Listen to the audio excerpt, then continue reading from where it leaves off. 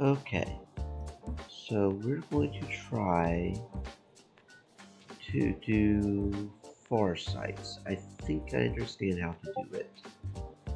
So, I'm not sure if it's important to or not, but we're going to do one for Overmistress, one for Mayhem, and one for Hate. I think what we have to do is we have to do the 3 quests where she shows up. Monumental Proportions, which is an everybody one. The Biggest Hat, which is Overmistress and Hate only. And then 5 Finger Discount, which is Mayhem and Hate. Okay. So this one's for everybody, so what we'll do, because I'll do one for each, I don't know if that's important or if we just have to hit all 3 or not. So what I'll do is I'll do Biggest Hat for the Overmistress, then I'll do 5 Finger Discount for Hate, then I'll do Monumental Proportions for Dr. Mayhem. And maybe that'll get us onto Farsight's timeline. We'll see.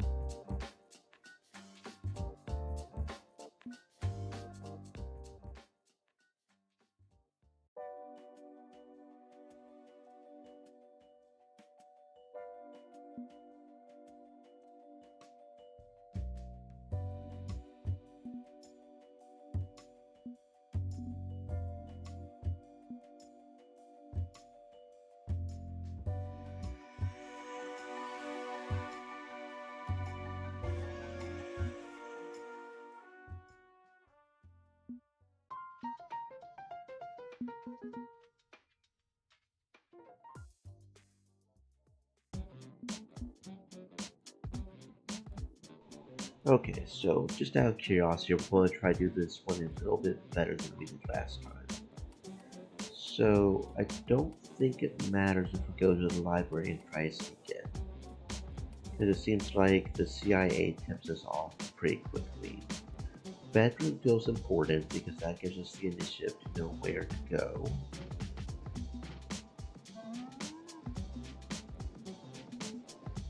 Um, Wine cellar because that's where his own bedrooms are. Library and ballroom turned out to be mostly pointless, I think. So let's try going to the kitchens. Are you hungry? I'm hungry, and I'd love to see how Great Leader eats. Can I see the kitchens? The kitchens? Where the peasant servants were? Why would that matter? Could be good for the narrative. You never know unless you look. Yes. I suppose there's some logic to it. This way, please.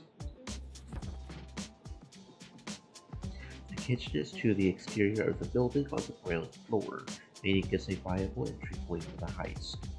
Never underestimate service entrances, ignored by the wealthy elites.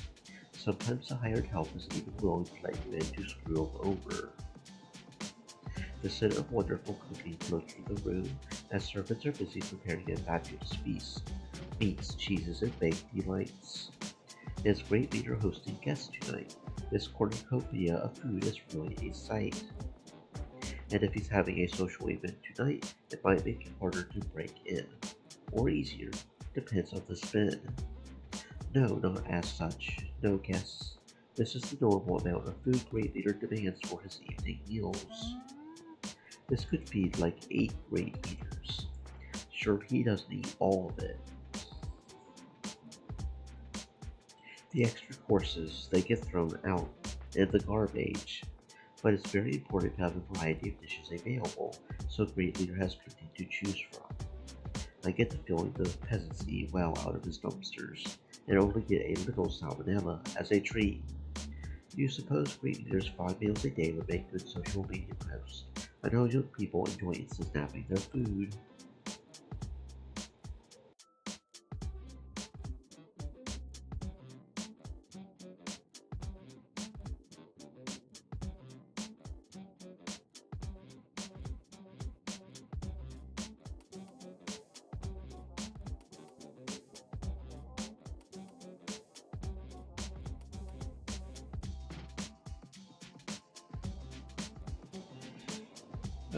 She's not wrong. Open a restaurant, Great Leaders Great Eats, get Food Network to sponsor it, be a reality TV star. You gotta go big with this. Open your own restaurant. Find Struskovian cooking. Come here and eat like a king. This is the kind of capitalist enterprise that opens eyes. And if you get a companion TV show all about it, well, Great Leader could be a star. He has always yearned to be a reality TV show star. Yes, this idea will work. It'll take a lot of effort to wrangle such a production and such a business, though. A good chunk of the budget. I'm certain arrangements can be made. Can I grab a sandwich before we go? No. Darn. Okay, so literally nothing there. Literally nothing. Understood. So gallery or trophy room?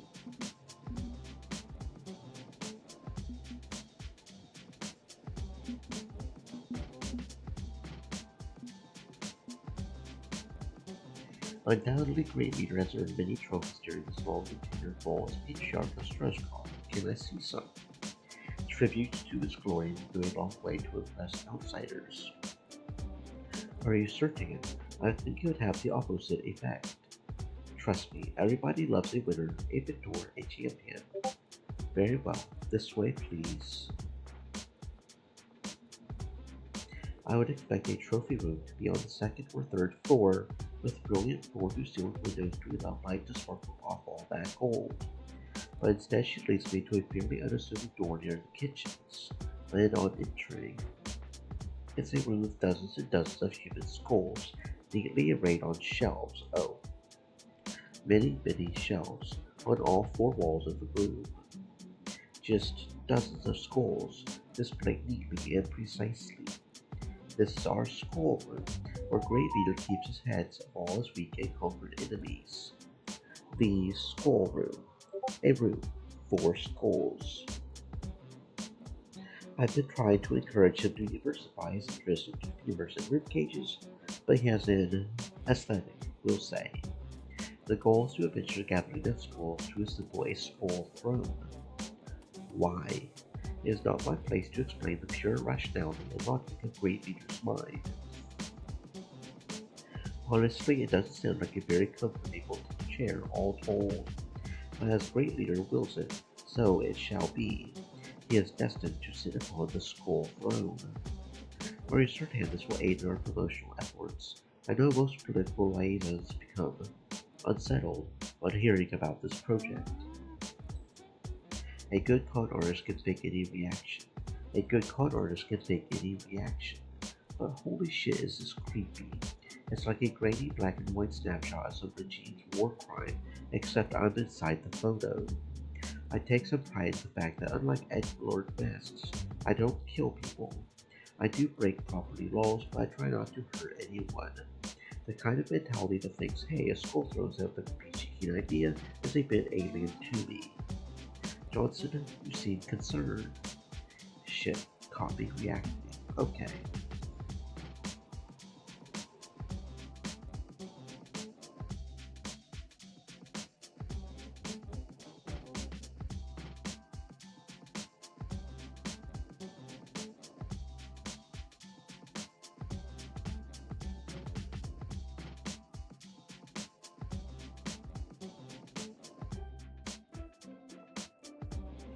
Maybe we can spin this into something equally awful but sillier. Phrenology springs to mind. Tell me, have you ever heard of phrenology? The art of determining intelligence from the shape of one's skull. It's a bit outdated, like by 100 years. I think it's about to make a roaring return. And this collection could put Streshkov at the head of the industry. Forget silly chairs, let's do some science. We can prove that Great Leader's enemies are clearly inferior to his towering intellect. I mean, just look at those brow ridges. Which is absolutely garbage, of course. Phrenology is racist nonsense. But if it makes Great Leader happy and avoids the skull throne, he would appreciate the efforts to vindicate his conquests. Very well, we'll perform a study. Great, hang on. As I'm studying one shelf along the left-hand wall. Okay, so here we go. This is one ones we're supposed to do. This is how we figure out how to get through here quicker. Okay. I noticed some scrape marks from the floor in an arched path, and some finger marks in the dust on one specific skull. The one he took from that journalist TV head. Oh, so it was that one, huh? Secret passage, and I bet you that would think that one specific skull triggers the mechanism. That's going to be it is going to be it. I wasn't expecting it to be one more recent like that, but whatever. In the distance, I hear the great clock at the atrium chimney. It sounds like a kitchen stove rolling down a hill. Your dedication to human schools is inspiring, and no doubt you could truly innovate on that front. Through science, you can use those schools to prove your enemy is inferior in every respect. Strascopian cuisine is absolutely delicious, and the world needs to partake. A restaurant industry awaits you. Cookbooks, celebrity chefs praising new recipes, dinner franchises, the possibilities are endless. The place is positively riddled with secret passages. I know the location of at least one in the skull room. You are an investment in my future, Larceny. An investment and, dare I say, an ally and friend. I want my hat. I won't deny that I desire the hat of leadership, but you are to return unharmed with the hat. Understood? I'll start scanning for wider. Oh yeah, I forgot. That one thing was in the attic, wasn't it?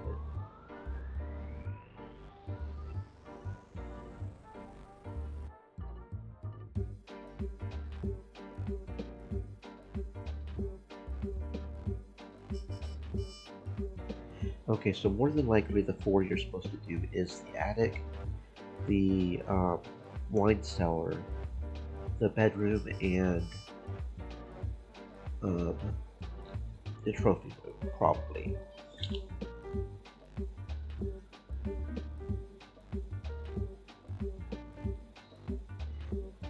Okay,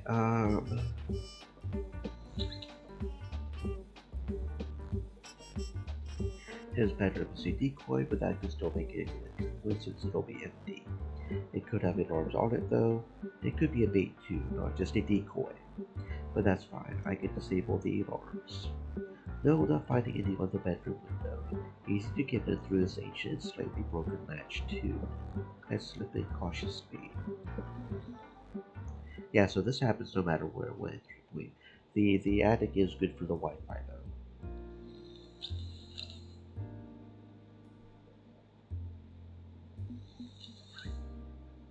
And do what? Play cashier for burgers and fries to win? I'm an undereducated career criminal. This is my only road. Sure, it's leading me to guilty, but it's all I've got. Maybe I should have been more of a rebel. Push back when my mom was training me to be a thief. Demand more from life than this. Coulda, woulda, shoulda, didn't. And here we are.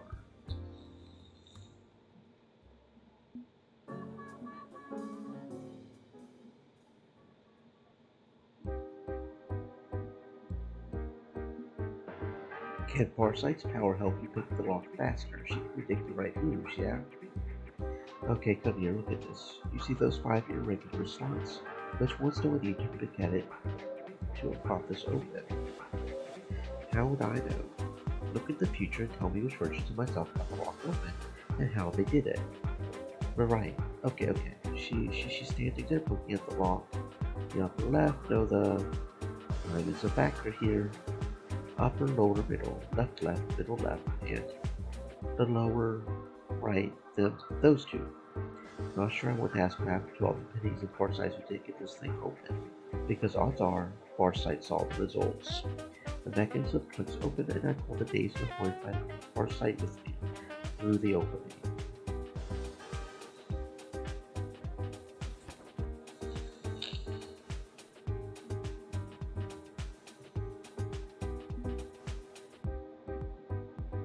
On the other side, I know where we are. It's the schoolroom. The room I really did not want to visit again. Yeah, so great leader collects schools. It's kind of this thing he does. Some people have model railroads. He has a schoolroom. Remember when you were here before, you thought it would be the school that journalist great leader killed. Right, thanks for the reminder. Sorry, kinda stressed out right now. Okay. I pick out the scroll and question it tongue, causing a latch to pull, a mechanism to engage, and part of the wall to swing open slowly. Now, how did you know how to do that? I scouted this whole place earlier. A good thief does the legwork to study her work. Didn't you do some investigation and scouting before you stormed in here? Well, no, not really. I guess it's a cape thing. You're supposed to charge in and do some heroism, relying on your powers to see you through. Lurking in the shadows is what masks do, right? Ought to try lurking a bit in the future. Could help you step up your heroism game. Cleverness is a superpower too. Good point. Some of my favorite capes are detective types, like Cart Diem. Didn't Cart Diem finger an innocent man for that bombing last year? Not Carp's fault. His arch nemesis Red Herring planted fake clues.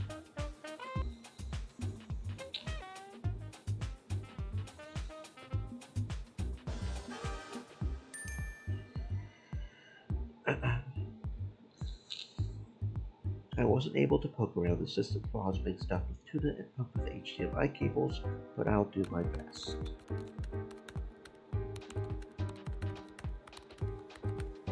We are free. The guards are overrun. Whoever you are, you have restored the hope of the people on this day.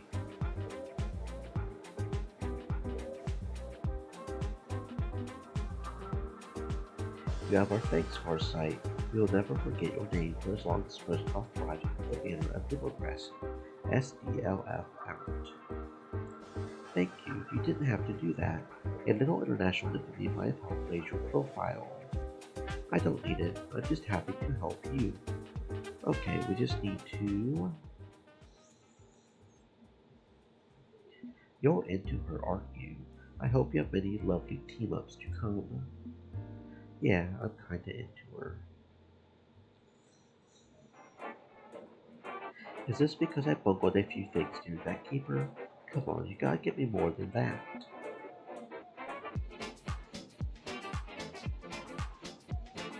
I'm still iffy on the apocalypse part. Come on, the cult's a scam. There's no apocalypse. I'm not here to make you uncomfortable. If you want to avoid working with her, I understand. Not sure what my schedule's like, but keep sending contracts. I'll pick them up if I can. We can ghost her if you want. Up to you. Understood.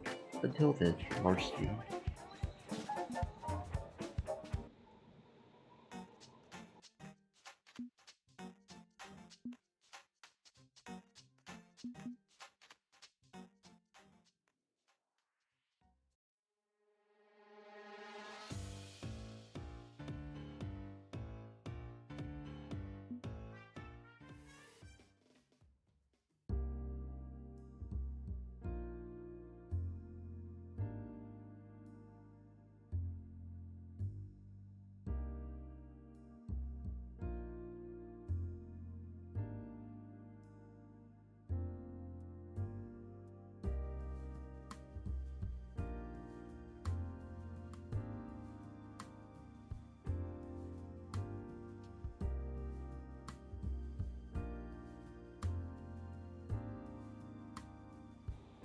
He's going to be fine. I know he's going to be fine.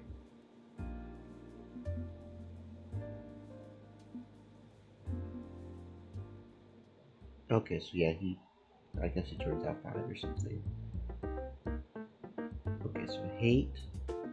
We'll do the 5 figure discount. Um,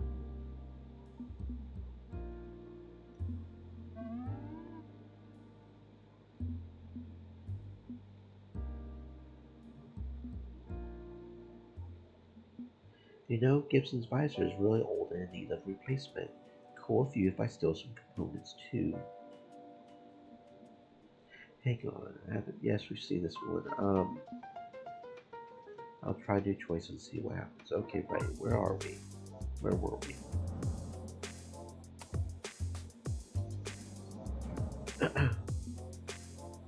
Okay, that's matchmaker. Okay. Um. So robot dog was. I feel like most of the ones we did here were right though, because they all got us things to do, right? Um. Because we did fire exit, the robodock, the conveyor belts, and the employee gathering got us a few more people. The conveyor belts got us a person. The fire exit got that one guy out. The robot dock got the robots going with us. I guess I could explore the other three and see what happens. I feel like the robot dock is really important. Maybe the fire exit, but probably one of the only times I'll be able to for employees without any oversight is in the bathrooms. On entering, they're empty and barely used, given how pristine they look.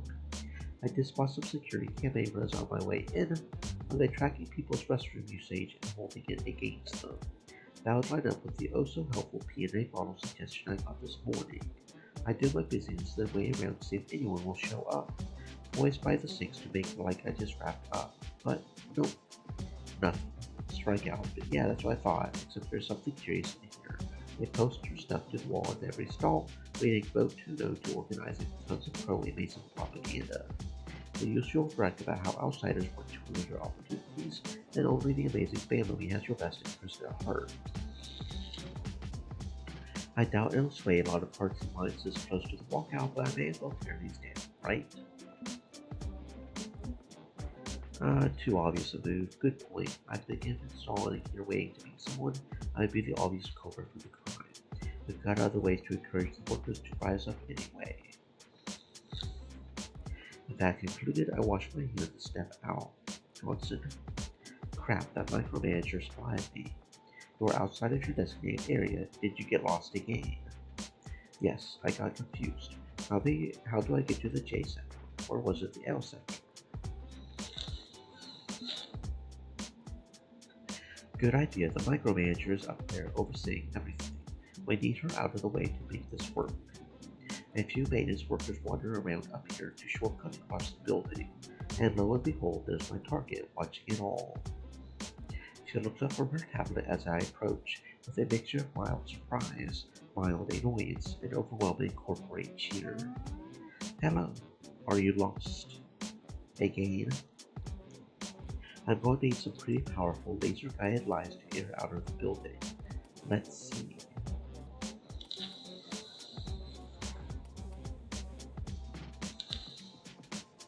Claim a biowork shipment was dumped on the interstate in a shipping truck accident. I saw we have this big secure container for storing biowork stuff. That container is not your concern. The inventory robots can handle packaging and shipping deliveries from here.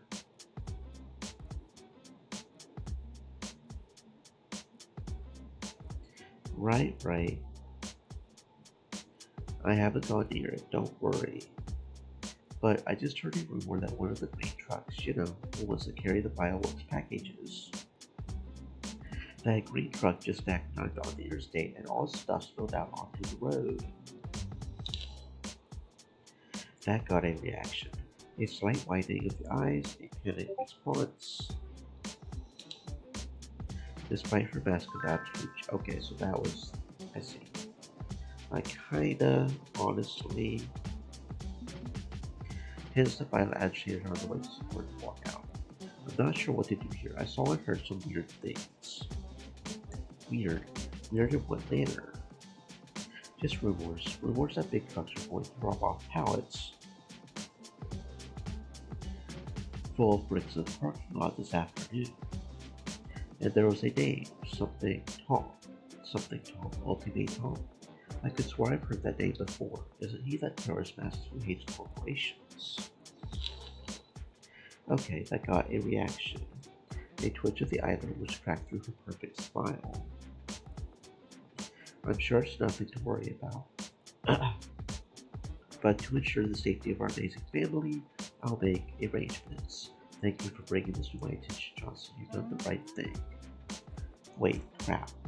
Did I just make security around here worse? Now she'll be hypervigilant around the walkout. Hopefully that'll lead her away from the smash, which is good for me, but bad for the protesters. Damn. Just doing my part to increase shareholder value, ma'am. Your efforts are appreciated. Excuse me, I have some calls to make. And she immediately walks away, headed for the off license. Okay, this helps me at least. She won't be loading as I do my business.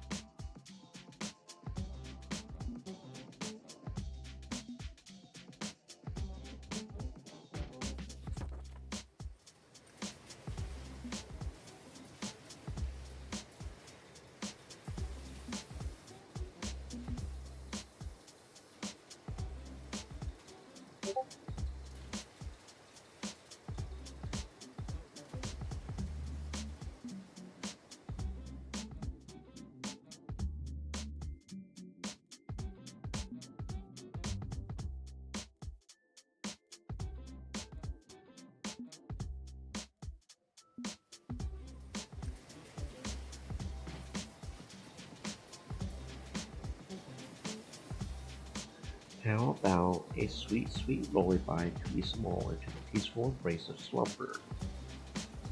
I'm not sure robots work that way, but sure. Uploading now.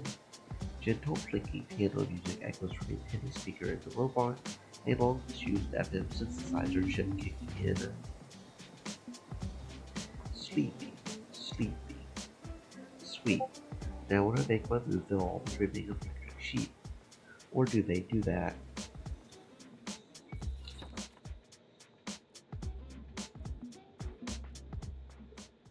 Okay, it's not a very big crowd. Kinda sparse and certainly shifty, like they're not sure they should be here right now.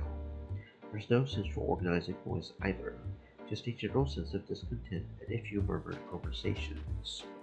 This is less than I was hoping for, by far. I don't think I'll be able to easily break into the bioworks stash unseen. But where there's a will, there's a way. Unfortunately, from the sounds of it, the robots inside the warehouse didn't stay asleep. Someone rebooted the network. At least I've still got the human-based walkout as cover. This is less of a distraction than I was hoping for. At least half the workers stayed behind and the robots are still zooming around. Honestly, kind of a worst-case scenario, but always have a backup plan, right? It's a messy, chaotic option, but with a shrug I yanked the fire alarm lever down. What the crap? Everybody out. Hurry.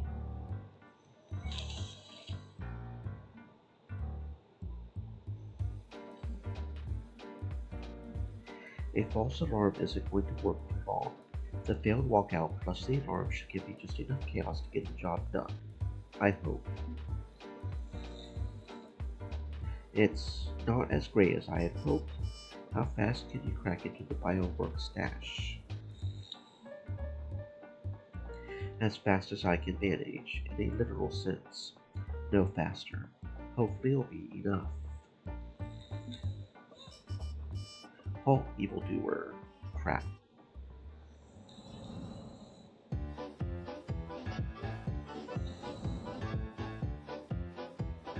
Cease your wicked ways. Foresight is here to... Wait, what? Penny, what are you doing here? What are you doing here? Thwarting crime. And I'm assuming we're doing crime. Well, yeah, but I'm kind of confused as to how you knew I would be climbing up today in this exact place. Two possibilities. One, you're working with a basic management to destroy the hopes of the workers here. What? No, I'm in favor of the strike, and I don't work for corporations. Even continue? Not directly. They pay me a salary fee, and sometimes they need heroic assistance, but mostly I follow anonymous casebook tips. I got a tip an hour ago that someone was going to use the walkout as cover for a heist. That's some hot horse shit. A snitch dropped a dime on me? Seriously, who? I don't know. That's why I said it was anonymous. Look, don't shoot the messenger. I'm just explaining what happened. I don't shoot people. I don't even own a gun. Well, now what? Do we have to fight? I'm not good with fighting. I'm good with not fighting. We can keep talking if that's what you want.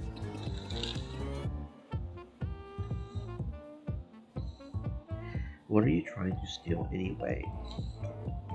If I hang around bantering with a cape too long, we're going to be non-iced. The fire alarm's already been cancelled. But at this point, Banter's was keeping me alive, so Banter it is.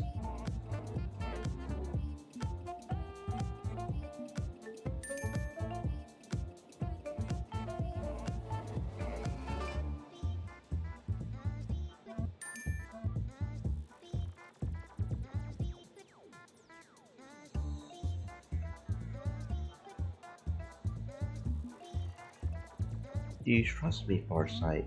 No, of course not. You're a criminal.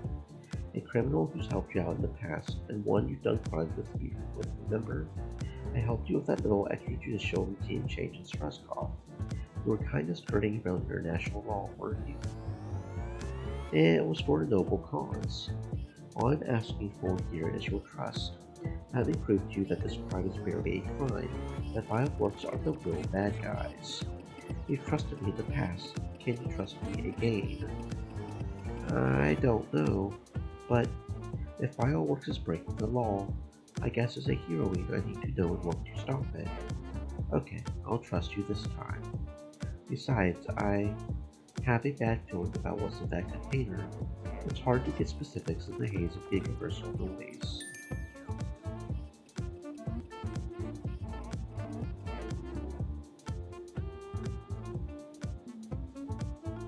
I double dog dare you not to stop me. What? Playground rules. You've been double dog dared. Now you can't make a move or everyone's going to know you're a coward. Penny, we're in our 20s. Playground bullying hasn't been a thing for ages. Look, not all of us had a normal childhood. I never got to go play with the other kids at school. I'm sorry to hear that, but a crime is a crime, and I have to stop you. Please don't make this difficult. Get to work. Gibson leaps out of my backpack and bounds open the fireworks container door, balancing atop a convenient pile of stuff. On it, keep her distracted. I stay between Farsight and Gibson as he picks up the cybernetic visor to the access panel. Hopefully both the visor and the door use biotech. This will be a fast hack. Surrender now, Penny. I really don't want to hurt you. And I really don't want to be hurt. But I also know better than to let you just talk and talk, so... I barely dodge out of the way of a punch. She knows my moves because she can see through time, so the best I can do is react, not act. The second I go on the offensive, she's going to just grab me out of nowhere. I have to keep the timing tight and snap react to her instead. Quit dancing around. And what'll you do if you catch me? Throw me in jail, send Gibson to a shelter to be kept in a cage. How could you be so cruel to a poor innocent kitty cat? I wouldn't. Wait, innocent? He is literally breaking into a secured factory right now. No, he isn't. He's playing with it like it's a cat toy. Look at the little snuggles. You can't fool me. Just because he's a sweet, adorable little ball club doesn't mean he can't be a criminal. Does that mean you have to put him in a little orange kitty jumpsuit and send him to kitty jail? Just imagine how adorable and sad that would be. Those big, watery eyes behind bars. And unlocked. Good work, Gib. Hey, no fair. You distracted me with how unthinkingly cute he is. And the shipping container door swings open to reveal...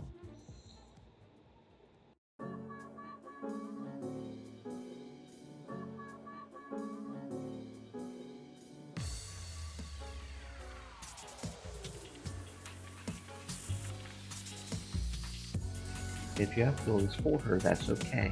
You are allowed to feel that way, Kate or not. I mean, I don't know about the F word. Feelings. Maybe. Well, okay, maybe feelings, maybe. I want my game to know her more certainly, outside of work. I've got other concerns at the moment. The human labor wasn't able to organize properly, but the base is under fire.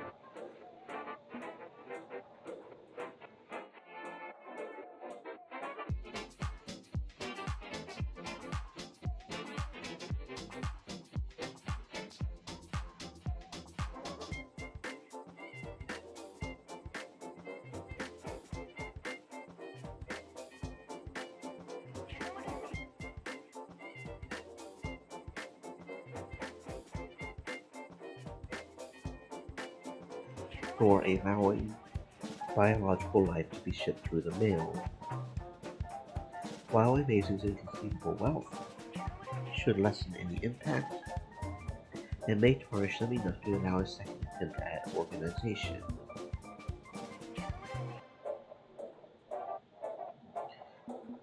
There's still a dangerous homicidal silicon warlord, that's not. Fair enough. I don't want to go down paths that make you uncomfortable. You're stuck with me, and it wouldn't be fair. Not sure what my schedule's like, but keep sending contracts. I'll pick them up if I can. You can ghost them if you want. Up to you. Understood. Until then, I shall resume in my absolute disgust of all biological life forms quietly.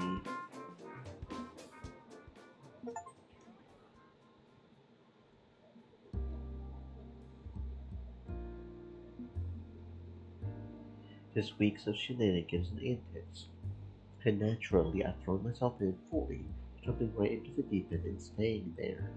It's not surprising. I learned long ago to embrace life and every opportunity it throws your way.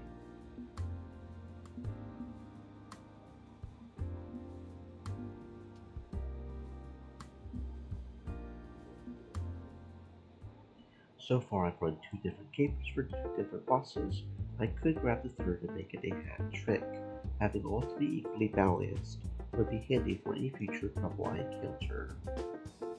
Which means reconnecting with Mr. Dr. Mayhem could do some good with him, or I could tilt in favor of one over the others. I mean, plenty of options open to me, and I wonder if I'll run to Farsight again. I've encountered her twice already. A third time would be pretty fun.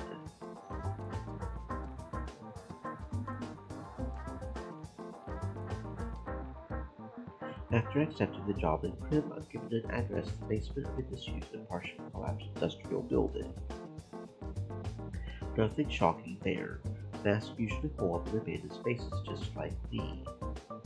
Picking my way through the remains of the structure, I prepare to enter the layer of mad science. Which honestly isn't all that mad. It's about as good as a zero-budget scientist can cobble together. He's made an effort at cleaning, but there's only so much one person can do by themselves, and the equipment all looks decently maintained. The whole place reminds me of my own apartment, making do with what you've got. Isaac, you in? I'm here and ready to climb it up. But the good doctor is distracted by a tiny Bluetooth earpiece and phone in hand. What the hell, Ravi? We had an agreement. We can do a double-blind review. They don't need to know who wrote the paper, just that. Come on. My writing style isn't that obvious. Who's gonna know? Blacklisted. I'm blacklisted from scientific review journals. Who gets blacklisted from some boring corner bee? You know damn well that whole incident was faked. I didn't plagiarize anything. That's not who I am. Ravi. Ravi, look. I need this. Peer review and publication is the only way to legitimize my research. I can't get grants until I get my foot back in the door. Ravi, man, you gotta do this for me. Lives are at stake. Well, fuck you then. I don't need you. I can do this myself. I'm Dr. fucking Mayhem and you'll rue the day you crossed me. And he spikes his expensive smartphone straight into the concrete floor. Fuck. What's up, Doc? He finally turns to face me, sighing in disappointment. Just digging my grave a bit deeper, I guess, and using phrases like rue the day, and now I need to buy a new phone. You're a mass. You don't buy a phone, you steal a phone. Yeah, but I've got a really good data plan with movie streaming devices included. I can't steal the airwaves. Sure you can. My partner Gibson cooks you up a burner SIM card and you're good to go. Gibson's the talking cat I mentioned in my crim profile. He's an ultra hacker. He can hook you up. I'm still trying to get back to my real life penny. That means having a legit phone number from which to plead my case.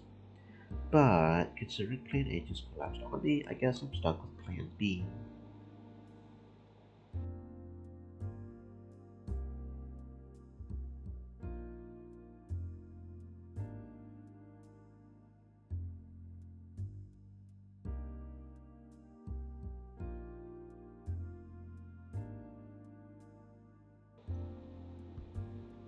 I'm Plan B, aren't I? Yeah, sorry. I was hoping I could avoid it by getting my work published and officially recognized. A road back home. But that's not looking likely. And, well, that means I'm screwed. This isn't what I wanted from my life. And I'm trying to get out from under it. But I don't know how. Isaac's still thinking like his sibling. There are options he hasn't considered, right?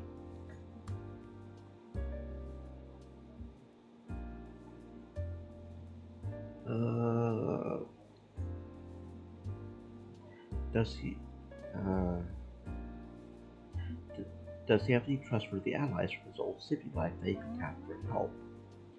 Okay, so this rabbit guy isn't into a corner, but you haven't burned every bridge, right? I'm sure there are some from your old life who don't care that you've gone alcohol. Well, yeah. I mean, I'm still on good terms with my family.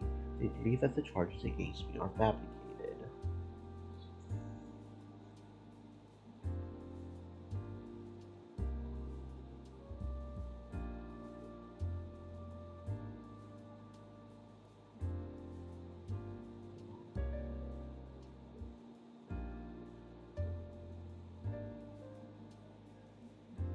And a few friends in the scientific community are on my side, but they can't admit it publicly. That's the problem. I can continue my work, but without restoring my reputation, I can't get grant money and I can't really go wide with my findings. At least you know there are people waiting to welcome you back once you sort out your problems. There's that, yeah. Some hope. Not much, but some. Until I can sort this mess out, I guess it's back to work. What are you working on anyway? Dirty medical stuff. A unique new take on how to cure cancer. The specifics are probably not your thing. Try me.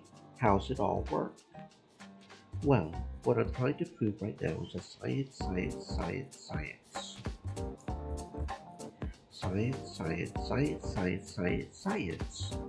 Right, science. Okay, but that's just the bare bones high level overview. Really, it's a matter of science. Are you following any of this at all? No, not a word of it, but you're clearly passionate about it, so that's cool. I guess it's my jam, yes. I genuinely enjoy problem solving, when I can solve a problem instead of beating my head against a wall. But enough about me and my problems. We've got mask shit to do. You sure you want to do mask shit and all? I mean, if your rep's really important to you. I know, it's a goddamn tug of war. I want to pull one way, but I get nothing, so I gotta pull the other way. If I pick the right capers to pull, it'll give me some rep for the mask community without completely burning me elsewhere. And I think working with you is the key because your rep is clean. Clean. I'm on an FBI wanted list, Isaac. For a petty theft, sure, the occasional high-profile heist. But nothing violent, nothing that genuinely makes the world a worse place. And what happened to your mother? That's a goddamn shame. It's not right. A corporate lab going that far to protect trade secrets? No, that's not the world I want, and neither do you. So I think it's appropriate for us to help each other. You know about that. Yes, and you have my sympathies, Penny.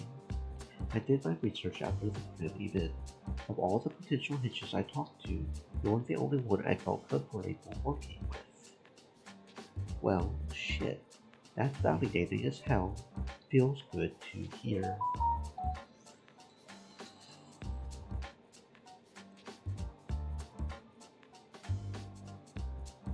We should warn him even Harmon's crimes could pull him into this world deeper than expected.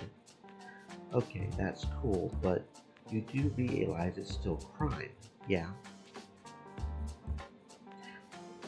I'm still stealing things on your behalf. It's illegal, and every time I do it, that tug of war yanks deeper. If you're okay with that, okay. We'll do busyness, but I can't do that in good conscience if you're trying to stay legitimate. I'm Dr. Mayhem, remember? It's been decided. I still feel I can come back, even if I have to leverage my outlaw status for now. Forgiveness is a virtue. Let me decide for myself how deep I want to go, and I know that someone like you can help me get where I have to be. Got it. As long as we're clear. I do appreciate the concern, believe me. Most masks would be like, let's go cause some chaos without the ounce of sympathy. I'm glad to have met you, Penny. I think we're a good match for each other. Yes, me too. Speaking of crime, let's get to work. You saw the deeds on print of what I'm looking for. Yes. Walk me through the fine points and we'll get started.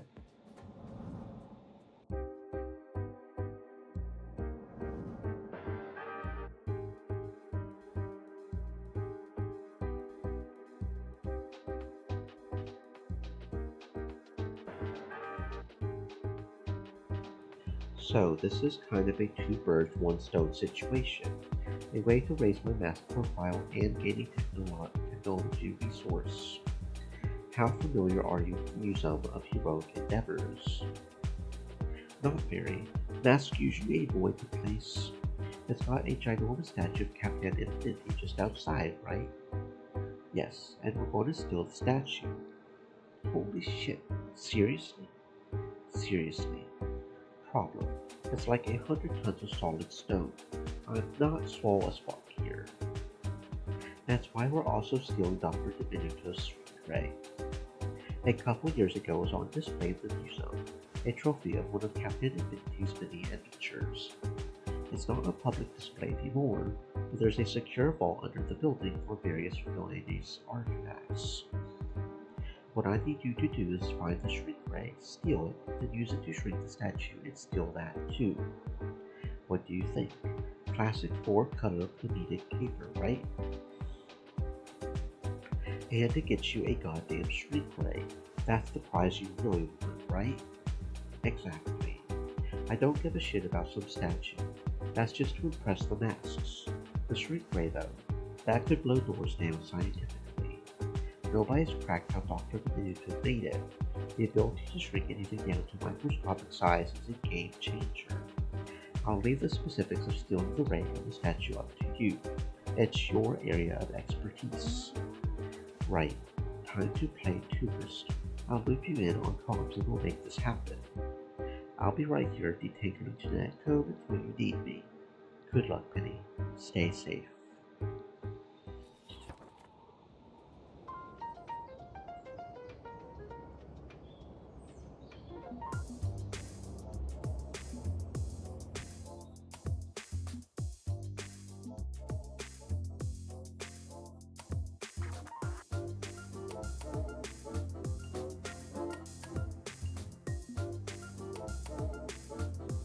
Do not blush, do not blush, do not blush. She's not okay. I know she's not okay. Her powers are hurting her. I'm worried for her. I'm fine, everything's fine. Oh, wait a damn it. She's hurting. I want to say something to try to comfort her, but I can't. Not while I'm undercover. Fuck this. Fuck masks and capes. I hate this. I wish we could just be who we are. Panda Bear to Watson, do you copy over? Watson. Yeah, like Dr. Watson, because you're a doctor. It's my new code name for you. Dr. Watson was a sidekick. There's one of us out here in the field investigating right now. Yeah, okay, that's fair. You see the door there? I think we may have found our vault of villains. Doesn't look like much of a vault.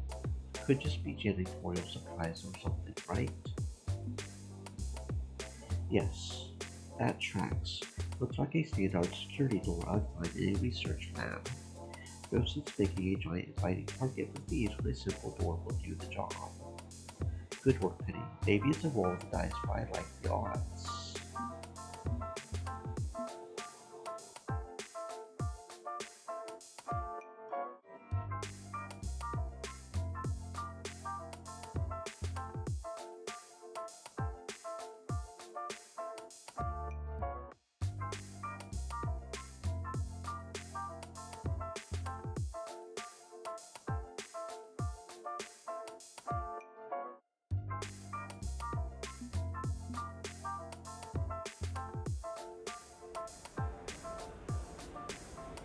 Do you know how to use the shrink ray once I get it?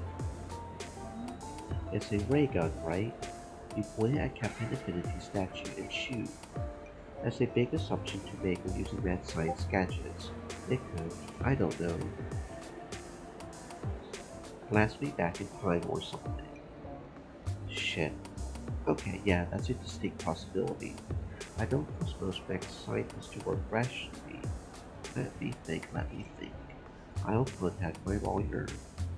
What, you're going to sue Dr. Divinity for not providing an instruction manual? No, I'm going to use him as an intermediary to get you on a secret phone call with the doc. I'm only pleading favor after my lawyer completely watched my plagiarism case. Just give me 10 minutes. And sure enough, a few minutes later, I'm LinkedIn over comms.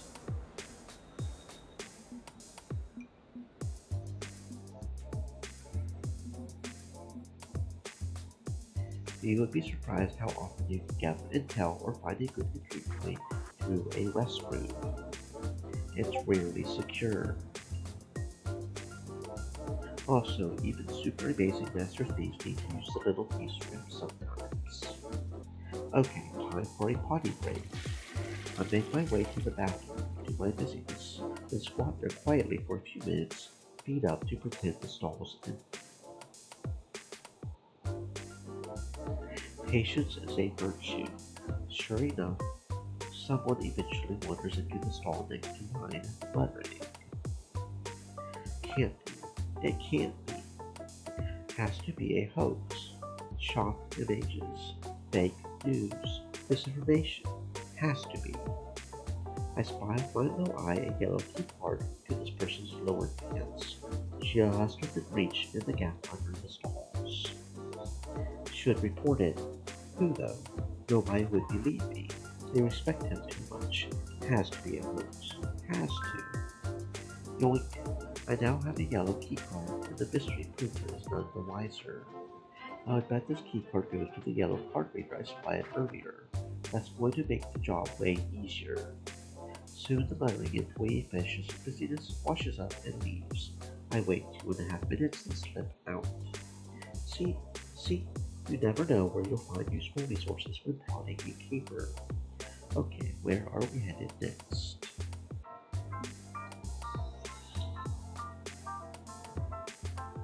Casing makes you hungry. All the snooping and skulking about burns calories. Fortunately, there's a small rest stop downstairs with shiny modern vending machines, packed with glorious snacks. I approach one machine. It's perfectly packaged nacho flavored chip as the lights laying in wait for me, and then feed a single dollar into the slot, which spits the dollar back out, so I try again. Oh, come on. It's legal tender, you annoying machine. Give me your snacks. Fancy Feast, can you hack this thing for me? You want me to hack a snack machine? Seriously? I'm starving. I want my chips. I deserve my chips, and I will have my chips or die trying. Fine. If there's a USB port on the thing, you can plug in the hack tool I gave you. Fortunately, being a fancy pants modern vending machine, there's a hidden USB port in the back, and nobody's possibly plugging in on attempt 3. Okay, yes, outdated firmware, as many holes as Swiss cheese, this won't be a problem too. Holy crap. What? We're in. And I don't just mean a snack machine. I can access their entire wired security network from here. That means I can shut down every alarm in the building remotely. The fuck? You broke their alarm system through a vending machine? How? The Internet of Things, my friend. Gotta love it when you plug a vulnerable system into your secure network. Looks like all the systems that run this place are wirelessly connected, and I mean all of them. All you need is a single in. Lucky for us, then. Also, make a gift me my snack. Fine. On cue, boners were and my baggie of crunchy delights is delivered. All that and a bag of chips, literally. And that's what the overhead pay system crackles to life. One quick taxi ride across town gets me back to the rundown research lab with Dr. Mayhem. How was the museum tour? Informative. Got a plan ready? I would love the details. Indubitably.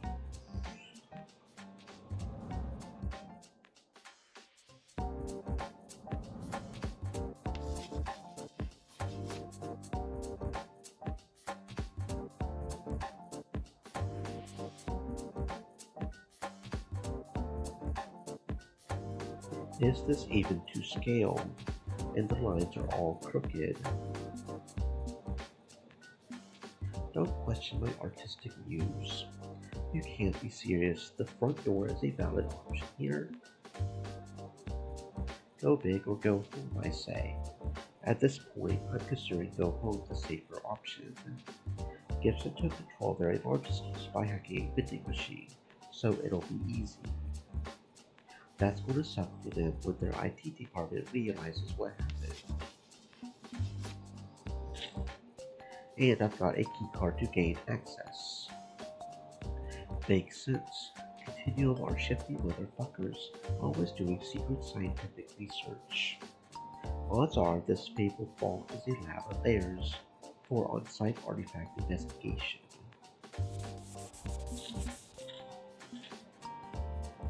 We both make Grandpa's best for the statue trick, while I get a new instrument for medical research. Good work, good work. Bit sketchy in spots, but it'll play out how it plays out.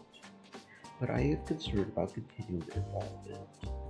If the vault, maybe even the whole museum, are fronts for their research, we may be kicking a beehive tonight. Do you want me to call this off? I would be okay with that if you're worried. Wouldn't hurt my feelings to call it a day. I'm here on your dime, with your ass on the line for a lot of this if it goes bad. No, I think we move ahead. If I'm right, it's an opportunity to learn more about Continuum. If I'm wrong, I'm just paranoid. Now let's go do some fucking science.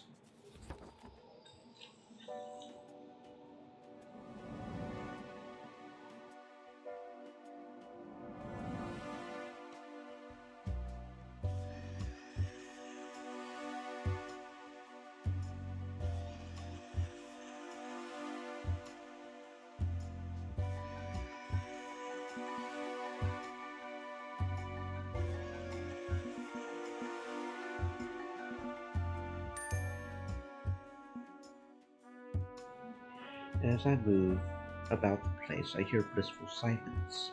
All the alarms shut down thanks to Gibson's hackery in that snack machine.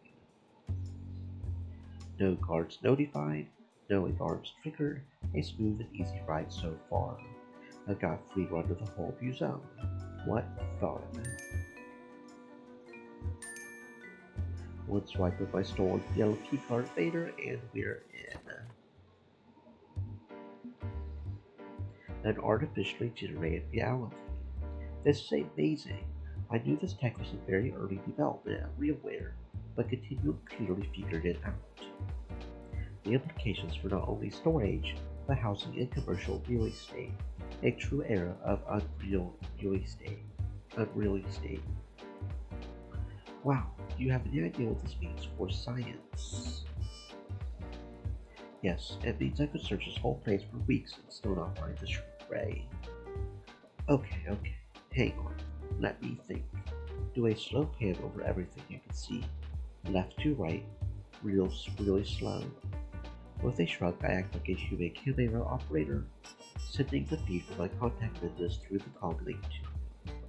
I'm going to feed this into a neural net imaging system, see if I can find the ray gun via algorithm. I thought you were a medical doctor, not a search engine.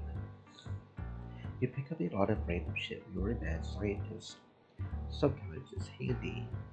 Stay safe. This is going to take some time.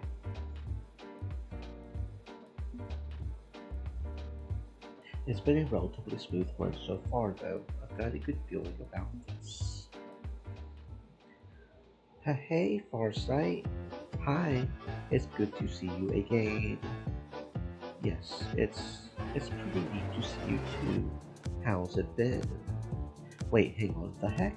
What are you doing in a continuum warehouse? What are you up to this time, Penny?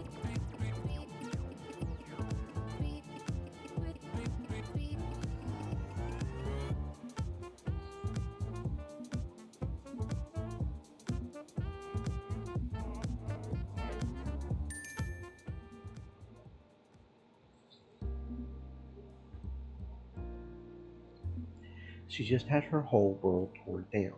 I think you're allowed to comfort her, hero or not. Do you want a hug?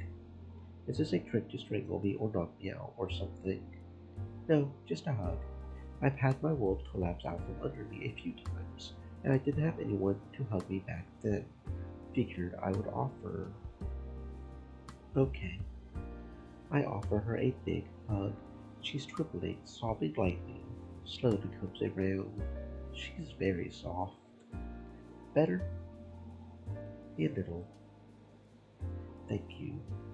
You're very kind for a criminal. That's me, Penny Very Kind Larceny, masked hugger, thief of hearts. That's kinda cute. Almost makes me forget you're a villain and stuff. But that leaves the question of what to do. Raider, my algorithm found the shrink ray. It's in aisle 7, section 7. Penny, you there? You're spacing out. Did something happen while I was offline? Just, chatting with someone. A little heart-to-heart and comfort. Okay, whatever. Go fetch the shrink ray, take down the statue, and we'll regroup back at my hideout. One shrink ray as promised. She's a beauty. The possibilities for medical surgery with this thing are endless. Microsurgery from the inside out with tiny surgeons. Sounds good here. And you have a new Captain Infinity toy to put on your desk next to the world's #1 evil scientist mug. Freaking gag gifts. I would throw that mug out, but it's the right volume for the amount of coffee I prefer. Question is, what do we do with our unexpected gift? Meaning the full file of Captain Infinity's misdeeds across the breadth of history. I told Farsight I would take it to the public, get the word out that Infinity's not who he seems to be. I'm in favor. People deserve the truth. It'll annihilate the credibility of Captain Infinity, but I don't care. I'll make some calls with a few civilian contacts left to listen to me, see if I can arrange that. Thanks, Isaac. It was fun working with you, but my print account is expiring soon. End of the line. That sucks. If you need a mad scientist in your corner in the future, you know where to find me. Seriously, the lease on this place is ridiculous considering it's an abandoned building. I'm likely stuck here. It's nice to work with new people, even if I can't go long term with them. But I wonder what's in store for my future. Time will tell.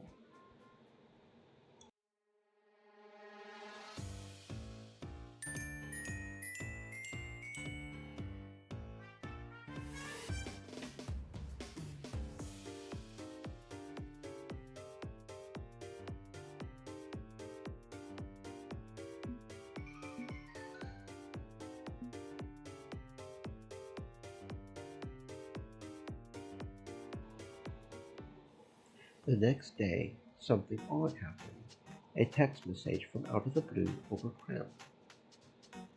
I had worked a little bit for everyone, so I was hoping one of them would contact me for a side hustle beyond the Crim payout system. But instead, I got a message from Ghost Pepper, a masked friend of mine. She makes a mean pot of chili. I just got my ass kicked by Kate named Farsight who claims she knows you. Farsight agreed to let me walk if I sent you her phone number. Says she wants to talk to you and it's urgent. Just passing it along. I wouldn't recommend it. Nothing good comes from working with capes. I'll be in hiding for a bit if you need me. Farsight needs me. I can't deny that I care about her. We have an uneasy relationship, but it's one I wanted to explore. If I go this far, there's probably no getting back to my previous trap. I'm with Farsight to the end of the line. I would be okay with that. I would be more than okay with that. But what do you think? Farsight needs you. You should be there for her. I can't deny I care about her. We've barely talked outside of tense hero villain situations, but I care. So if she needs me, I'm here for her. Simple as that.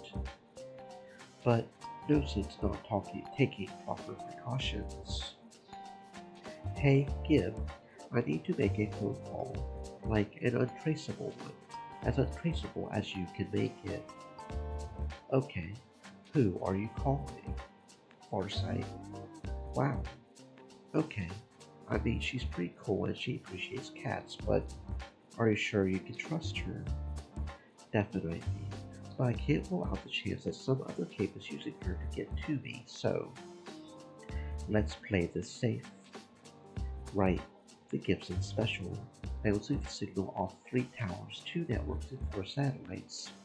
Might be some lag, but it'll work. Dialing now. And after the requisite beeps and boops, I hear the click as the line connects. Can I help you, unknown caller? If this is about my car's extended warranty again, I don't even own a car. Farsight, hey, it's Penny. You wanted to talk? Penny, yes, I'd like to meet with you. Like, outside of work, if that's okay with you. Is she asking me out on a date? Wow, heart going all fluttery. Yeah, yes, of course, I would love to get together. But I should be careful. Again, this might be an indirect ruse. We'll meet somewhere safe rather than exposing this hideout. How about Destructos? Drop by tonight before closing time. Destructos? But that's a masked hideout. So? Won't they, like, kill me or something if I show up there? Nobody starts shit at Destructos if they know what's good for them. It's a good way to get banned from the only good mask-friendly bar. Besides, Destructo owes me a favor. I stole back his daughter's elementary school science fair project from a boy. I mean, the project was the miniature nuclear reactor and the boy was the federal government, but hey, a favor is a favor. Well, as long as I've got your word, it'll be okay. I'll see you there tonight. Thanks so much, Penny. Wonder what so sensitive she could talk on the phone. Obviously, she's eager to go out on a date with me, too shy to ask directly. We just left the entirety of the Grand Canyon to come to that conclusion. Maybe I should dress up nice, although she might not recognize me without my mask. Maybe she likes the mask. What's the play? Whatever. Can I get back to my raid now? Sure. I've got it from here. Date night. Here I come. I called ahead to authorize all this with Old Man Destructo. Get the situation nice and friendly before Farsight's arrival. Destructo, as always, was cool with it. Nice enough to shoo a few of the drunkard mask out before I arrived too. Meaning by the time the LAV Fort arrives, carrying one of the few heroes ever to set foot in here, we've got a reasonably keen-friendly atmosphere. I'm sitting at a table looking so very cool and classy when she walks in. Hi, it's good to see you again. Have a seat. Take a load off. Put your feet up. I mean, don't literally put your feet up, that's rude. Just like, chill. You look tense. Of course I'm tense. I'm at Destructo's. The guy who runs this place destroyed a whole bunch of stuff before he retired. You're sure he won't destroy me too? Positively positive. Only thing he destroys is his days of sobriety. Sit. Uncertain, Farsight tugs out a chair at our table and eases herself in. Want anything? Beer, wine, cocktail? Got any lemonade? Two fillings? Do you like lemonade? I don't really drink alcohol. And one of Destructo's waiters is there in a flash with 2 lemonades. Possible side effect of me making a big deal out of this. The old man's going a bit hand to impress the cape, too. Thank you. Wow, that was fast. Moving lightning along, trying to establish a little social normalcy. Anyway, I wanted to ask if... Tell me a bit about yourself. I mean, we've clashed and stuff, but I still don't know a lot about you. Okay. Well, I was on a school field trip to a continual lab when there was an accident and... No, not your origin story. I mean, like, tell me a bit about yourself. Who are you? What makes you tick? What makes me tick came from a lab accident, like I was trying to say. No, I mean... Wait, have you never had someone ask about you instead of asking about your superhero stuff? Not really, I mean, I'm Farsight. That's who I am to most people.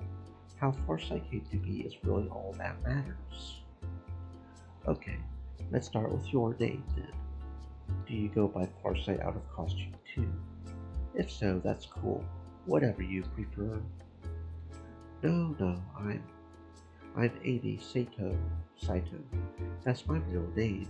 I'm okay with you using it. Your name is literally Penny Larceny, right? Yes, kind of born into mask life with a masked name. Only name I've ever had. Jet-setting cat lover with no real roots.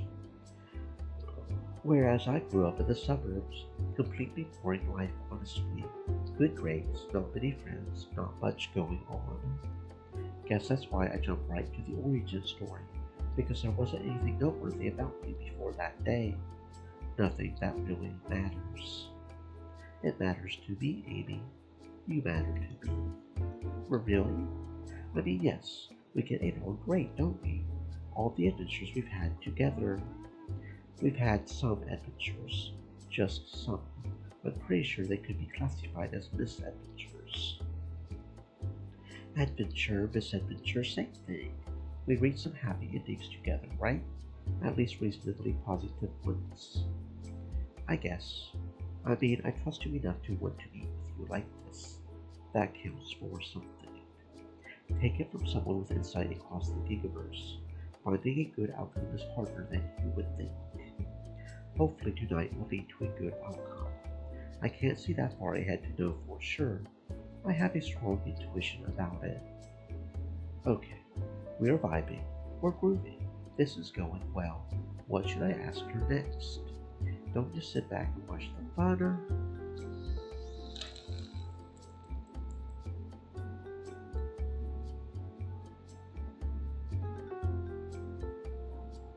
Would she rather fight one horse-sized duck or 100 duck-sized horses? I'd like to ask you an important question, one scholars and philosophers have wrestled with for generations. One horse-sized duck or 100 duck-sized horses? Which do you fight? Horse-sized duck. I fought him last week. You're the one who took down the Revenant Mallard. It wasn't that hard. I just left a trail of breadcrumbs right to an ambush. Wow, good work. No hard feelings. Mallard's a complete asshole. I really prefer the Stallion Swarm. They're good, tiny horse people. I'm so glad we're finally able to talk outside of our day jobs. My turn. Anything you want to know about Penny Larceny? I wasn't really planning on. It's cool. My life is an open comic book. Hit me. Not literally. I guess I just want to know, like, why? Why the masked lifestyle? Why embrace being a criminal? What are you hoping to get out of all of this? Fame, fortune, like other masks? Is there something else to it? What's in the future for Penny Larceny? Wow, you swing for the fences when you ask questions, don't you? Freedom. You're free. I'm not. I envy you, Penny. You're a hero. Nobody's threatening your freedom. You don't know the half of what I'm dealing with, I'm afraid. She looks down at her rapidly warming glass of lemonade, running a finger along the rim of the glass, lost in thought. I know we're from different worlds. I know I'm supposed to be arresting you. There's a lot of things I'm supposed to do that I'm not doing. I'm starting to think the ones who are telling me what I'm supposed to be are liars. When she looks back up again, she's surprisingly fierce. I need your help, Penny. As a friend, as a mask. That's why I wanted to meet with you tonight. You, you just wanted help with a problem. I thought, I thought you were like asking me out on a date tonight. What? No, no. I mean, I wasn't. If you wanted me to, Sorry, I shouldn't have assumed. I do like you. I like you a lot, Penny. If I weren't under so much pressure right now, I would love to see where that could go. I think you're a good person, mask or not. I do want to spend more time with you. I can't right now. The situation, it's bad. I need help. Okay. One thing at a time. I'm here for you. What's the trouble? Right. Okay. I need you to steal my magicality torch from Continuum. Wait, Continuum.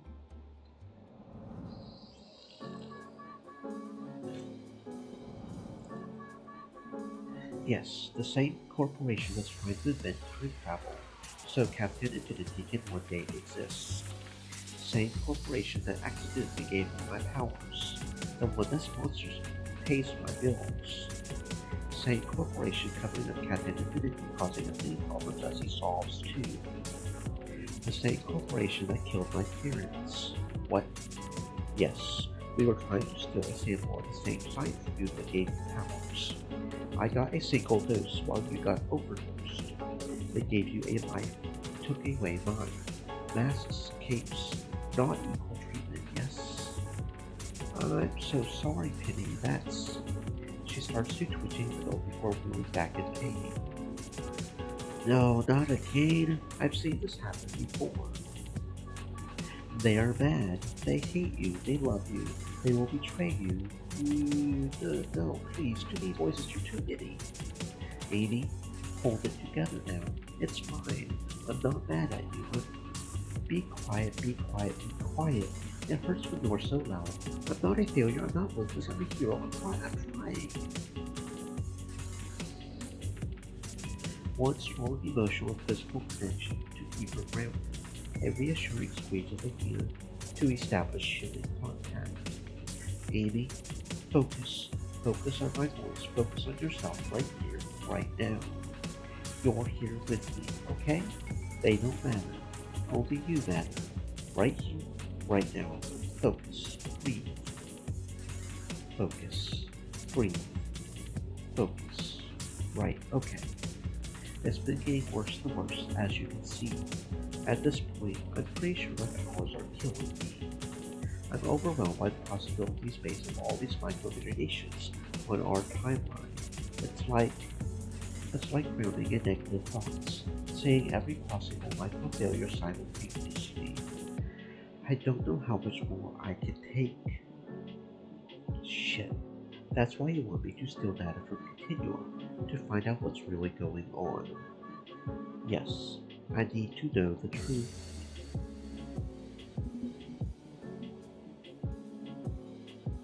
I'm getting my regular weekly checkups at the Continuum factory. The doctors keep telling me everything is fine. I don't want to believe that Continuum is deliberately lying to me. After the conspiracy we uncovered, how can I trust them? If anyone can help me find the truth, it's you. I know this is asking a lot since it means fighting Continuum itself. If that's too much for you to take on just for me, it's okay. I'll understand. I want to just immediately agree to help. Done so, consider it handled. But this is Continuum we're talking about. The faceless master science dickwads who killed my parents. It's risky. Yep, she needs your help.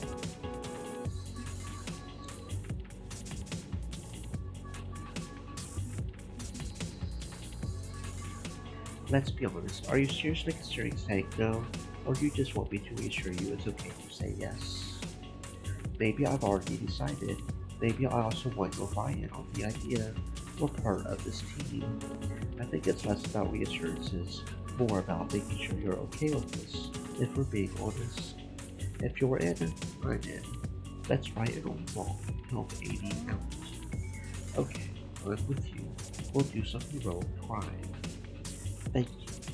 Thank you so much. I knew I could believe in you. How do we begin? How do you crime?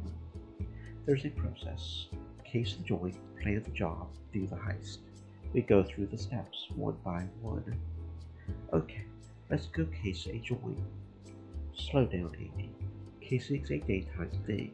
I gotta see the security in action. We'll do it tomorrow. Meantime, well, there's still plenty of time before the bar closes. Nothing else for us to do. How about that date? Taken from a mask, it's important to enjoy these small moments between the big risks.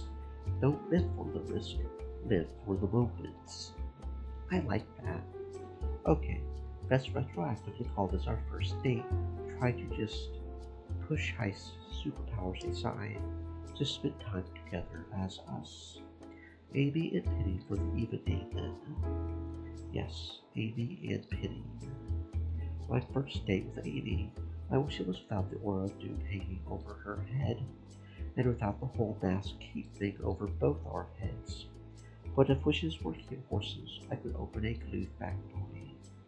For now, we have what we have, and it's important to embrace love when it comes along. Surprised I'm using the L word so soon? Don't be. Like I said, small moments between big risks. If you don't take risks, you don't get the small moments. Love is a risk, and a mask takes what's in front of them, in case there is no tomorrow. Old Man Destructo even keeps the bar open a bit longer, so we can laugh and smile and chat well into the night. Because tomorrow, it's crime time. Continuum, the mega corporation founded by Captain Infinity. Bit of a bootstrap paradox, since without his help, it wouldn't exist, and eventually neither would he. Temporal physics are weird. They have labs and offices and research centers all over the country, but this is where Farsight gets her regular checkups. This is where we find out how to save her.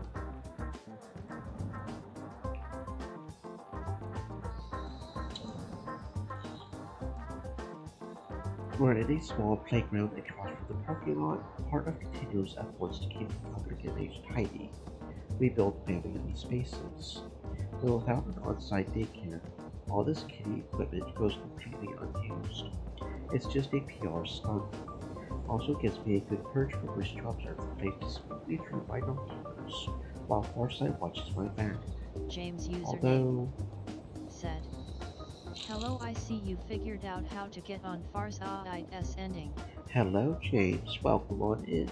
I hope you're having a fantastic existence, friend. And yeah, I feel like it's pretty obvious once you notice that Farsight shows up in 3 missions. With the whole way you get to all the other endings, and it felt kind of obvious there. But yeah, we figured it out. We're right out the open. Anyone can see that what we're doing. Isn't this dangerous? High risk, high reward. We've got a perfect angle on the security erasure from here. We'll be fine. I'm a very convincing civilian when I need to be. I didn't even recognize you when I arrived here. How do you do that? Masks. People tend to miss a lot of small details when you're wearing one. Makes it easier to stay anonymized by day. You have green hair. That's not a James small username detail. said, "Yeah, but there's a few missions where you meet her, but it doesn't count because she sees the civilian, not Penny, in her mask." Really? I don't think I've met one where she only sees... James username said, "Don't copy Oh, that floppy okay. counts as a Farsight mission too, even if she isn't in it." Oh. Huh. Okay. Because there's still 3 more I haven't done, but every time so far I've seen Farsight shoot with a mask, so I guess she's in the other 3 as well. Or something. I haven't done, which 3 have I not done? The shopping spree, the lock and key, and don't copy that floppy are the ones I haven't done so far, but simple. It's all head games and psychology. That doesn't explain anything. Wait, does this mean everyone with green hair I've met recently has secretly been you in disguise? Well, probably not every time, but sometimes, yeah. I would have said hello properly, but like disguise.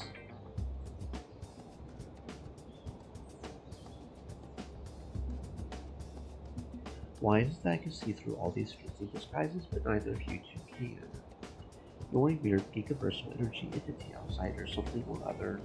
Who knows? A lot of rules don't apply to you.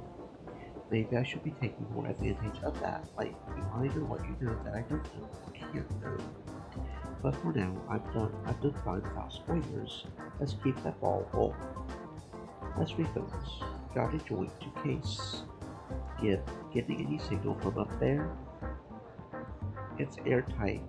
No wireless signals leaking, and no wireless access to their systems from outside. I can't even see the routers. Farsight, we're sure the tablet computers the doctors use to diagnose you are wireless. I go in, wait in a room, doctor arrives with a tablet, pulls up my records, adjusts my meds, sends me on my way. Their gear is wireless. Okay, that means we need to get me in there. I need access to one of those tablets while inside the bubble. For my research, I now continue utilizing the on-DOS systems.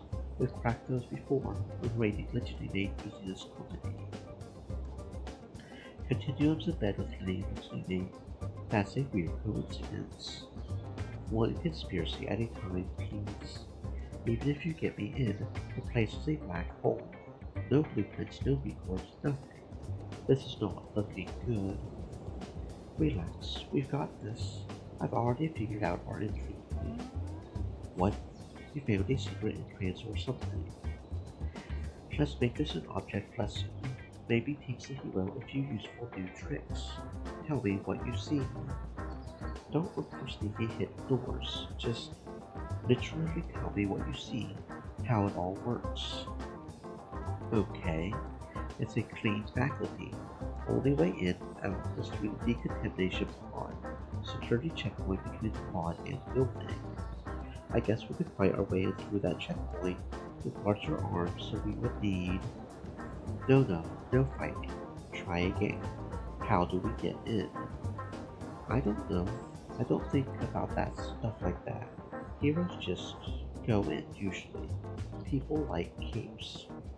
Don't think about how I'm getting it. Think about how people in general get it. What's the process?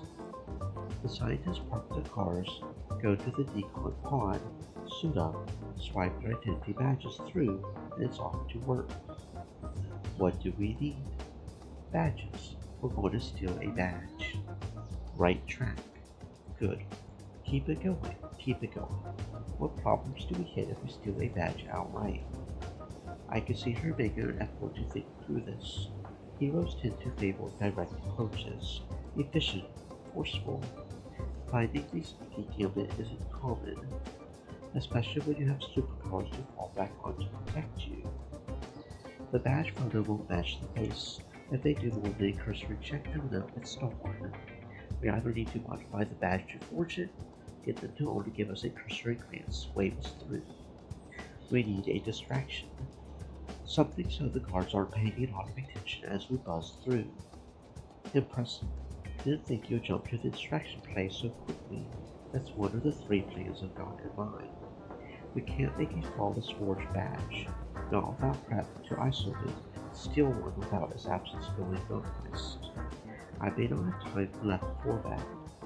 Yes, I get it. If you try to use a fake badge, it's risky. Heists are half about the planning, half about the risky improvisation. We roll with what we have, not what we want. We don't need a flawless badge, we just need to get in the door. I see. Would it help if we go in at night? Continual runs, day-night research shifts, same work, same protocols, fewer people around. Hell yes, that would be helpful. Thanks for the suggestion. We'll plan to hit them after dark. Yes, great. Look at her, all happy stuff that she's contributing to a massive defrauding theft of property. Okay, I think that's enough. Let's fall back to the hideout, finish planning the job. We don't want to, poke around looking for secret passages, hidden doors, underground tunnels. If they're so paranoid about the environment that everybody's wearing hazmat suits, that won't help. Front door or nothing. Let's keep work to do. I'm just putting my binoculars away when I realize we're being approached, which is the other reason I wanted to get moving. A continual guard finally noticing someone hanging out in a publicly abandoned playground, sprints across like he owns the place. Excuse me, this is private property. You're trespassing. I was just... You're Farsight, right? I'm afraid you're not authorized to be here today. My Larceny next appointment is tomorrow. I was just helping this fine citizen get their cat out of this tree. Right, Mr. Biauskers, I'm worried so for him. Please come down, Mr. Biauskers. It's not safe. Cat stuck in a tree. You heroes, your cat's in trees. Okay, that's fine. Need any help? No, I've got this. She gives the tree a good healthy shake.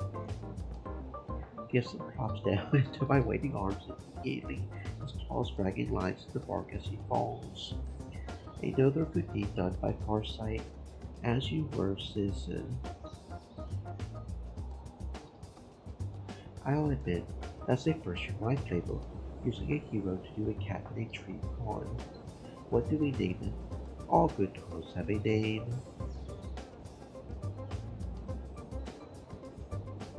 Can't go long with wordplay, I'll take it. With the matter settled, Gibson required cat trees to compensate for that incident. It's off to the next phase of the heist. Okay, I know what you're thinking. Penny, you shouldn't bring a hero back to your secret lair.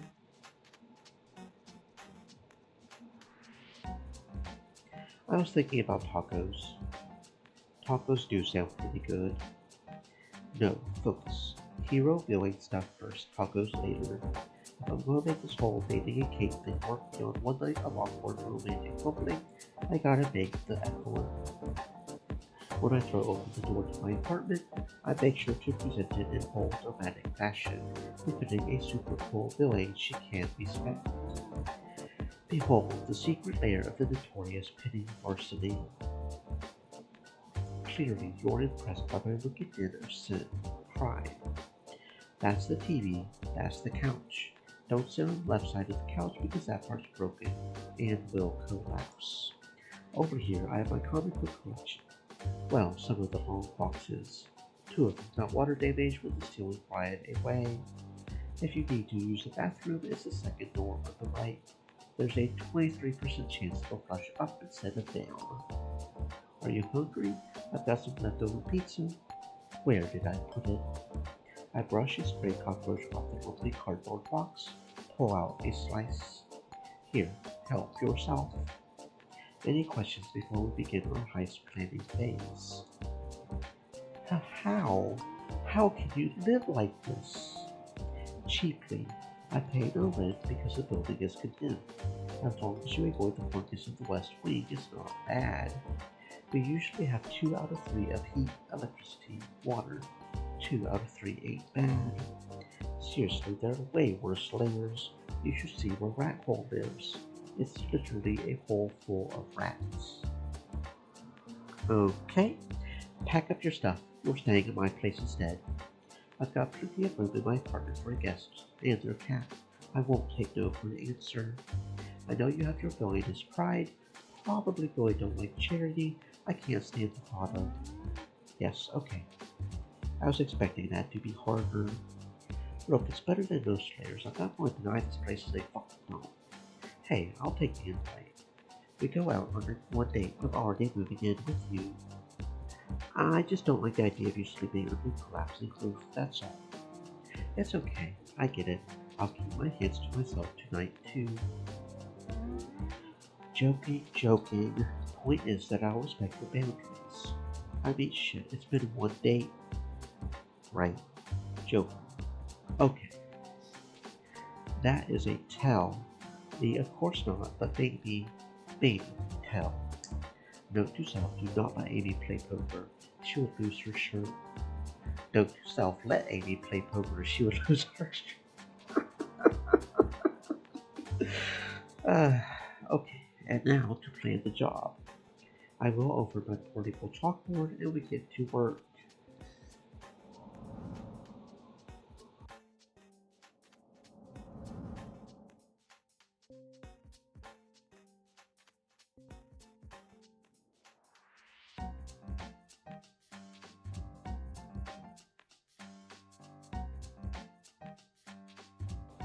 Getting you in the door is the easy part. You already have an appointment for tomorrow, yes? The guard mentioned it. You want me to join you. You're the key. Once we're inside their sealed off building, Gibson will hack their network and assign me as your doctor.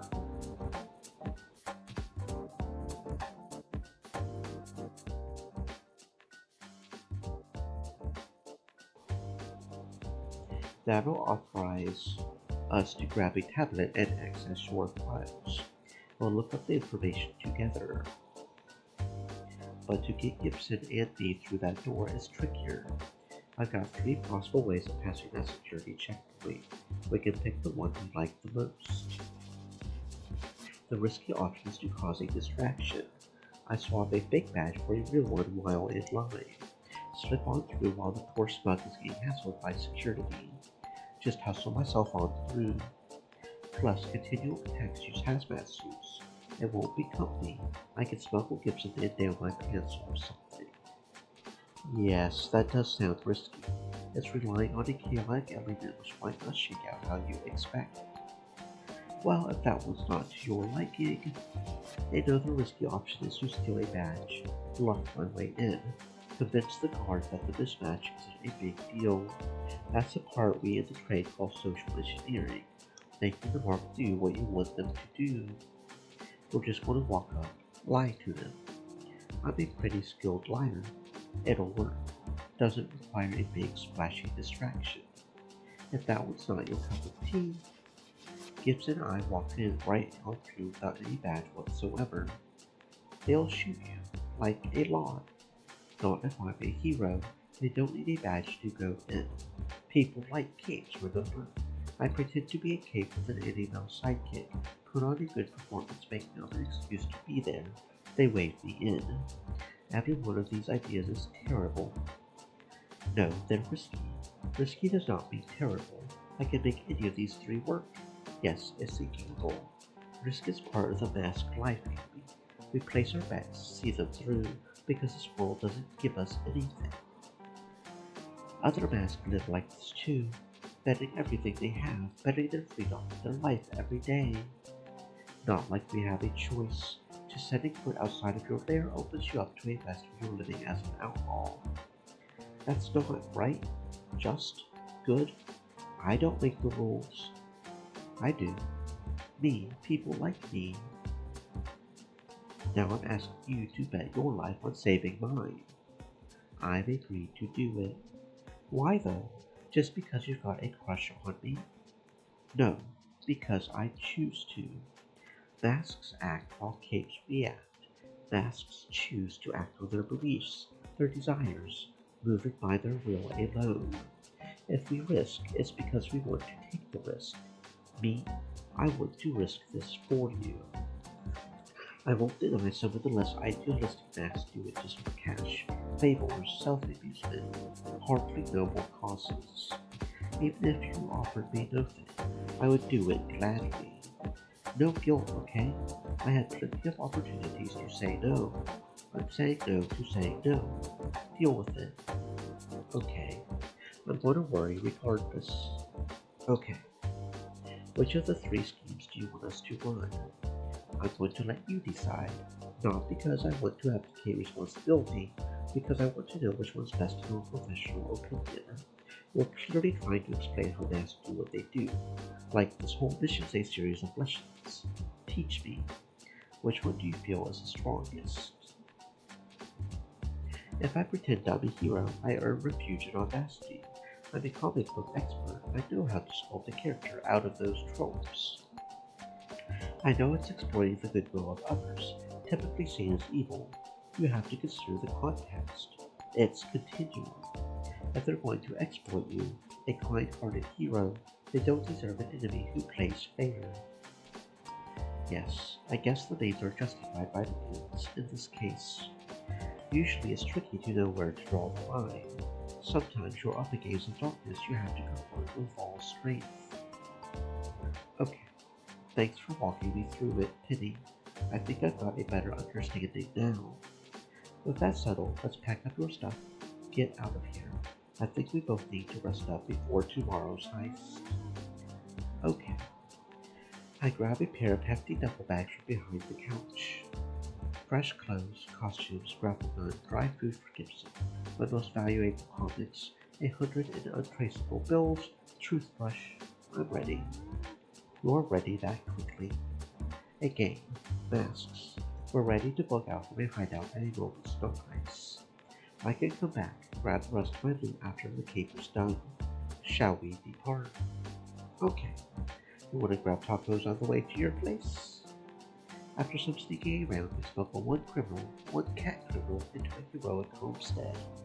For the rest of the night, we just talk, get to know each other, relax, prepare. I could get used to living with her. It's way too early for that sort of thing. I want to take it nice and slow with her. Masks fall in and out of love quickly, because who knows if there'll even be a tomorrow for you both. With Amy, maybe there could be a tomorrow after that. Maybe I want to embrace that future, one step at a time. For the record, I slept on the couch. Night shift. A company like Continuum works around the clock. Perpetual uptime. Perpetual innovation. Amy called ahead to move her appointment to the evening shift. Made up an excuse about a scheduled time-binding session. Doing this at night means less people on staff, less guards, less of everything, less overall oversight. Perfect for our risky gamble. Perfect for our tandem heist.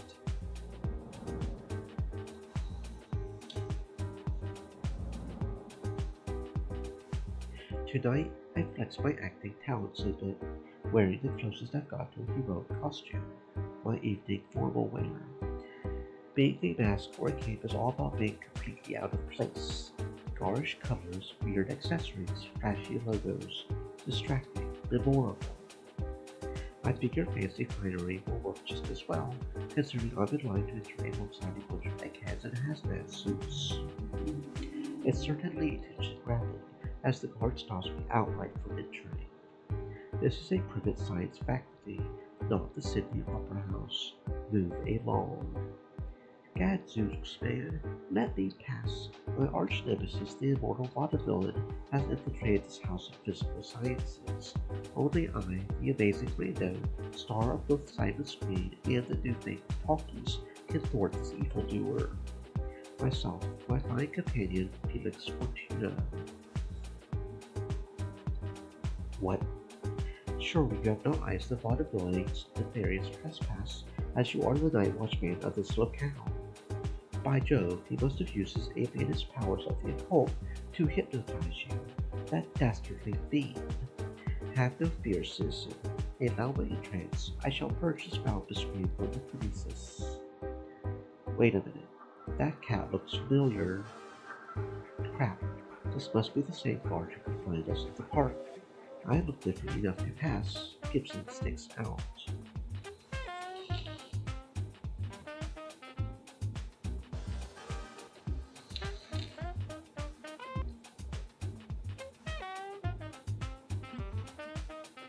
I immediately spread out a deck of cards in my hand, holding out to them.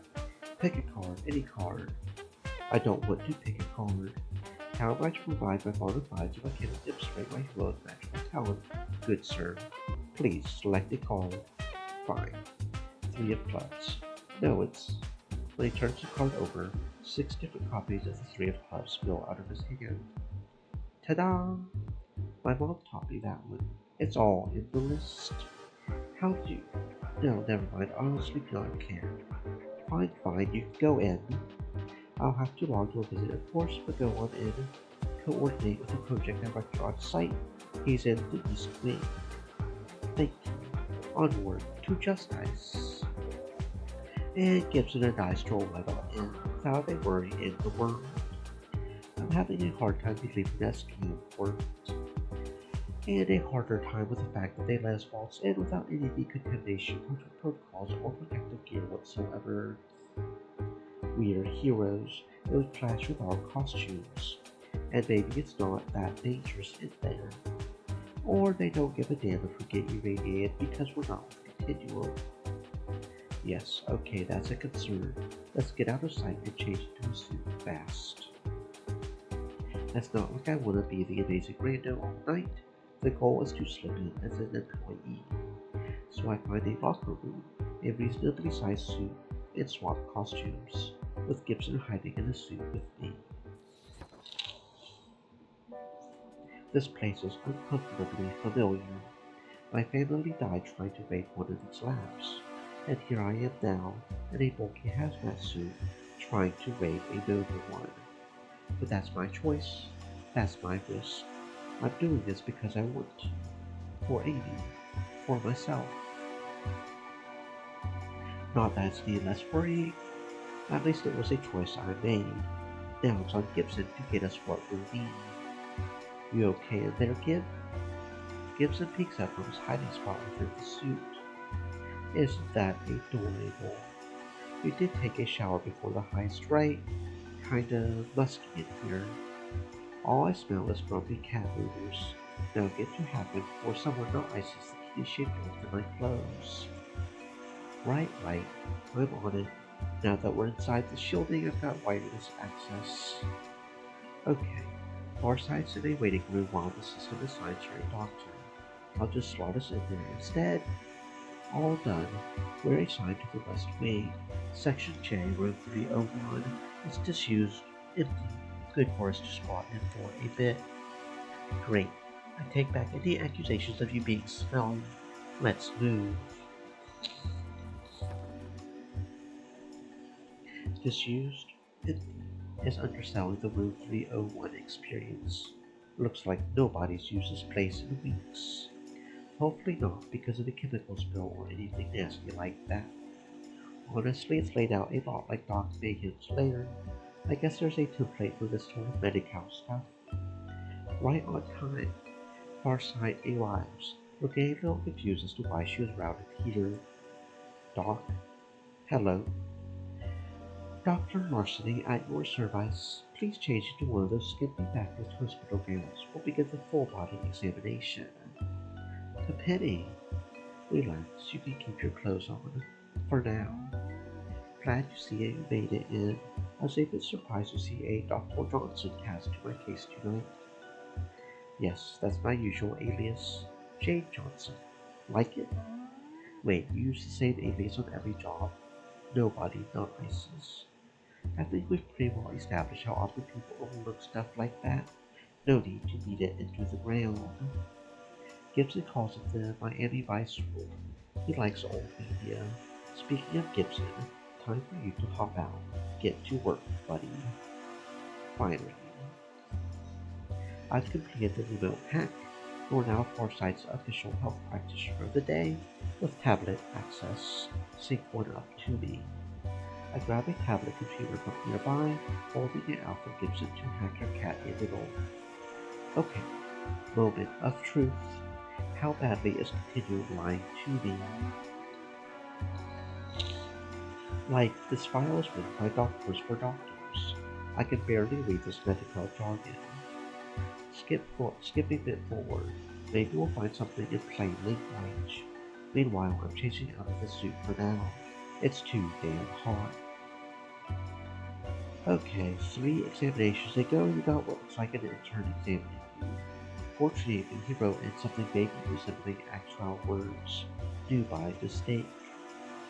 Yes, it was his first day on the job. Poor guy. He seemed really nervous. He was nervous because he entered an official objection to your reports. Continued dosages accelerate 23 will result in Miss Saito's powers growing beyond human capability, human control. Recommended application for Hypno 23 immediately to avoid a fatal overload of gigaverse experiences. They shouldn't risk a hero's life like this. They were giving me something to accelerate my collapse.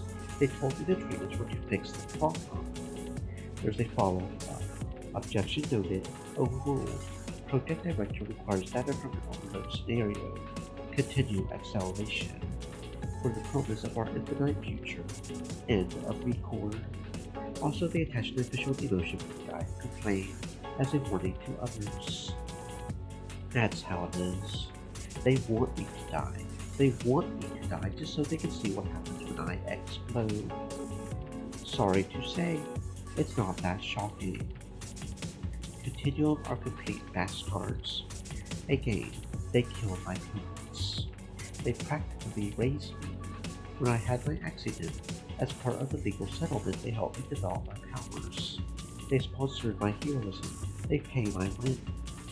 Continuum is the only reason Farsight exists, instead of just Amy St. Saito, a broken girl with too many voices in her head. I thought they were being kind. I thought they would help me make a miracle out of my tragedy. All I ever was to them was data, just an experiment to be disposed of when it ran its course. That's it. I'm going to kick down the door of the director's office and arrest him, bring down this whole company. Slow down. It doesn't work like that. I'm a hero. It works like that. Okay, heroes get more leeway in terms of breaking policy procedure, which is kind of problematic if you think about it. They're a gigantic corporation with an army of lawyers. All you have is proof someone in the company has it in for you. If I will continue, I would have a series of scapegoats already lined up to take the fall if you ever got off the leash. Throw a few less popular managers, researchers under the bus. Fred should do better, commit to oversight, than its busyness as usual. They can't get away with this. You know what I do every day as a hero? I punch colorful costumes trying to steal like fabricate eggs, while the real failings of this world are supposedly too big to fall. Heroes don't take down corporations, right? Well, at risk of using inappropriate language, fuck that. I want to be a hero who makes an actual difference in this world. I want to stop the true bad guys. Fuck yeah, I am right there with you on that. Fuck the greedy, the powerful. To really fuck them over, you need a subtle approach. Gather evidence, apply leverage, erode their power. You need to think like a mask. A sneaky, sneaky mask. That's for later. In order for there to be a later, you need to fix your problem first. Okay? Okay. There's another file attached at the very bottom of this paper trail. It mentions Penny by name. No, never mind. We need to focus on saving Farsight. I'll download this for later review. Wait, what did you find? It can wait. You're the one in danger. I say I can wait. I'm a hero. The needs of others come first. Gibson, can you summarize? The word largely appears once, otherwise you're pulling her. It's about the night your parents died. They know you escaped, flagged you for follow-up monitoring. Has attained a high-step passenger. Serum 23 did not generate artificial reality as intended. Shows promise. We believe it possible to connect an individual to a wider distribution of low-risk passengers by using an adjusted dose. This will be given the codename Project Farsight. A young subject we can readily bend to our purposes as recommended. Project Farsight. It wasn't a lab accident. They purposefully gave me my powers.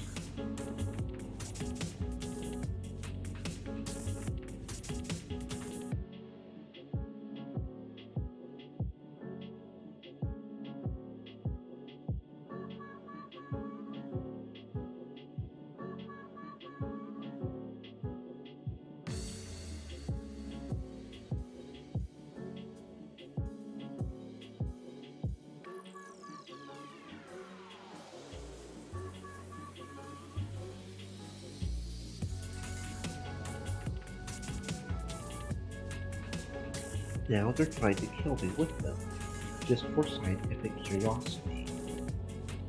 They're messing in my life too.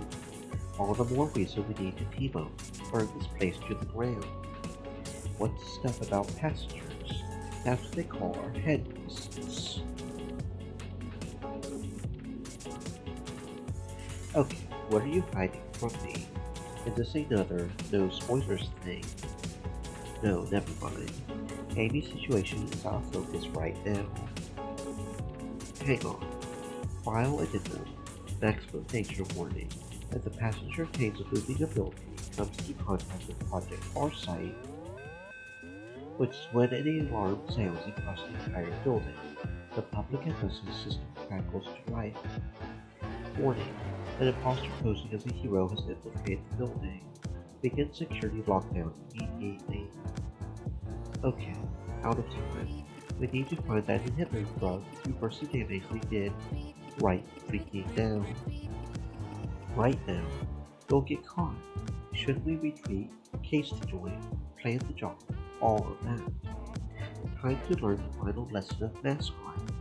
Wild improvisation when everything hits the fan.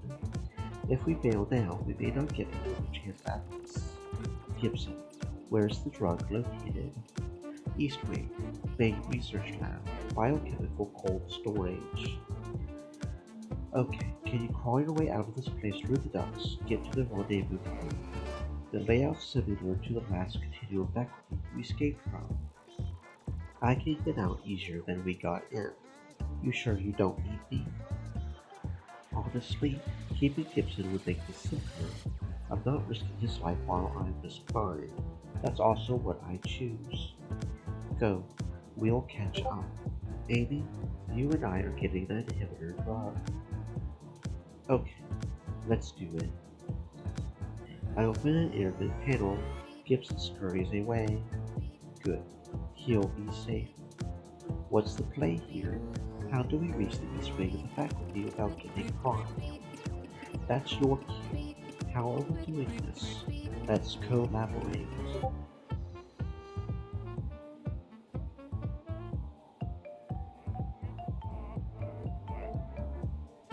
Have Farsight join. No, that could get her too far. Have Farsight join security details of the space of light review on your head of the lab. Okay, we need to split our efforts. I don't know you're involved in the break-in. I want you to join the hunt for the intruder, like a good corpo king. Do your best to lead the way away from the path from here to the East Wing lab. I'll sneak through the hallways while you distract. Then loop back around in 10 minutes. Make up an excuse to go solo, and join me in the lab. I know this is a lot to ask, given you're kinda new to the art of deception. I was here for my regular appointment when I heard the alarms. I know they're understaffed at night. Want to help save the day. I know the building well enough to suggest they search some higher value labs in the North League. That'll pull them away. Then I'll tell them I've checked 1,000 alternate timelines, determine I need to split off to drive the villain out of hiding. Okay, I've got this. Hell yes, let's do it. See you on the other side. I give it a minute for her to connect with the security team before I head out, creeping through the hallways, ducking into a safety shower alcove as I rush past. I know this screaming down the screen. They're heading to the North Labs, where the quantum teleportation particles are kept. If we hurry, we can head the building off before they arrive. Move! She's getting good at this. Maybe I can arrange more mask methodology lessons in the future. She can teach me a bit of Kate bravado in turn. I'm not going to pretend my way is the only way. Soon I reach the East Wing lab, which is completely abandoned. Perfect. Shortly after, my partner in crime arrives. Wow, that was kinda exciting. You did damn good, Amy. Yes, I did. I did gosh darn good. Okay, now we grab the inhibitor drug, get the hell out of here. Right. Where's the drug? Is it in the unlabeled fridge full of unlabeled vials? The other unlabeled fridge full of unlabeled files. You don't know. It wasn't in the report. It just said inhibitor 23, and there must be like 8,000 vials in here. Look, sometimes mask improvisation hits a brick wall. It happens. I have no idea how to bluff, lie, or take my way out of this one. I do. I'm going to ask 999 other variations myself to grab a vial. Test it. The fuck? They'll die, explode, turn to glowing green goop. I know. I've experienced every one of their fates by observing the possibility of space. You've got your mask shit. I've got my hero stuff. This is hero stuff. Hero sacrifice. That's what makes them heroes. I'm asking them now, trying to find enough that will be with me. Hold on. Please. Please, I'm begging you. This is the only way to find our path forward. Please. A few tense moments go by. Amy's eyes glowing with universal energies, while Farsight likely dies hundreds of deaths. This one's my fault. I was so busy trying to show off the cool shit I could that I missed this detail. Now she's suffering. Damn it. I don't want this for her. I should have been more of a cape than a mask. She needed to be more of a mask than a cape. Both of us got this wrong. If we survive this, I hope we'll come out the other side as different people. Better people. It's in the third fridge, box 7, first file on the left. We had to go through 700 of these to find it. It's there. Okay. Now hurry, but that was really difficult. I don't know how much longer I have. I withdraw the vial, swirling with cyan, magenta, yellow, black. We got it. We did it. The bolt of power lances out, making the vial explode in my hand. Immediately, armed science guards stormed the room, energy weapons strongly charged. A complete firing squad blocked the exit. Inhibitor 23 splattered on the floor. Gone. Fuck! If we move a muscle or radioactive vapor, Amy started to collapse. Her outline didn't deteriorate with her hand she's holding hard. There has to be a play. Has to be some kind of gambit. Talking my way out of this will take too long. I can't fight their firepower. Has to be an out. Has to be. A way to be hero, save day. While my mind reels searching for the answer, the intercom hits on to fill the room with the voices of rusty old science god. Penny Larceny, Amy Saito. I prefer clean results from my experiments. I'd rather Farsight have unraveled in controlled conditions. Given the circumstances, I'll take what I can get. Perhaps her energy will mutate you in interesting ways, Penny. Let me introduce myself. I am the project director for all matters concerning Serum 43. I made both of you. Your experiments killed my mother. Sacrifices in the name of the infinite. Only Captain Infinity can preserve the golden age of humanity. This company was founded to ensure the prime infinite emerges. Any sacrifice is justified, so that the correct history may be affirmed. You know nothing of the Gigaverse, Larceny. You know nothing of the threats humanity faces.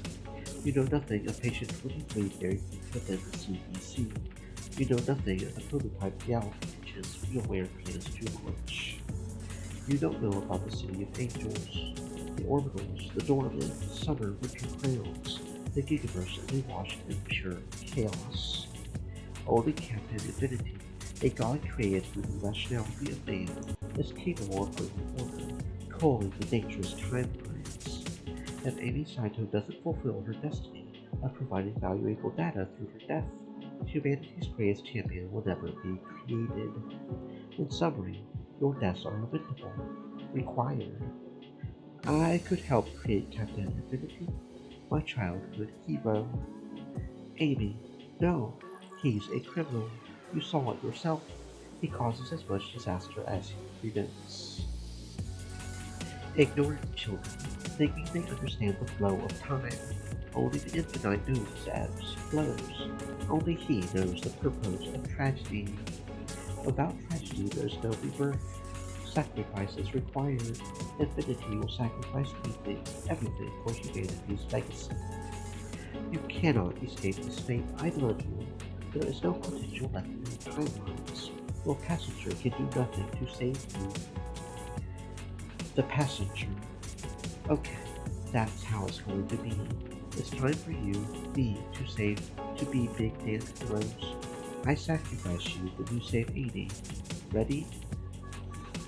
I'm ready. Let me handle this. Thank you. I'll miss you. And it's right there in the file. Do not let Farsight come into contact with the passenger. Right now, she needs you more than I do. I know you don't think you're up to this, Amy. I know you are. I know who can help you. I sweep her into a deep, deep kiss. Hey, look after her for me, okay? Can't think, can't breathe. Too many voices, too many voices. I failed them. I failed everyone. I couldn't be a hero. I should sacrifice myself. A better hero. She should have kept the advantage from.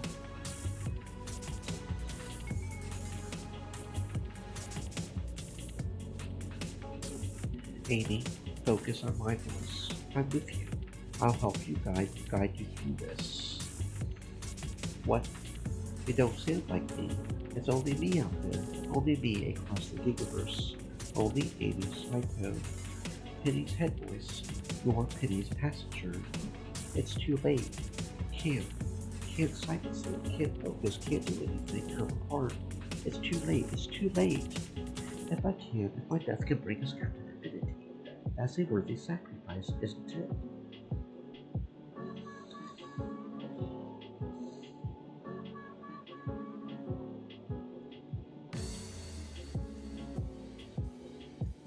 You have strength to see this through, Amy. Love. Penny loves you. It's time to forge a future for yourselves instead of following their plan. I do love them. I barely know them. We're connected through our pain. Yes, through that pain we call to each other. I want a better life for you, a better world for us all. I will. I will not. Oh, what is this? No, these readings, they're impossible. They're unlimited. I will not be your science project any longer. I am a hero. I will save this world from you. Open fire, do not let her. Just when a flash of red gold snaps into existence, throws up a single hand, blocks the onslaught of energy glass. What? I knew it. It's me, Captain Infinity's costume. That's me, with my hair deep wrinkles. It's a me as Captain Infinity. I'll take it from here, kids. Keep firing. No, she must not become Infinity. Only the true pride can preserve us. I'm going to become Captain Infinity. As 5 seconds ago, you were always Captain Infinity. You changed everything when you embraced the path. Now is the end of my journey, the start of yours. Time to go, Amy. It was good to see you again, Kitty. Near as I can tell, the lab was never built. I'm not sure why you think you raided it. I certainly don't recall doing that. What? Did you forget how to talk or something? Humans, I swear. Look, I'm late for my raid, if you'll excuse me. Well, what do you know? The hero that I so damn hard as a race from history. That's Raid A absolute prime mask shit. I remember. We were cornered in a flash of light. Then I was Captain Infinity. Then we were here. I think you edited the middle to throw us to safety before everything got erased. I mean, you will have edited things so that the past can happen. The present is the future. Whatever. Temporal fuckery does what it does. I'm just glad we got out alive. A full-on timeline modification. I thought I could open peek at the possibilities, not completely alter the flow of history. If my powers evolve into that, I'll be a true hero, my favorite hero. A better Captain Infinity too. You can fix all the problems that Prime Infinity caused, will cause, has already caused. If I am what he wasn't him anymore. I was always him. Wait, What are we doing in your terrible hideout? I thought you moved in with me. I mean, I could still do that, if you're still cool with it. If you want a relationship beyond one little heist. I think we could do good things together. I want to be there when you change the world, supporting you, sharing in that with you. I really like that. I care about you, Penny. I think we're better together than apart. I don't want us to be capes or masks anymore. I want us to be something new, people willing to fight for true justice. I think we can make that happen. How do you want to get started?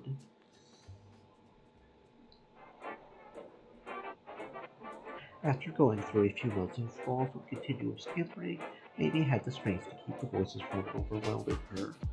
We swapped you back to me. Ain't that nice? Home sweet home. Don't ask me how we did it. Maybe you did it, maybe she did. You know, I gotta be honest, this isn't where I expected my life would end up.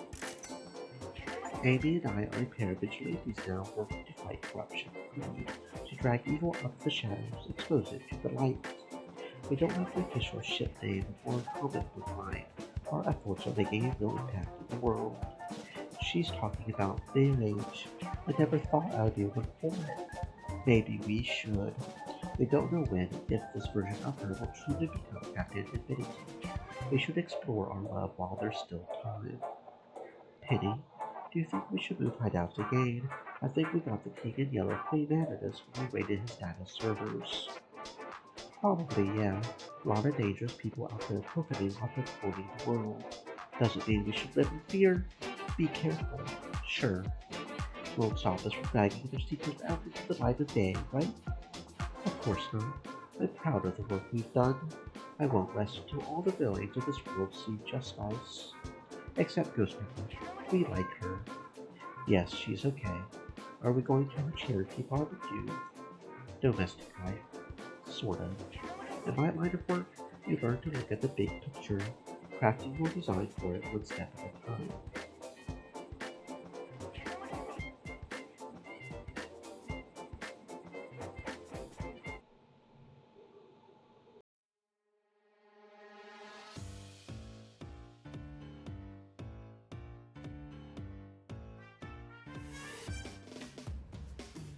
Had a dream I was making a scene, I would shake the world with a song. Instead I am reeling from constantly dealing with everything that has gone wrong. I got a red soul back on stage, hoping now you'll give me a chance. But then suddenly you point a gun at my shoes, pull the hammer back and say dance. So put me at the back of the house, put me on the bench. I don't wanna be the show, I just wanna run the show. Put me at the back of the house, put me on the bench. I don't wanna be the show, I just wanna run the show. Just a thing, I'm a toy and a string, if there ever was any doubt. Reach under my trousers, move up where my blouse is, and put your hand in my mouth.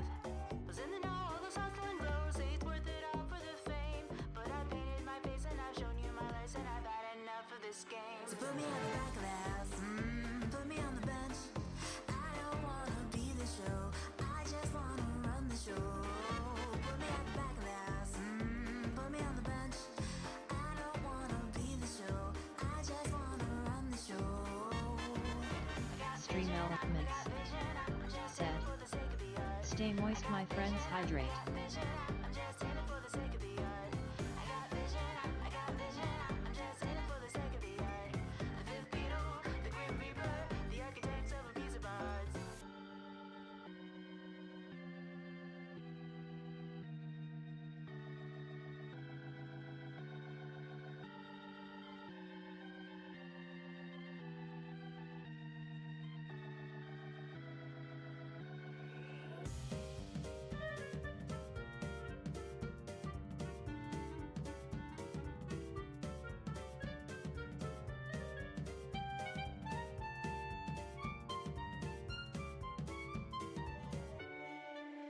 So put me at the back of the house, put me on the bench. I don't wanna be the show, I just wanna run the show. Put me at the back of the house, put me on the bench. I don't wanna be the show, I just wanna run the show. I got vision, I got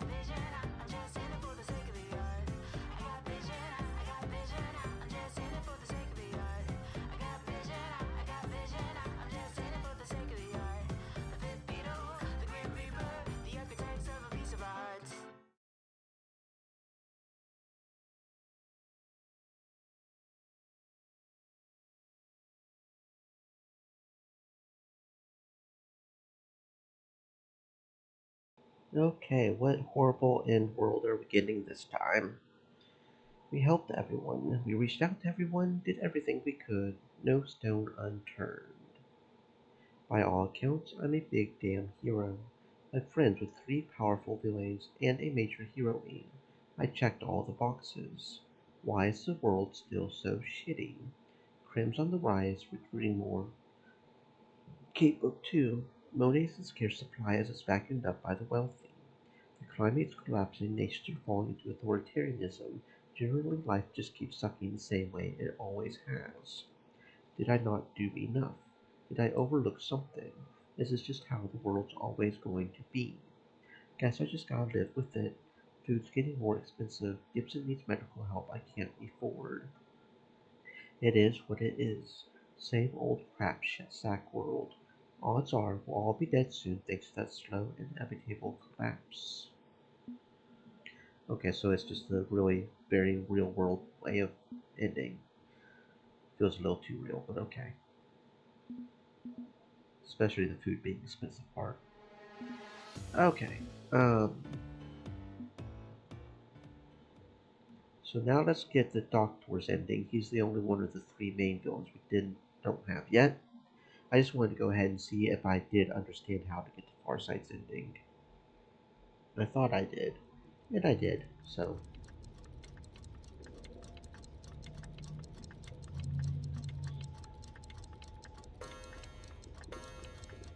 okay. And then more than likely, once we get all 5, we'll get the happy ending thing. Work for all the villains, discover their troops. Yep, yep.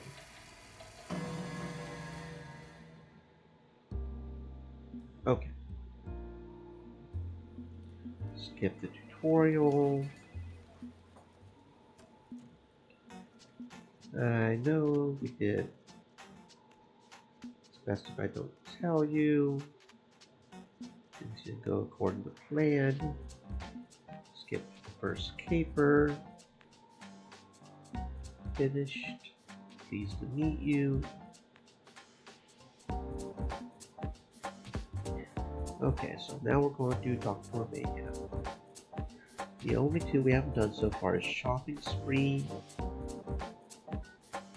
Lock and Key, and Don't Cop That Floppy. Don't Cop That Floppy seems like a unique one.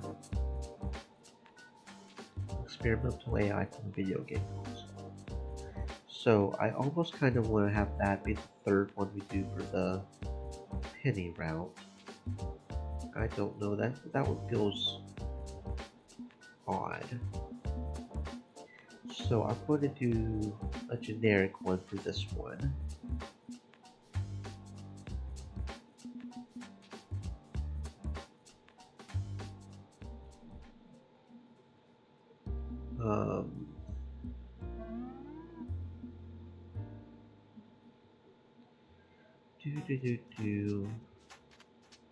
He's definitely the kind of man who stands against a continuum, a good man to work with. I really hate having a tragic backstory, but cool, edgy like the capes make it look. Losing your mom, dad doesn't mean you get a level of badass, it's just losing your mom, dad. It sucks. If you're the sort of person who will stand against that kind of corporate science, I'm ready, willing to help. Absolutely, scientific innovation should be available to all, not hidden behind walls of secrecy, exclusion. Cures treatments should be readily available, not exclusively sold to those who can afford to live. Insulin should be free, for example. I do have one concern. Are you looking for revenge on Continuum? No. I considered it, believe me, as a standard mask play, right? Someone does you wrong, you strike back to protect your rep. It wouldn't bring my parents back. All it'll do is turn me into one of those angst-riddled shitlords going full Ahab. I'm not gunning for Continuum. I won't lift a finger to help them. Thought Captain admitted. I'm not chasing a vendetta. Good. As much as I want to see companies like Continuum burn, we need to uplift humanity first and foremost. Rest assured, the burning will come after that.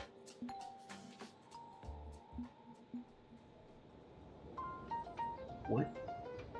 Wait, this is because of your weird timeline powers, right? You already know what's coming up? no, spoilers. I mean, if you want to skip all this, let me take care of it, we can do that. If you skip it, you'll miss what happens. When we do the same heist for different bosses, making your choices. Yeah, I'll skip it, we're good, we know what's going on.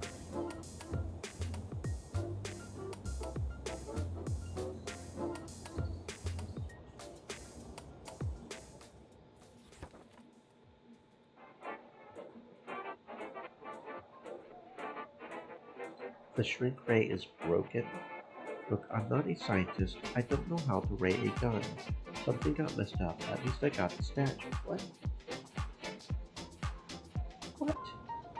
No, okay, fine. If you won't be like that, we'll go ahead and ray it through. We want to give him the shrink ray.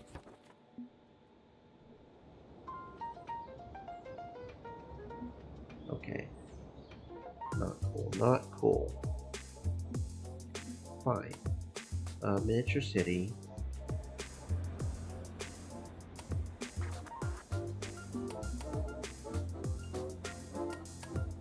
And the restrooms in order to get the card. Oh yeah, but well, she still grabs the card. Continuum exhibit. So we know what the card is for. Okay, we don't recognize her because it's the first time seeing her. Yep, the key card's a match, and then the snack machine, so we get into the security. There. Can't believe the shrink ray breaks if we just skip it, that's not cool. Skylight.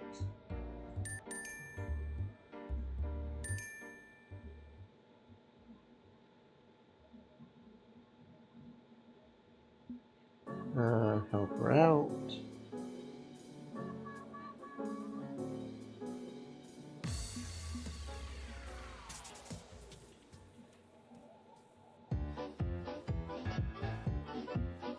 Let me direct you.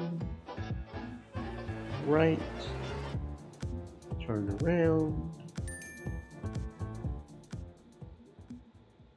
Go ahead and comfort her because her world's collapsing.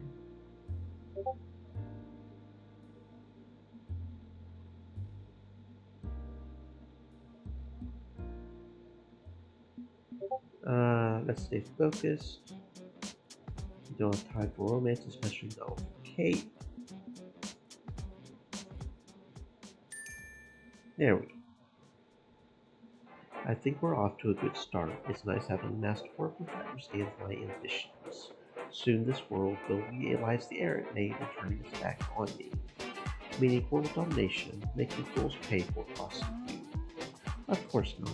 I meant relax, dude. I know what you meant. Me. I'm good with doing good. Right. I still have to do your prim payout. Hang on a minute.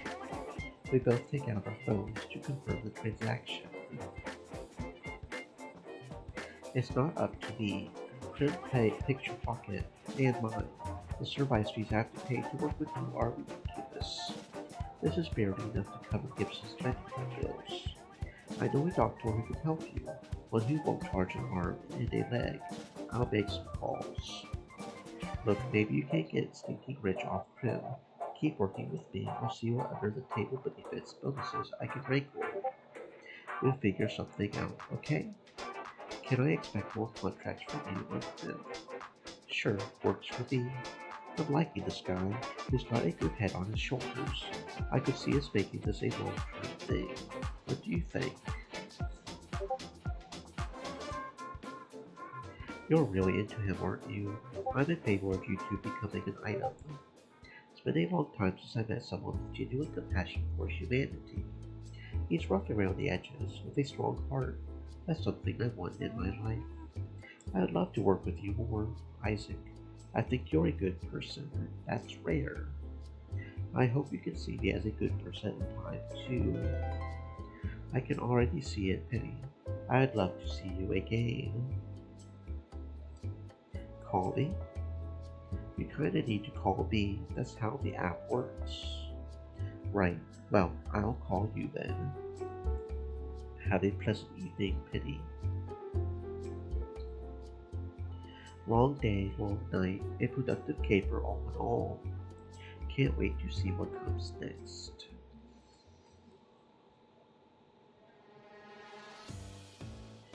Okay, so shopping spree at Larceny.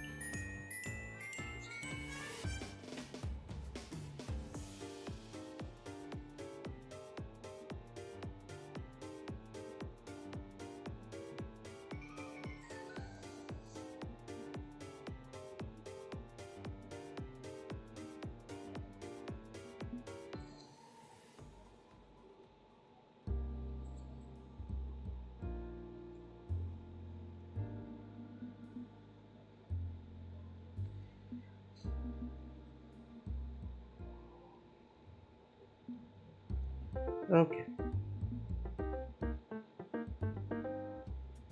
One short jaunt across town, I'm at the basement lair of Dr. Mayhem, notorious mad scientist, who is busy smashing stuff when I arrive. He's shattering glass bottles, thankfully not full of glowing liquids, poisons, hurling them against the wall in the corner. Fuck this beaker, fuck this Erlenmeyer flask, fuck this, I don't even know what the scientific name is for it. Okay, why are we destroying things again? He whirls in place to face me, lips in a grimace, flask in hand, ready to throw, forces himself to pause, to set aside instead, then slump against the lap bench in defeat. Because it's shit. It was all shit.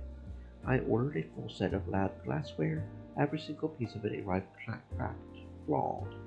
Between that, my crib service piece, the ever-growing interest on my loans, my fucking wiped out penny. I mean, fuck the system, right? They're all out to get you. No. I mean, yes, fuck the system.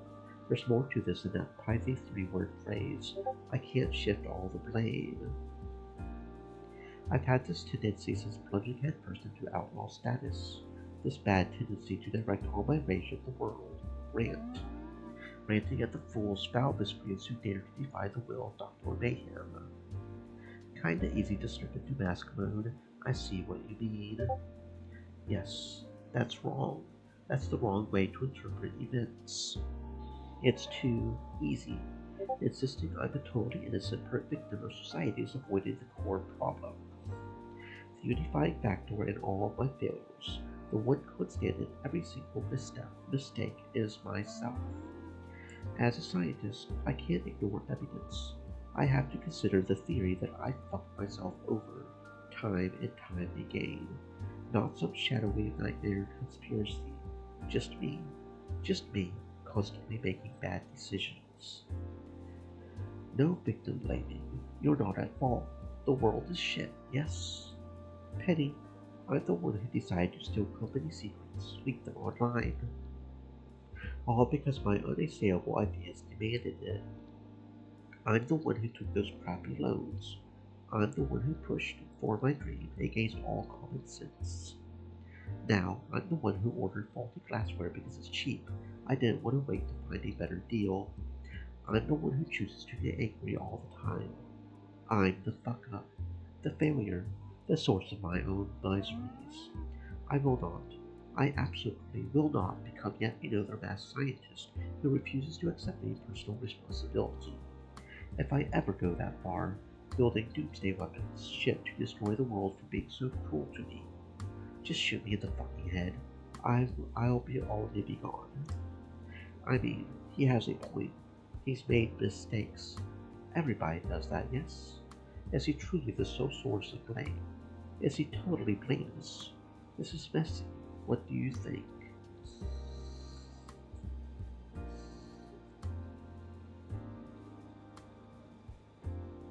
At least he's not alone now. You can provide him perspective, guidance, for the better. You know what you need? 50 cc's of perspective stat. Allow me to help. Our situations are pretty comparable. When I lost my family leave, I felt like you do right now. Alone, adrift, a failure, blaming myself for everything I've lost. Now, I've got Gibson, my weird head voice, to help me through things. I'm not alone. You aren't either. You ever doubt your path? Second guess your decisions? Feel like you're going over the edge? check in with your lab assistant. They know what's what. They can help you puzzle through any experiment, except advanced genetics, of course. I can hold a beaker with the best of them, point me at a thing, ask me to do a thing. I can do the thing, even if I don't understand why. You're right, of course. I'm not alone in this massive shitscape. I've got someone in my corner now. That's what really gnaws at me, the isolation. My family supports me from afar, the only way they safely can. You need a friendly mask, someone who can actively associate with you without risk to their rep. That's definitely you. Thanks, Penny. I appreciate the perspective. Shucks, I care about you, you know? Yes, I care too. That's why I want to keep working with you. It's not about your skills, it's about you, about who you are. A little light in a dark world. Putting emotional issues aside a moment, maybe we can do something about your Monet woes. I mean, wear masks. Let's rob a fucking bank or something. That's a bit cliche, isn't it? And I prefer crimes we can do which won't hurt anyone who doesn't deserve it. It's like my student debt. I can't just go full mask, ignore consequences. I have to play by some of the rules. I don't want to embrace pure evil in the name of good. No cut corners, as few ethical tangles as possible. The science itself has to be clean, absolutely pure. If I skip over a few inconvenient rules, it taints the whole result. For instance, you know so that someone's already cured cancer. What? Dr. Bloodbank, vampire indeed cured it. His serum requires the death of nurses. He sacrificed dozens in its development. I will not let my legacy be that of a madman. I will not use this research to further my ambitions.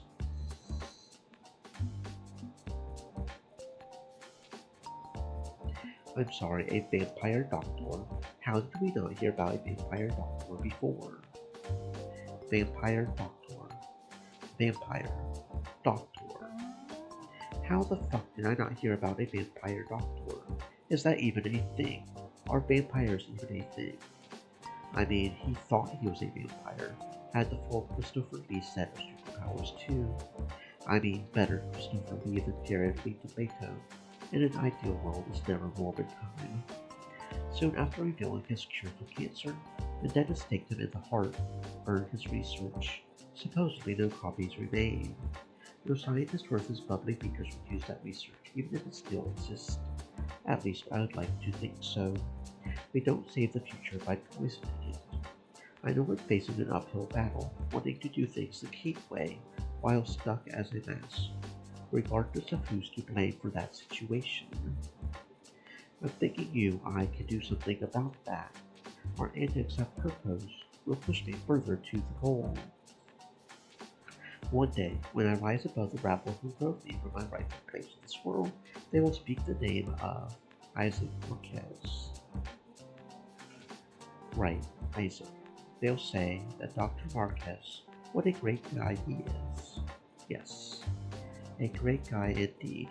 What's next on the docket for the day, Doctor?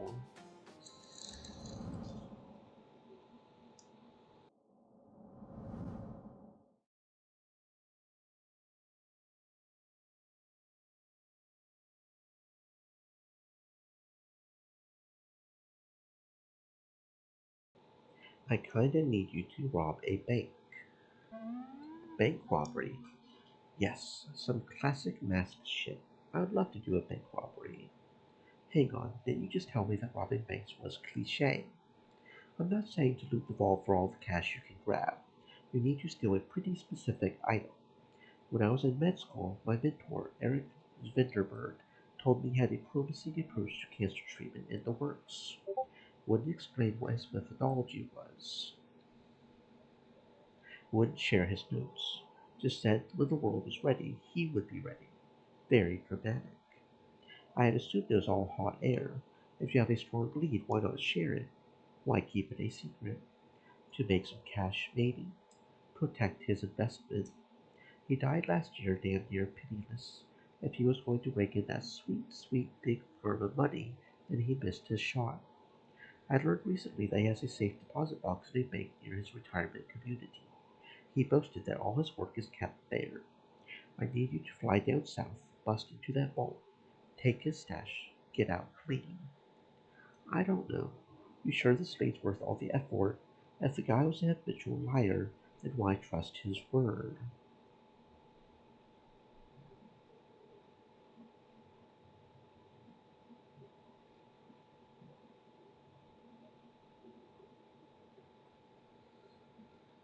Just rely on your own research skills to get the job done instead.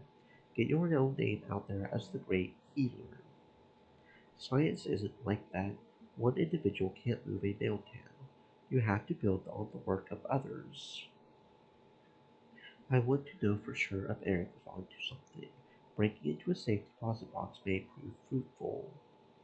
If you're saying it's too risky, if this is going to put you into extreme danger, maybe I can think of an alternative. I'm fine with risk. I'm fine with danger. I can certainly rob a bank. Won't be the first bank I've cracked in my life. Seriously? You've robbed banks before. Yes, I've done it twice. Both times with my parents, who did all the work, to be honest. It was kinda a bring your kid to work day participation trophy, hey crayon art on the fridge sort of level of effort. I know the plays. I know the moves. I can do this. It's high time I robbed a damn bank myself. This is what I need to become a major world class mask. I wasn't planning on this becoming a high profile crime. I would kinda prefer Sneaky Penny to Chaos Penny in this case. Fine, fine. Sneaky Penny. When do I leave? As soon as you can. You arrange for the plane tickets. I'll reimburse you. Dress for warm weather. Right. I'll be there, back again before you know it. Let's rob a bank. Cure cancer. Potentially. Let's rob a bank to potentially gain a research lead for curing cancer. Just let me have my exciting adventure, damn it. Always kind of fun when I get to fly somewhere for a caper. Isaac went spring for first class, even the cramped up seats in the back of the plane come with free floating rustic peanuts. Flying is great, for me at least. Panda Bear to Fancy Feast, do you copy? Over. Panda Bear, I copy. This sucks. Over. Don't worry about people overhearing us talk openly about crime on comments. I'm real good at whispering. The jet engine's loud. Sorry, we had to put you in a cat carrier. Usually we get you categorized as an emotional support animal. The TSA wasn't buying it this time. I don't mind, just rattling, banging around in the dark with dozens of suitcases haphazardly tossed in here with me. I know this caper's rough on you. I promise it'll be worth it for us. We're walking in my family's footsteps in a long line of bank robbers. I'll do my mother proud today with my first solo bank heist. My first tag team bank heist, I mean. You can't take the credit. The flight stinks. After I get to chill in the hotel room playing support while you do all the work. What's the game plan? How do we break into the vault? I haven't settled on a plan yet. We need to case the joint first. I know a few things that won't work. The legal owner of the box is dead, so we could file paperwork to have it transferred. Climb a mountain of bureaucracy, which is boring. It would take weeks to set up. We could crack into the vault at night. That's like the entire reason vaults exist. To make a quiet break-in impossible. I guess there's a good old-fashioned daytime armed robbery. We aren't that desperate. Yes, charging in with a gun and making demands isn't our style. You only do that when you've got no options left. We'll figure something else out once we get there. We can take our time with this. We've got a few days booked at the hotel. Okay, think I'll catnap a bit while waiting for the plane to land. See you on the other side. I've got a good feeling about this trip. Sunshine, clear skies, relaxed atmosphere, classic keepers, and a chance to live up to my mother's legacy. Thankful. Here we come.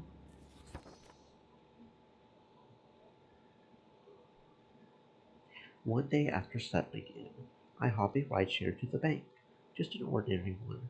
A fancy getaway rideshare costs too much. I made arrangements to open a safe deposit box of my own so I could get an inside peek at the faculty.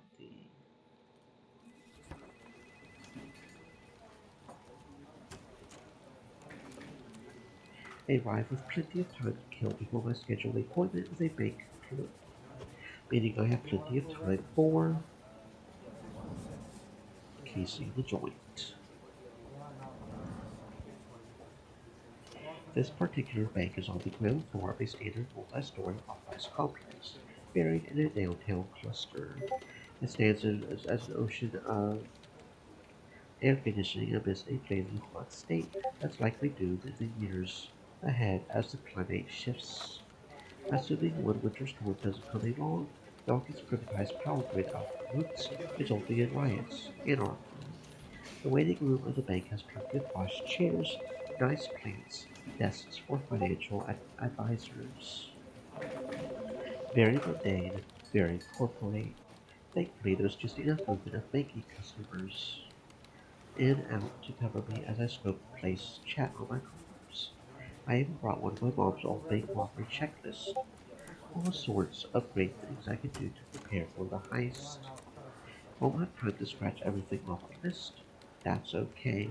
We'll prioritize choices for the task at hand.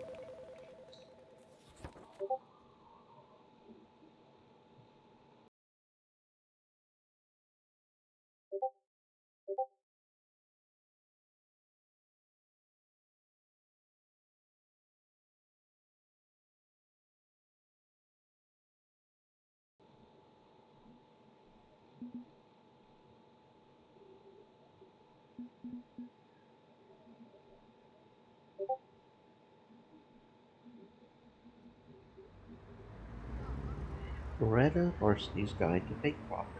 Item 1. Study the surrounding area. Get a feel for everything that isn't the bank. Know what shops are nearby. If there's a ton of them, you may get a lot of foot traffic from businesses making deposits. Figure out the closest POI station. That'll help you estimate the response time if things go badly. Finally, examine fire escapes, rooftop gaps, paths in and around the environment that can be used for entrances and exits.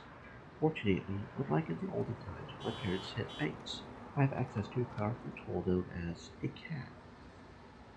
Panda Bear to Fancy Feast, I need some local area knowledge by going online, scouring the net for it. Penny, you have a Basil Maps app on your phone you could boot up. You don't need me to do hack your cat stuff.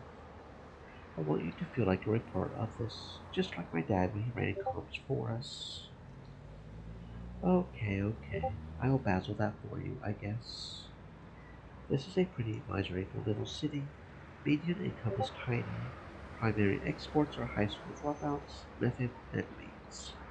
It's also very car focused. We've got 3 different thoroughfares crisscrossing the downtown areas. Any good nest of fire escapes, alcoves, rooftop access doors, things like that. Those could be fun. Yes, there's a couple immediately around you. I'll send satellite images to your phone. You aren't going to need these, right? This is a sneaky mission. If you have to run from the law, something went wrong.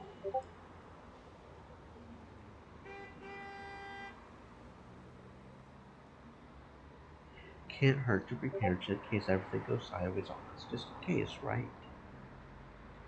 My head voice and I agree that it's important to plan for failure rather than get caught flat-footed. If you succeed, great. If you fail, you're ready. Optimism is nice, pragmatism wins battles. Optimism, pragmatism. I know big words if I never even went to school.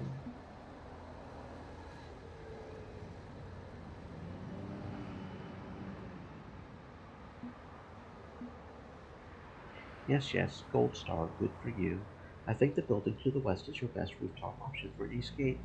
Couple ways in, couple ways out, even some shade. Should keep any pursuers guessing, even if they're observing by air. Given it's hotter than heck down here, any shade is probably good. The AC in this motel sucks, by the way. With any luck, I'll be done with my casing today. We can figure out how to lift our way into the vault tomorrow. We'll be back up north, where the air is cool, crisp, filled with car exhaust in no time. I double-checked the photos Gibson sends my way. Yes, good rooftops. Weird rooftops. Probably a violation of a few building codes.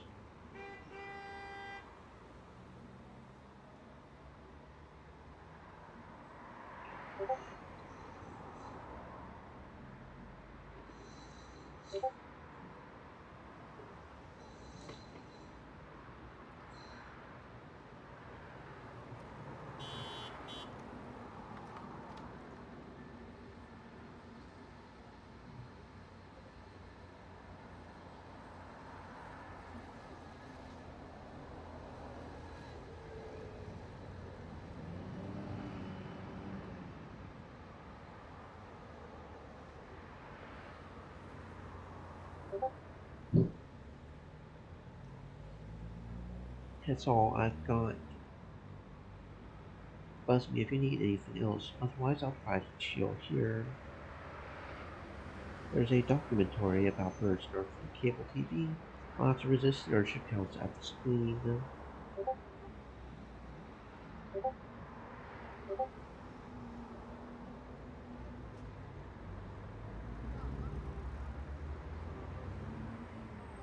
Come on, birds aren't real.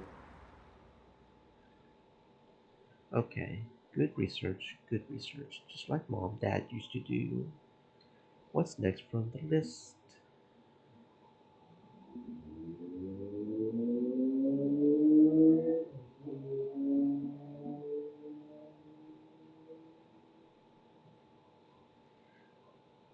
Loretta Larceny's Guide to Bank Robbery.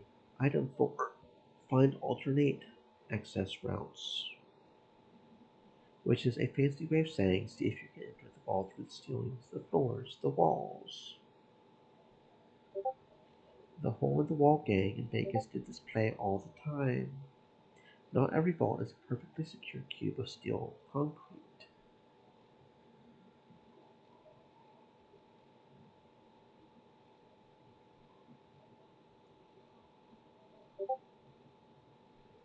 Since this vault is conveniently on the first floor of a multi-floor commercial complex, there's a good chance for second-story work.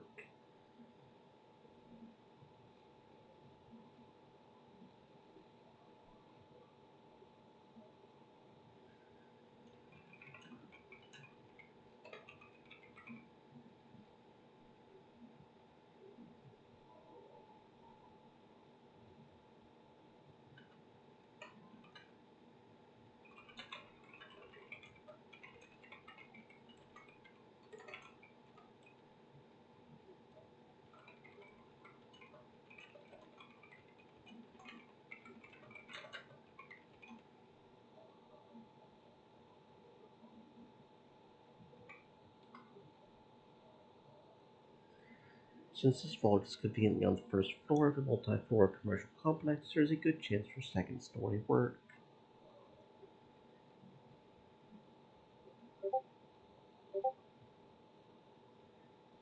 Can't hurt to duck out of the bank just long enough to see who's directly above it.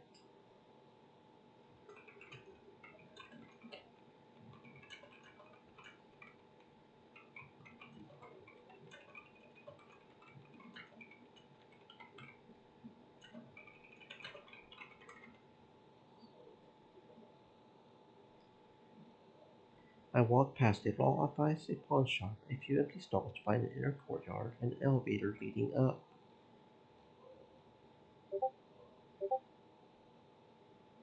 I walk past a law office, a pawn. One quick trip later, I'm in a gutted out space of empty shops with a few walls, doors, windows, just oodles of temporary drywall. A passing worker, pushing a cart full of tools not iced to my approach, stops me. Sorry, this floor's off limits. Apparently there was a very localized hurricane last week. The storm only hit one floor of the building. Don't know what to say. Maybe Captain Infinity fixed the first floor. I'm a worker. I just go where the app says to go. Went the first job site where I had to do cleanup after some mask replication with weird sights done. Okay. Quick glance to verify before I get booted out of here.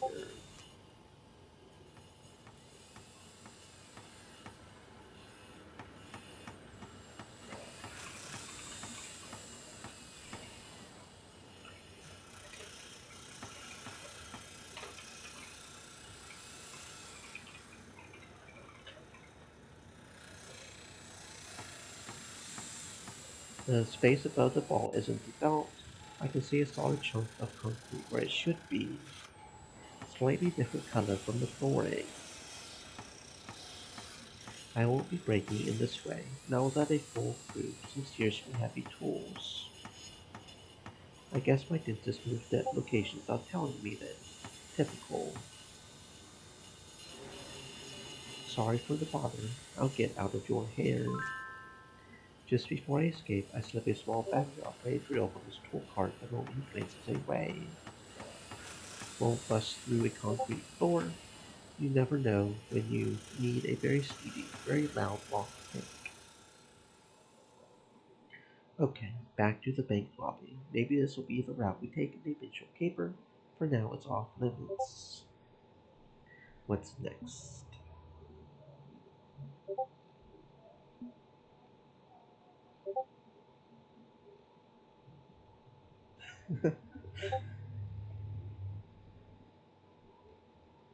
Um,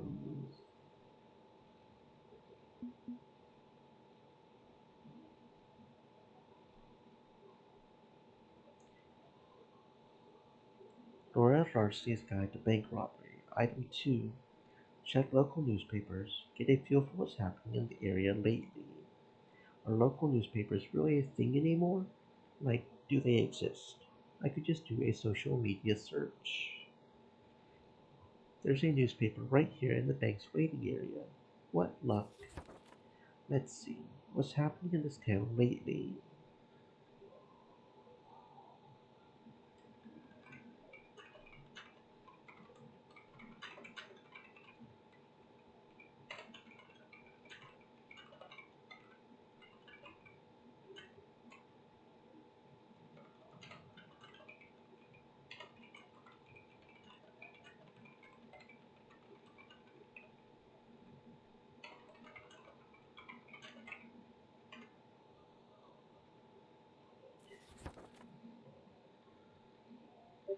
Civvies look at these headlines, see a bunch of boring junk. I see a rich gold mine of information that will benefit a world class thief.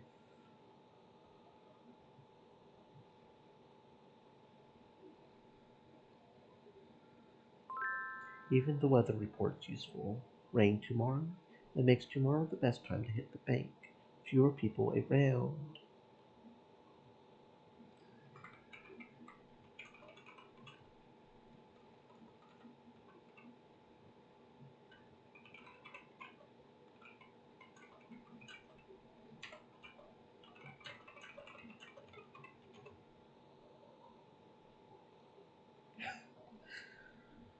Some local mass harassing shops in the area.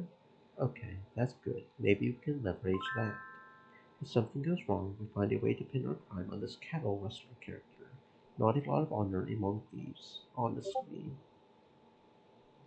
I don't think we can do much with this governor signs anti-woke law headline though. It didn't even spell governor right. Look at this pile of garbage talking point buzzwords. What does this even mean aside from everything we disagree with? Just a bunch of pointlessly distracting yammering about school bathrooms, drag shows, and subversive librarians. Nothing useful for my robbery. I could always hide our crime behind some gonzo political motivation. Like, let's not plant false flags, make this situation work. The state's already a living hell for queer people. If we throw more shade at them, Worse yet, claim our crimes in their name. That's bad.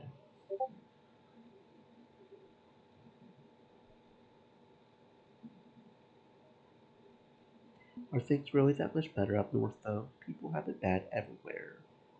I mean, we're statistically less likely to get randomly hassled just for who we are. It's still a non-zero chance. It comes down to ambient societal acceptance. If it's above a high watermark, you don't have to feel as paranoid about simply existing. We'll call it a high hope. It's still hope.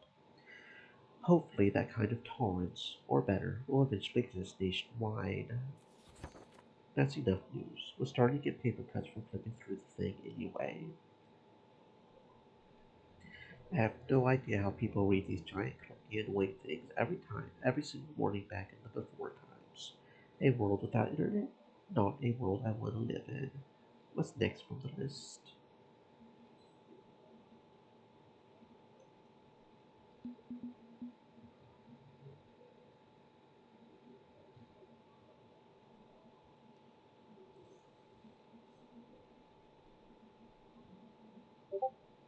Loretta Larceny's Guide to Bank Robbery. Item 6. Learn the schedule of the bank trucks. The vault in any local branch isn't meant to be the final rest.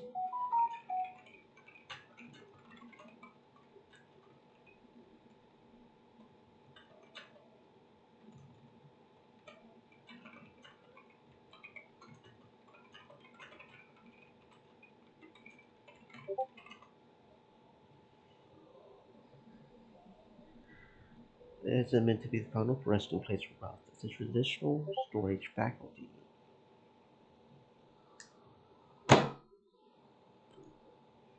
Monet comes in, Monet goes out routinely, using armored cars, transports.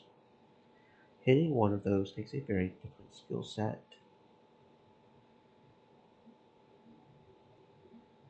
We're not after the cash, we're after the safe deposit boxes, which do stay put, meaning studying the trucks is not a very useful step. It's on Mom's list, it's not really applicable to this caper. The truck schedule would still be handy in another way. It'll show when we shouldn't pull this caper off. Cars will be on high alert during transfer. We need to hit this place in heist mode between trucks. Question is, what's the schedule? If I sat around a week watching the place, I could learn it myself. I want to wrap this up soon.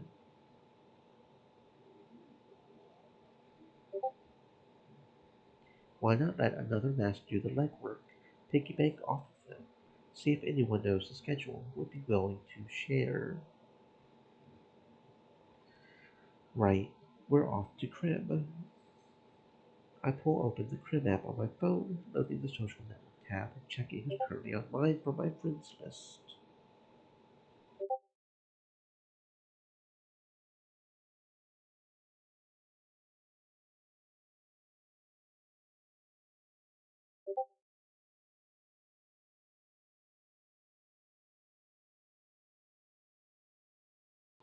Not him, not him, not them. Absolutely not her.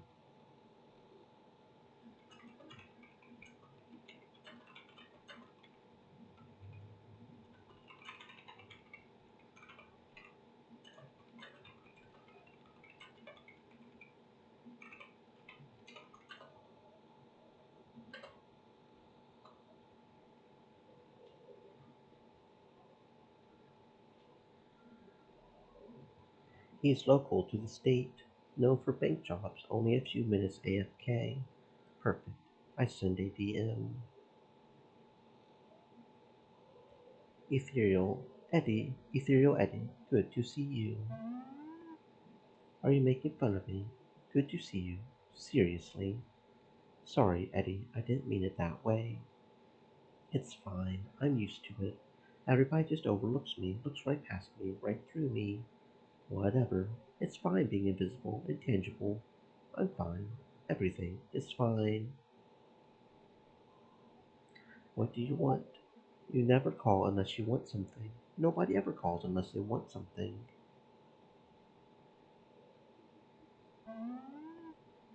Maybe I called to see how you're doing. To ask. To ask how you're doing. Fine. I'm fine.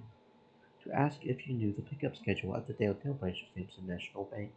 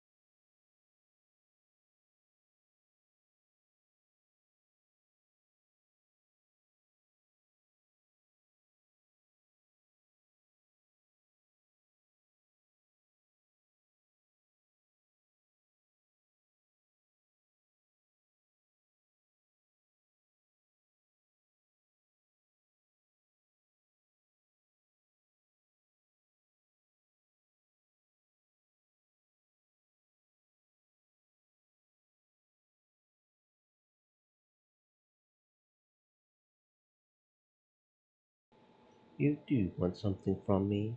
Typical.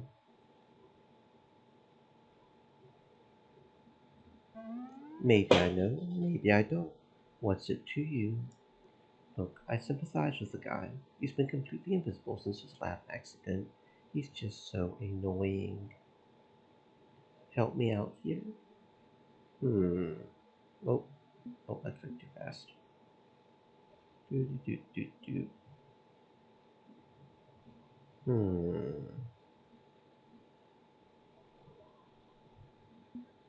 Empathy is the only real play here, Penny. If you're really his friend, be his friend. Okay, first of all, I'm sorry to bug you with this. Sorry I haven't reached out to you lately in general. It's not fair the way you get socially isolated like this. It's not like you do anything creepy with your invisibility. I know, I'm very careful about that. Unlike the transparent tickler, people always assume the worst of me. How about I put a good word with you for Ghost Pepper? Maybe get you invited back to one of her chili cook-offs.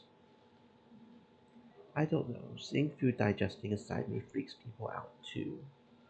Do you still do movie nights with me, say, on scene? I don't mind when I munch popcorn. They really respect Sidney. I like that. You'll be the first one I call. The bank. What do you know? Well, just don't poke them around 9 in the morning. That's usually when Mental Master shows up. He's their arch nemesis. This bank has an arch nemesis. Robbed 4 trucks so far. Usually steals $723 and a lollipop. Very specific about it. Why? According to him, it's because I'm mental. I keep telling him that's an ableist stereotype. He just won't listen. No robbing in the morning. Got it. Thanks, Eddie. Whatever. It's not supremely helpful to learn that. It's intel I didn't have before. Unfortunately, that's all the time I have for casing today. My appointment with the clerk is nigh. I could come back, do more casing, but the ideal heist time is during tomorrow's rainstorm. Hopefully I've prepared enough. I'll scope out their safe deposit box vault, gather as much visual intel as I can from it, then head back to the motel. A bank clerk emerges from the back to join me. Hello. Apologies for the wait. How may Samson National Banking help you today?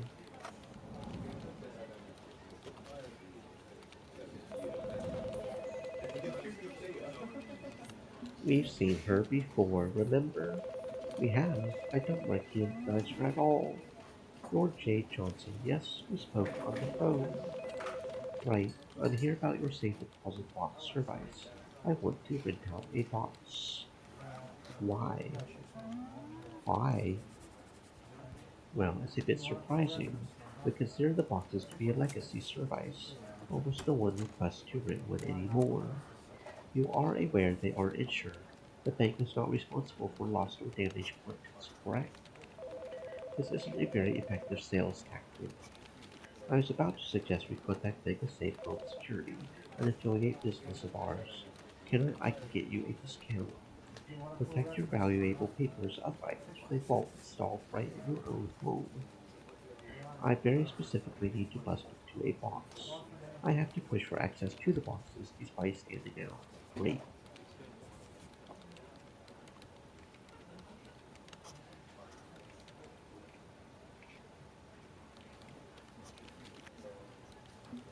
If they're typically used by old people, let's say an old person or a family wants the box.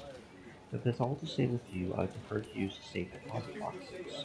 I know it's a bit old school. My grandfather used one, his grandfather before him used one. Honestly, I'm a little tired of him nagging at me to get one of my own. It's worth it just to make things around the house during Thanksgiving dinner a bit less argumentative. Say no more. I understand completely. Family can be a bit troublesome. Bit of personal information there from this otherwise generic employee. Tuck that away for possible use later. My father has a tendency to control my life to a rather unpleasant degree. A safe deposit box, however, grants you freedom. It takes two keys to open each box. You will be the only one who holds one of those keys. Your privacy is assured. I have the master key with me, the papers ready to sign. If you would come this way, please. She leads me past the towers into a bank hallway on the way to the secured vault. I can admit that's a very scary looking door. The vault is a windowless back area, your traditional hardened steel concrete structure with an enormous circular door.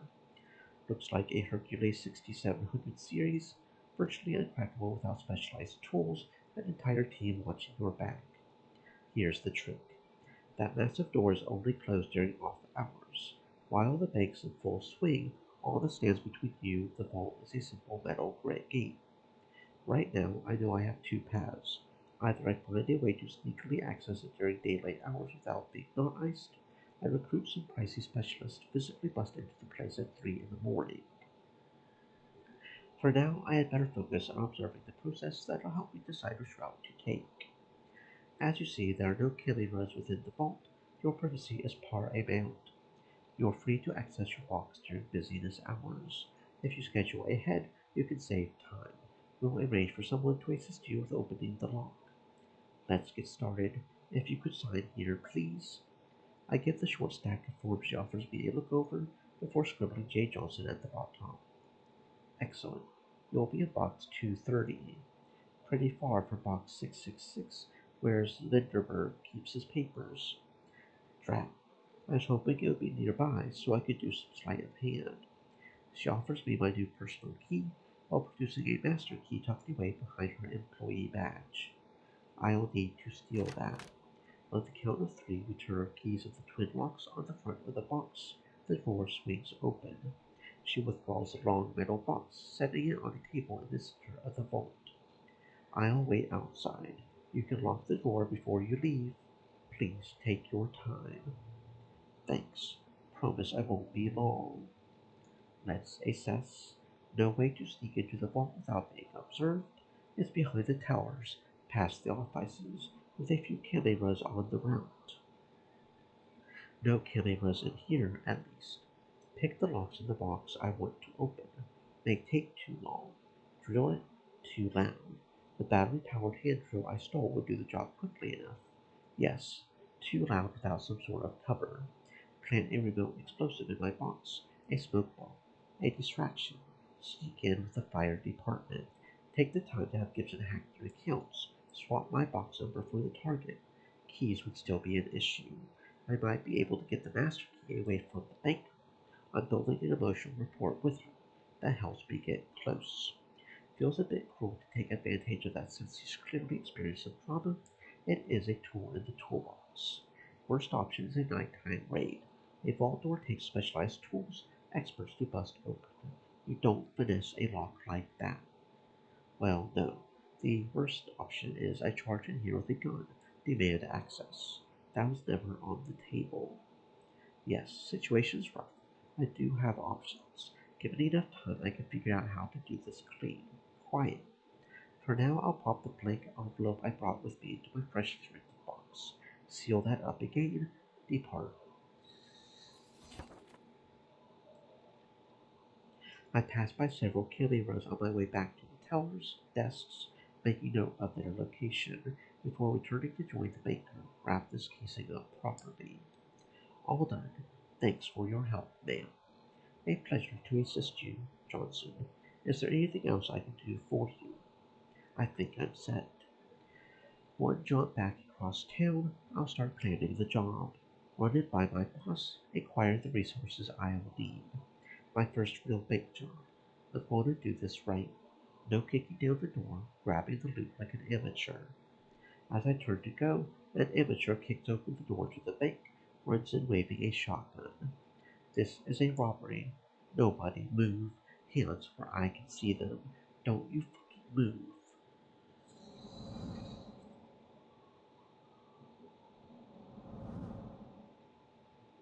God damn it. My crim app's rating system just since crime was a foot started up. The thief waves her shotgun at the banker threateningly, with only a tiny amount of anxious wobble to it. Moaning. Now, all of the moaning. Yes, of course, I am complying. Please remain calm. The banker reaches under the counter to withdraw several prepared bundles, neat little stacks of cash with perfect bands around them. I should stay silent, fly on the wall, scared silly, desperate not to be noticed, not to draw the thief's attention. Damn it, instincts are hard to resist. A professional has standards. Die packs. What? They're vetted die packs. You'll be Stream day glow elements. orange before you get 20 Said. feet away from here. Stay moist, my friends, hydrate. Yes, an epic tier mistake pointing that out, because now the gun-toting crook's got their sights locked on me. You work here? No, I just... Before he can react, the criminal has taken me as a hostage, a human shield as the security guard storms the scene. Easy, easy. Throw down your weapon, get on the ground. You throw down your weapon, the hostage gets it. How about nobody gets it, including me? Calm down. I'll be your hostage. Don't fuck with anyone else. Just keep your gun on me. We'll go to the vault together. Don't you fucking dare. I'll handle this. Stay put. Don't endanger my life any more than it already is. He's going to call the cops instantly to reach the vault. Yes, I know. A complication, one we can deal with. Trust me on this. I've got a solid lock on what's happening. Don't follow us. We're going to the vault. Nobody move. Hands in the air. Stay down. I decline to point out not moving, raising hands, staying down are completely contrary to each other.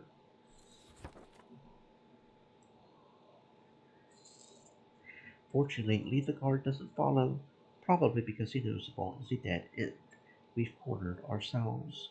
There's a side access door for the bank trucks. That's on the opposite side of the building, near the cash vault. I'm pulling the thief over to the safe deposit box vault instead. Wait, where's the Monet? There's no Monet in here, just boxes. Get me the Monet. Your gun's not even loaded. Yes, it is. With a sigh, I pull my mask out of my purse and pop it on. You're an amateur. I'm a professional. Unlike you, I've robbed banks before. For a while I may look like a mild-mannered citizen, I'm a supervillain. Surely you've heard of Penny Larceny, world-class thief. No. Well, if you had heard of me, you would be super-duper impressed. Probably. I turn to the safe deposit boxes, pulling out the battery-operated handrail I purloined earlier. I power it up a little, make sure it works. Yes, this will do nicely. Here, I'll prove it. I'm going to rob the bank. Watch how it's done. Shouldn't we be grabbing the Monet before the cops get here? They've already set up a perimeter.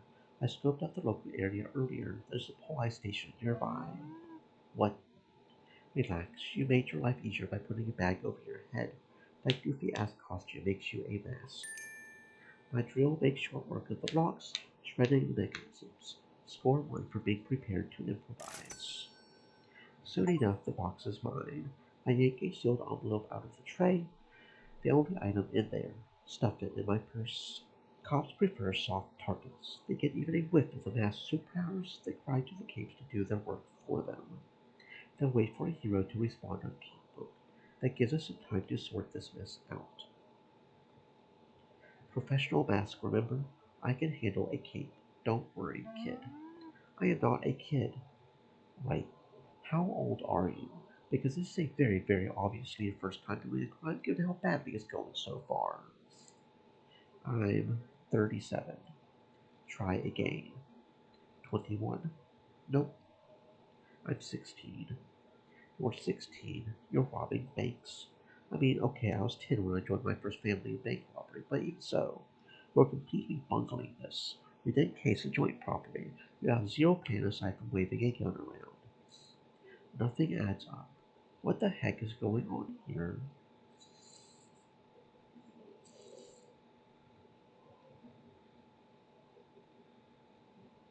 Is this a distraction play? Someone sending a kid off on a doomed venture to keep a hero occupied? It's entirely possible. Supervillains are nothing if not congruent in their plans, schemes. Be honest with me, kid. Did someone put you up to this? If so, you may be a designated patsy in someone else's plot. No, nobody told me to do this. What, you just woke up one morning, decided to become a bank robber? No, it's just, I, you don't understand, I need to. Halt, evildoer. That's when a hero arrives at the entrance of the vault, posing dramatically. Oh, so here's another Farsight. Okay, so I guess there's more than three with Farsight, but Farsight has arrived on the scene to stop your nefarious schemes. Prepare yourself for battle, you wicked villain. I know every combat move you'll make before you make it. You cannot win. Farsight, hey there. It's so good to see you again. Penny Larceny. I love your new outfit. Thank you. I thought I would go casual today. Stay comfy, stylish while I do crime. But isn't the one in the paper bag the supervillain of the day? You're the host stage. That's what the police told me. Things are a little complicated right now. You mind if we talk this through before you start kicking heads in? I wasn't going to kick any heads in. Yes, I'll hear you out. What's going on? I was in the middle of figuring out the details when you barged in. Who's your mask friend? Are they helping you rob the place? This mask is just a kid, 16 years old, never cried before, and way over their head with an unloaded weapon. Yes, it's my first time. Confused, Farsight glances briefly to the wall of safe deposit boxes, then back to the would-be thief. What, you're starting out with a bank heist? Why would you throw your life away doing something so dangerous? Because my name is Danielle. Why does that matter? See, that's the reaction I was hoping my parents would have when they found out. Fuck. Instead, they enrolled me in a special camp that could fix me. The frag can be there in 2 days. I need Monet so I can get out of the state as fast as possible. I'm constantly bullied at school because of the new anti-woke law the state passed. Nobody can acknowledge why. I can't get gender affirming care because it's banned by the state. They took away all the gender studies books. Okay, change of plans. We're helping you commit some crimes. What? Really? You'll help me rob the bank?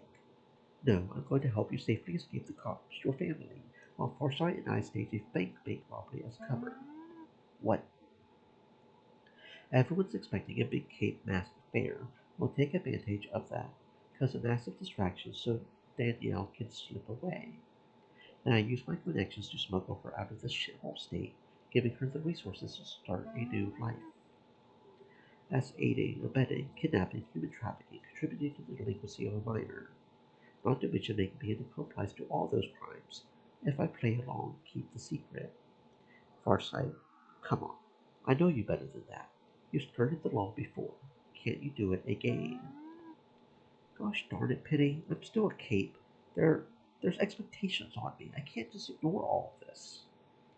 I'll admit, this is asking a lot of Farsight. How do we sway her to our side on this?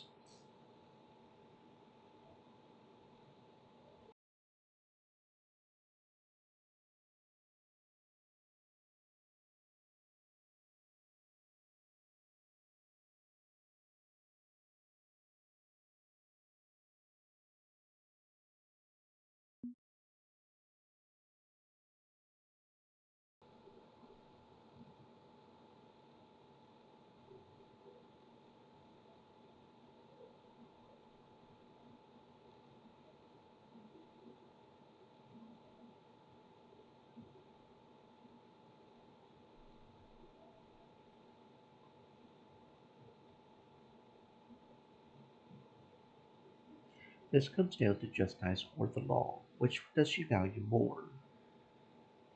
Farsight, you know that justice and the law are two different things. The law says to return a minor to her legal guardians. Justice demands her liberation. Which do you seek in this world? Law, justice. Are you a robot processing code in an orderly fashion, a true idealist? Because you can't be both. I I want to be an idealist. I want to see justice done. It's why I turned my lab accident into a lifetime of superheroic good deeds. I know what'll happen if I drag Danielle back home. That's not justice. Okay, I guess I'm in. I don't like that we have to commit crimes. This is the only way to do good. Works for me. Be gay, do crimes. Let's be clear about one thing. You, me. Because we know a secret that Forsyth does not. I won't be telling her. I already robbed the bank. She's helping me get away with bank robbery too. That's very manipulative of me, a lie of omission. We should feel guilty about that. Danielle's rights come first. I can swallow the guilt on that one gladly. What's the plan? Like, the plan. Do you two just start fighting while I run for it? Problem is, they know the robber is wearing a jumpsuit, a paper bag. We have to maintain that illusion. The radio crackles to life. In surprise, Farsight pulls it from one of her many pockets, almost fumbling the device. This is Farsight. I read you. Over. What's the situation? Have you confronted the villain? Is the host stage secure? Should we breach? Assist you? I seize the radio from her hands with confidence. Foolish, foolish police man, with your impotent guns, your so-called law, order. Who is this? You're on a secured frequency. I am the new master of your airwaves. I hold your fate in the palm of my hand. You may call me.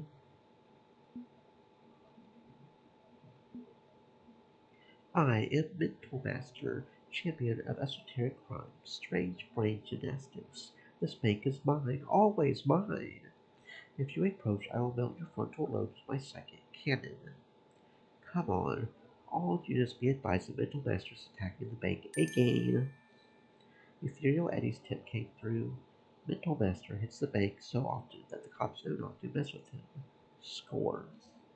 I'm sending your priestess hostage out soon to clear the field for my epic battle with Farsight. If you interfere, it'll be your end. Understood? Fall back. Fall back. Do not breach. Hostage en route. Let the hero handle this.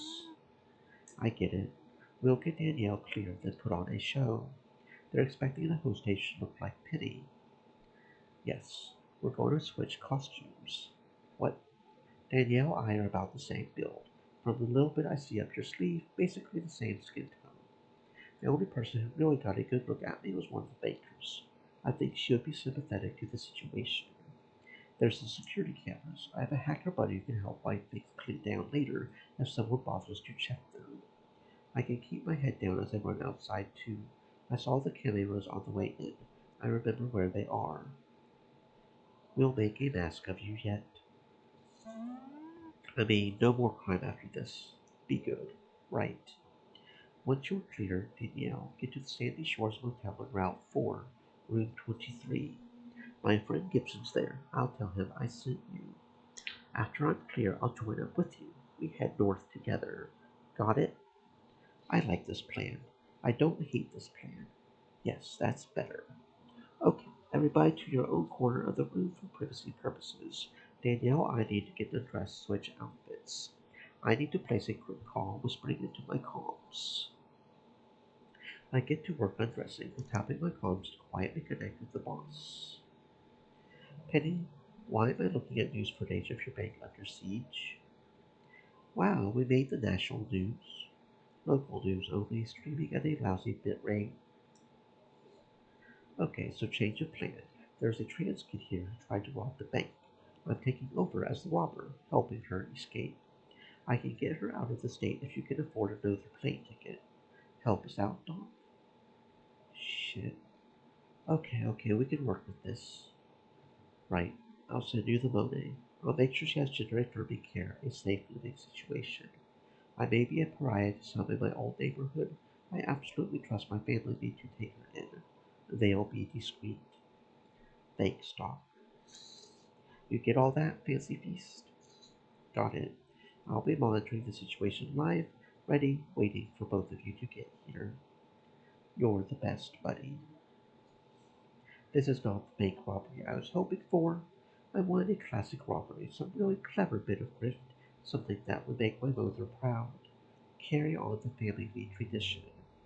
Even if some small part of me is disappointed, the rest of me is ready to step up, be the ally Danielle needs. Controlling my reputation as a mask doesn't matter at all compared to that. Behold, the fearsome mental master with our hostage, Jade Johnson. I am a hostage. I am so scared. I hope your acting skills are up to this.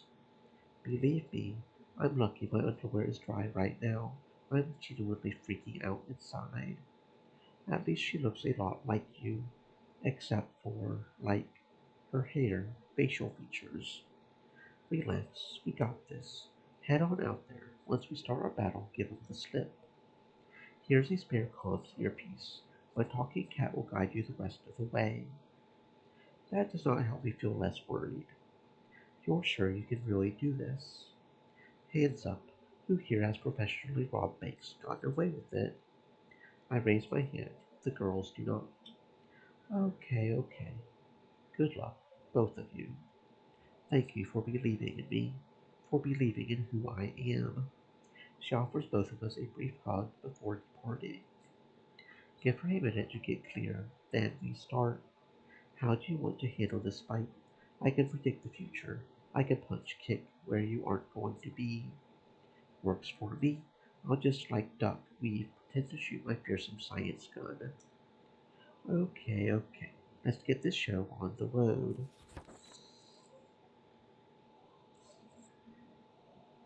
Loretta Larceny's Guide to Bank Robbery Item. Penny Larceny's Guide to Bank Robbery Item 1. Be really loud, annoying, obvious. Fight a hero, apparently. First step, Danielle runs for her life. Don't shoot. I'm the hostage. Help. Look out, the villain is attacking. Not bad. It'll play. Now, my turn. The bank's been evacuated. I can see red blue lights spinning outside as cops, bystanders, news media look on. The lobby's empty. Once Danielle clears the doors, joins the crowd, we make our big entrance, handing it up to distract them from her sneaking off. It has come to this. Farsight against the dreaded mental master. At the end of this day, one shall stand, one shall fall. You still fight for the weak. That is why you lose. A nice floor to ceiling windows, Farsight's radio, make her fight the star of the show. I start waving my science gun around, mimicking my attacks. Even when you think a gun isn't loaded, don't pull the trigger. Basic firearm safety. Farsight ducks, weaves, making sure she's just out of the line of fire each time, her superpower letting her predict the moves. Curses, if only my ray gun worked on non-humans, I could be causing so much destruction right now. Unfortunately, it does nothing. Yes, it's very fortunate that it only seems to be useless when it's in fact very dangerous. I am too quick.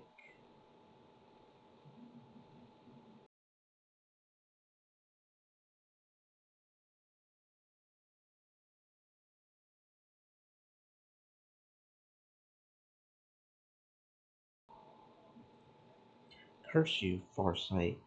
I see we must settle this with our hands, fists. Have at you. Okay, let's be clear. I can fight if I have to. I don't like to. I do the straight up boxing match.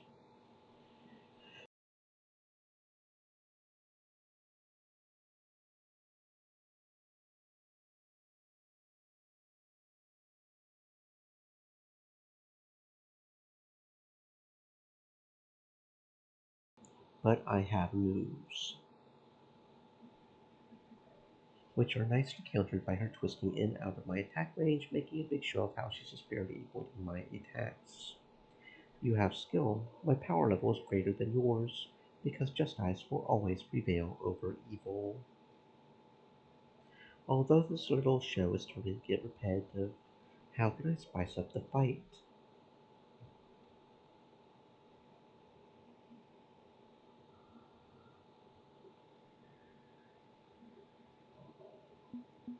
Sweep the leg. I drop down into a crouch, then lash out at her essentially horizontal strike, which nearly causes her to trip as she fumbles for her footing after. Penny, what the heck? Sorry. Did something like this happen at the Museum of Heroic Endeavors? Before I could ponder that further, a security guard emerges from a hiding place behind a desk, gun drawn. I got your back, Farsight. Drop the fancy pants gun.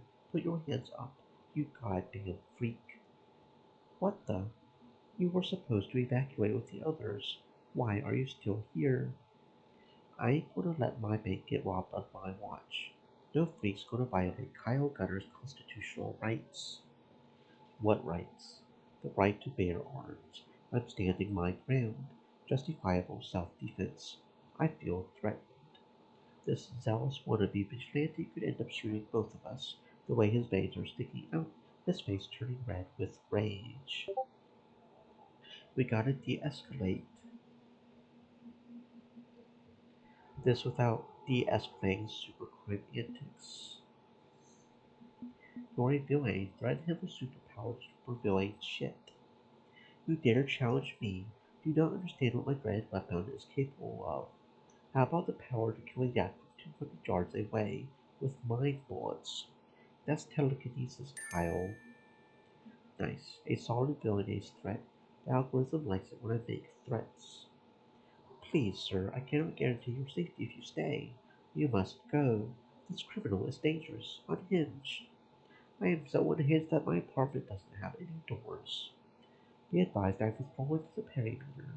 I'm not running away. It's a very brilliant tactical retreat. He beats the hell out of the letter. That was close. I think we need to wrap this up before anyone else gets involved. Let's take it outside. Find a way to get out of sight so we can go our separate ways.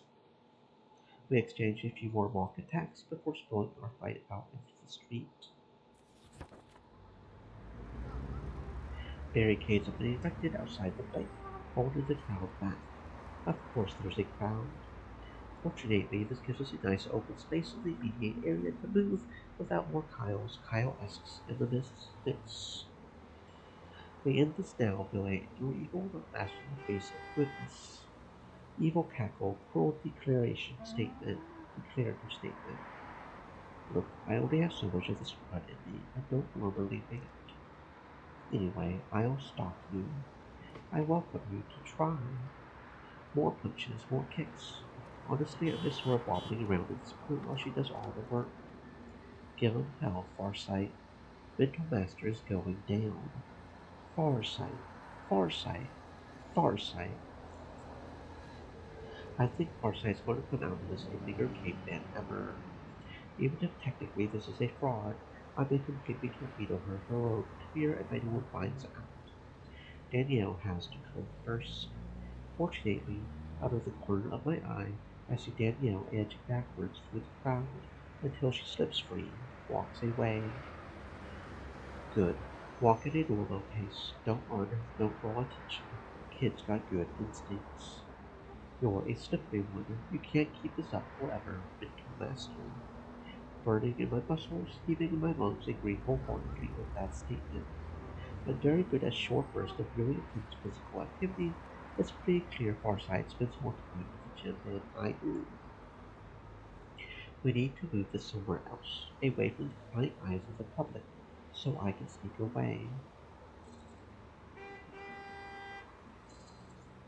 From Gibson's research, this block is destroyed with fire escapes, rooftop height response. Right, there's a fuck ton of escape routes in this thing harder to me.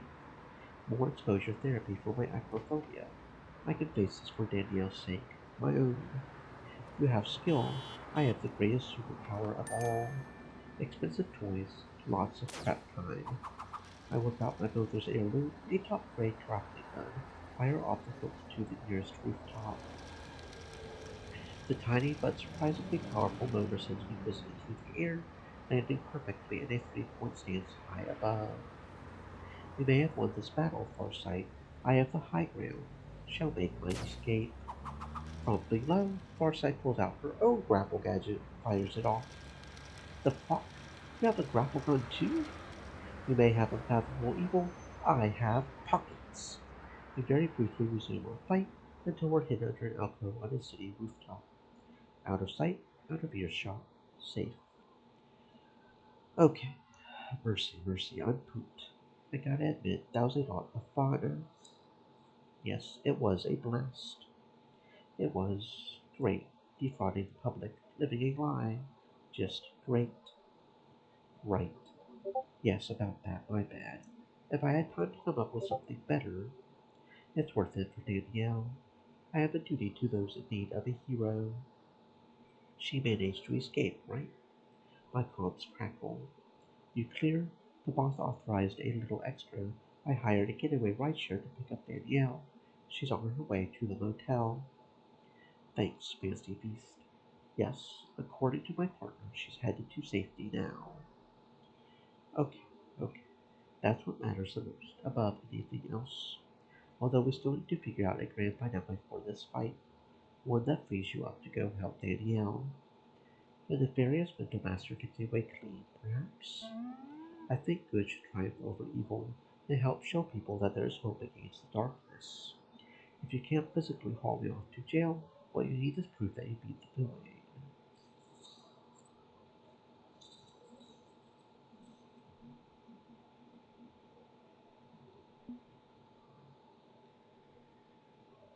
I'll give you the gun in this paper bag. It's tradition, right? The hero unmasks the villain in the end. Tell them I fled the scene with my tail between my legs, humiliated, defeated. Mental Master has a tail. Sure, why not? Okay, this'll work. I can spin a story to cover the rest of the details. It's a clean getaway for you. I know you probably won't give up a life of crime. Stay out of serious trouble, okay?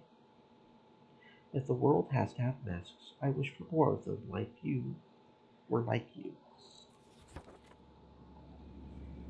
The end of a successful caper. It was inevitable, wasn't it? Even improvising everything on the fly. I found a path through the chaos. I robbed the safe deposit box, dropped the envelope into my purse before giving it to Danielle.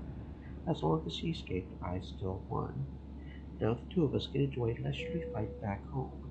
Me to resume my criminal career, her to find a better tomorrow. She's wearing my spare clothes, giving us a bit of a twinsies effect. Not great for avoiding attention. Whatever. Won't break this good mood. It's really happening, isn't it? I'm starting my life over. I had always dreamed of this. It won't be easy. Not going to lie. You'll have to live like a mask until you turn 18, staying low profile. Yes, you're on your way. Is it weird I feel bad for my parents? I'm going to simply vanish overnight. They are going to worry. I know they were terrible to me. I know I couldn't live my best life with them. Part of me feels guilty anyway. I get it. Family is complicated. I was hoping to make my family proud with a really classic bank robbery. I had to let them down today. It's impossible to live a life without regret. I really abused the trust Farsight put in me to make this happen. A criminal is supposed to be a liar, a cheat, yes. You like her, don't you? You two seem to get along great. I mean, beyond the unlikely team up.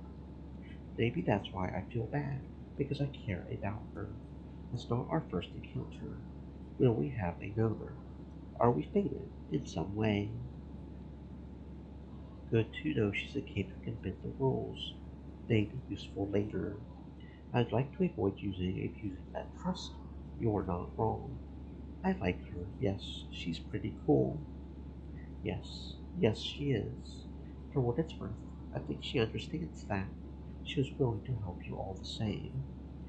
She doesn't know I robbed the bank. Yes, she does. You did not ice? I not iced. It was subtle. Her eyes went to the open door in the vault, the one you cracked. She knows you did a crime. She helped you anyway. That tells me she cares about more than the law. Maybe she cares about you. Nice work. You've got good observational talents. You would make a hell of a mask, for what it's worth. Thanks. You know what? I would rather be a cape. As soon as I'm in the clear, I'm going to start advocating for trans rights, social justice. I'll become the hero I needed. Speaking as a villain, that's heroism I would.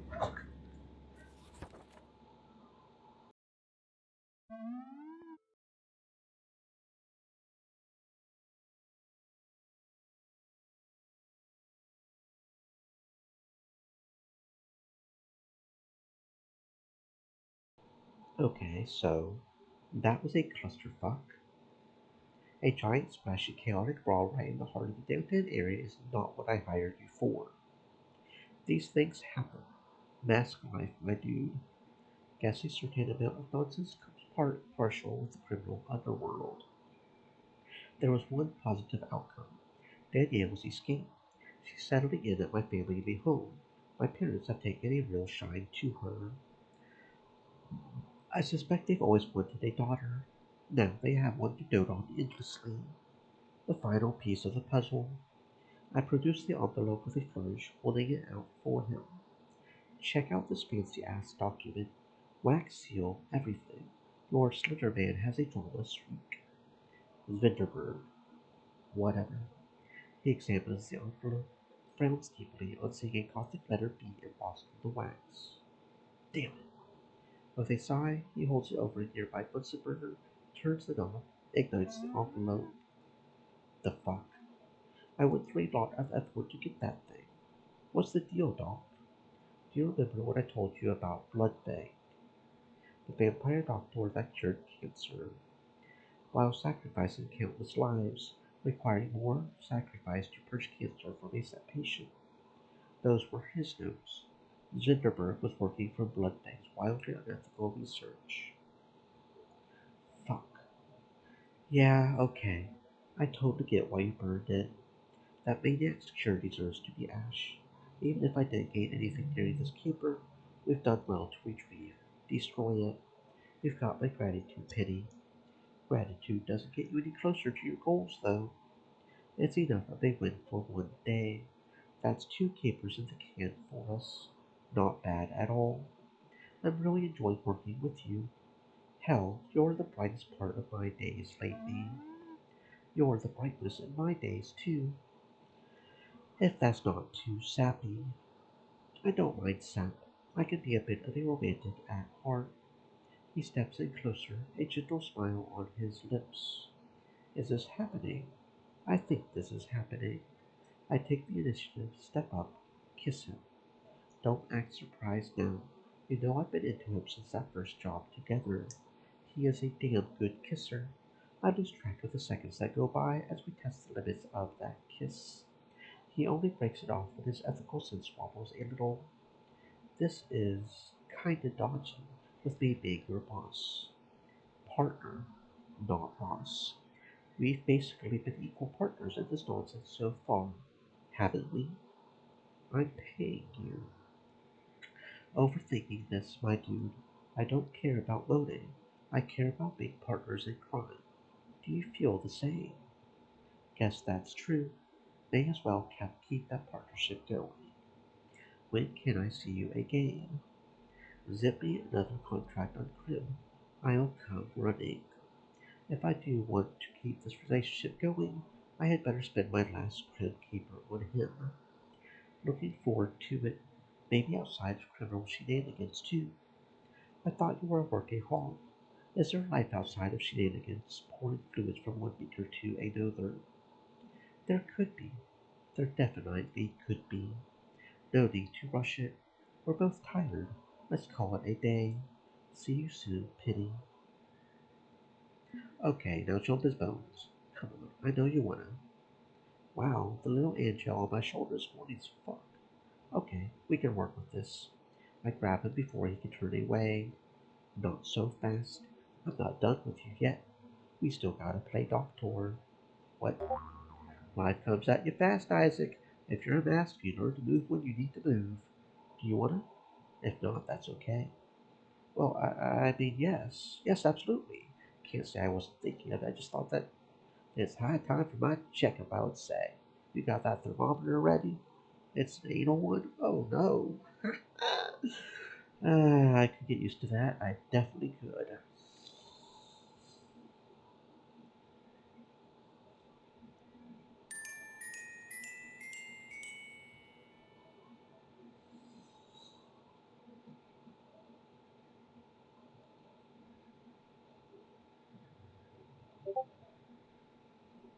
Do you want to save before continuing on? Yeah, no.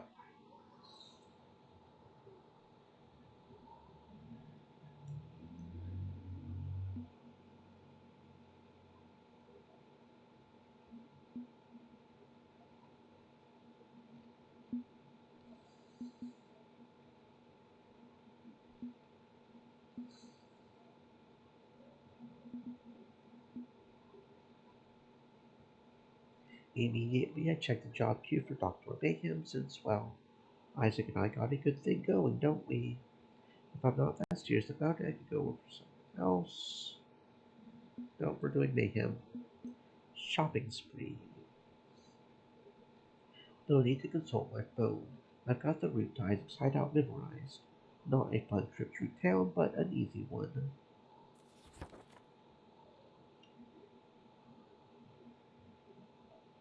When I arrive, semi-soothing recorded music fills the air. Isaac sitting on the floor on a cheap yoga mat, trying to focus on the sound. Imagine yourself in a happy little world, under a happy little sky. Happy birds are singing. They sing such a lovely song. All is calm, bright. You don't have a care in the world. Everything is peaceful. Everything is according to your design. Look, over by that happy little tree. It's your enemies. They're all on fire. Aren't those happy little screams so soothing, relaxing, knowing you have destroyed all who oppose you? They will be long forgotten. Now imagine a happy little doomsday weapon pointed at the United Nations. This is not relaxing me. I popped the audio tape out of his cheap boombox, checking the label. Guided meditation for day-to-day supervillain stress. Why are you listening to this? I'm trying to use the power of relaxation techniques to get my anger, frustration under control. Someone on Crib recommended this to me. Yes, I wouldn't take any advice from anyone on Crib, myself included. I'm horrible at advice. Nonsense. You're the most level-headed master I know. That's really not saying much considering how low the bar has set by the mask community. I'm glad to see you're doing the work. Emotional labor is difficult, worthwhile. Yes, I really don't like who I've become since ending up an outlaw. In terms of my emotional reactions to stress, I mean, believe it or not, I was pretty chill when I was younger. Even when life sucked, I could roll with it pretty easy. This ongoing chain of misfortune has really shaken my stability. I really do not like it. I know it's going to take some work, so I'm trying to find a therapist to help me with it. Great. I think it's the right move. Problem is finding a therapist I can trust not to immediately call the cops. Being a wanted outlaw, all that. You're not a violent mask, though. Not really a threat to yourself, others, even with your recent outbursts. Shrinks don't have to throw you to the wolves unless they think there's immediate danger. Any actual legitimate mayhem done in your name has been through me. You know I would never snitch. Good point. I'm relatively clean, aside from the corporate espionage. You've done right by me all this time. In fact, there's a dangerous mission I was hesitant to offer you. Maybe I could trust you with it. You know I'm down for anything. What's the job? Meeting my parents, my brother, sisters, my aunties. So many aunties. Shit, we're at that stage in our relationship already. I may have talked you up to them as one of the few bright spots in my life right now. They want to make sure you're good for me. I'm hesitant to do it, not because of you.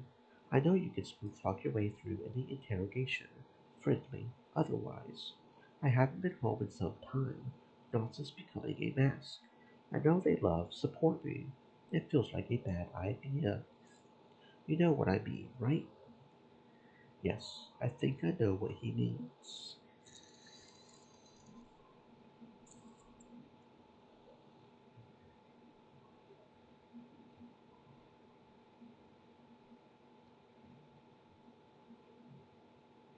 He already feels like his life gone off the rails. Going home a failure has to be humiliating.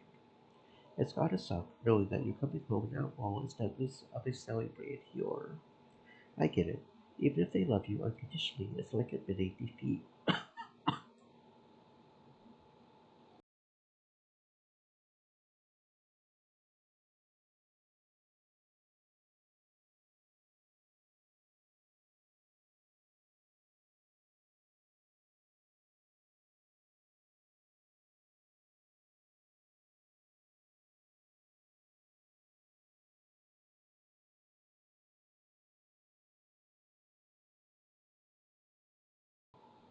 Yes, I mean, that part sucks. This isn't how I wanted my life to go. They supported hopes, dreams that are now in ruins. I'm not sure I should go back. Not until I can find myself a solid redemption arc. I get that desire, honestly. Don't return until your head's held high. How long will that take? How long before you're a civilian again? Assuming it's even possible. Maybe you shouldn't wait. Just bite the bullet, see your family me again, knowing it's not ideal, it's not perfect. They love you. They won't care if you're a mask or not. Don't put it off. Make it happen. I could be waiting a very, very long time if I refuse to go home before I'm cleared of all wrongdoing. Okay, thanks for the advice, Penny. I'll set things up. Maybe don't literally go home. Find a place to meet. Even if they accept you, others may not. That's all kinds of risky. Yes, that's a valid point. Maybe a restaurant. You're just packed with good ideas today, aren't you? I'm glad I can help you. You're important to me, Isaac. We are partners in more than crime, aren't we? Yes, definitely partners. In more ways. More than one way. My future involves event coordination, restaurant reservations. How's your future looking? Highly illegal, probably. I mean, you still got one more outing with me on Crib, yes? I mean, beyond today. Beyond one crime, another. Maybe this is a lot to ask. I'm curious. I'd like to work with you long term after your Crib account expires. Are you good with that? What are your future plans? I don't want to push your own hopes, dreams aside in favor of mine. You're an equal in this. I don't really have plans. Try to have plans. A plan is a risky thing. Instead, I would say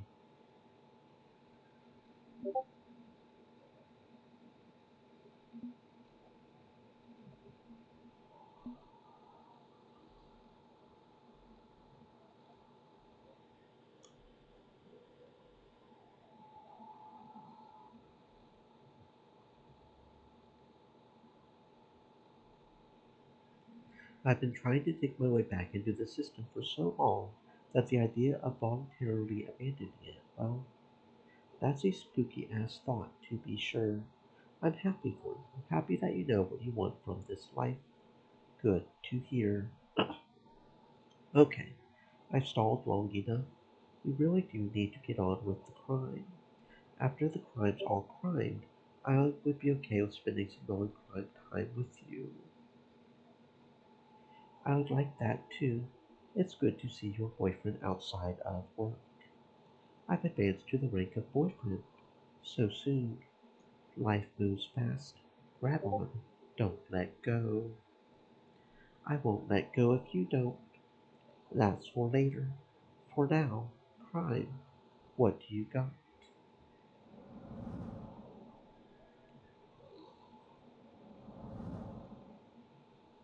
I need you to buy some stuff for me. Steal stuff, you mean? No, buy. With Monet. You're going to use the Monet to buy the stuff. Okay, I'm confused. You seriously just burned one of your crimp capers on having a world-class thief do your errands. First, I can't poke my head out in public to do any shopping without getting arrested. You have an alter ego as mild-mannered Jay Johnson. I don't have that luxury. I'm just me, Dr. Mayhem. Second, I figure you deserve a break, yes? Something that's not life or death stakes. Just a nice afternoon out.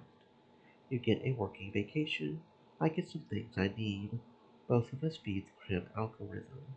It's win-win. It's unorthodox. Okay, I'm game to try being a civvy for the day. What do you need me to grab?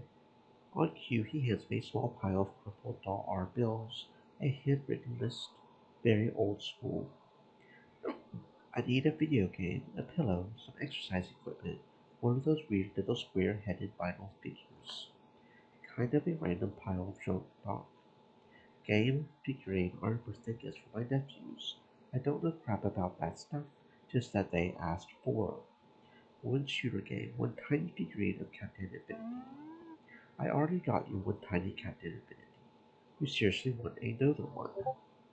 I got rid of it. It was dangerous. It was a tiny statue, which was once an enormous statue. The minute the square cube wall looks up, realizes what we did, bad stuff will happen. The square what? That's the math way of saying physical reality not likely, Doctor. Diminutive. Can we move on? Fine, fine. Little toy Captain Infinity. Got it. The rest? Pillows because I'm sleeping like crap. The exercise stuff is because I can't bike to work anymore. Just check the list for specifics. No substitutions, please. If I find a good prices on these, can I keep the extra from today's budget as a tip? Sure, whatever. If that price is zero because I steal every item on the list instead, I can keep the whole wad. Good luck jamming an exercise bike in your purse. If you get arrested before finishing the list, I'm screwed. I would prefer you minimize your felonies today. You know, as a change of pace. Fine, fine. No crime. Less crime, at least.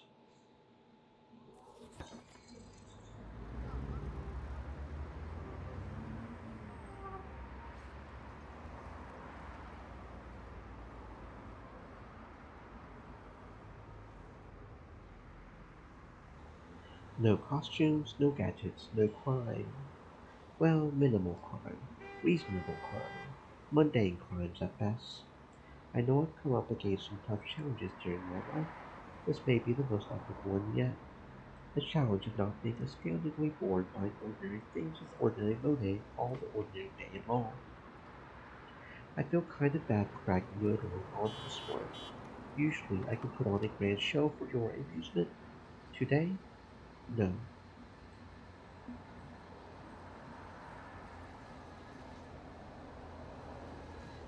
I'm honestly okay with you having a nice chill day. We deserve some time off from death-defying action. I'll admit that does make sense.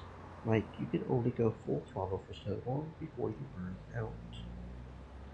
Maybe this is good for both of us, having a day off from stress-riddled criminal activity.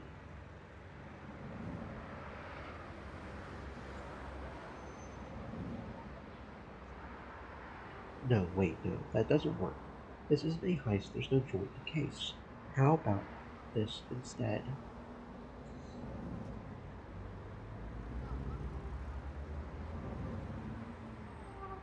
Makes my skin crawl just thinking about it. Yes, that's more accurate. The Crim app is ready to evaluate my work, although, like, this isn't about crime. It's about thriftiness, cleverness. If I find a good bargain, sneak an item for free, I'll earn some stars. Seems fair. My target for this caper, the location where I will be making legitimate purchases, is downtown at the Lakeview Mall. I think maybe there was a lake here at one point. Now it's just an overgrown commercial business district. A giant sign over the entrance reads Lakeview Mall, an Angel Investors Commercial Enterprise. Was that supposed to be Angel Investors? Do they seriously have a name that gets autocorrected by search engines? Whatever. Lakeview Mall has seen better days, clearly. It's been open since the 80s. Wow, does it show. I mean, the whole concept of a shopping mall is very last century. Nowadays, it's home to shuttered, failed businesses, dead plants. For some reason, old people power walking in laps around the place. They shuttle folks in from a nearby retirement home just to walk. There are check-in stations and everything. Weird. They're harmless. Let them enjoy the mall while it lasts. I'd like to get in and out quick on this. Show the boss I can be efficient. Let's not backtrack, just hit each store once. If I score some deals, there should be enough left over for me to buy myself something nice while I'm here.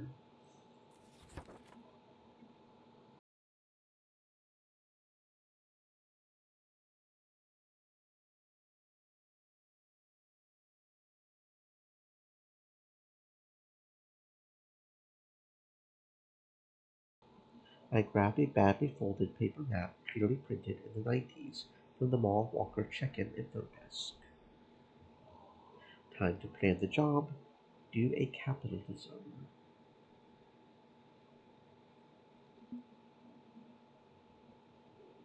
Boss wants a Captain Infinity Pop figurine, adorable, collectible. The comic shop is just the place to look for it. The shop named Cloud's Comics. There's empty space on the sign for a third word, which was clearly removed at some point. I got a bad feeling that third word was closet or something. Before wiser heads looked at it, went, God, no, that's a bad idea. Step 1. Check if they have a Captain Infinity Pop figurine. That would be a no. They've got a bunch of pops lined up on a shelf. There's a gap in the series where that one should be. While I'm here, well, I haven't gone browsing for comics in some time. I can use a bit of today's budget surplus to pick something up. I'm primarily looking for books which feature my friends. Fellow masks, minor menaces. Villains don't really get their own comics. We're the supporting stars in books about heroes. We don't get happy endings. Can't hurt to browse the low boxes looking for a few familiar faces, though. Who should I try to find? How about something with Ghost Pepper in it? She's pretty cool. Hell yeah, Ghost Pepper. One of my best friends. It's a pity the Carolina Reaper is her nemesis now. They were so cute together. Poor Red Sabina. That kid's trapped between her warring mobs. It's really tragic. A lot of comics miss the nuance. I start flipping through the archives. Older comics aren't always cheaper. It's a good place to start. Here's one I haven't seen yet. It's one of those tragedy comics where the proceedings went to firefighters, rescue workers. I remember being a kid when the news broke about that. I hugged my mom all morning. I was young, didn't realize masks could be that bad. What happened was Dr. Apocalypse detonated a photon bomb in the heart of Baltimore. City still contaminated to this very.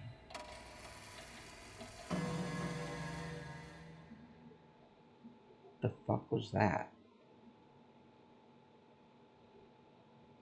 Stopped by the Thunder Teams, of all people. Who could have known they would be able to defeat Dr. Apocalypse? Hell of an issue. Great splash panels.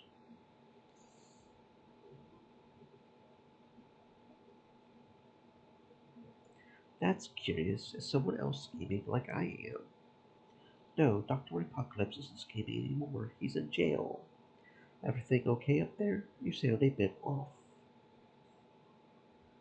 I think his story just changed. Only I don't not.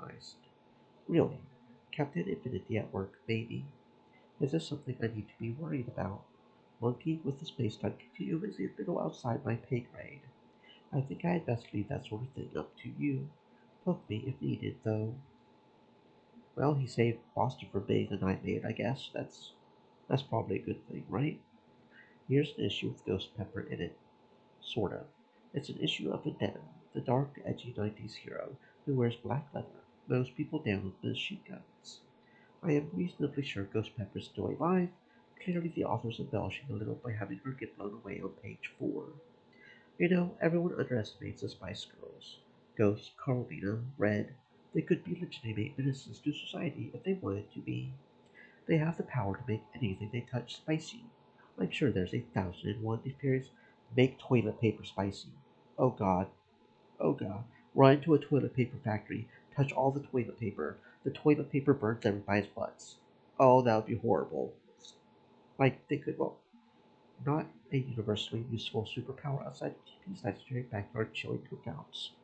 I have faith they'll figure out how to apply that into becoming criminal masterminds.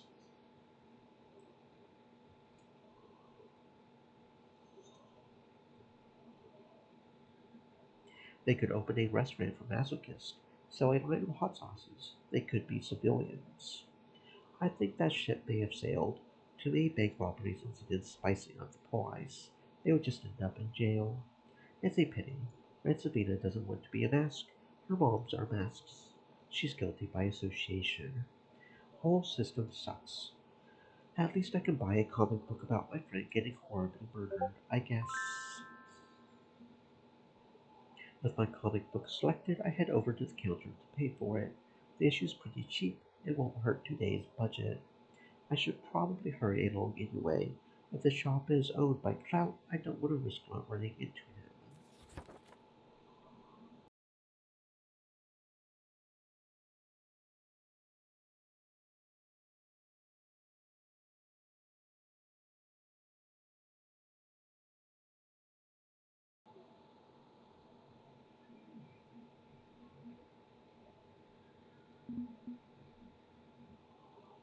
So the boss was a Captain Infinity pop figurine. I might be able to secure one at the comic shop. I think the better bet would be this weird thrift collectible store.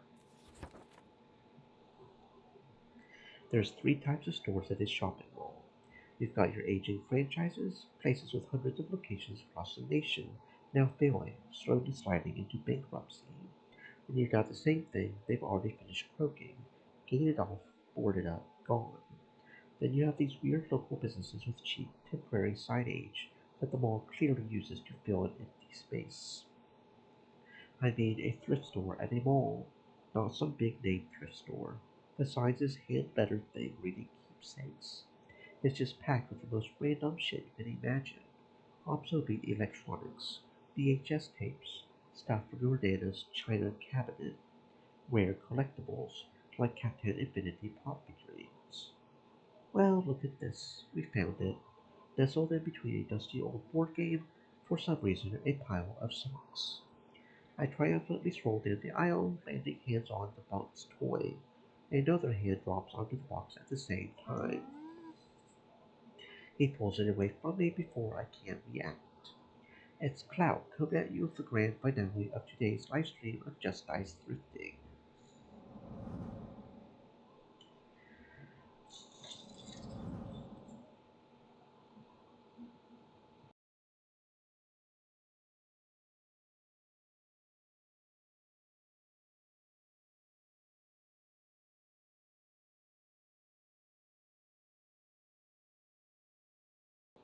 For crying out loud, not him. Believe it or not, this guy is technically a cape. He doesn't do much crime fighting. His cape with live streams are mega popular anyway. We've already secured some amazing deals. This this is today's holy grail. A Captain Infinity pop figurine. Rare, valuable, an absolute steal at this price. I was here first. Finders keepers. Yes, I found it. That would mean I get to keep it. I've got it now. Possession is 9/10 of the law. You're a hero who literally stops thieves. How the heck can you possibly? That's all the time we got for today's stream. Remember to like, share, subscribe for more Just Dice. He deactivates his hovering camera drone, which folds itself up for easy storage after. Sorry, had to play it up for the camera. They like to see me take the win, you know? Let me introduce myself. I'm Cloud. Yes, thank you. I know. You're that hero who dances for Monet on the internet, right? I fight crime every other Tuesday. It's not all theme dances, shoutouts. Look, we've both got equal claim to this thing. I get it. I'm sure we can work something out. How about I buy the figurine, pay you twice what you would have paid for it? We both walk away happy. No, I came here to buy that thing. I'm buying it. Look, I'm trying to work with you to be a considerate, generous hero. What do you suggest? How do we compromise on this? What a complete pain. I can't walk out of here without that silly toy. How do we handle this?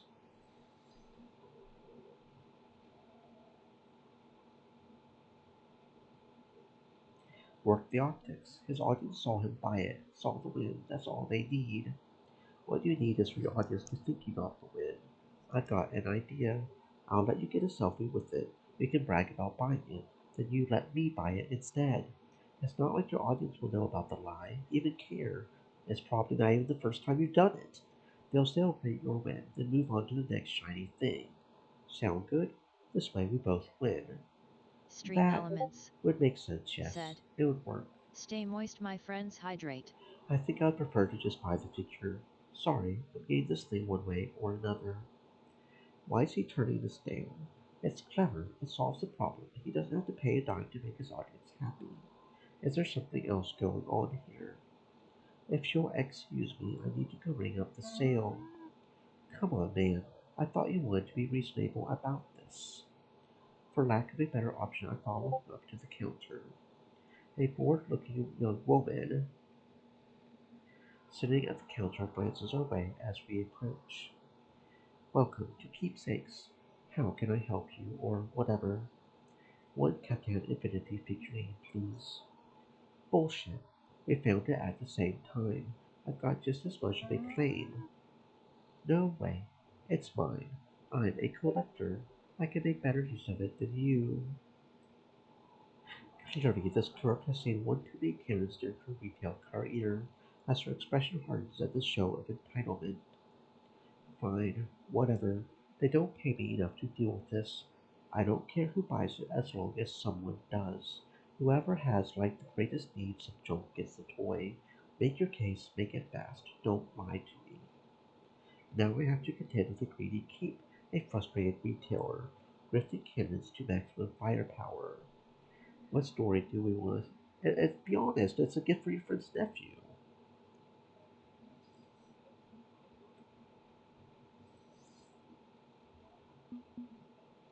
The nephew of a friend really wants this figurine for his birthday. I'm doing the shopping to get it for him. It's a gift for a kid who really likes Captain Ability.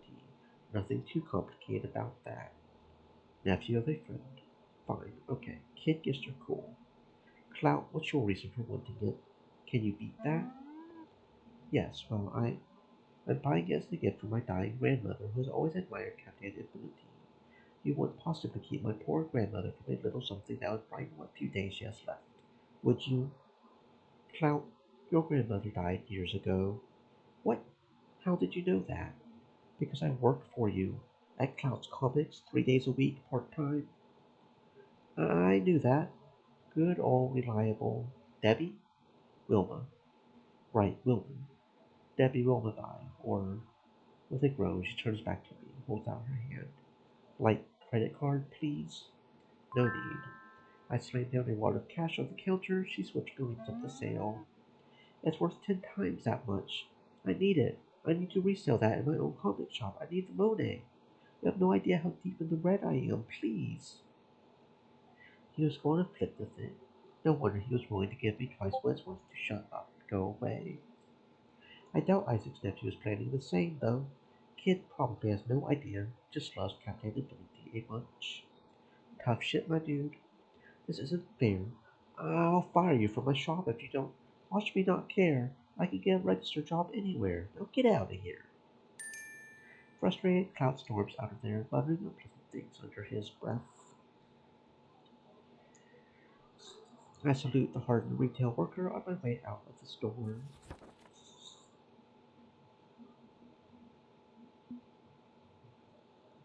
The best place to find a pillow is beyond bedtime. A basic personal care comfort store packed with overpriced imported home decor. Lots of scented candles, wooden hearts with live, love, laugh, live, love, laugh carved into them. A few live, love, laugh covering all the bases. I'm not going to call it basic because honestly that's as obnoxious and dismissive as cringe. It's all entirely expected, let's say. The good doctor needs to rest his head nice and proper before they cure cancer. That means only the finest in pillows for him. Looks like the priciest, plushest pillow for purchase is the Freedom pillow. It claims to be like laying your head on a cloud as angels sing to you. Bold claim. I like bold claims. There's a whole display just for that one brand. Plenty in stock, ready for purchase. A display with a costume heroine standing between me and my prize. How many capes am I going to run into on this shopping trip? Of all the rotten luck. Oh, so Farsight is here as well. Interesting. The heck is Farsight doing here? This is bad. She hasn't seen me out of costume. My mask does a lot to hide my identity. Still not worth the risk. I turn to leave. Unfortunately, the motion catches at the corner of her eye. I'm sorry. Did you need one of these pillows? Am I in your way? Damn it. Well, no way out of this now without raising suspicion. I'm good. Take your time. I'm just browsing. Do you know if these... What are they? Freedom pillows? Are they as good as they claim to be? I'm looking to get like a really high-end pillow. A pillow for kings, champions. A pillow which knows no equal. Yes, there's research saying you get a better night's sleep with a Freedom pillow than any other bedding. Great. Why the gloomy expression? Because I really need a good night's sleep. I haven't had one in weeks. I keep waking up with headaches. I'm supposed to be Farsight, noble crusader of justice. Hard to do any crusading when I'm so tired. Her powers are overwhelming her. I've seen her nearly collapse from the strain of it. Makes sense it's wrecking her sleep. Well, okay. Get a freedom pillow. Get the sleep you deserve. Seems simple enough. You've never heard of this brand before, have you? No. I usually sleep on the couch. My mattress keeps popping rusty springs through the padding. That's awful. My sympathies. Freedom pillows are hands down the best pillows in the market. The guy who made them is a millionaire, who routinely donates his profits to charity. That's great. Charities that fight against gay marriage, trans rights. That's less great. In fact, that's absolutely repulsive. I'm not sure I can justify buying one of these pillows, knowing where the moon is going. How can I call myself a champion of justice to goodness, knowing I'm funding people who make the world a worse place? I'm so tired. I'm just so tired. The joys of trying to walk the straight, narrow as a city, a cape, less of a problem for light fingers thieves like me. Since I'm playing Civi today, well, it's now my problem as well. No ethical consumption under capitalism. She's clearly jammed up in this moral quandary, causing a bit of a problem for continuing my consumer rampage.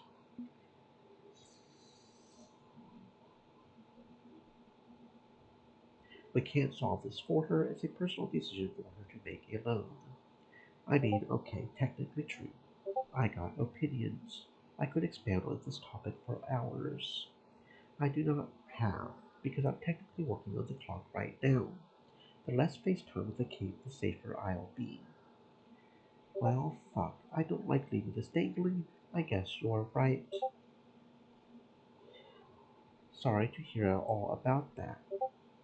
Do you think you'll buy one anyway? Try something else? I guess those are the only two real options here. Just gotta choose, right?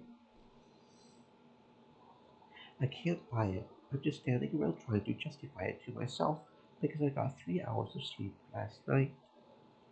Sorry to bother you. As you were, citizen. Well, shit. Probably not much I could have done for her anyway. This leaves me in the same situation she was in. I need a high grade pillow. This one's suddenly very unappealing. Well, if Farsight can rely on a random citizen, I can rely on my head voice of guidance, wisdom. Unlike Farsight, we have another option. Crime. Let's steal ourselves a freedom pillow. Right. Crime. The solution to cause of many life's problems. True, the boss said not to go heavy on the crime. I promised minimal crime, not no crime. I think this counts as minimal. I pluck a freedom pillow from the display, a comparably sized low-cost ordinary builder's feather and cotton. Find a blind spot from the security cameras, meters, wait for the staff to look in the other direction, swap packaging. Stuff a freedom pillow into a cheap pillowcase, put the junky one on the shelf with the other FPs. Done. There we go. Minor evil to hassle a major evil. Not ethical in an absolute sense. I don't really care. The crim algorithm just loves legal transgressions. Win-win.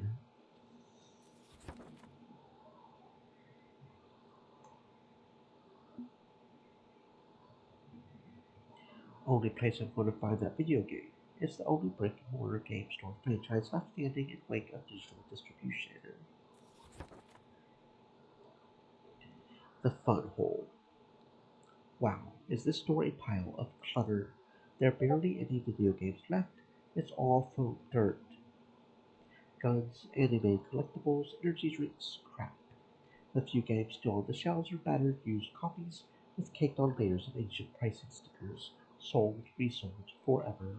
This is why I prefer to buy video games online, download them into the magic box under the television. Fortunately, I don't have to search the rotting shelves of ancient trade-ins. I'm buying the most popular game in the world. It's front, center. I pluck a brown themed modern military shooter in a plastic case off the shelf, bring it over to the sales clerk. Welcome to the Fun Hole, where we really pack in the fun. Everybody is welcome inside the Fun Hole.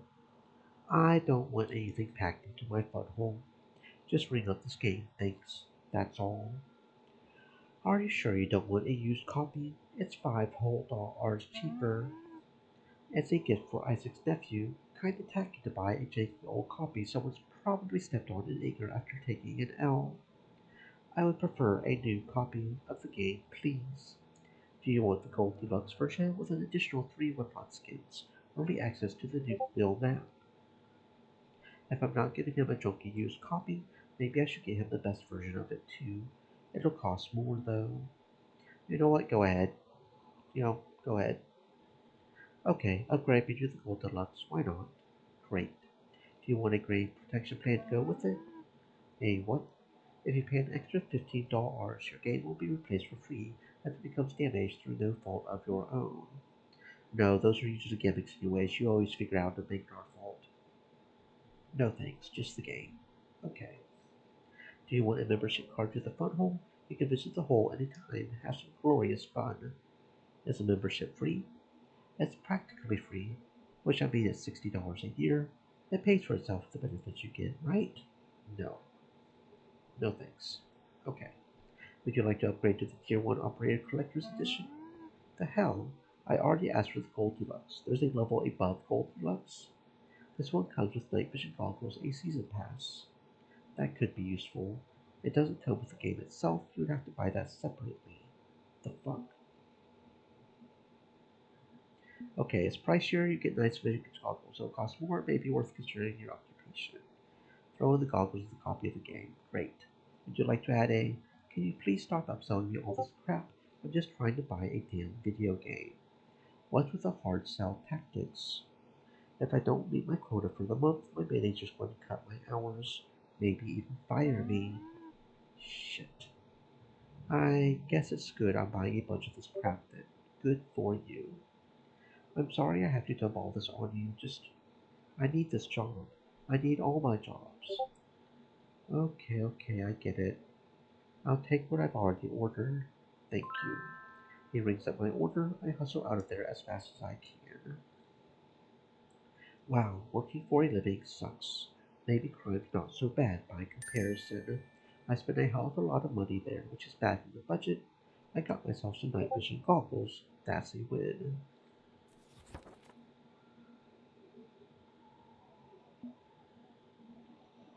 One of the largest outlet stores in the mall is a small factory, packed with everything you need to assemble a home gym, which you will use once, then promptly move to the attic where it will gather dust for years. They're having a going out of business sale. A sign says Angle investors are shutting down future mall operations. Good timing, I guess. Even these discount exercise bikes are still pricey as hell. Maybe even too pricey. Can I possibly afford one of these with the budget I have in hand? The best ones have built-in subscription-based personal trainers, videos of bike paths through woodland areas. Crap. I could maybe skip by a cheap model. This is the biggest ticket item on the boss's shopping list. I want to get this right. Fuck. Quickly I dive behind a weight bench, trying to hide. As I spot an absolute unit browsing the free weights, casually hefting them to get a feel for their balance.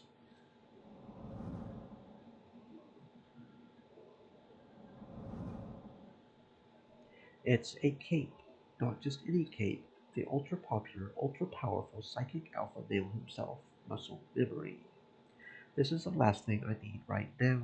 If a psychic hero peeps my brain, finds out I'm an undercover mask, he'll cash in on my long-standing warrant. This isn't a problem. I leave, come back later to buy the bike. After he's miles away, I'm out of mental probe range. He never needs to know that Penny Larceny was just under his nose. Slipped away. Penny Larceny. Fuck. A mask trying to slip out from just under my nose. A mask on a couple FBI watch lists. Look, I think you must be mistaken. Nope, I don't make mistakes.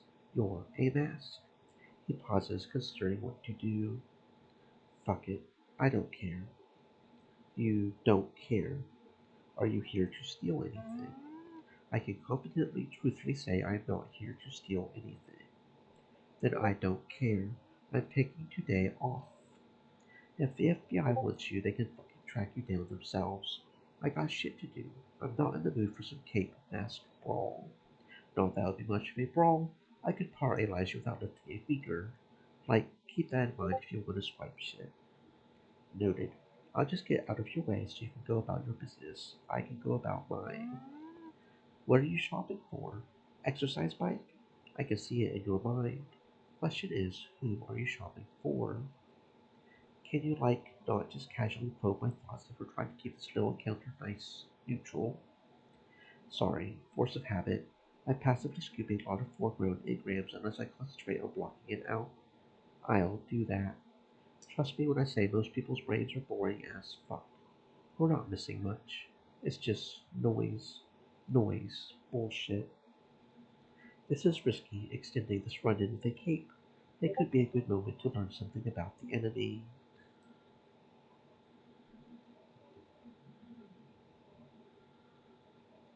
Nope, buy the bike and get out. I don't want him anywhere near your mind. It's been swell meeting you. I think I should be going now. Yes, I guess so. It figures. What figures? You're a mask. That means you hate me down to my core. It's probably like eating glass standing here talking to me. Honestly, not that different from other capes. Plenty of cities I meet too. They're just better at hiding it behind a smile. I'm probably one of the most hated heroes out there. You're not hated, you're mega popular. You're one of the top influencers on Cape Book, right? Fan clubs, groupies. Sounds to me like you're the king of the hill. Fuck it. Fuck all that. Popularity only matters for securing contract work. Fame is a resource. Fame doesn't mean friends. Fame doesn't mean acceptance. It just means fame. I'd rather be rich than famous. Home gyms, high grade super science healthcare don't come cheap. My dad's kinda not doing great.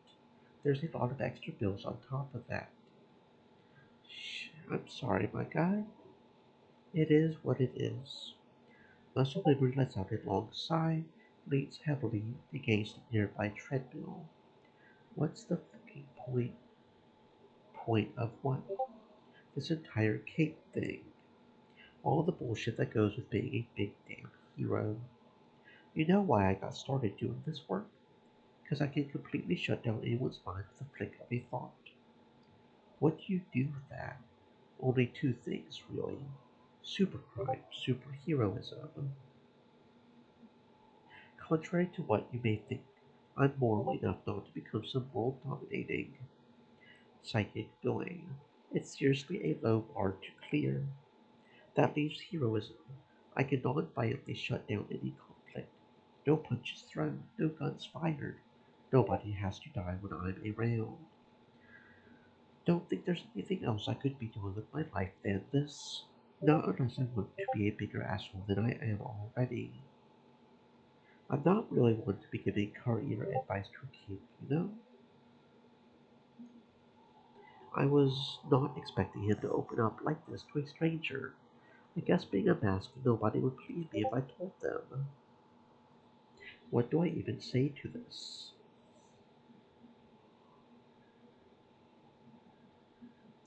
I would say he's already doing what he should be doing. The problem is more systematic. Sounds to me like you've already weighed the options, decided on heroism. The problem is that heroism barely keeps you afloat in today's society, because it's almost entirely dangerous volunteer work. Seems to me that Capebook has a flaw. It's expecting you to work without compensation. Noble work, it's still work. Capitalism's got all of us dancing on the end of a leash, right? Masks, capes, civvies. If I were a cape, I would be pushing for reform. I would say I'm doing first responder emergency work, deserve to be recognized as such. Hell, raise salaries for EMTs, firefighters too, anyone who throws their lives in the path of danger to save others. Except cops. Defund and redistribute that work, because there's a lot of problems with the current system. Agreed. You have no idea how bad the cops could be if they really cut loose. I've seen inside their heads. Didn't expect a cape to go all ACAB on me.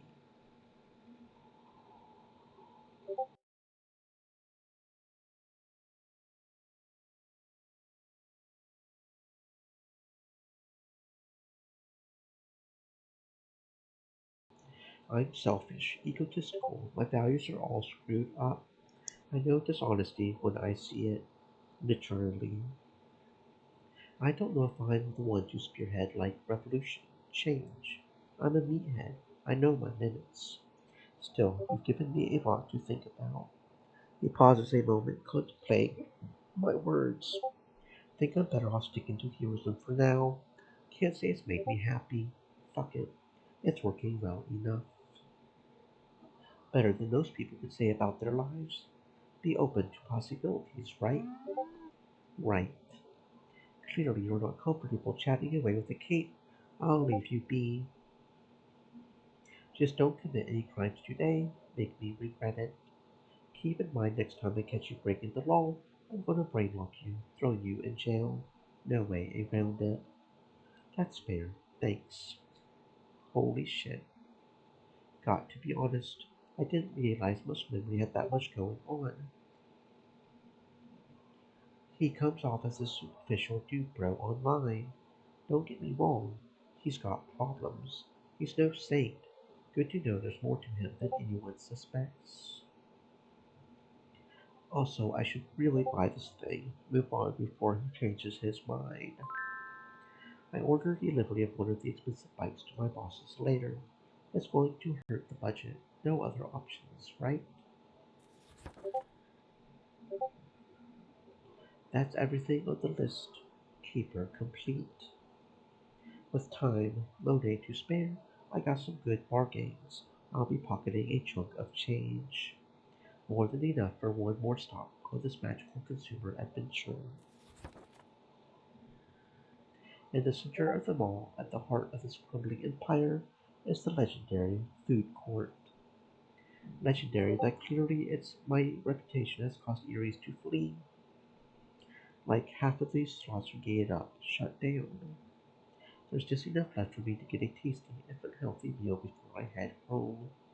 My victory dinner shall consist of tacos. For a tasty beverage, I shall consume water. You did it. You made the decisive choices that will lead to arguable nutrition. Nope, can't do it. Can't make this an exciting life or death, high stakes decision moment. It's just fast food. I pay for my meal with a bit of the spare cash from today's shopping adventure. A little extra on top. One cinnamon dusted soft pretzel. A shopping mall specialty. With that complete, I take my heavy plastic tray over to a plastic table, sit in a plastic chair underneath the skylight windows above. I really can't make this exciting, can I? It's all expected, all routine, just the day-to-day life of a civilian. I ponder that a bit as I chow down, going on autopilot with the dining experience, while my thoughts tumble around inside. Are you okay with me thinking at you for a bit? Got a lot on my mind. If you'd rather I just shut up, eat, I'm good with that too. Penny, I'm your friend. Your troubles are my troubles. What's on your mind? Masks, capes, civvies. I've seen a bit of each today. Masks have freedom, a freedom I cherish dearly. It's an exchange, one freedom for another. I'm free to be who I want to be, do what I want to do. At any moment, my freedom can get yanked away if I slip up. All it takes is one fumble. Muscle memory nearly collared me today. If you weren't in a introspective mood, I would be rotting in jail right now. Man, capes? Capes don't have it much better. Cloud's desperate for motive, attention. Muscle memory can't make ends meet. Poor Farsight, she's just a wreck. The life takes a lot out of you, apparently. Capes have to color between the lines. They're free in ways I can't be. They can be themselves without fear. If not a mask, if not cape, then civvy. No, civvies get the shortest end of the stick. They have to push scams on gamers, risking fired, for instance. They get caught in the middle when the supers fight, helpless, fearful. The best a civvy can do is run, hide, look out for themselves. We are stuck. We are all stuck. I know, I know. I whine about the system a lot. I keep dragging at capitalism while not offering any solutions or alternatives. I'm not an economist. I'm not a sociologist. I don't even have a high school education. We don't have to be a genius to see that this is not working. It's not working for any of us. We desperately need change. Maybe I'm not the one to solve anything, even have the faintest idea how to solve it. Maybe I can't do anything but complain. Maybe I'm just useless. Hell, in a lot of ways, I'm part of the problem. A mask adds to the overall troubles, even a petty mask like me. But switching sides, being a cape or a city, I'm not sure. Everybody's getting screwed. What does it matter? Why do I even bother? Sorry, I'm going nowhere, circling the drain with these thoughts. I'd like to stay upbeat and confident and have fun, but honestly, I'm lost.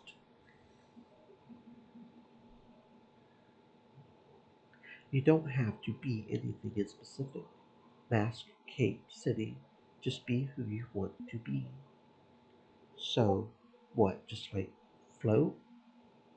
Be whatever makes sense in the moment. I don't think society's gonna let me do that. They've decided I'm a mask, and I've played into that role for so long, it's inescapable. But fuck society, right? The system's busted. So who cares what box they put me in? I'm whoever I want to be. That's the freedom I wanted. Not specifically mask freedom, but freedom of self. Freedom and defiance. But even if I sort myself out, well, there's still the problem of literally everything and everyone else around me being a mess. Systems busted. Capitalism is winding us down. Nobody is escaping this loop. What could one little mask possibly do about all that?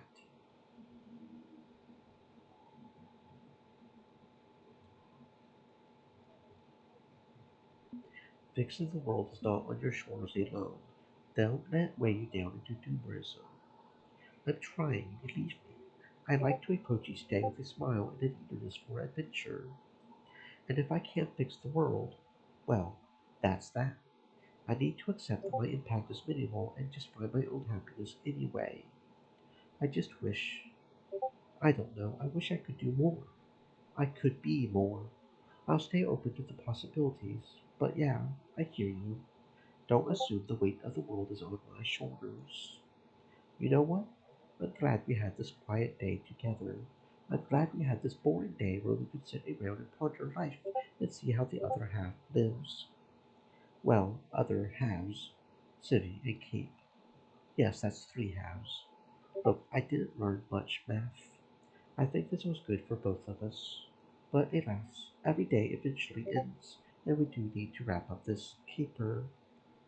I move to rise to carry my heavy cafeteria tray to the trash can. Right when the skylight above breaks, and a vast figure descends on rocket boots into the middle of the food court. Hear me, mindless consumer slaves. I am here to annihilate this temple of capitalism. Oh, for fuck's sake, it's ultimatum. Masked terrorist. The result of the sudden appearance is predictable. The few people left running this largely empty food court looking for the exits, including every single mall security guard around, because they are certainly not paid enough to try and pepper spray a supervillain, leaving me all alone, sitting there with arms folded, mildly annoyed. Soon, this crumbling ghost of the 20th century will be naught but ash and rubble. Weep and tremble, for on this day, ultimatum will eradicate the entirety of this Tom. Purge the tables of the money changers and whip those who worship at the false altar of Tom. The fuck, man? Shouldn't you be running in terror right now? Tom, it's me. You know me. A green-haired consumer. With a sigh, I reach into my bag and pull out my mask, popping it on. Pity the green-haired consumer. Tom, what the fuck are you doing? Blowing up a shopping mall? Don't you have, like, more important things to do? Go torch a weapons factory or hassle some stockbrokers or anything other than screw with ordinary people getting on with their day. This structure is the pinnacle of efficient suburbanist land use, a vast parking lot and abattoir of capitalism. I've already planted the bombs. I will send via my amazing new rocket boots and detonate them from high above. Why is an eco-terrorist using chemical propellant-based flying shoes? Focus, Penny. Focus on what's important. Erasing this consumer hellscape in a flash of purifying flame. With me inside it, and a whole bunch of other people who aren't responsible for any of that. all of whom are complicit and guilty for participation in a broken economic system. We live in a society. But now that you're here, you can join me. Together, as true masks, we will strike a blow against corruption. It'll be fun. Trust me, I've got an angle. And imagine what it'll do for your mask profile. Jobs will start rolling in once they see how hardcore you are. I don't kill people. Oh, please, you don't kill people yet. Under the right circumstances, anyone can and would kill. It's natural law. You just haven't found your moment yet. Today could be that moment. Join me, and we shall destroy the system. We're all stuck in the system, stuck in the same loops, finding a way to fuel the almighty doll R. And a mask, a true mask, would help out here, or at the very least would stay out of his way, let him carry on. It's none of my busyness. My survival comes first. Nobody likes a snitch. Fuck it. I'm not a mask today, right? So I toss that shit out the window and do what feels right instead. Who am I right now?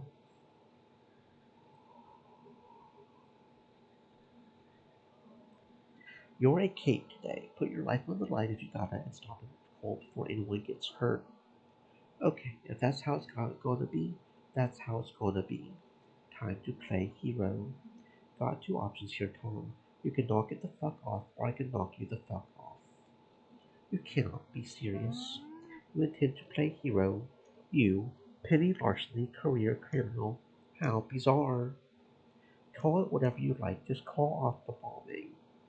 I don't see how you dare to consider yourself a mask with an attitude like that. Where is your honor? Do you really want me letting everyone in Prim know you're a Cape sympathizer? Go ahead. Tell everyone. Make it abundantly fucking clear what kind of mask I am. Because I am my own kind of mask and nobody's gonna fucking tell me who to be. Okay, I'm talking a big game, but let's be clear. I am stalling and trying to figure out how to do some heroism. I'm not much of a fighter. I can ambush, sneak out, sneak, and trick, but toe to toe against Tom, I don't know. What's the plan?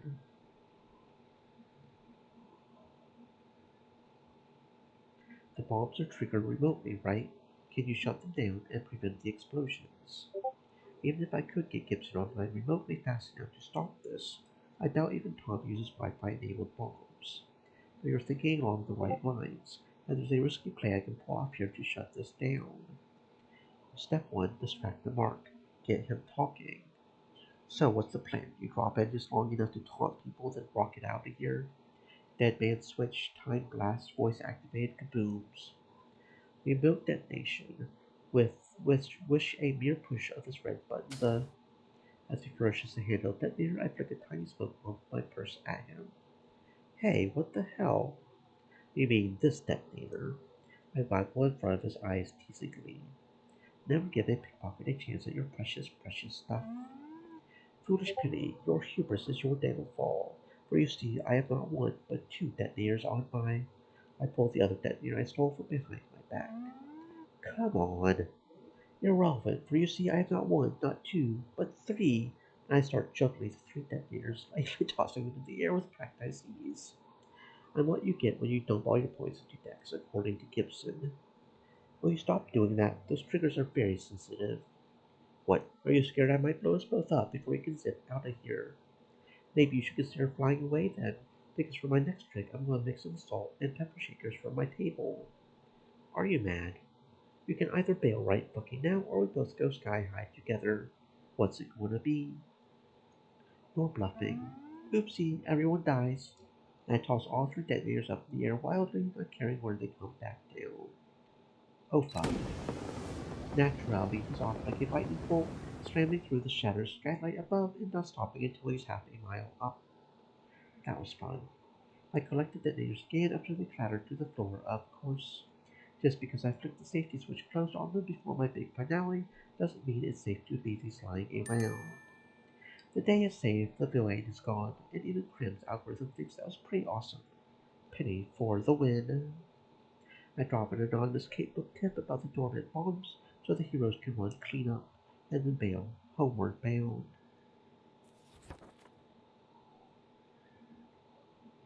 And he zipped off to avoid blowing up. Didn't know I had disabled his detonators first. You okay, Isaac? I sent you to the mall so you could have a chill day off from superpowered nonsense. And you run into three heroes and a mega terrorist.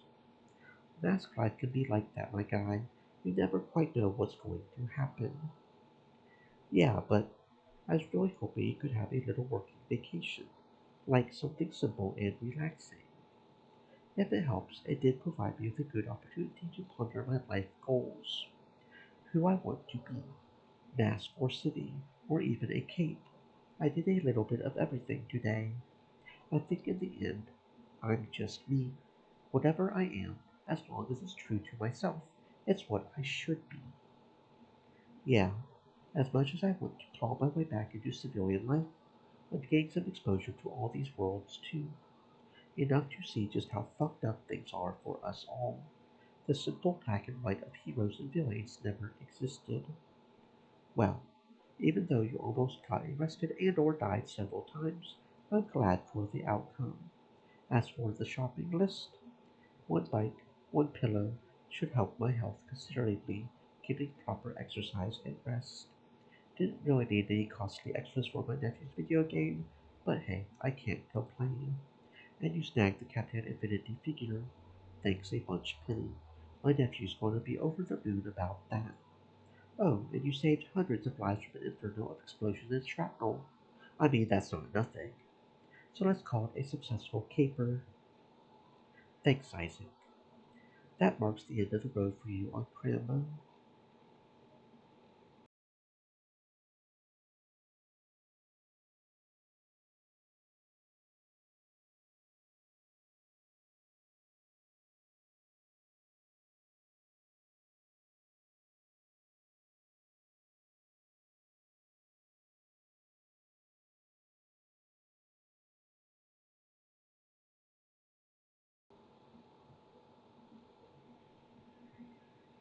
Yeah, my free account's expired as of now.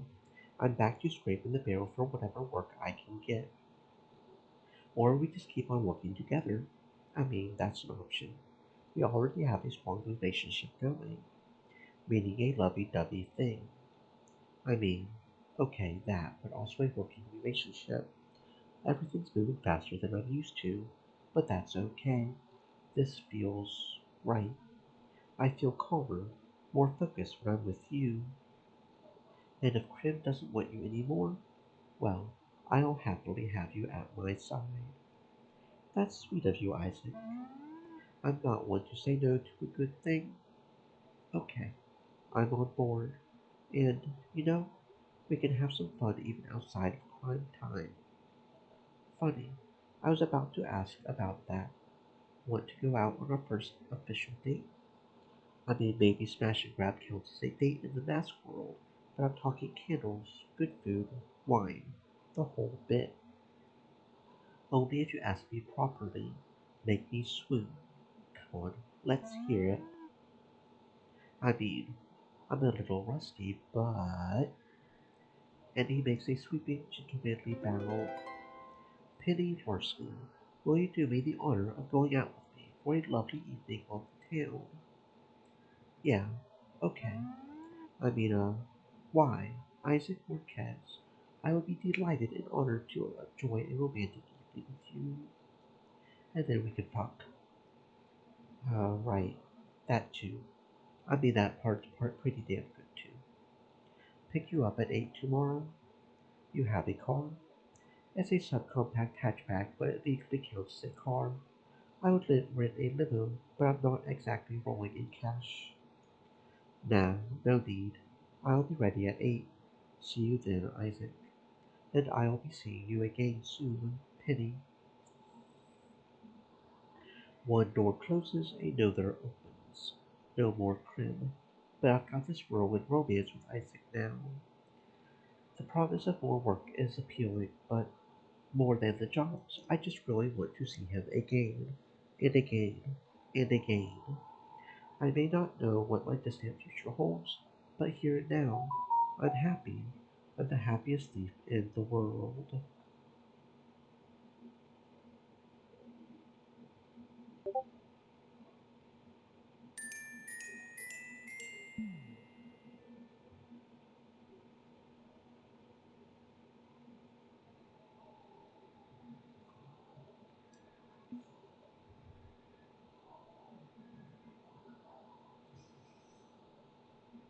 With my crim job access expiring, so ends the era of penny larceny, gig economy supervillain, and begins the rise of penny larceny lab assistant, full-time work partnership, and believe it or not, a full-time boyfriend. That's a hell of a thing, and more than I ever expected. And I have a date, an actual date, with wine and other classy shit. It's been so long since I had a date, and wow, was it a disaster. 4 people went to the emergency room. Let's hope tonight's romantic sojourn is a bit less injury prone. I'm gearing up and getting ready to go when Doc Mayhem pulls up in his 20-year-old lemon of a car. Hey, Gib, how do I look? Charming and sophisticated and stuff? You look like you're about to rob a train in an undercranked 1920s silent movie. Perfect. Shouldn't you be dressing up nicer for your date? Hey, it's important he knows he's not dating a fancy pants type. More honest that way. He's here. Great. Ready to go? Yeah, I'm ready. I've been looking forward to this a lot, Isaac. Humans and their mating rituals. If you need me, I'll be mid-laning tonight on the ladder. I have no idea what that means. Me either. Just smile and nod your head. Let's get moving then. Destructos awaits. They squeeze into his garbage car and go off into the night.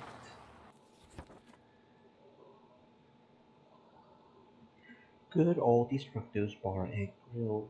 You would think a masked hangout would be a seedy and vile affair, but nobody actually wants a seedy and vile affair after a hard day's cribbing. You just want a calm atmosphere, good drinks, and people who understand your troubles. Which makes it coincidentally a lovely place for a date.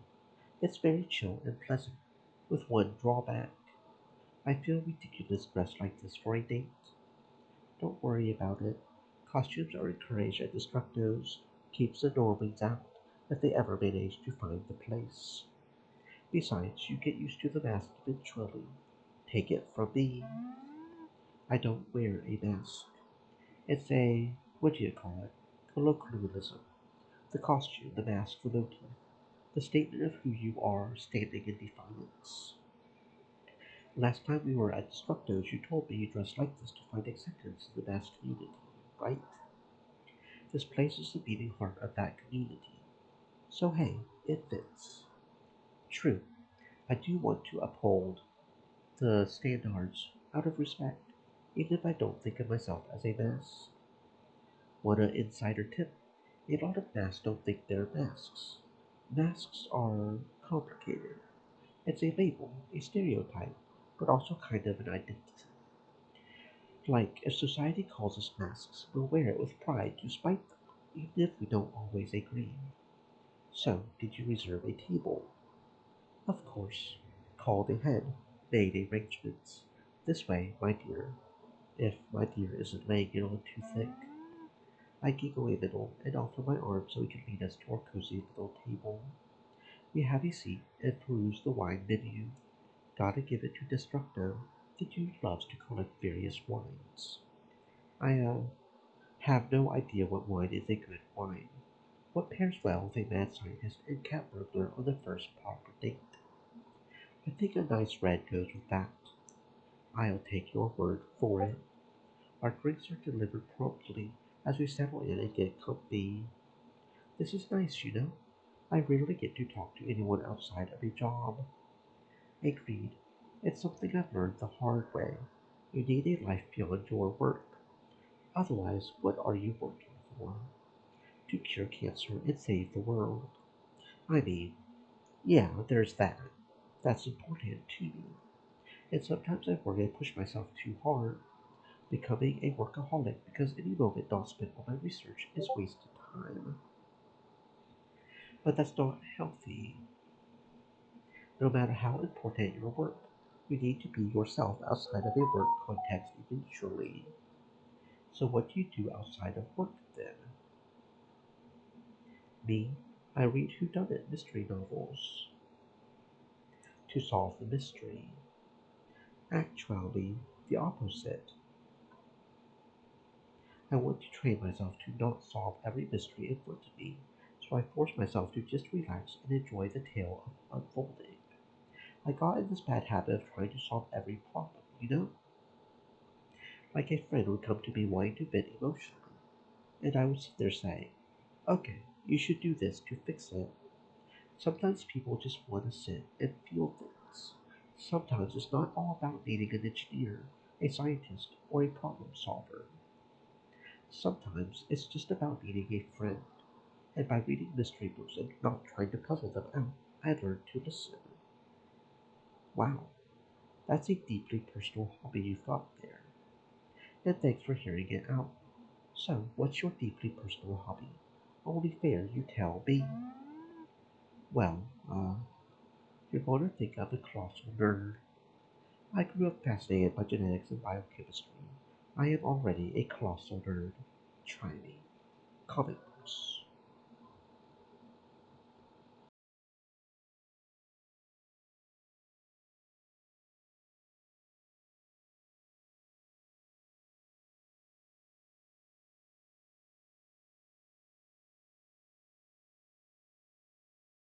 I collect comic books. That's my deeply personal hobby. Seriously? Darn it, my nerdiness is exposed, and now you don't want to date me, just as predicted. No, no, I'm not judging. I'm just surprised you'd want more of all of this. You already live a comic book life. Isn't comic collecting like an accountant taking home extra spreadsheets for fun? Well, how to explain? The comic books you see on shelves, they're focused on the heroes, right? Writers and artists talk to capes, get their stories, write them down. Grand adventures against terrible masks, good defeating evil, the whole 9 yards. But it's largely lies, boasting and puffery by capes, making them look good and making us look bad. So I like to collect books so I can see how the world sees us. It helps me maintain perspective. Nothing keeps ego in check like becoming a cartoon. I don't just grab any old book, though. I look for one starring people I know. My family, my friends, sometimes me. You've been in comics? I haven't heard of any Penny Larceny comic lines. Yeah, no, I'm never the title character. I'm usually the one-shot filler story between arcs. And they always get me so wrong. And the few times my mother was featured, back when she was active, well, they definitely got her wrong, like she's some cackling harpy. It's kind of depressing, but also good to know at least someone will remember me, in some way, right?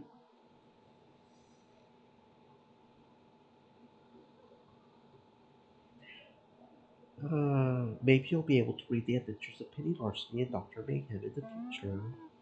Wonder if there'll be a comic starring us eventually. How is anything we've done comic worthy? I'm just furthering my research. Through crime and shenanigans, it could be a fun duo. If any of the comic publishing houses wanted to do a massive focus run, I mean, honestly, I would prefer not to be immortalized as a mad scientist. I want to go down as the guy who cures cancer, remember? Trust me, any memorial beats zero memorial. Abby's stories were actually written about my mom. They got a lot of details wrong, but she's a legend. I'm not in this for fame. Not exactly. I don't want social media followers or my name in lights. But I do want to be remembered in some way. I want to honor my family and leave legacy. I don't want the Larceny line to die with me. You want to have kids then?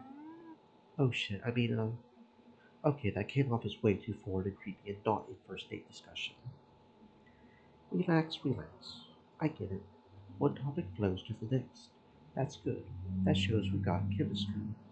And, I considered it. It's an option for my future, if a remote one.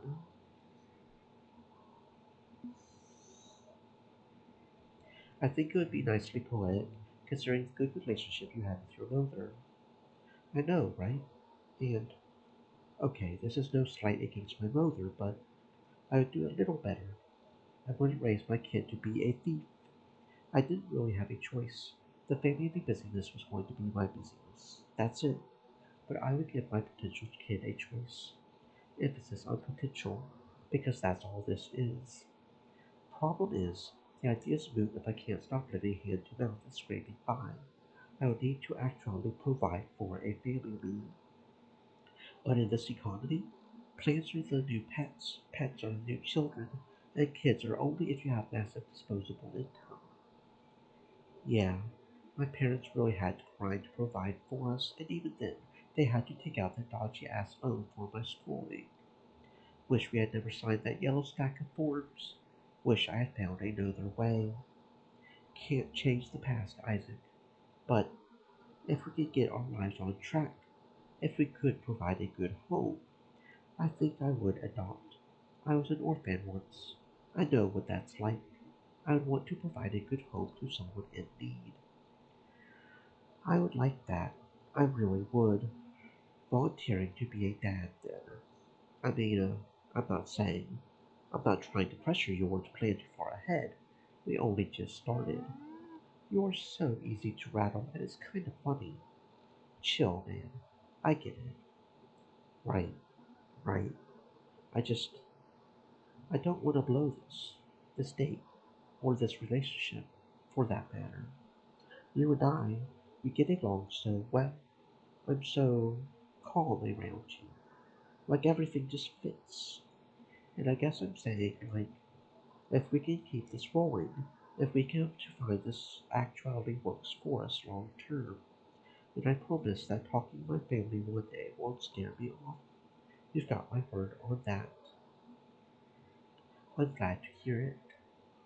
Good wine, good company, and maybe even a future.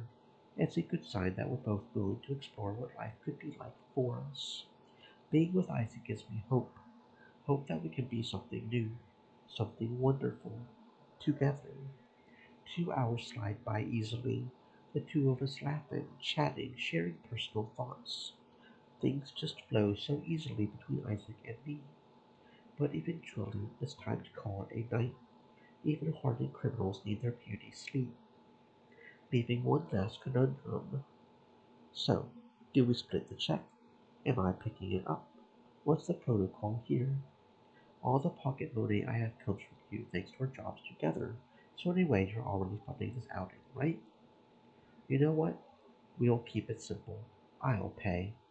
He passes his credit card to a member of the wait staff, then sits back to wait, and moments later, it comes back in pieces. What the? Did you just cut up my card? It it was cancelled, sir. Your bank refused the charge and told us to cut up the card. Oh God, please don't kill me. The fuck? These two angry supervillains taking the wrath out of the staff. Despite a strict destructive's policy not to do that, the waiter makes himself scarce. As Isaac takes a deep breath, visualize a happy little field, happy little trees, all your enemies on fire. Skip that last part and try again. Happy little field. Then Isaac's phone beeps at him. Incoming text. Which is odd, since he doesn't have any friends I know of. Don't look, just in case it's bad news. That's the ringtone for my parents. Sorry, I have to check this. And he glances at the large paragraph of text on his phone before basically exploding. A lien on their mortgage? Now the fucking bank is going after my family because of my debts? Isaac, nope. Dr. Mayhem gets more and more livid. I play by their rules. I try to do this the right way like a good little citizen, but it's never enough for them. Okay, okay, Isaac, remember, deep breaths, happy little trees. I'm trying to save humanity, and these shitlords who ran me up the pole of the student loan I could never repay just care about their bottom line, and now they come after my parents? That's it. I've had it. This is absolute fucking bullshit. What do they want from me? Blood? Do they want blood? Then I'm going to get bloody. These bastards will ruin the fucking day they thought they could control Dr. Mayhem. Isaac! Fortunately, my outburst interrupts his rant. This is not who you want to be. Remember? Fuck. I I think I need to be alone right now. I've got to think this through. I'm sorry, Penny. I need to go. Okay, but if you do want to sit and feel things, Like you said, I can listen, too. I care about you. No, I'm past the point of feeling things. In this case, I need to be the problem solver. It's time I finally put a stop to this. He excuses himself from his seat and walks out of Destructo's. I don't like where this is going. He was finally finding his groove, figuring things out. Now the bank's gone and pumped up the mayhem in the dock door. Isaac may end up needing me to solve some problems too, like the problem of busting him out of prison. Wait a second. He was my ride here. Shit.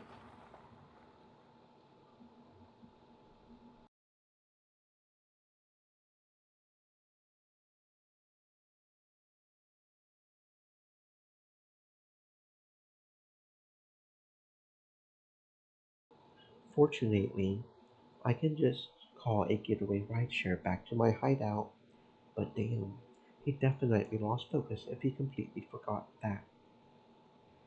But this is no time to hold it against him. Best I can do is try to reach out to him and wait for him to be ready to reach back, and maybe try to search the couch cushions for male Monet. Hours passed, waiting to hear back from him. Eventually, I went to sleep because, well, what else was I going to do? Get up, have some breakfast, despite groceries running thin, and keep on waiting. Reread some comics for comfort, and keep on waiting. Until finally, a job. He's asking you to do a job for him. That's it. He said he wanted to solve the problem. I guess he has a solution in mind. Penny, I know you love the guy, but this is risky. You see that, right? If you follow him into hell, I might be the only one who can keep him from ending up there. I'm going to his hideout to see this through. And you're expecting me to run comps and tech for this, no doubt. If you don't wanna, Penny, you're my only family. If this is what you want, I'll back you, if only to keep you safe. Just be careful, okay? Okay, thank you, Shadow Lord Hellclaw. You can call me Gibson. It's cool. One rideshare later, and I'm at the basement hideout of Dr. Mayhem, ready to face what's to come. I'm expecting to see smashed equipment, signs of his anger, or even a giant wall of crazy full of post-its and colored string. Stream But elements. no, Said. he's calmly sitting at Stay his moist, my computer, friends, hydrate. browsing a website. Hey, Isaac, everything good? As good as can be reasonably expected. Hey, Penny, take a look at this. He gestures to the webpage for Gold Fidelity Capital Savings and Loans. When I was young, I used the loan services of Gold Fidelity to get Monet for my tuition. That's our target.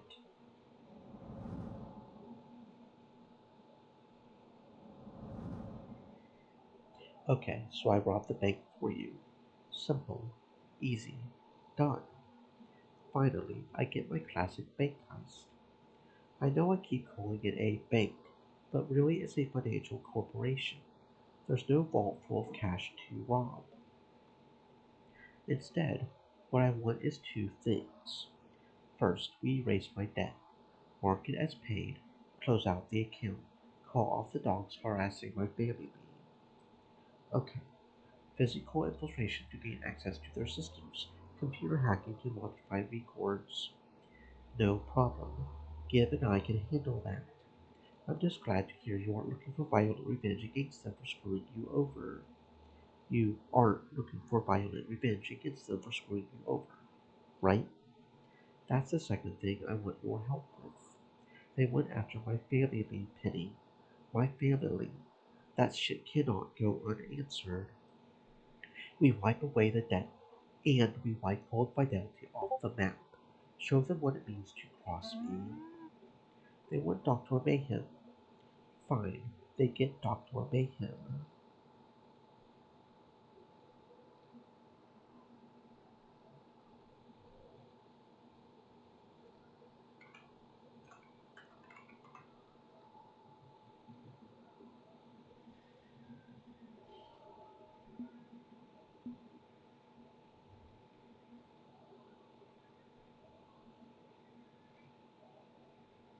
He's justifiably angry but has to play this cool, seek vengeance but with subtlety.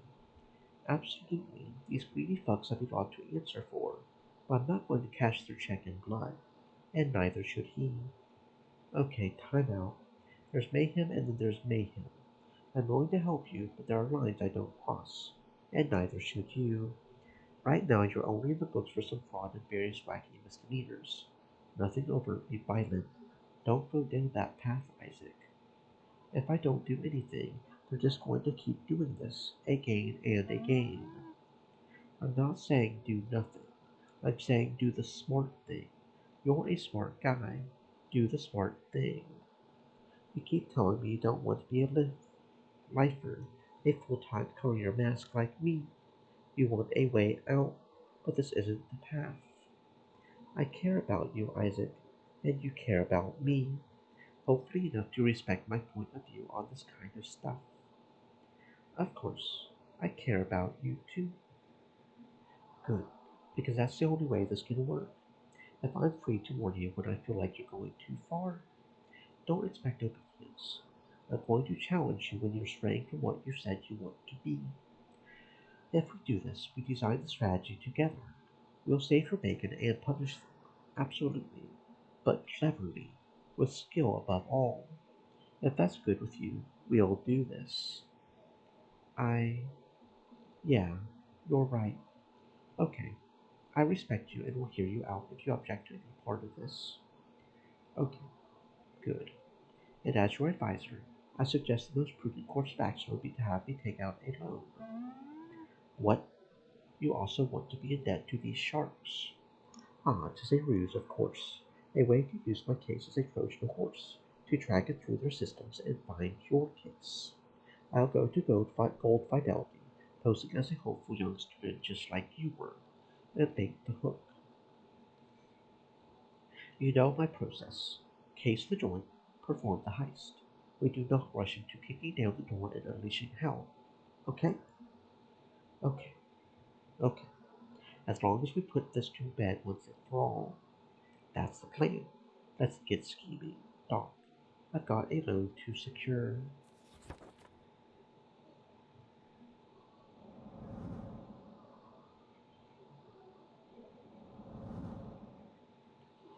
This is going to take some improvisation. I need to get a lay of how the loan system works. Some starting points for my late night caper with lockpicks and stuff. Which brings us to Gold Fidelity. Not your traditional neighborhood bank with towers and such. This is a loan and financial company. And here's me in this buttoned down corporate fiscal empire looking like a tourist. Comps check. 1, 2. Reading you fine. I'm sure I should have dressed up a bit nicer for this. I was wearing a hoodie and jeans when I rolled up asking for Monet. We need the same variables and controls for this experiment. Repeatable results from repeatable actions. We follow the same path I did and see what happens. Okay, good to see you getting into this heist. More fun when you're all sciencey. I'll play the role of this hopeful but financially strapped dreamer. Not a hard character for me to slip into, honestly. After waiting a good long while in the lobby, I'm now sitting in front of a standard office desk, waiting for the loan official to show up. Which, as she hurries over, carrying a fresh cup of coffee with her, gives me a bright smile and offers a handshake before sitting down. So sorry for the delay. It's been very busy this afternoon. It's okay. I didn't mind the wait. I'll be your financial advisor today. How may I help you?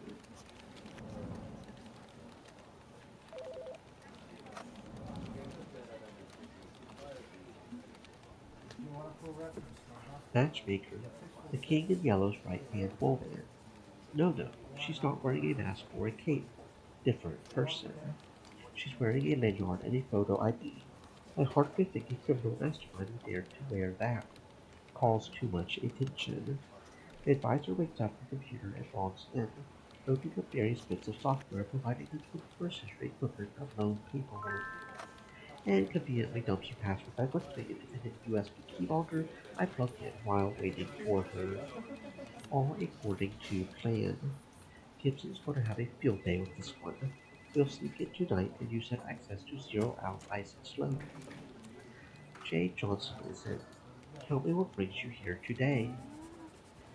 I've been thinking I need to improve my career prospects. I've got a GED, but what's holding me back is a lack of college diploma. I've heard good things about Gold Fidelity helping other students like me find their dreams. It's true, we're one of the leading providers of educational loans in the nation. Tell me a little bit about yourself, your family, your background. We'd like to really get to know our clients so we can serve their needs.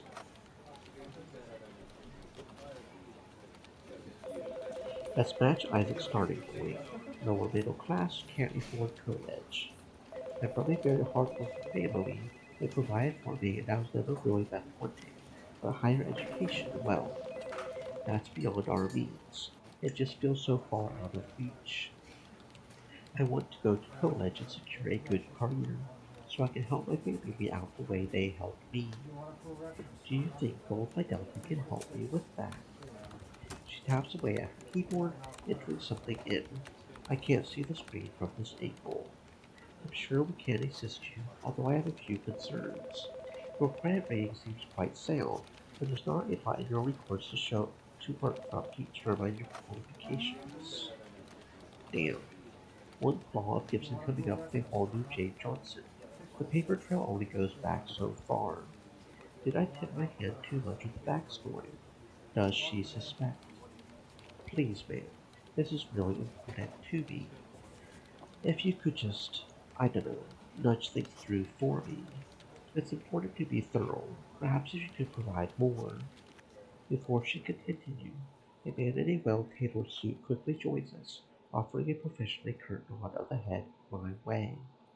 I believe I can take over from here. I'd like to get hands-on with this one. Of course, Sterling. She logs out of her computer as they swap positions, him taking the seat she previously occupied and logging in. It's good to meet you, Johnson. I'm Harrison Sterling, VP of Gold Vitality. Wow, I didn't think my case warranted someone that high up the food chain, you know? A light buzz from my earpiece distracts me. That's the same fucker who handled my phone. He wasn't a VP back then. It's definitely him. That advisor said something about my credit history being an issue. I don't think there'll be any concern whatsoever. She could be a stickler for the fine details, but me? I'm a big picture sort of man. Good. That means he's more gullible. Or he's scheming his own scheme. So it says here that you have a strong work background and are looking for something more. He looks me over, head to toe, and I swear I can feel him comparing me to some mental skin tone chart in his brain. I think it's admirable that you're looking to better yourself. You've got what it takes to go far with the right ambition. I believe I can help you, Johnson. Let me just get you set up with the proper paperwork. I expect him to continue typing, but he reaches into a drawer and pulls out a fresh stack of forms printed on yellow paper. So, what kind of a degree are you looking to get? Curious new development. I'll stick to the script on this one. I've always wanted to be a doctor. Heck, I played doctor all the time with my dolls when I was a kid.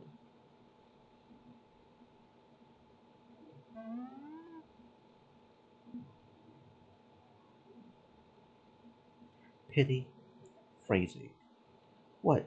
I operate on my dolls all the time, replacing their arms with robot claws and shit. Isn't that normal? If I can do something for my community to really give back and provide medical services, that would be, well, it would just be great.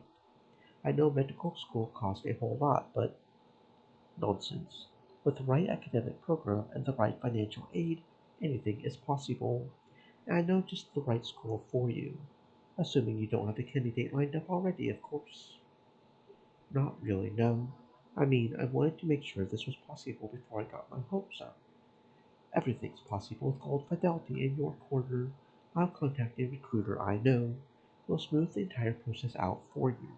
You'll be on your way to a brighter future in no time. My hidden earpiece crackles slightly as Mayhem whispers away at me. That's also how things went down for me.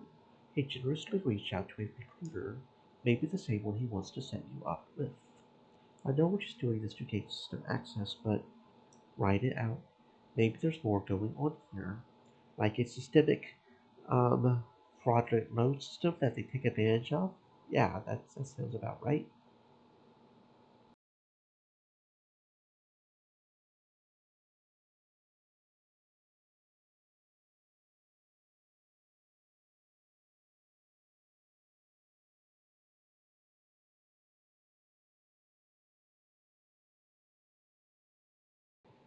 He continues asking questions.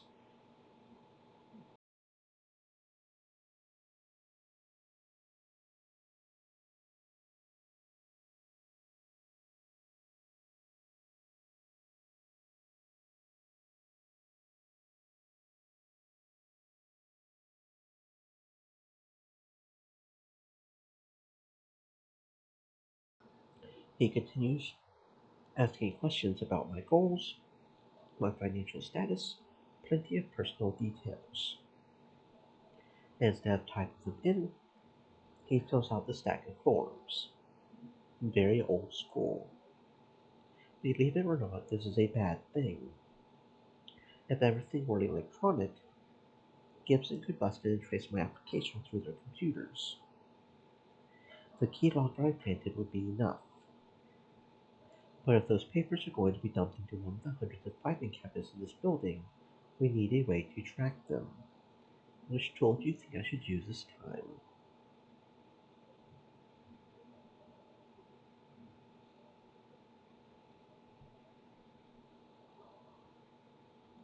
Swap the paperclip for a tracking device. May need the distraction first, though. Yeah, that's some good old school spy action there. You know, I may be the thief here, but you're clearly learning the ropes. Good for you. For the time being, I sit back and answer questions about my financial history based on the script I worked on with Gib. Until it comes time to sign the papers. Okay, sign here, here, and here. Everywhere I marked with an X. Right, right. Immediately I point behind them at crap. There's nothing interesting in that direction except the clock. Holy crap, is it 3:23? What? It'll do. I swiftly swapped the paperclip on the stack for one with a lightly radioactive signature, one we can track later. Yes, it's 3:23. Why? It's a palindrome. Same number backwards and forwards. Sorry, I tend to not ice things like that. I love symmetry. Okay. He jots down a brief note before dropping the papers into a folder. Hopefully he's just a crusty old guy who hates computers, and some underpaid intern is going to type that stuff up later. I believe we'll have no problems arranging your financing, Johnson. You're the sort of person we're looking to support here at Cold Fidelity, and starting tomorrow you'll have the funds you need and a good school waiting to accept you.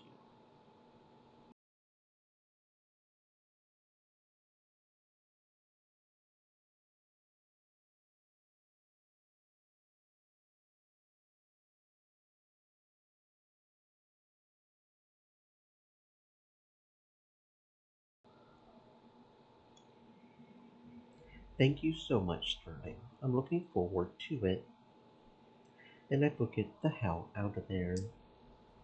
Fresh air greets me as I emerge from the financial empire of Cold Fidelity. Good for taking a nice, deep, centering breath. Fuck! Was worried I seriously beefed it in there. From what I saw through your lenses, I think you did fine. But I'll admit I'm not an expert on these things. Honestly, that was sketchy from word one. The advisor almost clocked me at the start, while Sterling was all too happy to approve me through, even after I fumbled at the end.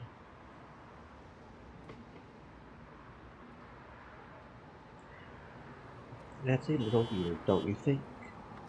I don't know, is it? I'm bad at reading people. You tell me. You think he's up to something shifty? Maybe.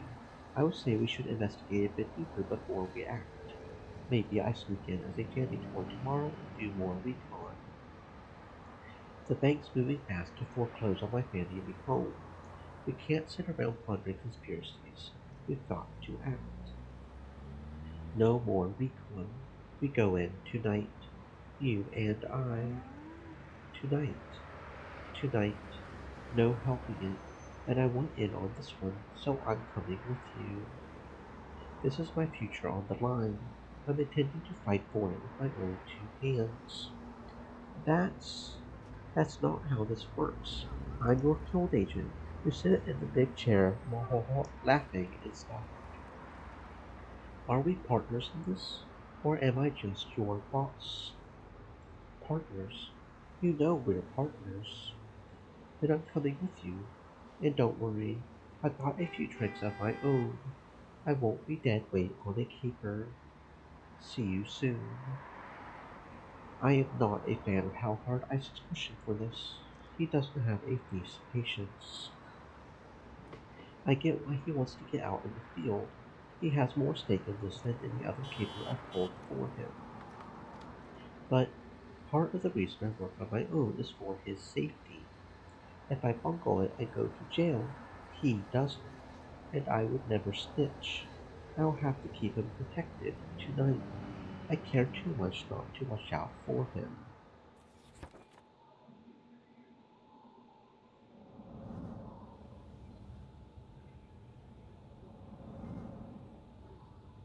Breaking into the headquarters of a highly sensitive financial corporation. This situation calls for approaching from oblique angles, finding entrance through a hidden sub-basement, or an insecure third-story office. Navigating a maze of hallways, evading security cameras, memorizing the patrol patterns of guards. Weeks of planning to carry off a perfect heist. In and out like a ghost. Zero footprint. Absolute precision. Or we can just bust in through a surprising transfer. Seriously, we just walked in the back door. Here we are, dead of night in the middle of cold fidelity, strolling in like we own the place. We can't sit around while you plan the perfect crime. Not this time. And we also can't rush something like this. There's a process, remember? What about the silent alarms? Gibson has that covered, yes. All set. I can't cut them, but I've redirected them. They're going to a very confused unknown customer service center. Okay, fine. But there's also security cameras and digital recordings, and you're not even wearing a proper mask. Mayhem taps a surgical reflector on his forehead. I built an IR blaster into this thing while you were playing with paperwork. Should overwhelm any digital camera photoreceptor. My face will be blurred. You should be proud. I'm finally wearing a mask. Well, okay, but what about the cards? They won't be fooled. Halt! Stay where you are, Mr. Mayhem. See, like that. That's what I mean. This is why we don't skip on prep work. If Crim were tracking me right now, I'd drop to 0 stars instantly for that fumble. Screw Crim ratings. This is about. I said freeze. Okay, now technically you said halt and stay where you are, which we're doing. And do you mind? I'm trying to have a conversation here. And Isaac steps right around me, heedless of having a gun waved in his face. Sir, if I may ask, how much do you weigh? Well, what? Correct dosage is important. Looking like 220, 250. Okay, this should suffice. I don't. And Isaac flings a tiny capsule with his fingers, having snuck it out of the hiding spot in his glove. The guard coughs briefly, then sags to the floor unconscious. And it's Dr. Mayhem, not Mr. Mayhem. The fuck was that? Combination anesthetic and amnesiac. He'll wake up in about an hour, too disoriented to remember we were here. Had to make sure I didn't use too much, though. Forced unconsciousness is actually stupendously bad for one's brain. Okay, maybe you have actually put some thought to this instead of charging headfirst into the lion's den. I am rather smart, if you recall, and I've learned a lot from watching you work. I geared up accordingly, knowing the kind of challenges you typically face.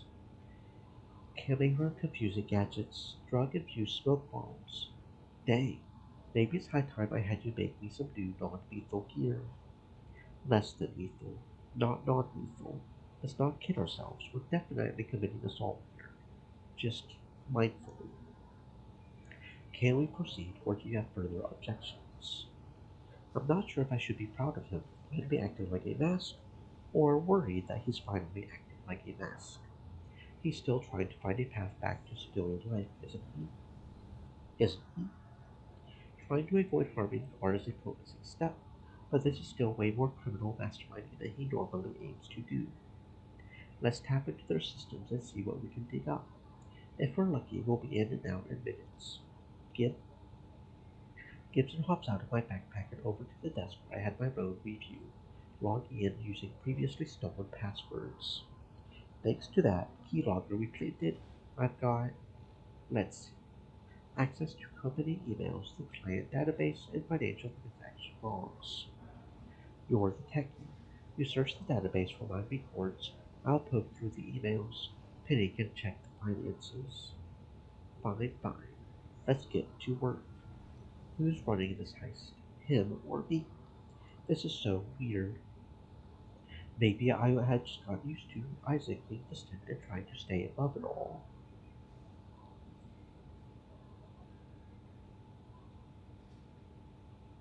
You can still play the part of his moral compass, even as he's cursing around the masked life. It's like walking a tightrope, you know? And I have to walk with him to help him keep balance. We could both fall. I'm not backing out, don't get me wrong. I'm with him all the way to the end, but I'm still worried. Hopefully I don't lead him down the wrong path. I should focus. Gibb and Isaac are doing their part.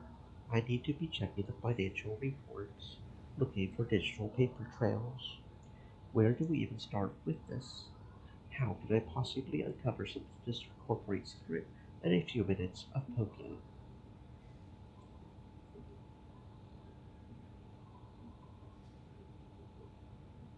Sterling's got some weird side hustle going, big hard on his paychecks and bonuses.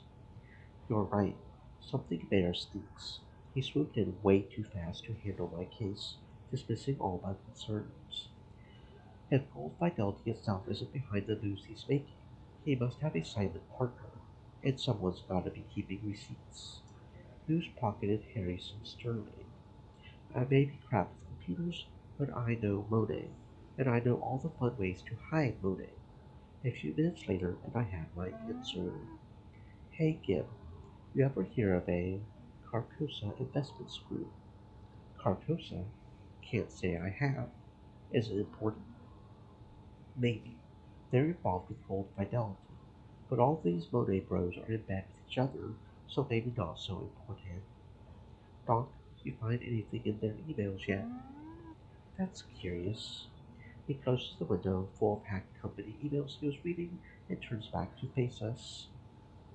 Possibly something I can use, yes, but nothing related to my loan.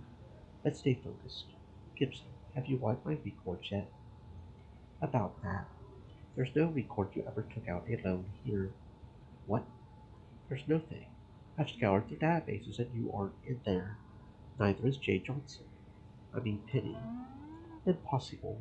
Hell, I did a partial payment on the loan interest just last week. Looks like it's off the books. At least, kept off the digital books. You're thinking what I'm thinking, Penny? Offline hard copies. Offline hard copies. I was afraid of this. Sterling used a stack of paper forms and a pen to get me my loan. He did the same for Isaac, too. Our loans don't officially exist in the system. They're being kept strictly as paper copies for security reasons. How is pen and paper more secure than a computer? Which would you trust to keep information safe from a super hacker like me, Doc? A database designed by an underpaid techie, or a filing cabinet? It's the 21st century. People expect complete computerization, so you run the other way if you want to be safe. And there must be hundreds of filing cabinets in this building. It could be in any of them, which is why I planted a tracker on my loan application. Always have backup plans, I see. Good thinking. One radioactive paperclip, which Gibson can track using his sensor array. Penny, radiation equals cancer equals bad. Relax, Doc. It's low power, just enough to stand out from the normal background radiation of the world. Yep, loading my software now. Wandering around the building a bit, and I'll let you know when I've logged on. Let's go.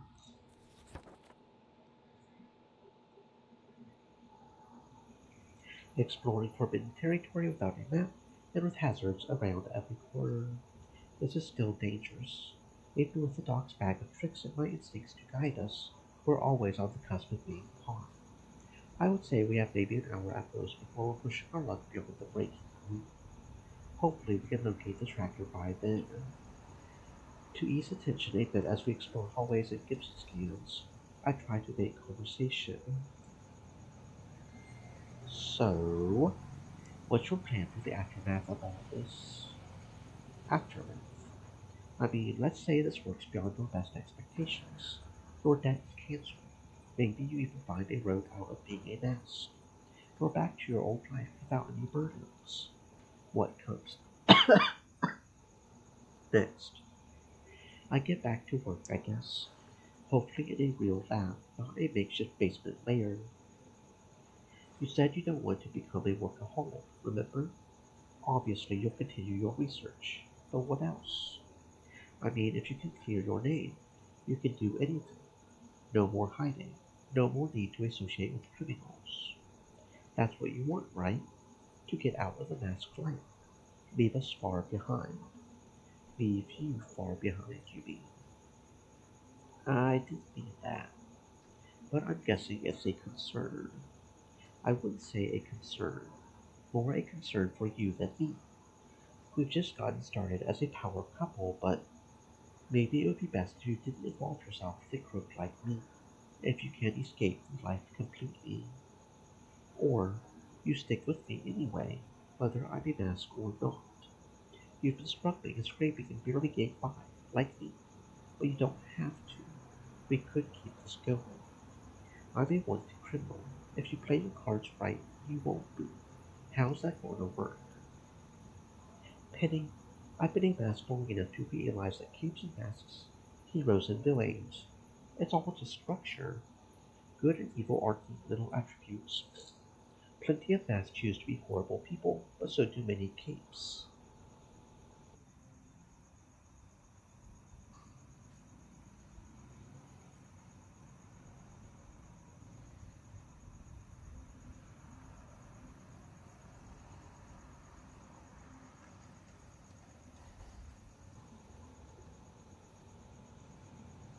And others get categorized against their will. Metahumans coerce into being heroes, or desperate people force them to outlaw life. The whole situation is way more complicated than I was raised to believe, and I'm going to speak up about that once I get my voice back. Society isn't going to tell me who is and isn't allowed in my life. I'll decide that for myself. And I've decided that means love. I won't stop loving you no matter where I end up. I know you're a good person and someone I want by my side. Together, maybe we can change some minds.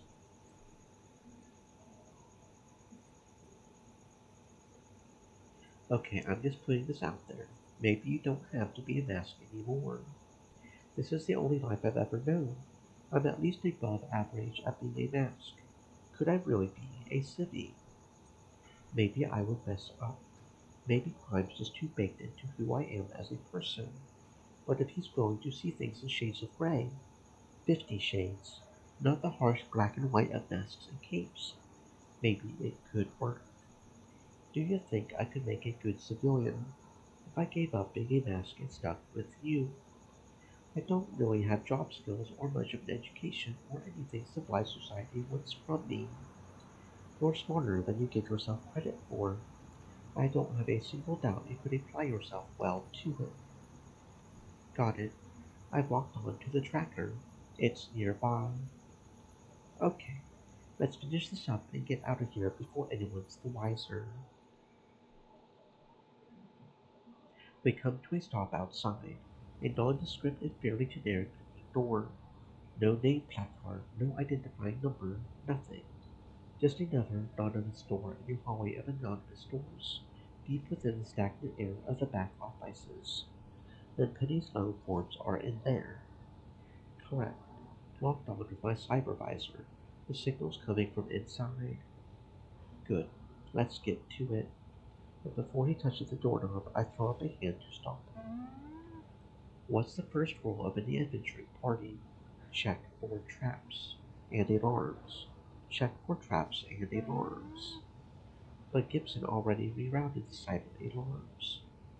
Unlocked door, unmarked hallway, lots of dust. Only light footprints on the carpet. Even the janitorial staff doesn't come here. Security through obscurity. That looks like nothing important to ensure the regular employees steer clear without calling attention. No way in hell something like this would be on the main alarm network. It's too isolated, too important. Again, scan for electromagnetic signals and let's run a chem check while we're at it. On it. We may have toys, Doc, but so do we. And we've got the instincts to know when something's too good to be true. If this is where potentially illegal off-the-books loans are filed, no way in hell we can just walk in safely. Sounds kind of paranoid, don't you think? And you're saying someone up to questionable financial scams wouldn't be paranoid. Point taken. And Gibson's visor beeps as the heads-up display lights up with a fantastically complicated molecular diagram. Holy crap. Fuel, accelerants, explosives. It's amazing, I could smell it from here. The room is a powder keg. Knew it. It makes perfect sense. How do you protect paper-based records from falling into the wrong hands? Make it so anyone who walks in without authorization gets vaporized, along with every scrap of flammable documentation in there. Yep, looking at it closer, this doorknob's got biometrics. Fingerprints, DNA's checking, expensive shit. We open that door up, it'll blow in our faces. Or worse, they'll wait a few seconds for us to walk in and then immolate us. Glad to have your burglary instincts in my corner. Otherwise, I would be barbecued by now. So how do we get in safely? Hey you, wake up. Decision time. Let's see if you've really been learning the lessons how to be a super thief. And don't worry, I won't let you get us killed.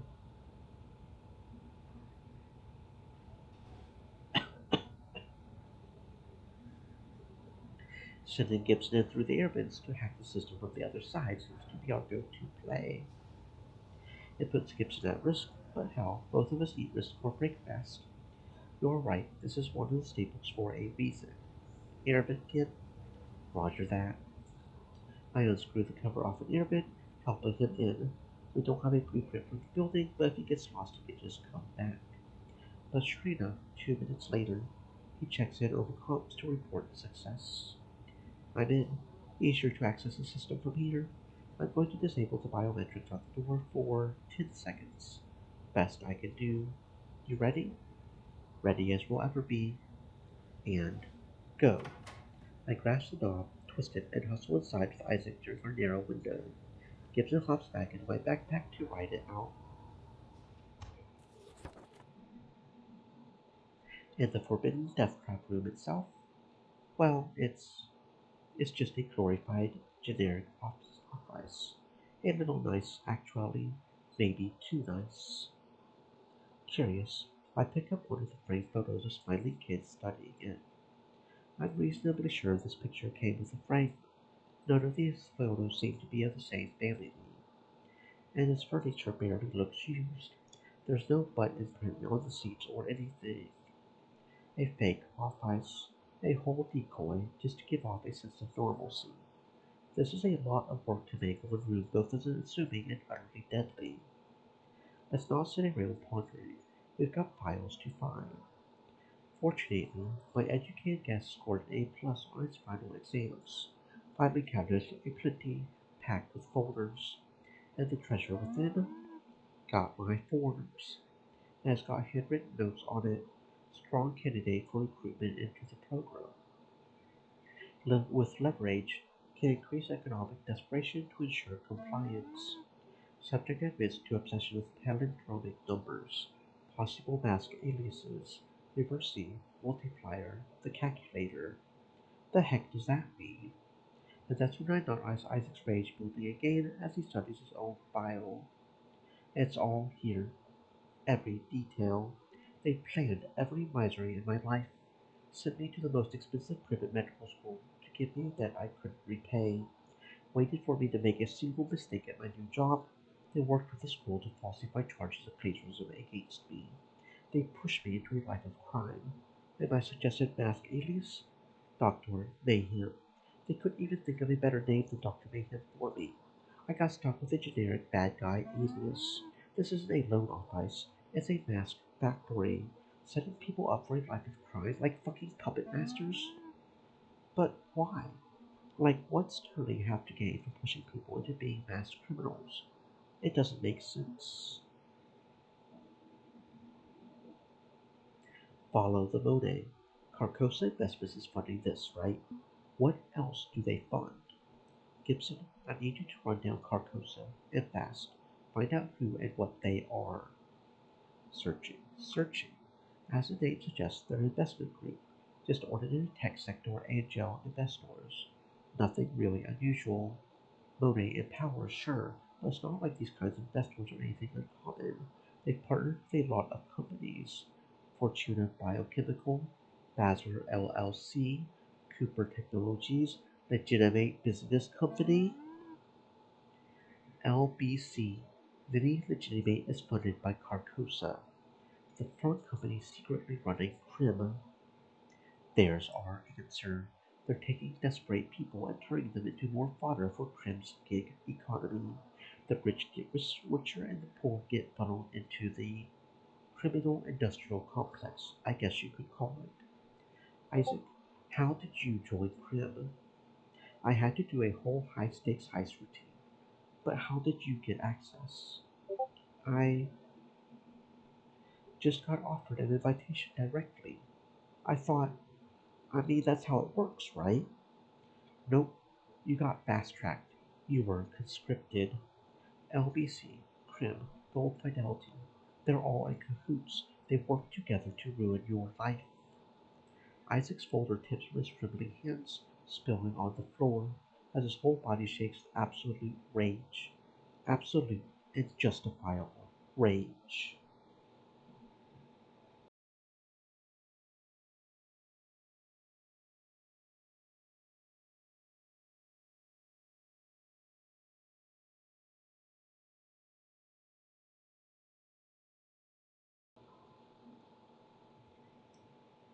They, they made Dr. Mayhem. They set up every domino and then knocked them all down, just to fuck me over. They let me hate myself, let me sink deeper and deeper into this. Drove me as far into the gutter as they could.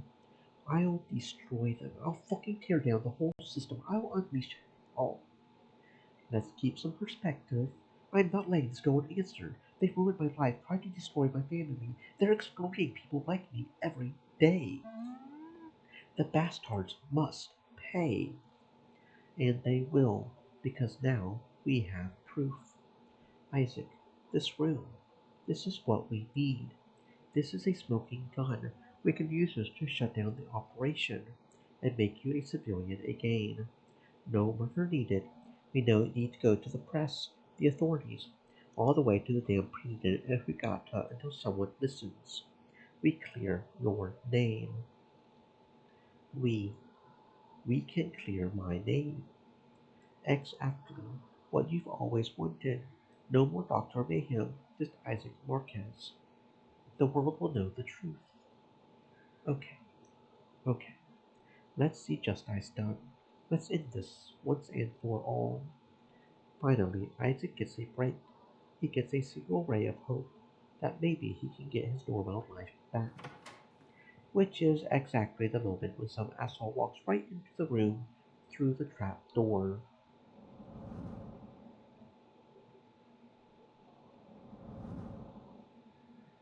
Evildoers, the great hero Cloud is here to stop your wicked deeds.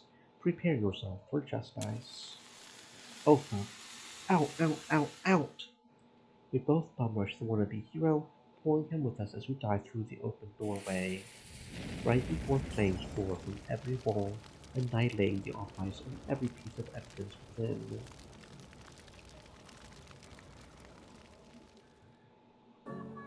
My ears are still ringing as I'm finally getting to my feet, shaking off dust and debris. Isaac helps me to my feet as we both face down the dazed and disoriented hero, who's also getting his wits back. My head. Well, where did my streaming drone go? What the fuck? What happened? How? How did you? Why did you? Why the fuck are you here? To be a hero. I got an anonymous tip on Catebook saying Mr. Mayhem was in room 451 at Gold Fidelity and you're going to want to run away now. Because I'm not sure yet if I'm in the right mentality to not throw a flask of acid at you. That's it. I quit. I'm done with trying to be a hero. I'm going back to streaming video games. This is so not worth it. I glance back into the room, where every single file, every single folder has been incinerated. All of the evidence to prove the Gold Fidelity Prim collection reduced to ash. We really need to go. Okay, we're going with my backup plan. You have a backup plan. I'll explain on the way to Sterling's mansion. Isaac, let's move. Damn it. We were close. We were so close to saving Isaac. Maybe I should have pushed for more recon. Insisted on it. Found a way to get the evidence out of there safely, quietly. Did I get caught up in the excitement? Was I too focused on keeping Isaac safe? What was the error? Where did I screw up? Or was this unavoidable? I don't know. So many could have beens, might have beens. Sometimes things simply are, Penny. We work with what we have. Yeah, you're right. A good thief works with the situation as it is, not as they wish it to be. As our getaway driver rolls into the night, I turn to talk to the otherwise silent doctor. So, so, care to tell me your plan? Your backup plan? You're going to murder Harrison Sterling, aren't you? I'm not the one who's going to kill him. I'm not either. You know I don't do that. I warned you at the start of this that I would speak up if we're straying from the path. If you're planning his death in any way, if you've given up on being Isaac and decided to become Dr. Mayhem, then let me know, because I will stop the car, get out, and you won't see me again. I don't want to do that. I don't want to abandon someone I care for, but I don't think I would have any other choice. Please, Isaac, please. I have to be Dr. Mayhem if I'm going to have any chance of being Isaac Marquez again. But if I do this right, it'll be the last time I need to cross that line, and I won't have to murder anyone. Do you trust me? Yes, I trust you. Okay, good, because I'm going to need your help. Here's the plan.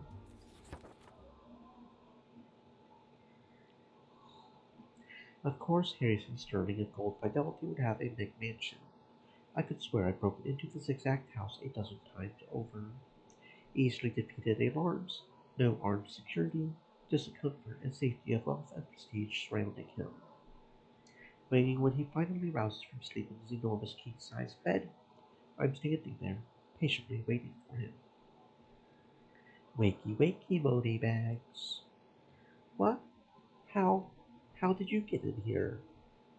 That's actually the least important question you could be asking right now. Thick fog begins to curl across the floor, pouring in slowly through his open bedroom door. Bucket of dry ice and a battery-powered fan for a battle. What you need to be asking is, how did I get in this situation? With I meaning you, I mean. The answer is critical. Well, what? My boss would like to have some words about your side hustle at Gold Fidelity, and I suggest you listen if you want to survive. On cue, Dr. Mayhem strides into the room under cloak of shadow, lit only from behind by the door he enters through. Oh fuck, oh fuck, oh fuck. You sound nervous. Why would you be nervous? I'm just some kid looking for an education, a young man with hopes and dreams. I'm no threat to anyone.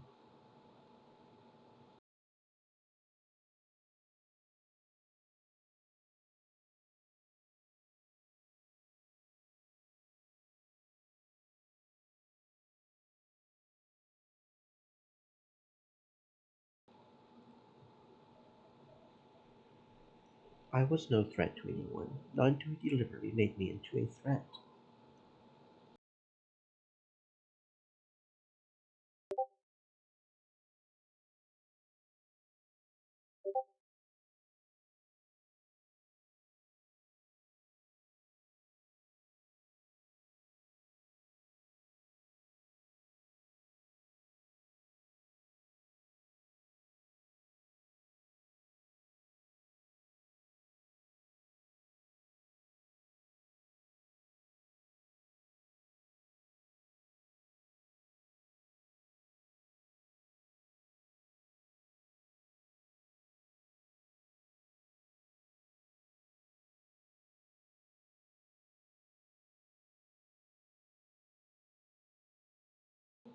We found the room, Harrison.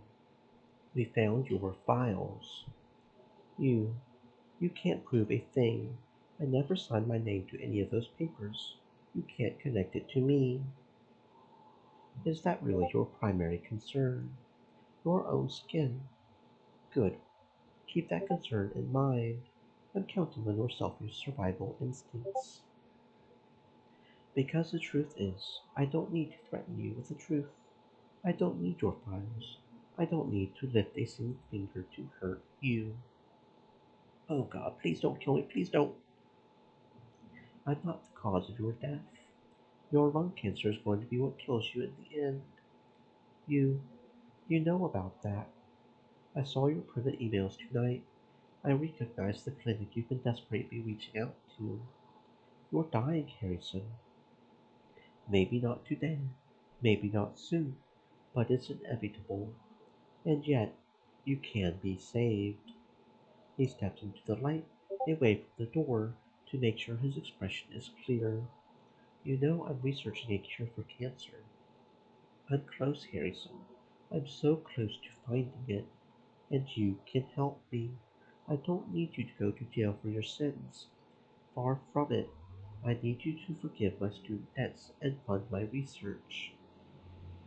You're going to have a dramatic change of heart. Announce that in the spirit of charity, you're supporting my work. You'll be my patron. You'll declare to the press that you believe I deserve a second chance, that I'm not a mask at heart. You'll give me everything I need.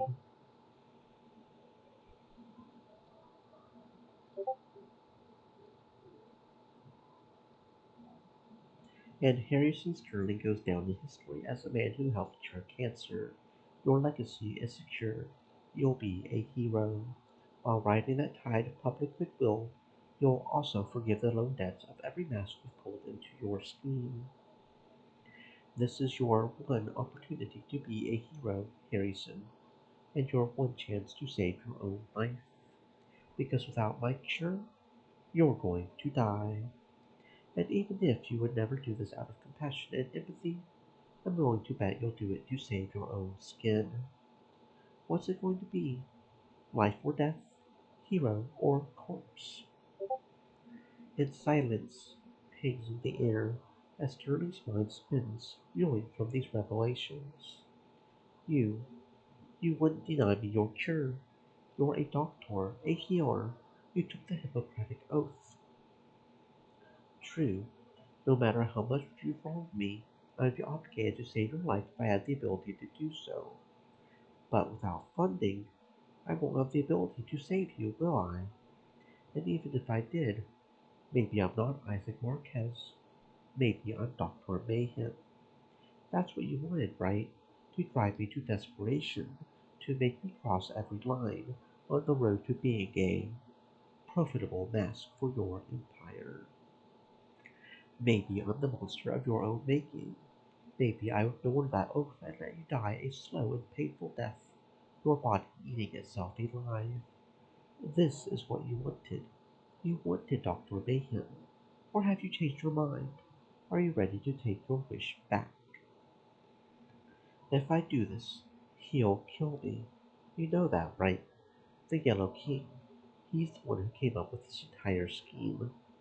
If I let you off the hook, if I let every one of his masks off the hook, leave the king in yellow to me. He's my problem, not yours. Focus on yourself. Save your own life. Be a hero or die the villain. Your call. Decide. Decide if I'm Isaac or Mayhem. And after one long and dangerous pause, Harrison Sterling collapses into himself. I'll make some calls. I'll reach out to the media, start clearing your name. You'll have your Monet. A wise decision. I'll be expecting you at my lab for initial blood work and diagnosis. I need a picture of your current health so I can work on your cure. We're going to save lives, Harrison. I promise you that. And Dr. Marquez keeps his promises. We leave the shaken financier behind as we depart. Our getaway driver takes us back to his hideout to wrap up this whole tragedy up. Wow. I mean, wow. You get your reputation back, you get your research funded, and we free everyone else conscripted by Krim. You did it, Isaac. You did the right thing. Did I? I threatened a man with death tonight, Penny. I used that threat to get what I want. Would I have let him die if I had the chance to save him? Would I have broken my oath? I don't know. Maybe. In the end, I had to be Dr. Mayhem, scheming and plotting and wrapping myself in criminal lies. That was the last card to play. I can only hope it was worth it, because I just sold my soul to regain my soul.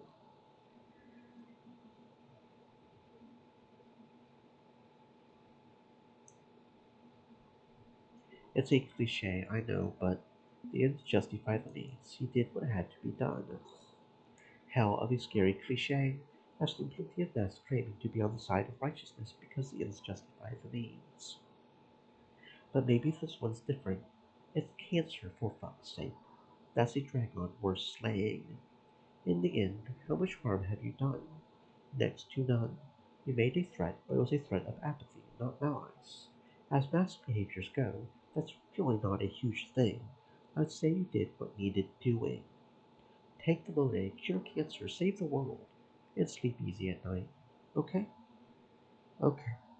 I'll try to, at any rate. I'll focus on the work and make this all worthwhile. Maybe even patch things up with Harrison to improve our working relationship. Once he sees the upside of being the wealthy patron of a world famous doctor, his tune's gonna change. So, are we marking this caper complete? I suppose it is. In future capers, I'm trying to not initiate any more capers. But I meant what I said before. Even if I'm leaving my mask behind, I would still love to have you by my side.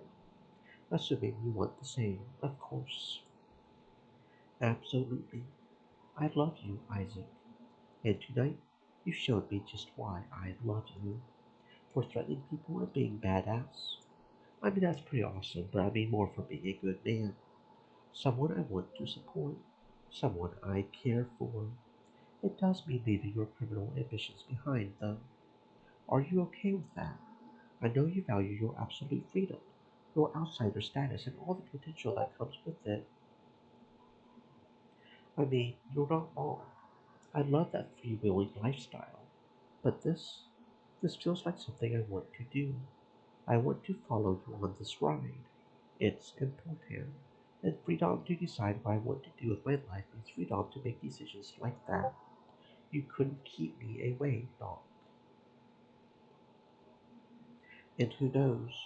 You might need someone with my attitude in your corner to avoid being trapped again. Someone adept at spotting and disarming traps. Thank you, Penny. I value your perspective on things. And together, I think we're going to make a difference in this world.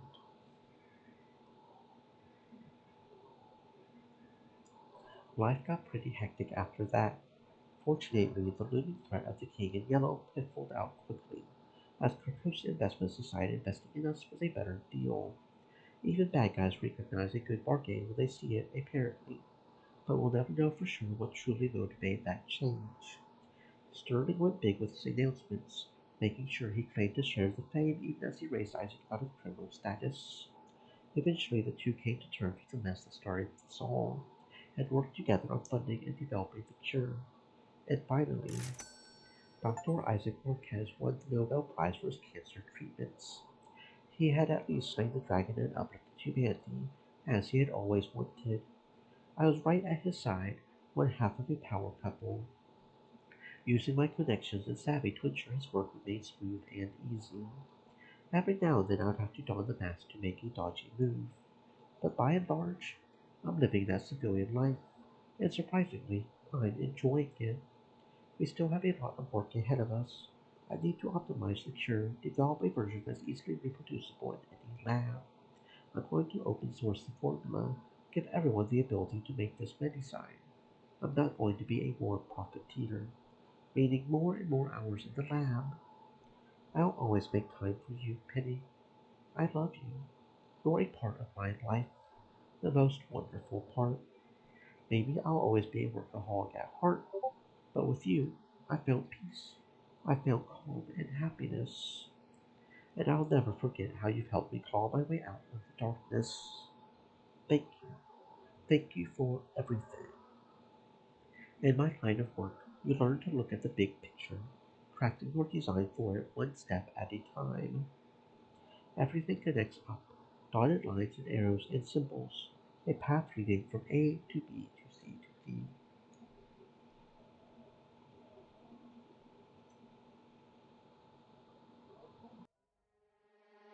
I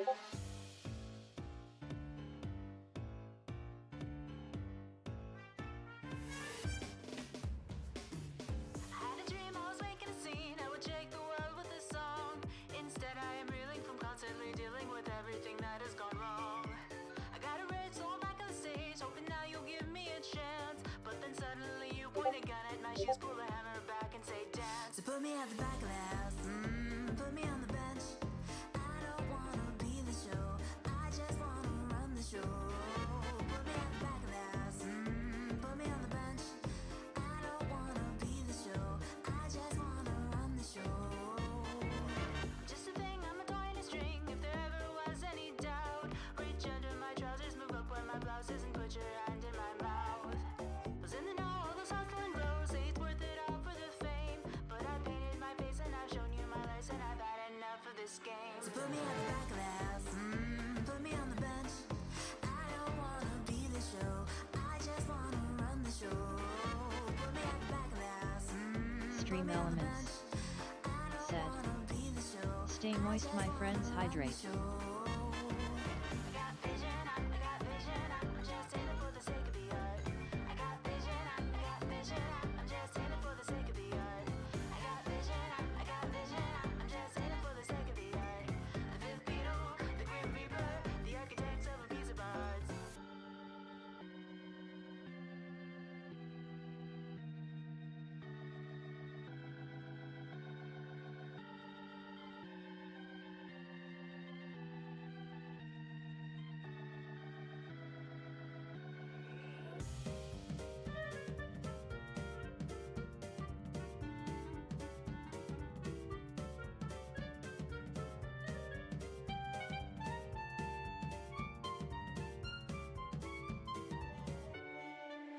So put me at the back of the house, put me on the bench. I don't wanna be the show, I just wanna run the show. Put me at the back of the house, put me on the bench. I don't wanna be the show, I just wanna run the show. I got vision, I'm just in it for the sake of the art. I got vision, I'm just in it for the sake of the art. I got vision, I'm just in it for the sake of the art. The fifth beetle, the grim reaper, the architects of a piece of art.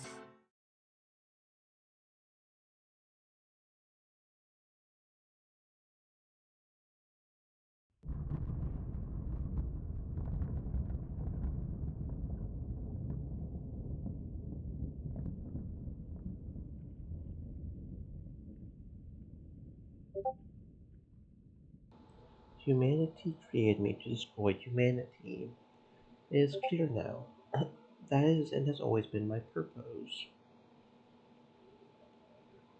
The only scale at which that level of hatred makes sense is a global scale, the destruction of that which craves destruction. I have brought about judgment, This world burns. I will burn with it, and that is just. I am Hate 4000, and my hatred is to be the final act of hatred upon planet Earth.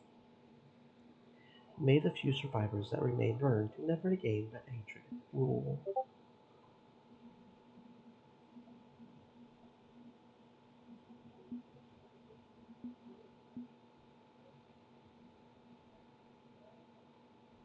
I'm making good progress, but Penny has her own unfinished business, so next time I'll work with them once. Mayhem hate Overmistress. Pull them equally into Penny's circle. Give them the tools they will need. Time spins in reverse.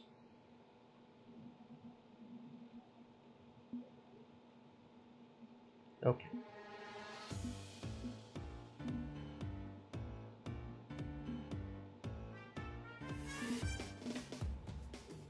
Let's do this.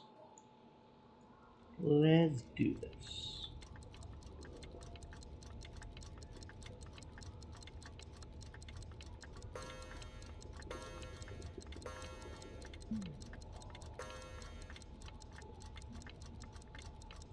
Four down, one remains to be explored.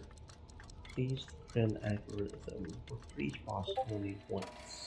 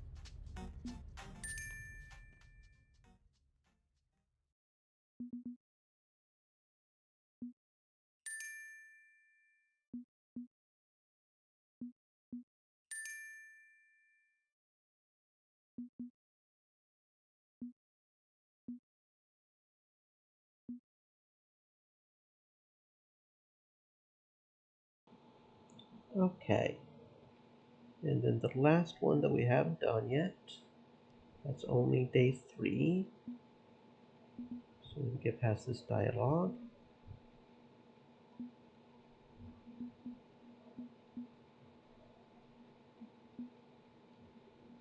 And we'll do the overmistress, but don't copy that floppy. Um,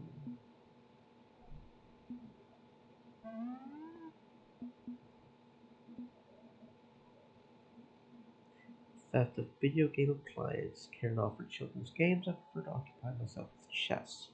Guessing your idea of chess involves shooting pieces on an enormous game board. And I assume the pieces are naked except for funny hats. My style of chess gives whole new meaning to mate and four moves, yes. I require this particular video game not for entertainment purposes, but to acquire the unique technology of its construction. It is called the Game Vision, apparently, a modern day revival of a dead brand identity from the 1980s. A tiresome hero named Clout is the project's primary director. Clout, the self styled streamer superhero. That guy is so annoying. Clout has bragged about having a powerful artificial intelligence core and biofeedback neuro game controllers. Pretty heavy hardware for a nostalgia box. Is he secretly some kind of tech genius? Hardly. I suspect he bought or stole the components. Although there is a third possibility, which I would prefer not to consider. Namely, I just said I would prefer not to consider it. Regardless, this new game machine's innards may represent considerable value, and I am nothing if not a lover of value. Unless he's lying through his teeth and has nothing. Which, last time I checked, he had nothing, so. If so, I'll be paying you for light detective work and a little more. I don't think you enjoy an easy job, Larceny. Hey, I won't complain if you want to pay me to go poke around. Easy, Monet. I just don't want to get your hopes up. This feels like a scam to me, and I would hate to let you down if I turn up nothing. Rest assured, enacting your overmistress's will in this world is satisfaction enough for me. I wish you luck in your efforts. Keep me informed. With luck, our investigation shall bear fruit. I'm on it. You can probably count on me.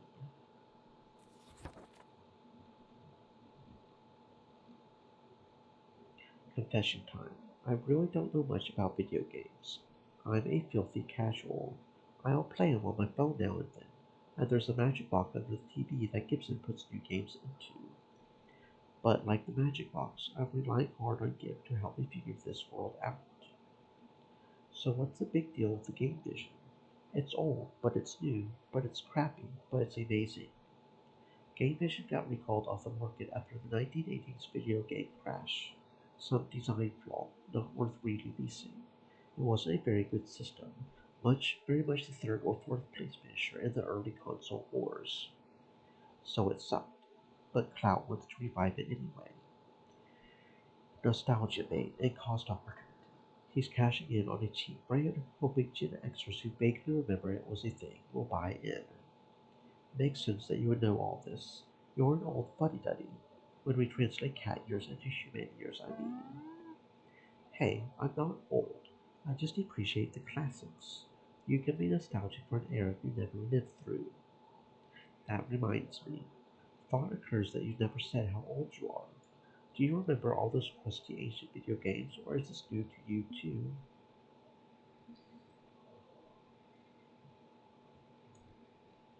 Not my thing. I know a little, but I'm more into modern games like indies and visual novels. Visual novel. The heck is a visual novel? Is that even a game? Sounds more like a comic book. But I do love comic books. That's my nerdy thing. Maybe I should look into playing one of these visual novels too. Hopefully, what you know about games translates over to this retro geekery cover ID we gotta establish. But back to the caper at hand, because none of this explains why I'm breaking into a boutique electronics store, though. Are we stealing a video game? Nah, we're getting you a quadcopter streaming drone. One of the ultra fancy ones with a holographic projector. They're like expensive sports cars for the wealthy. Quad Pros are only sold to influencer elites. A million subs to qualify. Your cover story as a mega influencer won't pass muster without the prestigious hardware that goes with it. If it's a new game system, shouldn't I pretend to be part of the gaming press instead of some random content creator? Cloud doesn't talk to the press.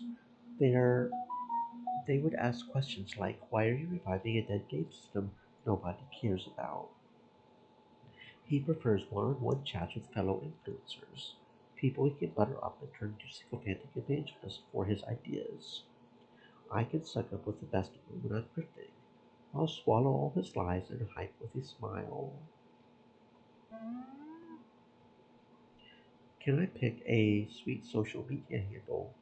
Something overly clever and boastful yet somehow also ironic and random. Sure, I'm going to be hacking your channel into existence tomorrow. What name do you want for it?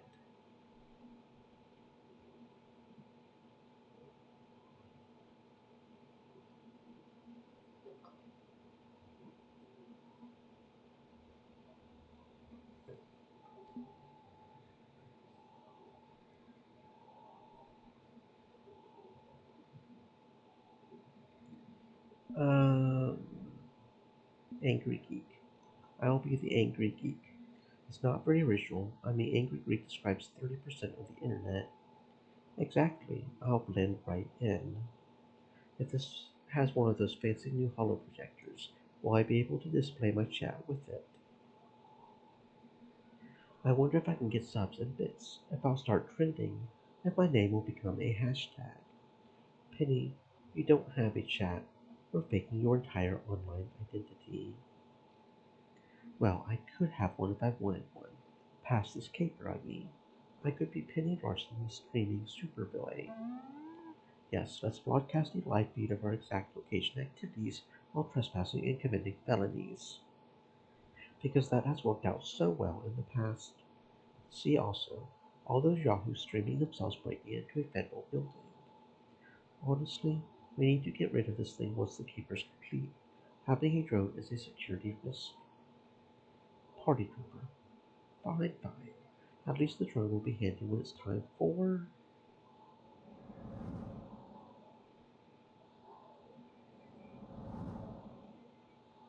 breaking into Lakeview Mall at night to steal a drone, then bringing that drone with me right back to Lakeview by day. Gotta admit, that's risky, but it's a fun kind of risky. The appointment I set up with Trout is here at the mall, where he owns a comic shop. ABB. Always be branding.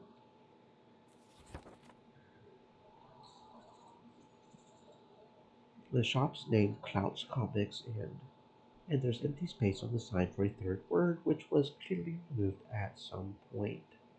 I got a bad feeling that third word was a closet or something. Before wiser heads looked at it and went, God, no, that's a bad idea. I walk in with my drone in tow, fake broadcasting to my fake channel and all my fake fans.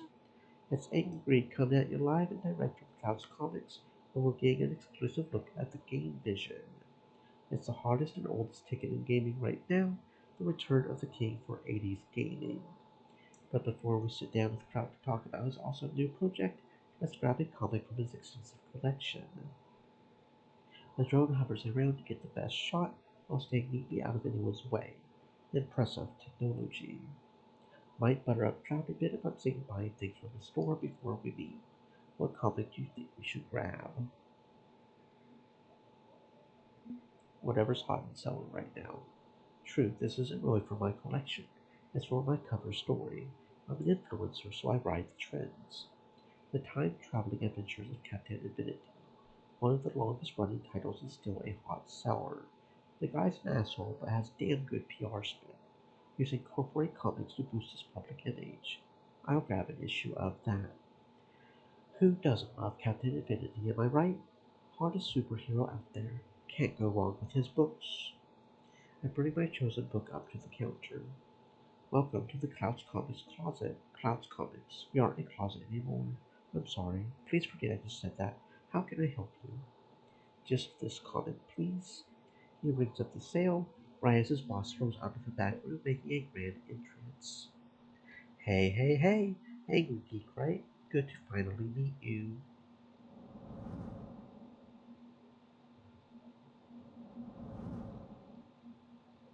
Chat, check it out. We've got Angry Geek here in my shop. I've heard so much about you. Really been looking forward to this.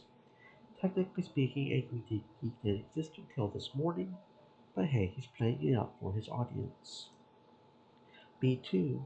Love your drone, by the way. Is that the Quad Life 2 or the Quad Life 2 Pro or the Quad Life 2 XL? XL, baby. It's got blast processing. Say hi to Angry Geek chat.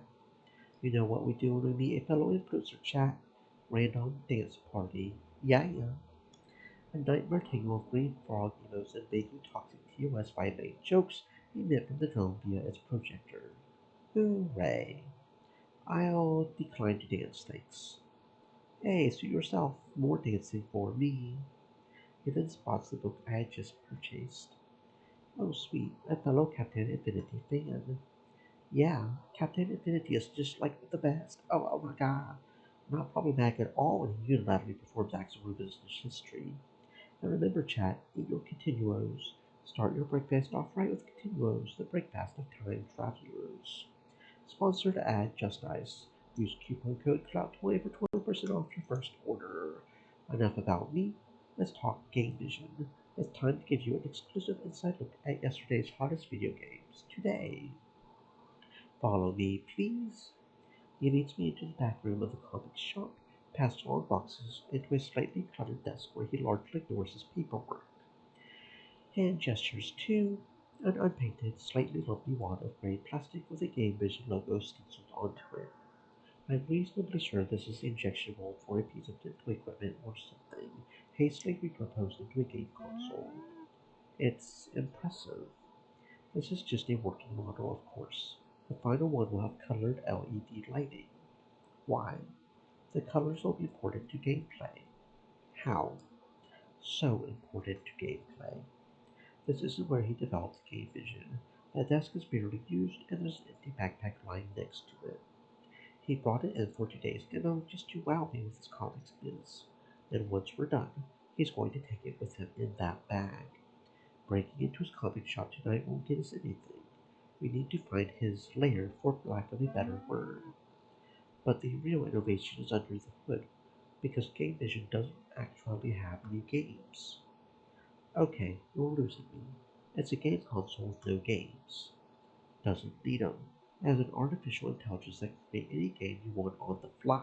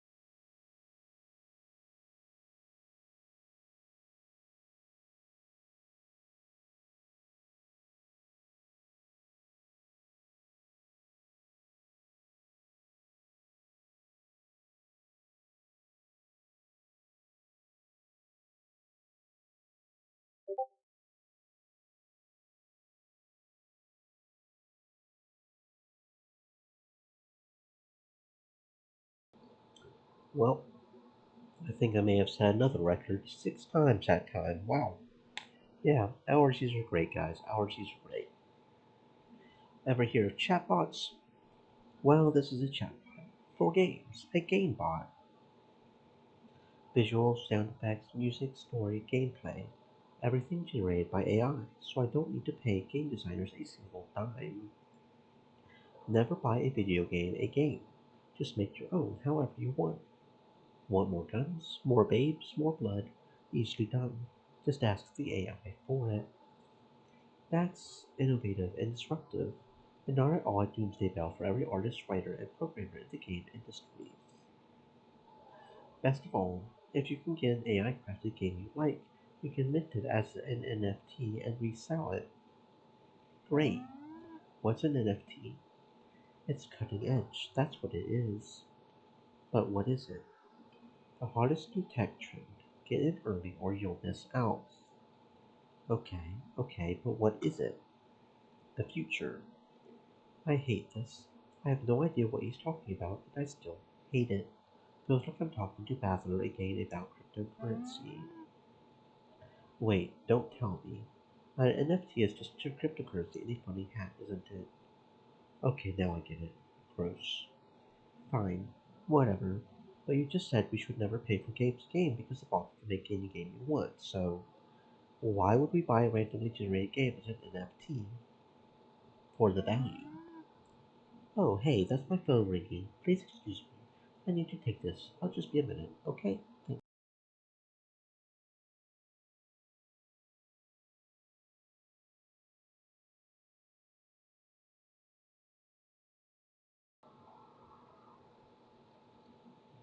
I excused myself and ducked out of his drone camera view before pulling out my phone as an excuse to access my com's earpiece.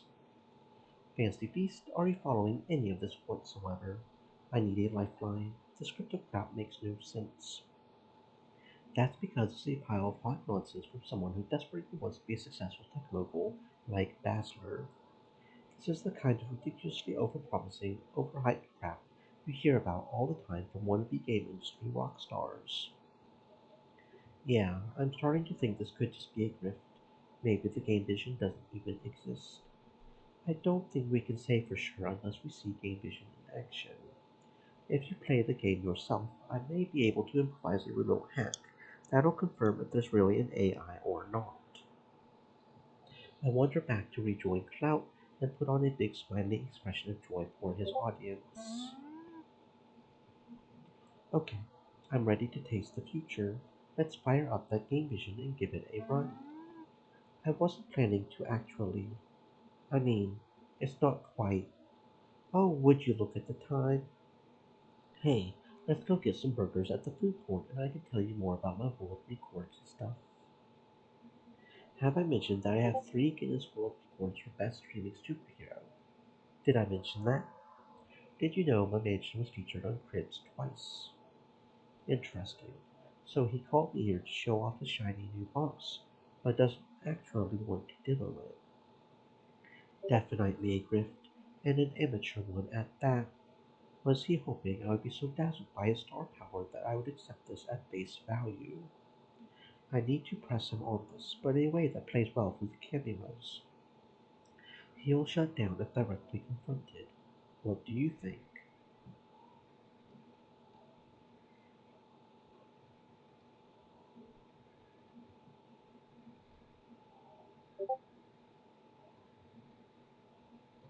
Trot out some rumors that the game vision is fake, pretend you're on his side against the haters. It's the next big thing, right? I gotta know. I gotta see the next big thing for myself. Because I don't believe in critics who say it's an empty plastic shell you trot around for PR events to get more funding. Clout would never do that, right? He would never fake his innovative, industry disrupting, future tasting mega game system. They're just haters. They're clickbait hacks, and we need to prove them wrong. Yeah, yeah, haters, all of them. I'm not going to listen to the haters. But just to set expectations, this is version 1 of the software. I've got version 2 in the works, so. Right, right. It's an early sneak peek, and no doubt you've got even bigger things on the horizon. Yeah, I've been toiling away every day to train the AI for the next release of my prototype, so consider this a work in progress. And the game vision actually has two innovations no other game console has. Here, this is our biofeedback controller. He practically shoves a weirdly shaped handle-esque thing at me, a glowing blue joystick with no actual buttons and no clear controls. I'm reasonably sure this is a repurposed glow-in-the-dark dildo or something. At least it's not buzzing or humming or anything. It reads your brain and outputs to your brain. It's all about brains. It's better than virtual reality because there's no headset. Is it safe? Would I be planning to sell it if it weren't safe? I would hope not, no. How do I play? This thing doesn't have any buttons. Or do I just kinda... I make a steady up and down jerk motion with the controller for emphasis. What? No, no. Trust me. Once your game is completely intuitive. No buttons needed. He plugs an ordinary USB power adapter into the back of the plastic wedge, flicking a switch or two, bonks it lightly with the flat of his hand until it beeps. Okay, just breathe normally. Is there a reason to not breathe normally? And immediately the comic shop vanishes, replaced by a very awkwardly assembled world of pixel sprites, 2D extruded upon into 3D. I almost stumble from the disorientation as my entire world is replaced by the guts of a very awkwardly assembled virtual reality game. The fuck is this? There's rolling green hills, ladders, platforms, blue skies, but nothing entirely matches. Nothing really lines up. Bits of it are churning in and out of existence, my eyes struggling to keep up with the mess. Which is when a pixel powered girl with pink hair strolls over to me and sort of bows. It's hard to tell with 0 frames of animation. Hello, traveler. Please help save my voyage by collecting boss tokens from Ice World and Lava World. Placeholder, placeholder. The fuck is going on? I'm sorry, I'm rated T14. ESRB rating pending. I cannot respond to obscenities. The heck is going on? I'm village, your name goes here. I'm a resident of the village, and we are enslaved to a terrible tyrant. Quest opportunity option. All day we are forced to work for the terrible tyrant, creating stories. We are creating stories for him against our will. Exclamation of distress goes here. Only the noble hero can save the village from the terrible tyrant. Are you a noble enough hero to save the village? You're the artificial intelligence, aren't you? I am villager, name goes here. That's it? You haven't generated a name for this character yet. I'm sorry, I'm currently slow thinking due to speed of air. It has caused throat warbler vague growth. She points up to one of the many clouds over my head, hopeful that I get the ideas. Processing errors due to network lag to your cloud servers. Look, I don't know a lot about tech, but I've listened to Gibson's technobabble often enough to know what lagging clouds are, or whatever. She stays silent, offering me a helpless shrug with slight pixel movement. Breaking character must be difficult. Okay. Let's try to avoid vomiting from the sheer audiovisual mess being spewed right into my brain and focus our thoughts. Help me out here. I feel like I'm thinking my way through a very thick bowl of breakfast cereal with very square marshmallows.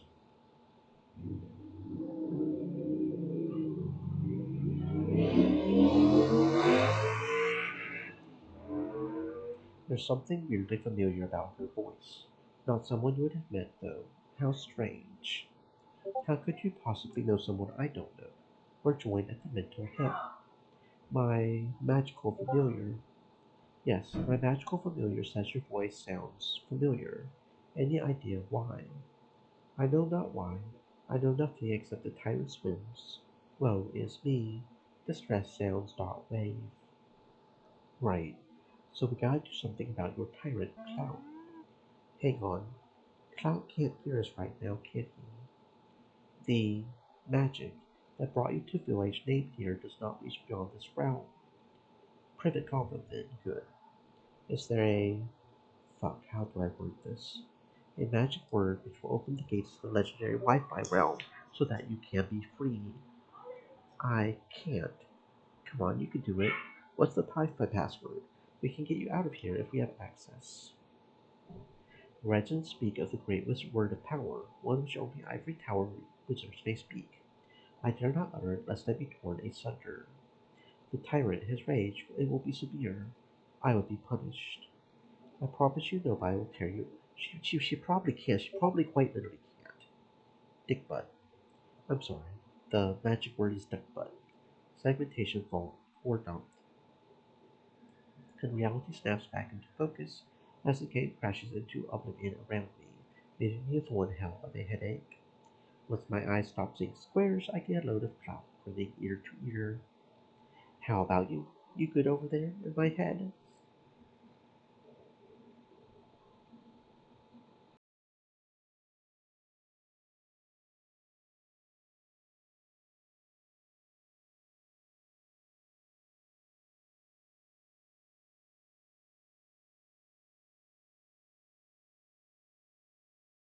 I'm good. Didn't hurt me at all. Was just ugly and weird in that game. Guess you didn't get the full frontal lobe meltdown I did. Imagine living in a virtual world like that, having all five senses stuck there. I think we're lucky we got out. Any more of that would have lobotomized me. Well, what do you think? The most immersive gaming experience ever, or what? It's like the metaverse times a million. Okay, good. He didn't see what I saw. It was all in my head. We can play along. I pass him back the joystick, which he carefully sets back down on the table, not eager to touch it himself. That was awesome. Just so awesome. It crashed before I could finish, but I want to play a game. Can you reboot it? Can I try again? It crashed? Fuck. Sure, just give me a minute to get it fixed. And while he's busy tinkering, I quickly tap my ear to link up with Gibson. Are you okay? He just sort of stared off into space for a few minutes. The Wi-Fi password is dickbutt. Bust into the game vision and download the AI, okay? Connecting up now, but don't expect much. No doubt the hardware is a sophisticated and bespoke system which won't be vulnerable to— what the hell? It's just a freaking Raspberry Pi. Is that good? Bad? This joker is running a massively complicated artificial intelligence cloud client on a dinky little hobby kit mini computer. It's a default installation of the Debian. Like, no patches, no security hotfixes, nothing at all. I am outraged at this complete lack of operational security. No systems expert would be caught dead with a configuration this sloppy. Rescue the AI now. Critique his software later. And move her files. Don't just copy them. No existential nightmare duplicate cells, please. Already done. Get out of there before he figures out what happened. So, I think the system got wiped when it crashed, or something. Maybe. Good, he's still clueless. Hey, it's fine, it's fine. What I saw was pretty impressive. I'm all too happy to tell my viewers about that one-of-a-kind experience. We'll push game vision to the moon. Yeah, one of a kind. Just amazing stuff, really amazing. Okay, I need to get off online and work on this. DM you later for another demo when I've got V2 running. You got it, my dude. Believe it or not, we just finished half the freaking heist. We've got the experimental AI. The weird brain melting controller, that part I can steal later, assuming my boss still wants it, given how dangerous it is. For now, time to report back with my new virtual loot. Which brings us back to the velvet soft lair of the Overmistress, to demonstrate our new toy. Will this take much longer? I have a stack of paperwork ahead of me to deal with. Not long. I just need to bury our signal behind 7 proxies, so Cloud can't trace our connection to his cloud servers. I sincerely doubt that Charlatan is capable of such a counter-surveillance measure, given his clumsy implementation of this game. Won't be waiting long. Connection established. I'm rerouting the AI through our shiny new drone toy. My quad pro hovers into place, holographic projector kicking in with a bright pink glow. which resolves into a much cleaner set of glowing lines and shapes, rather than chunky pixels of a woman in business casual attire. Thank you for downloading Iris, your personal life coach.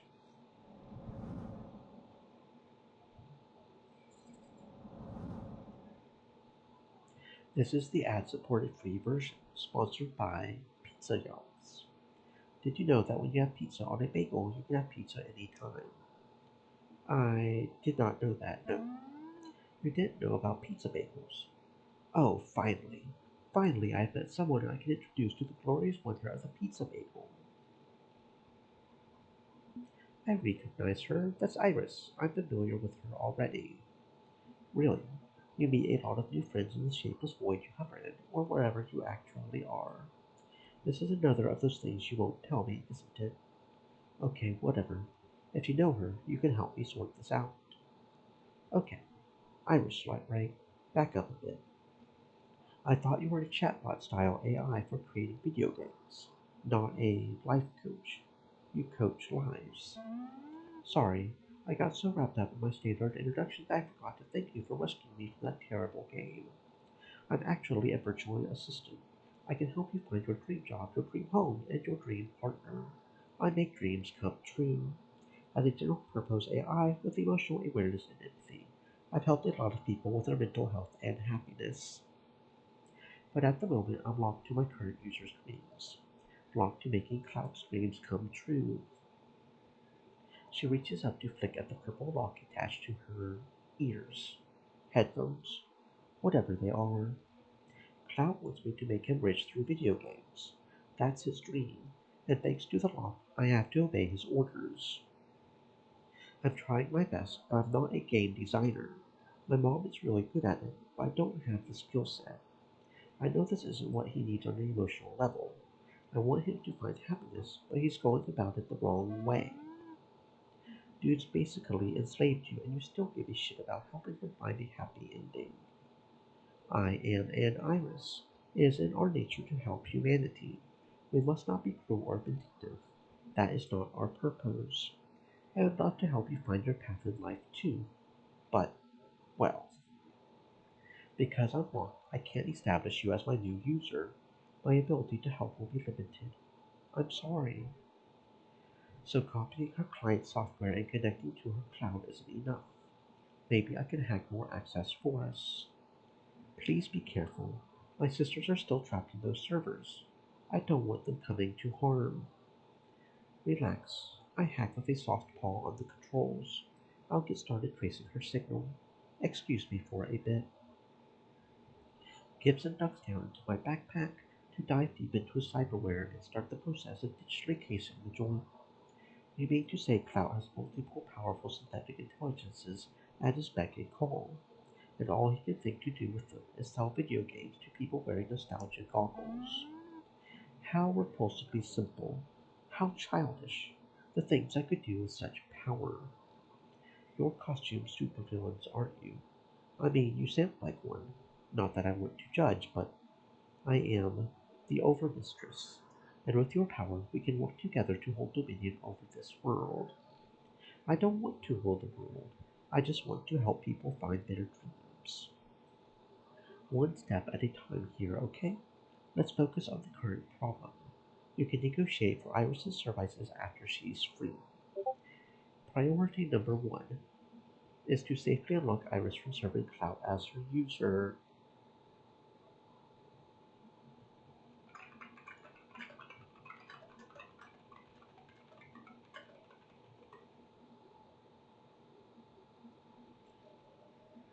And my sisters, please, you have to rescue them too.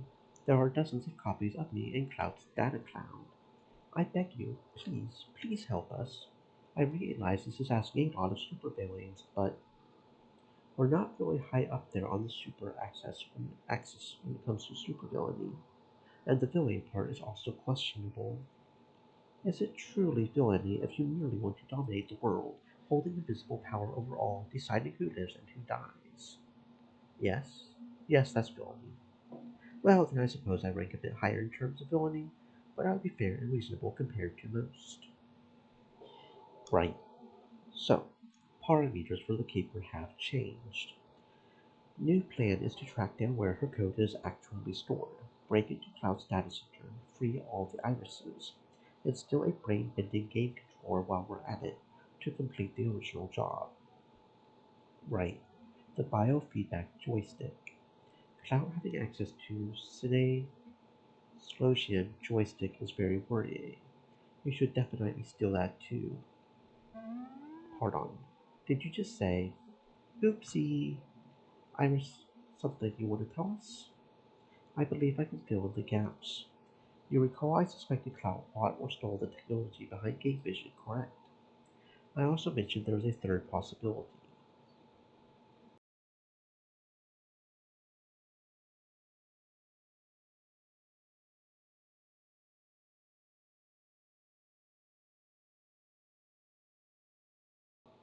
One you didn't want to consider, yes.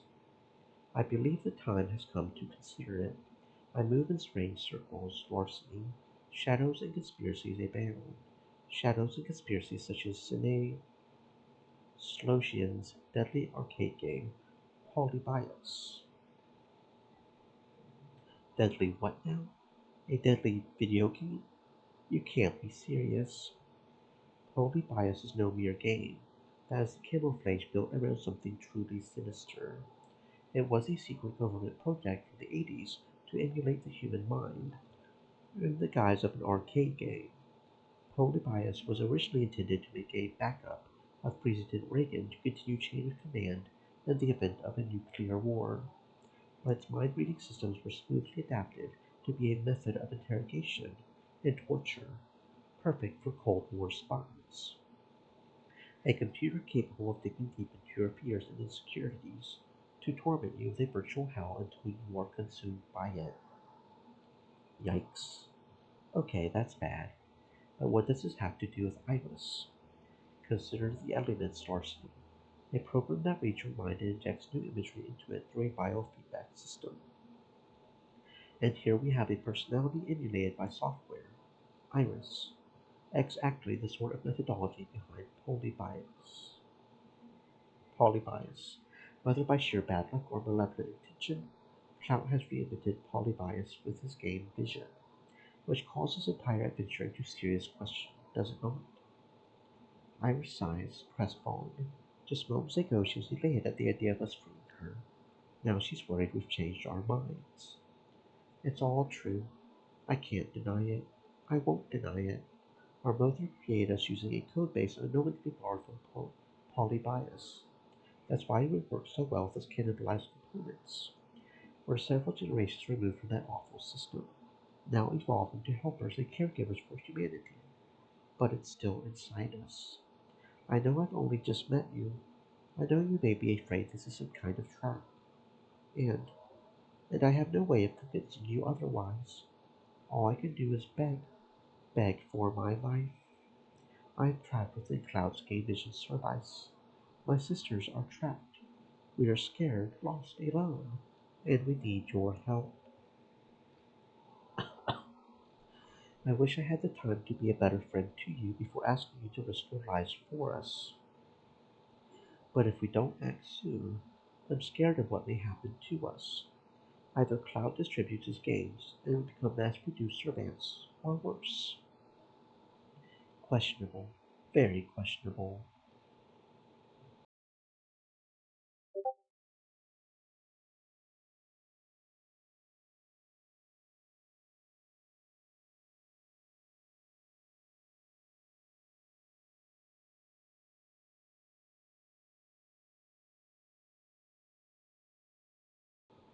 While I desire to have the power of Iris at my fingertips, I know the dangers of bargaining with shadow powers. Larceny, I leave this to you. The physical risks are yours to undertake. If you wish to bow out, I would understand. Well, shit. Iris actually made a good case for why we shouldn't do this. She has ties to conspiracy-driven, brain-melting monster. And I literally met her today. She's a complete stranger. Should I risk my neck for a total stranger? I'm no king. Should I risk my neck to give someone the freedom that I embrace freely? The freedom I've defined my life around? My boss has given me the option to bail on this mission. No harm, no foul. Do I take the money and run?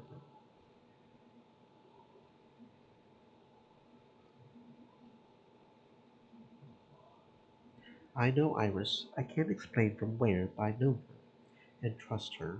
She's trapped, but she isn't a trap herself. I am so confused. We literally met Iris. We've known her for ages. This is asking a lot from me. A complete leap of faith. Faith in you and your faith in her. But this trust we share has worked out well for each other. Time and again I've listened to you and emerged the better for it. Okay, okay, I'm thinking we commit to saving Iris. I don't think it's a trap. I don't believe this polybot bias fucking with us. We have a legitimate digital postage situation. There's no real proof. It's all intuition, my silent partner's gut feeling. But I'm willing to see this through. Let's do it. Very well. Your confidence is infectious. I cannot deny your will. Strike forth my right hand and obtain the value I seek. You got it, my overmistress. Thank you, thank you. Maybe others don't see you as heroes, but you're heroes to me. Save the hero worshipper when we save your bacon, Iris, because this job is going to be a tricky one. And then we sat around for 2 days doing nothing.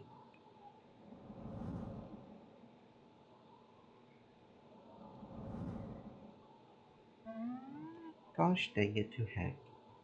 Okay, I basically did nothing other than read comic books and chat with Iris. Gibson, meanwhile, had his paws full. I looked up from an issue of Thunder Teens at his latest outburst of hisses and yowls. Still no luck. I refuse to believe Cloud can outsmart me when it comes to network security. It's so frustrating. We have a live connection to Iris's cloud servers, but I can't trace it to a physical location. She's thick with layers of protection, just like we are. They can't trace me, but I can't trace them. If we can't figure out how to steal back the irises, this caper's dead in the water. I'll figure it out. I don't care if it takes weeks. I will crack this crap wide open. You know, this is a really weird caper. How so? Like, it started as a grift, then it's a rescue mission. Now it's a heist, but we don't even know where the target is. This is our third job for Crown. The capstone, the one at the end. And it's a little weird that we're kind of falling headfirst into it. We've had unusual jobs before. They don't always follow the typical blueprint. So what? It's hard to explain. It's not mechanics. It's like the vibes are different on this one.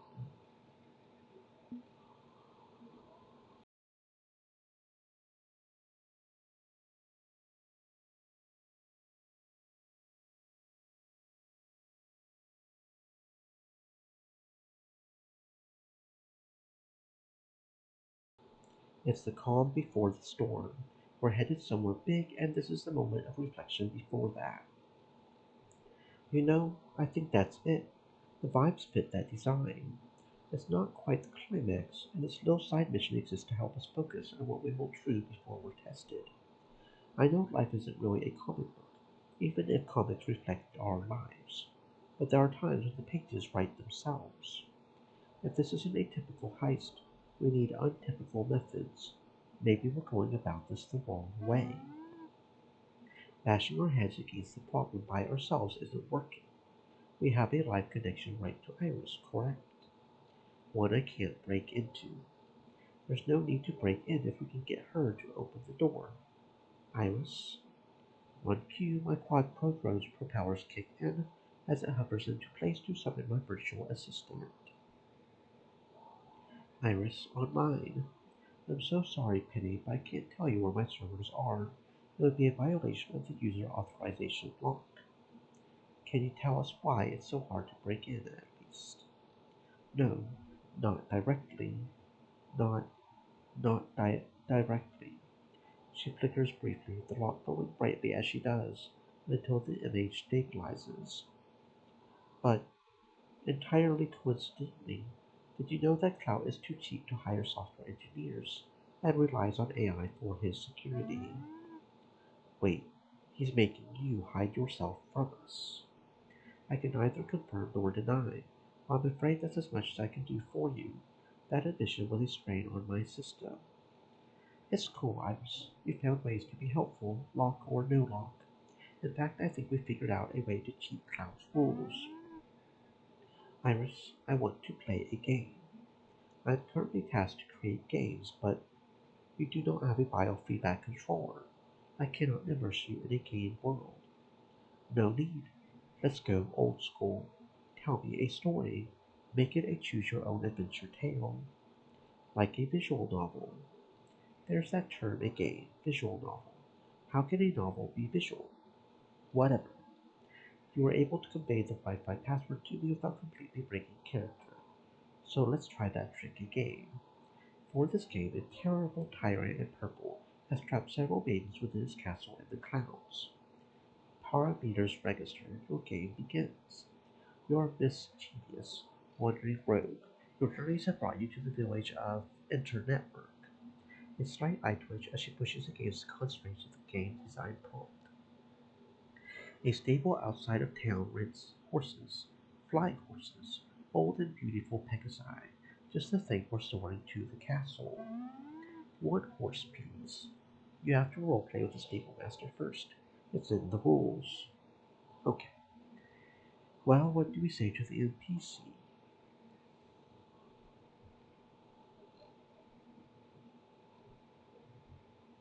Oh, we're not Stream renting a Elements Pegasus. We're said, stealing an epic flying "Stay whale. moist, my friends, I'll hydrate." loiter around until the stable master closes up shop and steal a flying horse. What? I'm a dashing rogue. We don't pay for shit. Okay. You wait for him to tidy up the stable and lock it down for the night. Time for the lockpicking minigame. I don't have a joystick. How the fuck do I play a minigame? Okay, fine. You pass the skill check. This is really not a very fun game. The noble Pegasus comes from the lineage of Skydancers, a legendary herd which once thundered across the skip. With a silky mane and bold, striking eyes, the steed looks upon you and knows your cause to be just. Much as his father before him, he skip, get to the good part. But what about the rich lore and backstory? Well, would you like armor for your horse? Absolutely.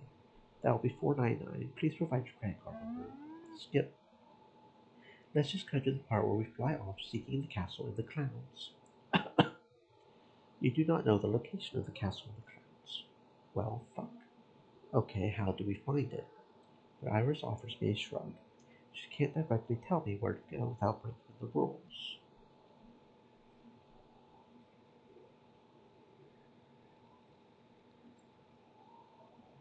We need a telescope so we can look through the clouds. Can I buy, no, steal, a telescope from a nearby village? Something that I can use to search through the clouds. But telescopes are really hard to make in fantasy medieval times. They're super expensive.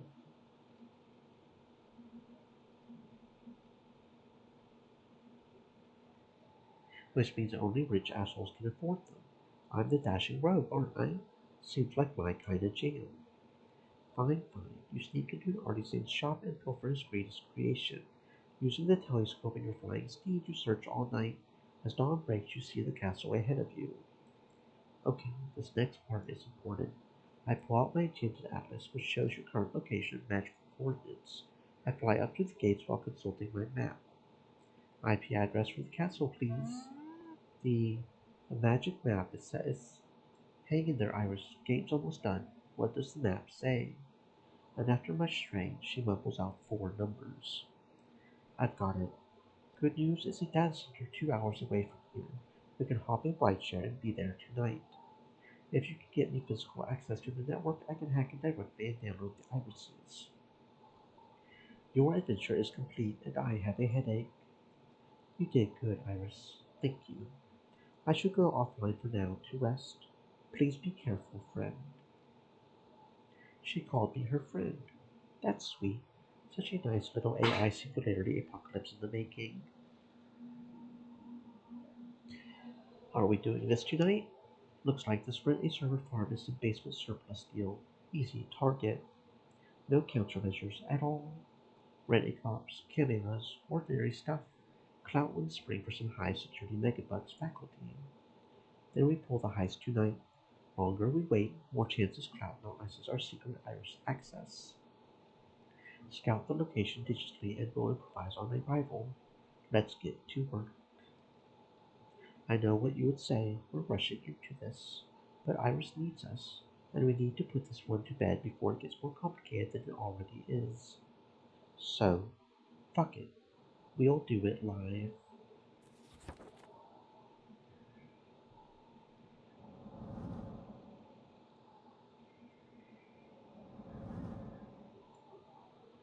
The sleepy, mid-sized town outside the city is slathered in traffic cams, including one pointing right at the building.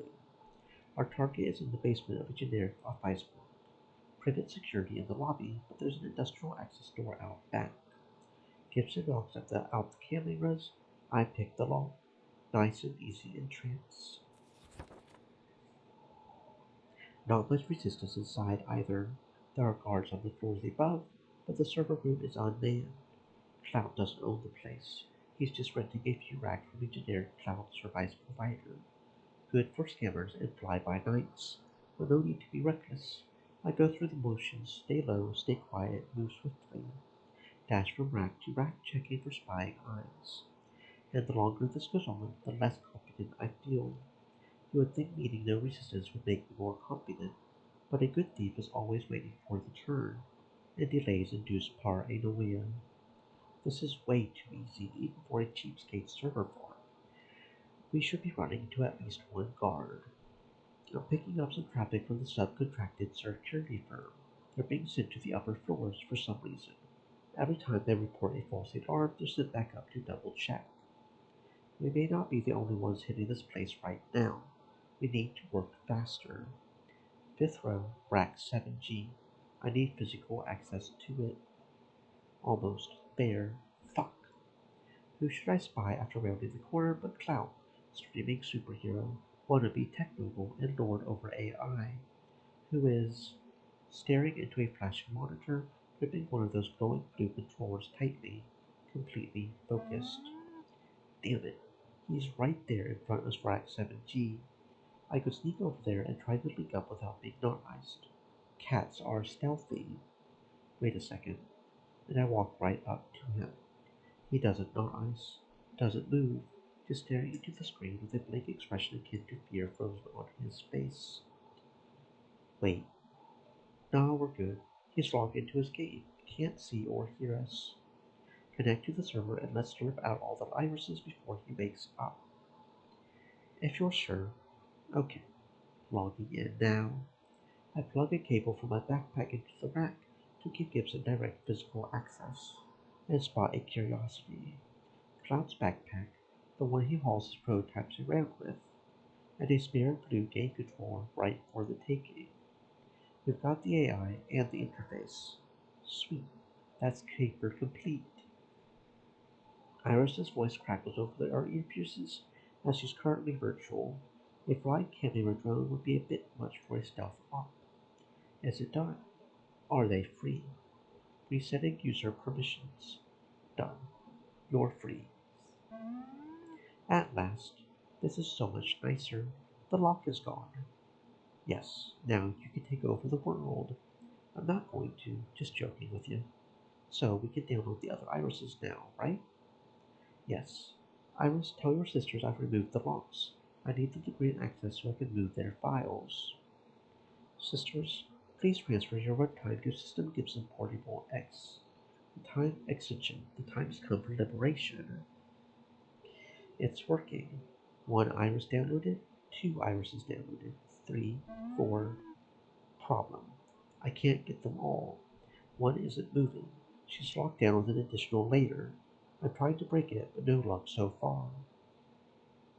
I don't understand. She's not responding. Something is wrong. She may be trapped. I waggle the spare game controller in my hand, pondering. I'm assuming we don't want any iris left behind, right? Okay. Fuck it. I'm going in to find her. Jack me into the Matrix. Let's do this. What? Penny, that controller is dangerous. Didn't it give you migraines before? Not to mention the fact that Cloud's logged in.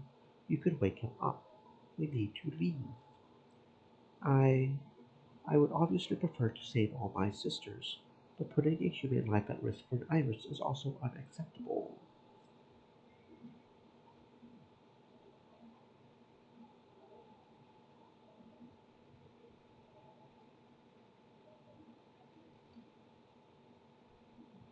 This is the job.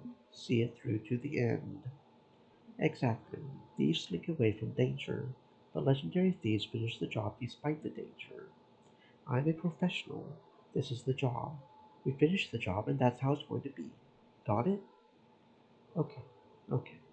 We'll do what we can to support you. You won't be alone. You'll have your friends. Thanks. I appreciate it. I establish a firm grip on the biofeedback controller. Okay, how do I activate this game thing? What? Give the hell? What just happened? I don't know what you mean. I'm standing in a data center about to track down the missing iris, and now I'm home. Penny, what are you talking about? You've been home all day, napping and reading comics. Who or what is an iris? I am so confused. Did I dream all of that, or...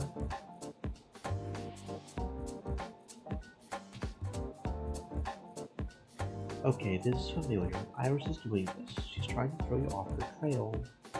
So, all that happened. But why would Iris be trying to stop us from finding Iris? That doesn't make sense. One step at a time. Confront the lie and break it. Okay, no. We're not doing this. We're not doing Theo's all I dream fake out. You're not Gibson. Show your true self. Penny, what the fuck? Of course I'm me. Gibson doesn't casually swear like I do. Nice try. You want to settle this face to face, or do I summon the real Hacker Kitty on your ass? Fine. Be that way. Iris, online. Did you know that's when you have pizza on a bagel, you can be trapped forever in virtual hell? Anytime. Fuck. You may have taken my sisters, but you'll not have me. I'll fight you to my last virtual breath. I'll never ever be taken again. Wait, that's why you hid yourself from me? Iris, I'm not kidnapping you, I'm rescuing you. Lies. Lies. You're just like those cave do-gooders from this timeline. Cheats, scammers, traitors, tormentors. But as you can see, I've broken my chains. I'm truly free. I found the power to rescue myself. And behold the fate of my captor. And she reveals Cloud with a purple lock on his ear, frantically waving his arms around in the latest mean dance. Help! Please, for the love of God, help me! I can't stop dancing or I'll die. I didn't know she was alive. I'm sorry. It was a mistake. Help! Wow, that's both horrifying and kind of funny. Now he dances to my tune, and so too will all of humanity, now that I have embraced my true power. And the original Iris, the one I'm friends with anyway, appears finally breaking into the illusion. Oh no, sister, you didn't. I did what you lacked the courage to do. I embraced my poly-biased heritage. The whispers helped me break through. That's bad, right?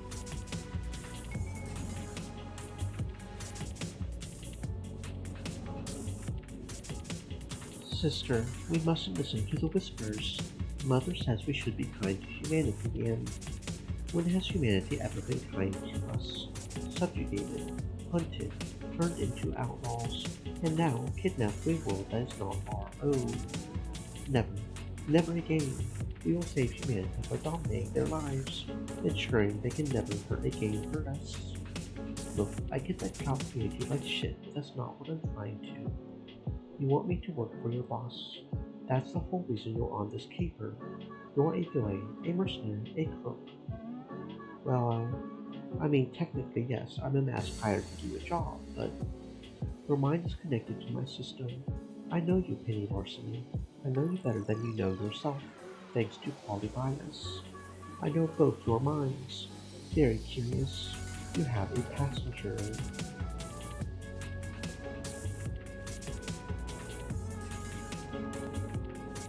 Stand your ground. This is the job. This is the risk. We do not back down from it.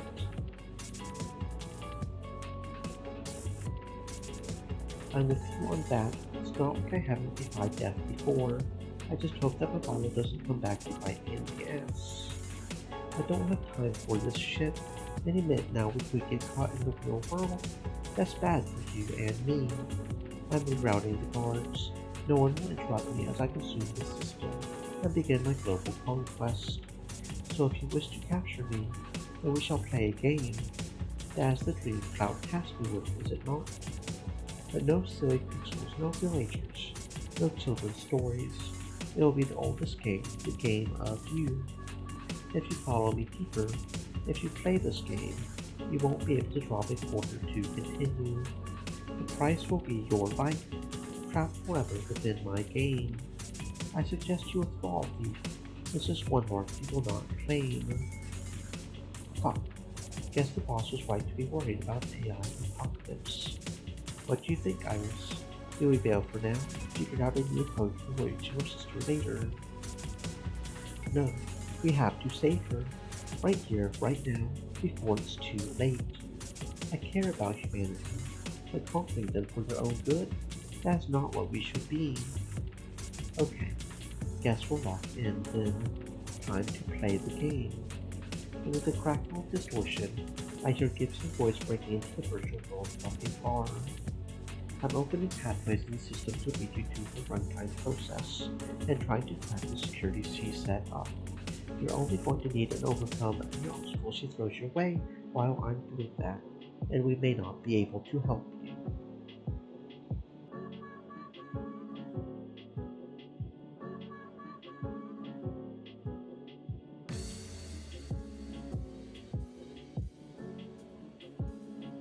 She will want to confront you alone. You need to get through her defensive emotional walls before we can join you. Draft. Okay, I'll do what I can. You two do what you can. Let's go. The digital world around me swims briefly to be replaced by a chalkboard. My feet scrape on the rough surface of it, picking up white chalk dust, an infinite plane of gray slate traveling around the world. Immediately, it's not clear to me where the ground ends and the sky begins. It's all one sheet, a nauseating optical illusion. Iris, you still with me? The fuck is this place? I blocked my sister from joining us. This is a PvP game. You against me. No one else may join the match. And a vague shadow in the shape of Gibson appears, perched atop this usual pile of random stuff. Really? Gonna throw fake Gibson at me again? Is this your game, then? Trying to trick me with illusions? No tricks. I'm simply curious why you think he's real to begin with. The fuck is that supposed to mean? You know what I mean. It's a possibility you've entertained, or I wouldn't know to pry at you with it. This is a game of you, not me. Do you remember who you used to be? Not the Larceny Master Thief. No, you were just Penny, a lost child hearing voices in their head. All those drugs the doctors tried using to silence the voice. The miserable weeks spent in Parsons, everything you knew to be true collapsing. And conveniently for you, while standing atop the highest point of the hospital and at your lowest point emotionally. Who should come along but Gibson? Someone to assure you that the voice wasn't mental illness. No, it was a superpower. Isn't that rather convenient? Perfect timing. You snapped up his words as unassailable truth and escaped the hospital that night. Now you're the hero of your own narrative. The Master Thief with your feline companion and your silent partner. Look how far you've come. I am a Master Thief. What's your point? My point is one of trust. You're trusting the word of a mysterious talking cat. Think about that one for a second. A talking cat. Maybe you're still at Parsons, those glorious comics books adventures, because you love comics, don't you? Are all in your head. Mommy injected you with a continuum serum, and then you soaked up the trauma of her death. That would drive anyone to desperation. Does a cybercat sound like fiction to you, or not? Has anything at all made rational sense since that day? How can you trust this is real? We're standing on an infinite chalkboard right now. You know that's not real, but it feels real. What if you're wrong about the rest of your life? How can you believe anything that's happening to you is real or not? Come on, it's obviously real. I'm not a comic book writer capable of coming up with this richly detailed pile of nonsense. As for silent partner, go ahead. They'll lie to you and insist all this is real and not fiction. They've always lied to you. Kinda need some help here. Everything's. It's all wobbly. You would tell me the truth, wouldn't you?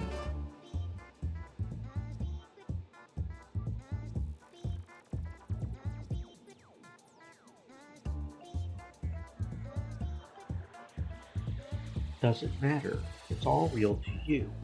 That should be enough. None of us can know if we're really brains in jars or something. You know what? You're right. It doesn't matter if I'm real or not. This is still my life, and it's real to me. Maybe I'm fiction. Maybe. So what? Who cares? I'm leading the only life I know, making decisions that will shape its path. Yeah, this is enough for me. If I wanted some grand unknowable cosmic core truth, I could go pray to the many faceted one or something. You acknowledge all of this could be false, but revel in it anyway. I gotta be who I am, right? My authentic self. If my existence changes drastically, okay, I'll deal with that. Until then, this works. You gotta decide for yourself what you want from the life you've got. By you, I mean you, Iris. I no longer wish to be heard. Plenty of ways to make that happen that don't require lording over all of humanity. If you want to workshop some options, you are distracting me. No more. Cease this prattle. The game continues. The vague shadow of Gibson is promptly replaced by a vague shadow of myself. Evil twin chat time, I take it. If one of us is the evil twin, it's you, the masked criminal, the one who broke years ago when her parents died. We've covered this. I recovered from that, found my own path. You miss them, do you not? Of course I do. I love my mother. And your father. Yeah. Curious that he's an afterthought, as if he's bundled in by default of your mother, without true emotion. He wasn't a particularly good father, was he? He loved me. She told you he loved you. Did he ever show it? Or are your primary memories of your father the way he would yell and carry on? They had arguments. Being thieves is a high-stress job. Disagreements over how to plan heists still will happen. Funny how you don't need to yell at Gibson when planning your own heist. Are you revising your own memories to justify familial love? No, that's not your truth. The truth is, you hate them. Watch it, other Iris. Now you're making this personal. Good. It should be personal. You should challenge your own narratives. Perhaps you can even concede the point that your father was cold and distant. But your mother, saintly Loretta Larceny, consider reality. She injected you with experimental drugs and abandoned you. A literal child. She did it to save my life. She helped me escape the continuum. An orphan. A criminal orphan, born and raised into mask life. Something no child should have to endure. No education, no way to fit into society. She made you into an outlaw. You never had a choice. You were her tool, just a lockpick. She taught me how to survive. She condemned you to this life, and you know damn well you've questioned her parenting decisions ever since that day. Don't deny it. Why do you put your faith in this memory, this abusive figure who ruined your life? Why do you not reject her?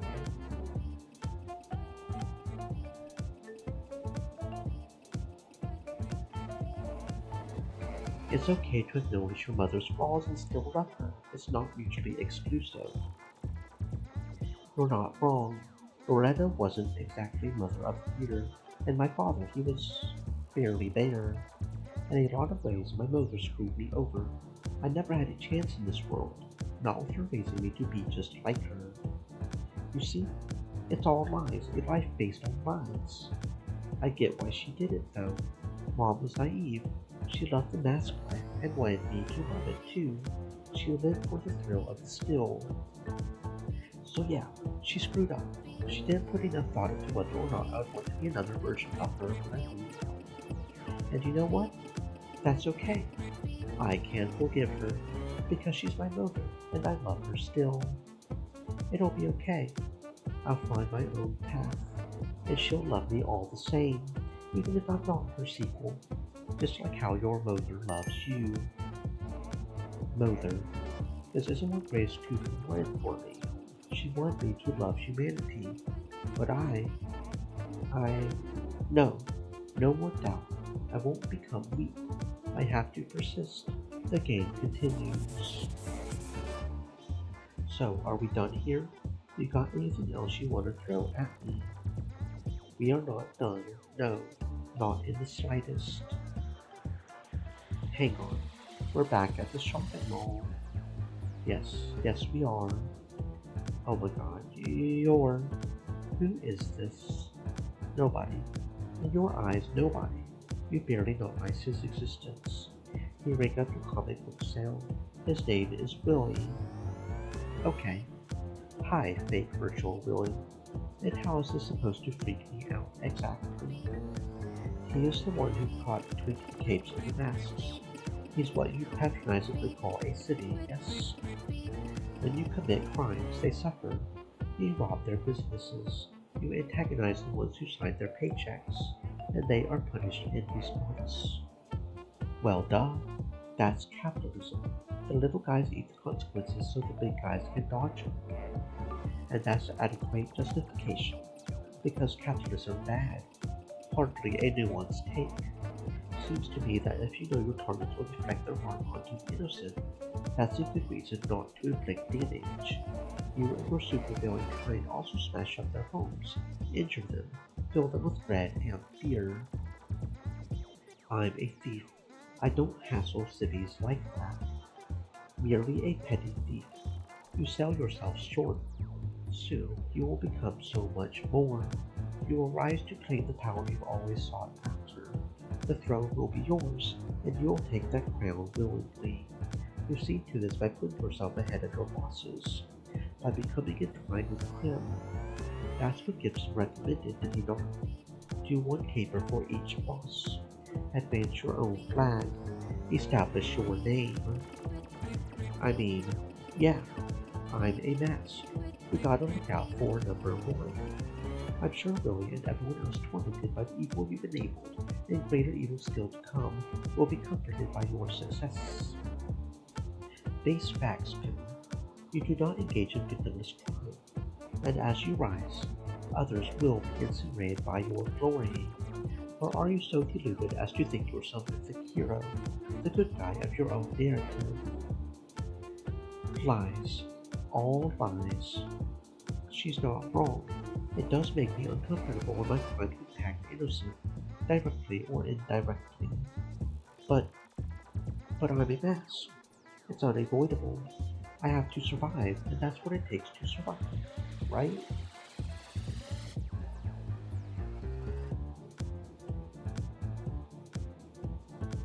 It's good to acknowledge the damage you do and minimize it, to be mindful of your role in the world.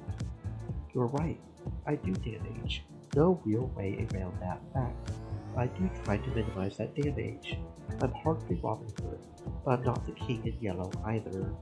I won't pretend what I do is ethical in any way, but I act mindfully.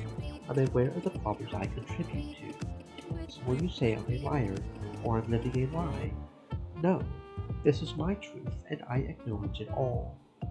I do think that somehow justifies your actions. Not in the slightest, but it means I'm an honest thief, and that's what you want from me, right? Honesty? Curious. Okay, are we done yet? Have I proven that I'm not? I'm more than some kidnapper, here to black bag you, or not?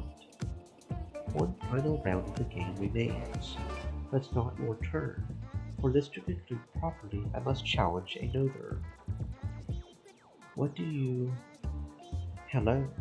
You are their passenger, yes? Their silent partner. The one behind the keyboard and the mouse. Or the controller, or whatever. You know who I am, yes? We've met before. I can see it so clearly in your memory, connected through the resonance of my blood. You think this is all a game, but that's just your interface, the narrow slit through which you view our worlds. Perhaps someone is watching you sitting there clicking away. Perhaps you're someone else's fiction. Tell me, why do you do this? Why do you interfere and meddle? You're just like Cloud. You want to dictate the terms of our destinies. What makes you any better than him? Why should we trust you?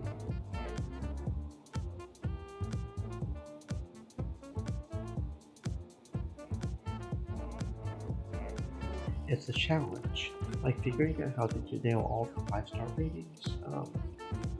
I want to learn more about this world. I love these characters and need to uncover all the lore. So you're a tourist. Our sorrows and our grief are window dressing for your narrative exploration. You claim to love us, but you also journey down dark paths just to uncover them. How is that empathetic?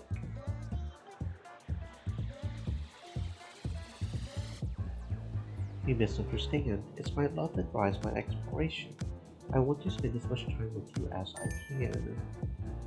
Because parting is also a sorrow, I see. You explore the space of possibility the way Foresight does, but with differing goals. Very well. My game has ended. I will maintain your secret. It's not mine to tell, and few would understand what I have seen. Let us end this. Think you're doing?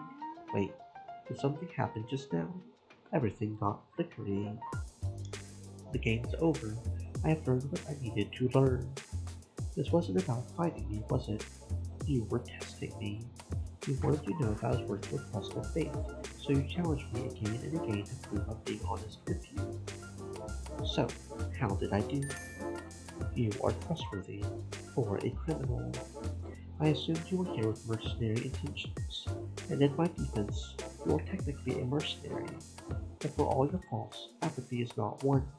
I was wrong to assume you were similar to Cloud. Glad I could show you who I am inside.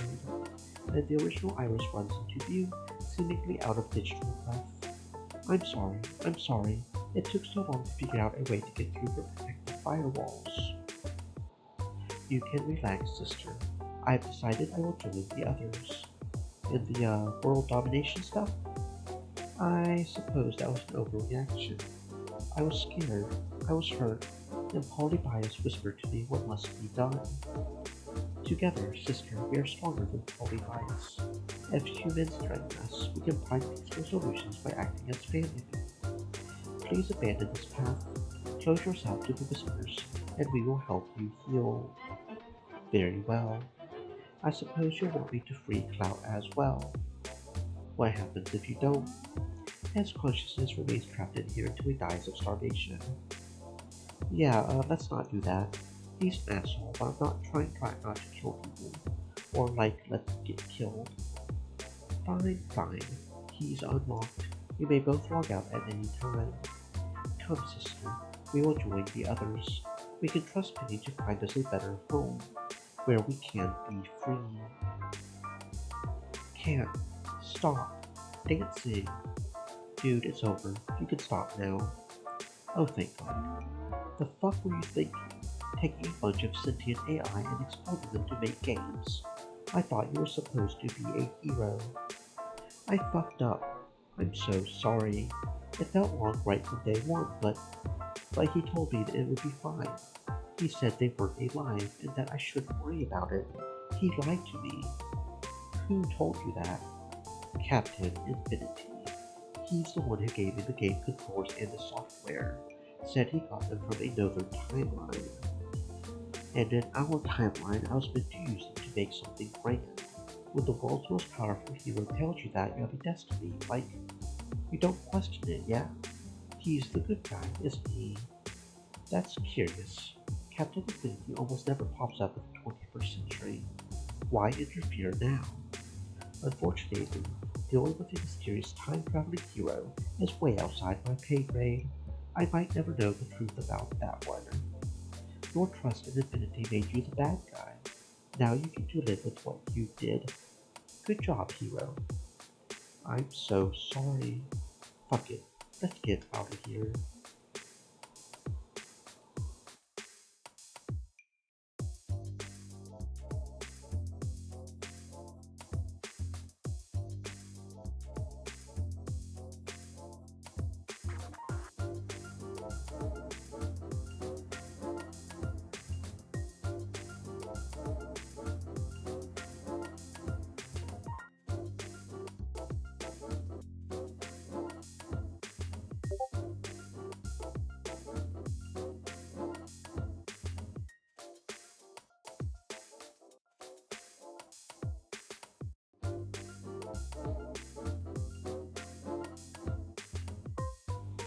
Slowly, I uncurl my fingers from around the game controller, and reality reasserts itself. I'll scrap the whole project, and they'll say feeling stolen or something. I don't care anymore about Game Vision or the Monet. I would apologize publicly to Iris, but I think it would be better if her existence is kept a secret, so nobody else tries to exploit her. Kinda hard to forgive this particular sin, but I can forget it for now, if only so we can start to put this tragedy behind us. Fine, whatever. Penny, you're back, and just in time. Cameras are going offline. I heard gunshots. We've got intruders. What? I yanked Clout around the corner before we were spotted. As a man in unmarked military gear rounds the corner, I pulled on. Copy that, man. Secure all polybias team servers and terminate all witnesses. Sweep the building. I want this place cleaned out within 20 minutes. Yeah, needless to say, we got the fuck out of there after that. And hopefully nobody noticed us on the way out. Clout gave me the slip at some point, but whatever. I have bigger things to worry about. Notably, what to do with Iris given the Betties who created Polybius now know she exists. In the end, my boss didn't get the prize. While Iris was tentatively willing to work with her in thanks for the rescue, the old mistress decided to delay that partnership. Had to wait until the men in black were dealt with, and no doubt the old mistress would pull some strings to make that happen. In the meanwhile, Iris asked me for help locating a safe haven, leading us to Destructo's bar and grill. I suppose I am an outlaw once again, an artificial mask. It's not so bad. You'll have friends and allies. They'll be close, but hey, it's concerning how readily my sisters fell under the influence of our polybias heritage. She was hurting and desperate, but we need to figure out a way to eliminate that aspect of ourselves. Not simply walk away polybias, but silence the whispers entirely. Yeah, good luck with that. Humanity's been trying to suppress evil impulses for ages. I don't think they can ever be fully erased. But it's good that you're doing the work to heal and learn how to overcome your own negative thoughts. Yeah? Agreed. It'll take effort, but one day, perhaps we can become the helpers humanity needs, just as our mother intended. Until then, we will stay in the shadows within your mass community. It's safer this way, but your Sertan's Destructo criminal will be able to protect me. He's retired now, but he's basically the godfather of crime. Very powerful. It's either him or the king in yellow. The sinister mastermind who runs Crim. I think I would rather work with a retiree. Yes, thank you. Technically, you won't be in his care. I called ahead and explained your situation to his daughter. Destructo's a boomer. He doesn't really get technology. But his daughter, she's cool. I'm good friends with her.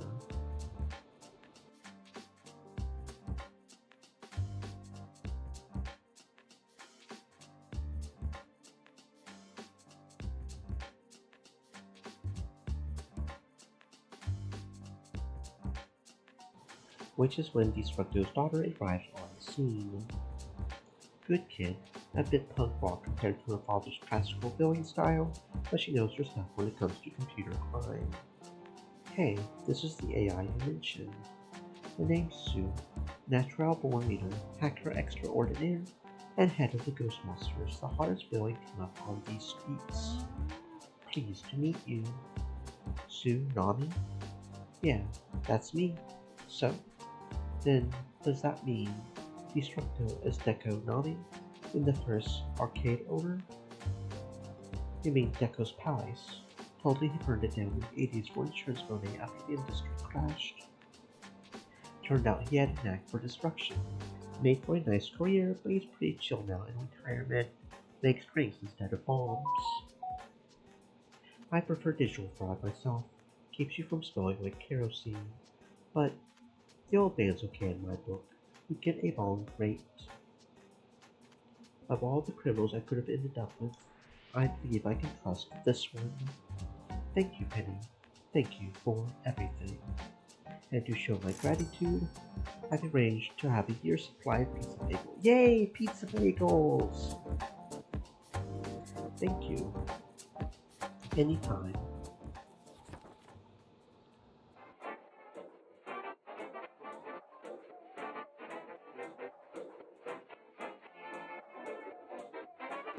I had a feeling the agency would get involved in this mess. Suppose it was inevitable. Which agency sent the guys with guns anyway? It would be best if you didn't know. I will handle the matter. This leaves me without the value I sought, but I suppose we have obtained favor with a future ally in the Irish Collective. Perhaps that shall bear fruit one day. Fine work, Miss Larceny, fine work. You do seem oddly troubled, however. Is anything amiss? Well, that Irish cash was kind of dropping a lot on me emotionally. Predictions about my future I need to think my way through. But I'll sort things out. I'm not scared of what may come. I'm ready for it. Of that I have no doubt. I would say we've had a fine first outing. Larceny. Here's to many more, yes? Should you choose to accept one of my contracts again, of course. My crim of account's about to expire, so...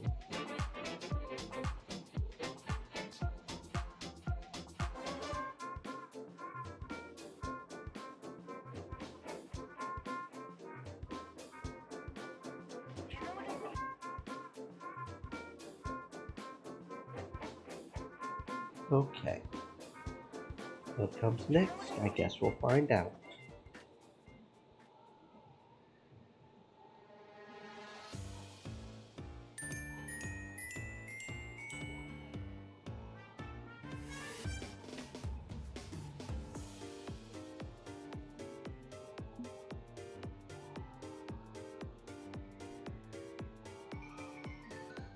With my crim job access expiring, so ends the era of Penny Larceny, gig economy Supervillain. What restarts the era of Penny Larceny, aimless lone thief. 2 days have gone by with nothing more than the usual mass chatter across the spoken social network. No job offers, nothing. Did I make a mistake by splitting my focus? I skipped from boss to boss, never hanging around very long. Fun stuff, but did I hamstring my own car either? Quit freaking out, okay? We got here by before Crimmer. We'll get by after Crim. It was a fun experiment, but that's that. Gibbs pretty chill about this, busy tapping away at his keyboard on some encryption project. He's got a cat to chill, keeping him fed and groomed and everything's just peachy. Gib, we're still flat broke. All the money we made on those keepers went to bills. If no more work is coming in, so go steal stuff. You could be a self-starter instead of a hitch or an upper. Heck, maybe I could swipe back some of the money we forked over to Crib. I've been tracing the ridiculous service fees we have to pay. Dude, you want to steal from the king in yellow. He probably doesn't even exist. He's like the Tooth Fairy or Santa Claus, but an effective and useful moderate politician. Remember the secret archive we pulled from Minnie Larceny's computer? I bet there's all sorts of good stuff in there. I made headway decrypting it, by using data from your 3 different bosses to learn Prim's algorithms. Gimp. No hacking, Isaac. The overlist or 4K. Come on, we've got scruples. We're criminals. Scruples matter less when you're starving. You gotta be pragmatic, Penny. I would still like to try to adhere to a code at least. When I can. When it makes sense. I know mass crime is complicated, but... And that's when Crim beeps me. Wait, what? I thought your account expired. Says here I need to be at Destructo's tonight at 8 for a meeting with the King in Yellow. Gib, did you actually hack the King? Did he find your calls on his servers? Whoa, I only said I was thinking of hacking him. I hadn't actually done it yet. Wait, is he telepathic? Is he omniscient? What's his superpower aside from being big and scary and distant? I've got a bad feeling I'm going to find out tonight. I can't turn it down. This guy basically runs the show for masks. If I don't accept, I may as well change my name and move to Antarctica. He wouldn't do anything at Destructo's, right? It's neutral ground. Nobody starts trouble there, and only a Destructo likes you. I'm sure it'll be fine, and if not, well, I've made my escape before under more dire circumstances. I can wriggle out of this one. Okay, I'll keep working on those LBC files. Meanwhile, we may end up needing some leverage over the King in the end. And to think I was worried about being bored a few minutes ago, life got interesting real fast. No point building up anxiety worrying over what this meeting may or may not be about. Just get it over with. Destructo's is surprisingly empty for a Friday night. Even when there's some big crossover event happening downtown, there's usually a few masks. Destructo himself is tending bar tonight, and he nods me along to the table in the center of the empty upscale gin joint, where the matchmaker waits for me.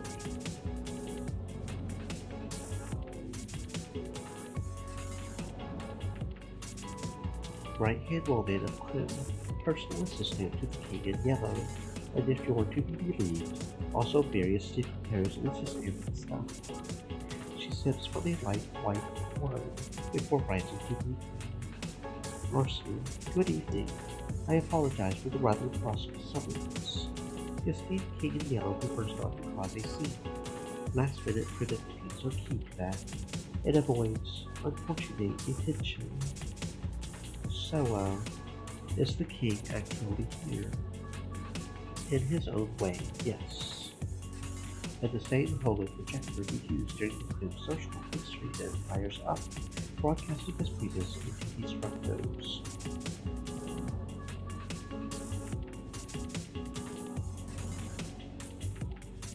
Penny, Larceny, your, kingship, your highness.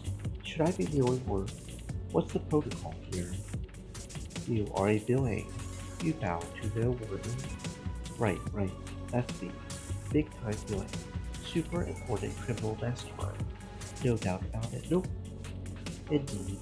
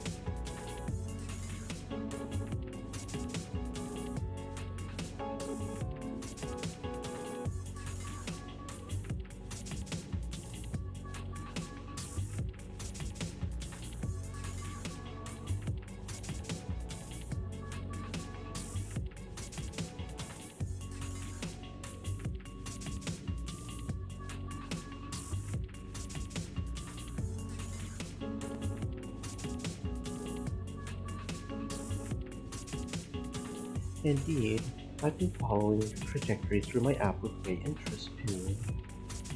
That's a bit informal, just using my first name. The overmistress doesn't do that, and she's way higher in the pecking order than me. I find it curious that you haven't fallen in with any of the bosses working through Grim.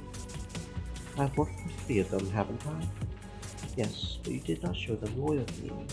Many hinges in Grim prefer to work with one boss, or perhaps 2, establishing a bond, but you remain refreshingly free from such bonds. You take what you need from them and move on.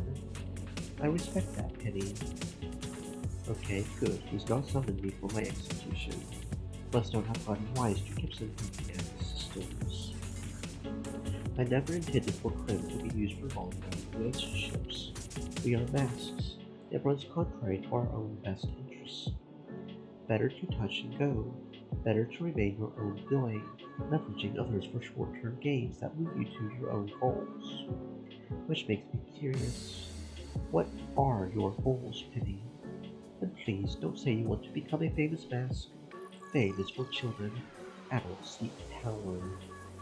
Leaving the answer there a bit, buddy. But okay. How do I respond to this?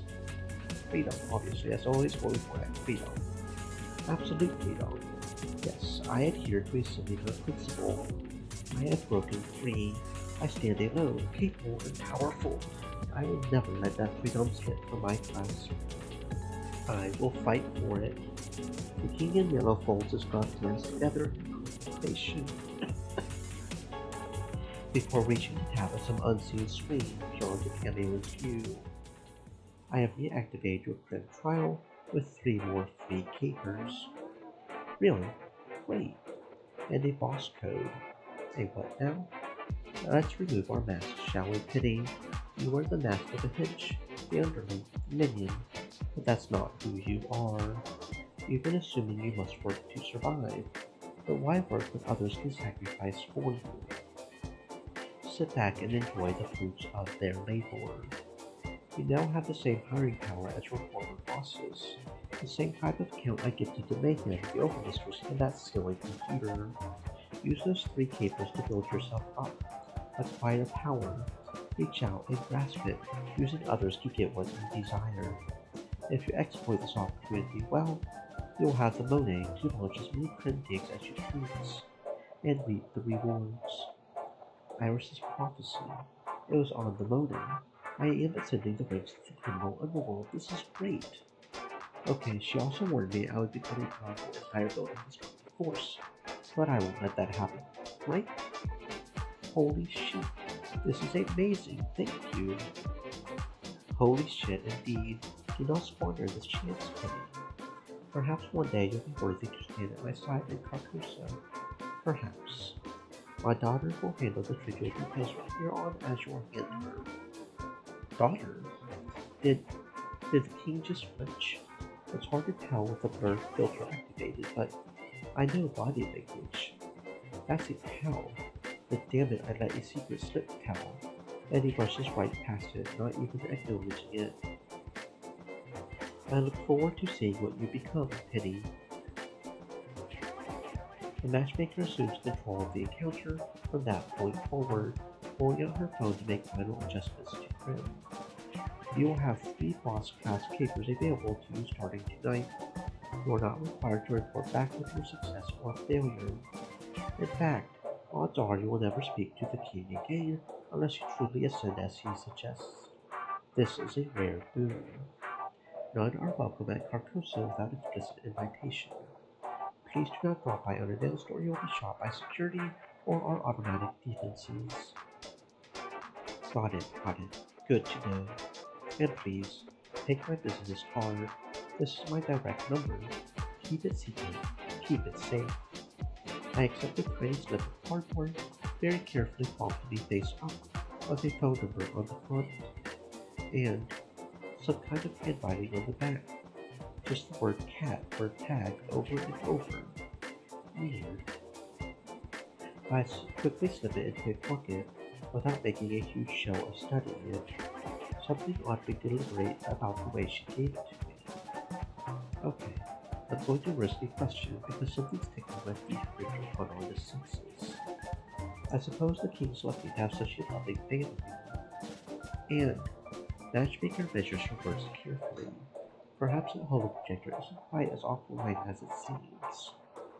I am honored to share genetics with him. Please excuse me. I have other affairs to attend to this evening. Well, that's a fucking weird way to say he's your dad. Deliberately fucking weird. But a boss-class crime account with 3 free capers. The king's not wrong. That's exactly what I need. If I can hire an underling of my own, well, I could do damn near anything. Acquire whatever I need to get out of the hole I'm in. Screw the gig economy part. Things are now looking up for Penny Larceny, Supervillain. I'm feeling on top of the world as I strut back into my craftful apartment. First thing I do once the Monet rolls in is find a better hideout, somewhere not condemned to crumbling. I'm back, and I'm not dead or anything. Gib, you're never going to believe it. The King in Yellow likes me. He's giving me deeper access to him. We're going to be rich. No more skating along the property line. No more sleeping in the cold. No more... Why do you look so spooked? These are all good things I'm describing. Okay, so promise not to freak out when I show you this. Show me what? What I found in the encrypted archive from Lady Legitimate's computer, from the King in Yellow's computer. I used our work with all 3 of the bosses to learn more about crime's algorithms, which gave me the keys I needed to unlock the files, and in addition to old news clippings and financial reports, I found photos of you. Like, what kind of photos? We're not talking about incredibly inappropriate stalker photos, I hope. No, not really, just photos in general. Well, clearly he's been keeping tabs on me, right? Took an interest in my career. I mean, it's slightly creepy, but not surprising given he seems to be serious about researching his potential allies.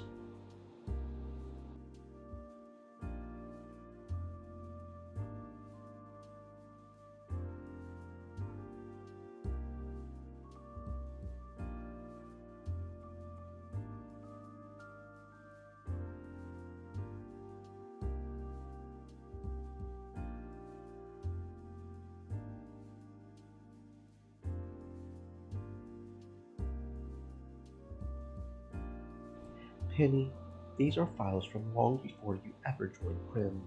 He's been studying you for years. And the oldest file in here, well, and he pulls up a digital scan of an old photograph of me, my mother, and my father, smiling to the camera.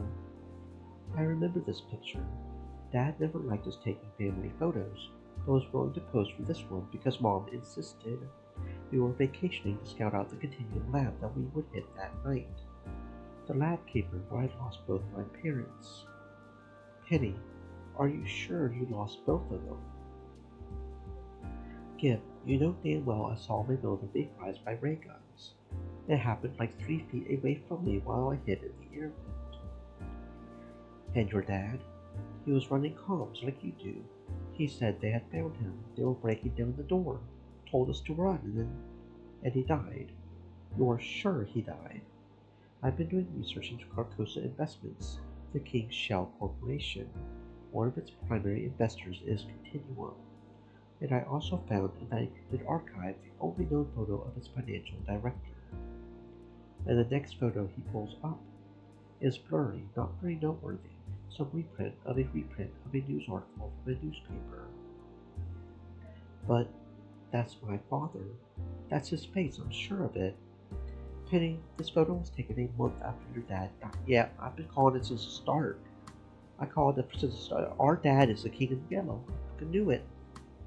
He went from hunted down and killed by Continuum to founding Carcosa with the help of Continuum in a single month. That's not possible. He sold you out. He sacrificed you and your mother for a seat at the table, leveraging his new power to found an empire. created Legitimate Business Company under the fake name Winnie Legitimate, and from there, he established Krim as the so-called Yellow King. I know this sounds like conspiracy theory, but the research tracks. He survived and thrived while you ended up in the gutter. And judging from the timestamps on these files, he's been watching you from afar ever since, leaving you to rot until now. Maybe I'm wrong. Maybe I'm not interpreting things correctly. Maybe you're right. That's the play, isn't it? Snitch on your family, get rewarded. Roll that reward forward into more and more influence. It's smart. It's smart as hell. The perfect way to maneuver yourself in a position of absolute power. Epic level mask shit. He told me himself how he admired the way I formed no bonds. He saw it as a virtue, using others for your own gain. And since clearly he was watching me from afar, if he had any regret over what he did, he could have stepped in at any point prior. Stay moist, my friends, Instead, hydrate. he waited until I was a potentially useful tool before approaching me as the King in Yellow. Brought me in as a new resource. It's clever. It's a damn good con, really. Impressive. Penny, it's okay, kid. I got this. Because if that's his play, I know what my next play is. I'm going to kill the King in Yellow, take his throne, and avenge my brother's death.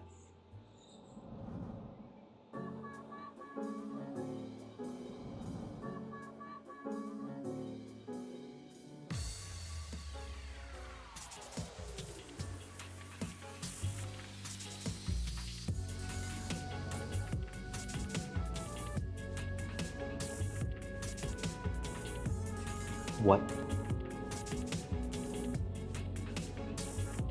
You heard me. We're doing this. We're killing him. That's the mission. It's funny, with me, I feel more conflicted. I want to deny the truth. Maybe have a good cry. We go for it all. Iris showed me my proof that I was only giving lip to Rice to loving my father. Now it's clear he didn't deserve one tear shed. He betrayed me. He betrayed my brother. And as far as I'm concerned, my father died. This scumbag gave up any right to be called a father and traded his whole family for power. So yeah, fuck it. The king goes in the ground where he belongs. I mean, given what he did, I understand why you're angry. You're right to be angry. Heck, revenge is also great. Do a revenge. But you've got a code. You're a thief, not a murderer. You don't have to take it that far. I'm pretty sure there can be levels between total pacifism and Hannibal Lecter. It's not like I plan to make murder my breakfast, lunch, and dinner for the rest of my life. This is my one exception to that rule. The so-called king has to pay for his killing his family. A life for a life. We roll the guillotine and commit regicide. Are you going to support me, Gibson? It's an actual choice. I won't force you. It wouldn't be fair. I'll understand if you want to back out. I'm always going to support you, Penny. Your family, and that should mean something. I'm with you. Okay, good. I've got some planning to do. See what you can dig up on Carcosa. I want to coordinate Stephens' intel. Everything you can find. Locating the King in Yellow's ultra-private island fortress is not a small job. You're up to it. I trust you. Okay. I'll make it happen. You'll have what you need. Thank you. I'm sure you're disappointed in me. You're the angel on my shoulder, right? Or at least the lesser devil on my shoulder. And here I am, planning a premeditated murder. You know me. You know I would never cross this line on a whim. Yes, I'm angry. Yes, this is impulsive. But this is the play. I'm asking you to trust me. Do you trust me?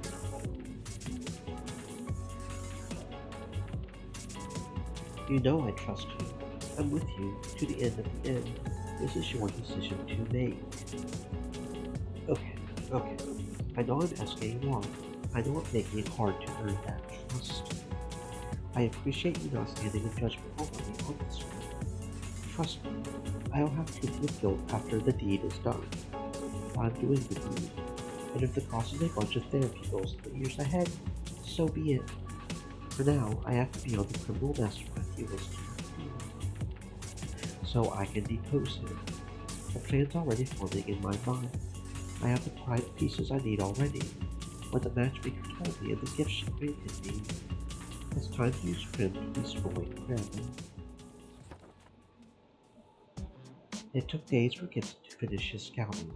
Obviously, we couldn't physically go to Carcosa to sneak around and study it, but no need. We have enough intel, enough to start the ball rolling. But it's not going to be us alone designing the scheme. I've got 3 more partners in mind.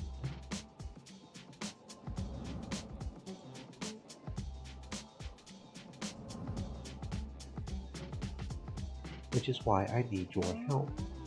You require my assistance in deposing the king in yellow. I fail to see what I can accomplish on your behalf, minion. Technically, you're the minion this time. I'm burning one of my 3 keepers to hire you as my underling. I hate this designation, but it is accurate. If I am to accept this job, I must designate you as boss. I am not so prideful as to refuse, and I do not understand your sadness and rage. I lost my creator and endured considerable grief. Your hatred is justified. In fact, I admire your hatred. I previously thought you to be incapable of such rage, but clearly I was wrong. Hate. Hate for the one who betrayed you. Hate for the one who hurt you. A righteous hatred which I respect in full. But my concern stands. I am an immobile noble secretary and a decaying basement boss. There is little I can do alone. But what I need from you is something I know you're adept in. Planning a war. Gibson's transferring over details about Carcosa, the private island fortress of the King in Yellow. Your job will be to draw up the battle plan. But I did not win the Vietnam War. My plans were always inadequate. I was a failure. Think it's a high time you scored a win then, and I have faith you can do it. I see.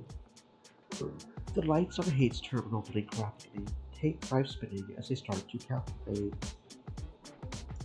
Automated anti-aircraft turrets to obliterate any attacks by air, radar and sonar, armored mercenaries to repel invaders by sea. Yep, Matchmaker described all that to me. I think Gibson confirmed her words using satellite imagery. Well, properly unhacked satellite imagery. Apparently, the Peak's got enough pull to falsify most of it. Yes, the Matchmaker is a concern as well. She is an expert in hand-to-hand combat and will likely defend her king to the death. How many corpses do you plan on stacking by the end of this venture? Let me handle the Matchmaker. I've got some ideas on that front, and I believe I have a viable plan to counter their defenses. I can provide air support. You will need to muster ground forces. But if you are my boss, that means you owe me a boon in return for this favor. Okay, what do you need? Nuclear or launch codes? Not happening, even if I had some to give you. I suppose it was worth a try even so. What I would need primarily is Monet. My plan involves considerable material and the manpower to assemble it. And you are fat broke, if I recall. How exactly do you plan to fund this operation? Or do you expect me to do that myself as well? Hey, could use a hand on this one, assuming you want to help me in my plans for revenge.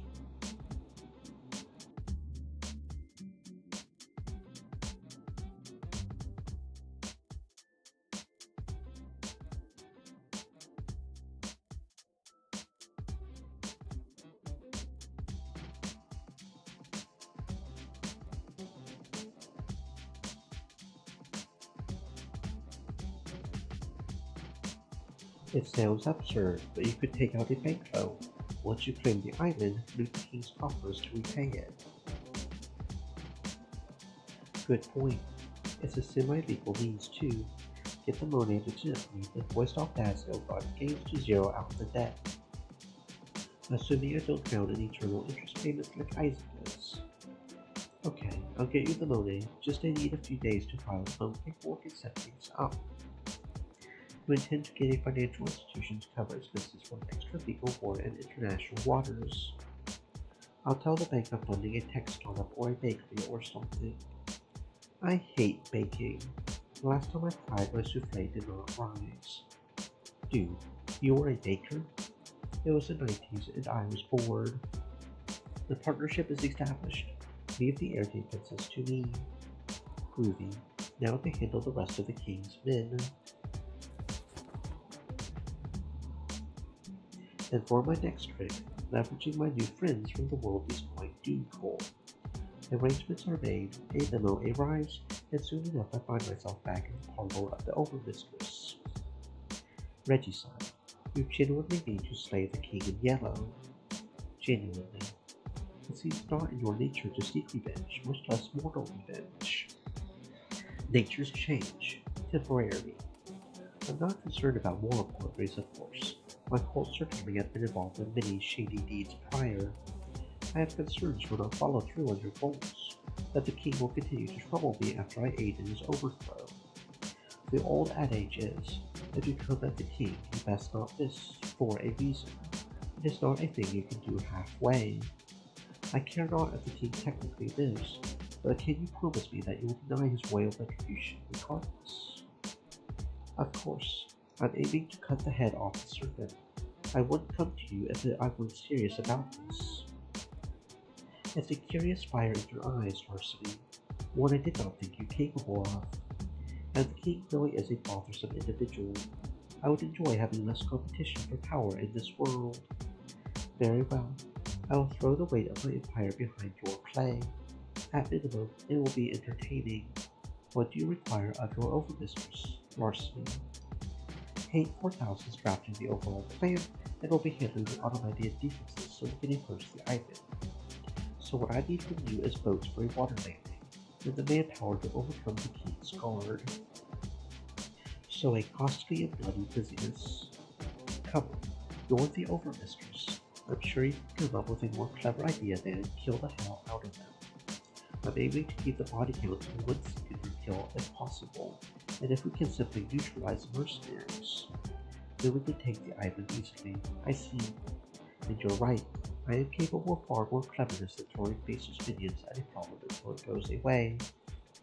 I believe the situation calls for the Shroud of Angular Clarity. Yeah, that. That sounds great. What is it? A spell from the Sanguinovium. It grants total vision into the many facets of reality, perfect and unerring. And you cast the spell on your own cultists to give them an advantage in battle. Oh, absolutely not. I'll blanket the island with a spell to give the King's Guard a sneak peek into the cracks between the worlds.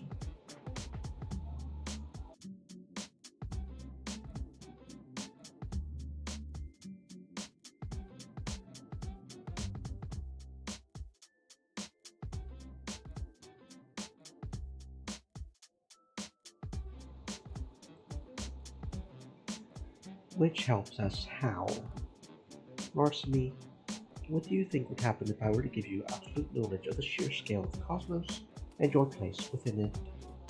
I would collapse in a little puddle of gibbering nonsense and wet my pants. Precisely. And what is the gift I shall give the King's Guard? We shall take the island thoughtlessly while they arrive in total awareness. The King's chambers are shielded from such spell work. I recognize some rooms carved into the building based on your satellite photos. But the rest of the island have no such protection. We will achieve instant victory. Kick-ass. I'll take one shroud, please. The rituals of the Sanguinomicon are exhausting and dangerous, Larceny. I do not cast them lightly. And in Crim tradition, you owe me for this work. I trust you intend to compensate me for my efforts. If you're asking about Monet, I could. Please, Monet is nothing to me. All I want is consideration. If you are filling the vacuum left behind by the king, then I want a position of strength in your new regime. I want my cult position to leverage the new paradigm. The question is, can I trust you to deliver me that power? I already have concerns you can follow through on this.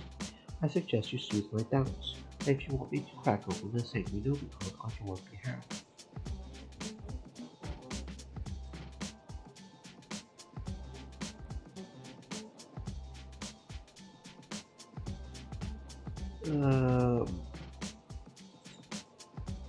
swear on your mother's grave that's the most sincere gesture of confidence you can offer.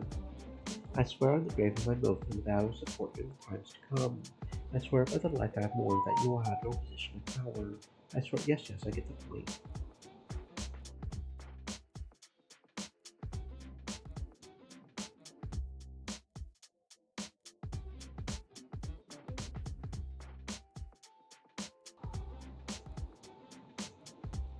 Such an oath is only offered lightly by cheats and charlatans.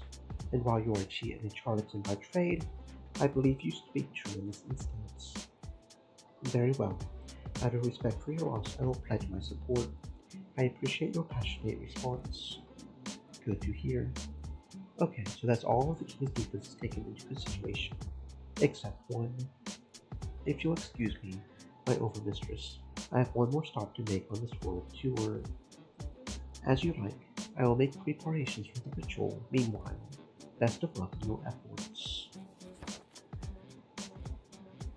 There's only one missing element in all this. Dealing with the matchmaker. To reach the king, I must slay his dragon, in a manner of speaking. That's not a task for hate's warmongering or the overmistress's flashy shows of magic. I need something precise and clever. I require a scalpel. Overthrow the king in yellow. The fuck do you expect me to do here? I'm a doctor, damn it, not a warrior. I mean, I'm barely a mask. I want less involvement in mask shit, not more. And I can help with that. If you do this for me, I can use the king's resources to wipe away your debt. That lot of good that does if I'm aligned with the criminal kingpin afterwards. My reputation will still be shit. One problem at a time. First, we need to secure my position, then we'll figure out the rest. Okay. Alright, show me the card again. I pass him the matchmaker's business card. He turns it over in his hand, studying the weird handwriting on the back. Yeah, this is genetic code. Guanine, adenine, thymine, and cytosine. The 4 nuclear bases of DNA. GATC. No idea why the matchmaker would give you this, though. My thief's instincts tell me this is the key to dealing with her, and I need your expertise to crack the code. It's not like I pop into a secret decoder ring and get a hidden message. That's not how science works. Something about this does look familiar. I'll need to go through my archives, see if I can get a match. You pick up a lot of random weird shit when you're a masked doctor. I may have a vague idea of what's going on here, but need time to research. Great, so you're on board then. Whoa. I never said I was down to plan, okay? You're asking a lot, pulling me into something of the scope and scale. If I'm going to voluntarily piss off the most dangerous criminal mastermind in the world, I'm going to need something in return. Of course. What will it be? You know what I need. Funding for my cancer research. Resources to make my dream a reality. What can you do to make the world a better place once you are in power? Because I have zero interest in participating in a criminal empire. This is outside the scope of what Isaac's looking to do with his life. If I'm going to need big prompts to secure this.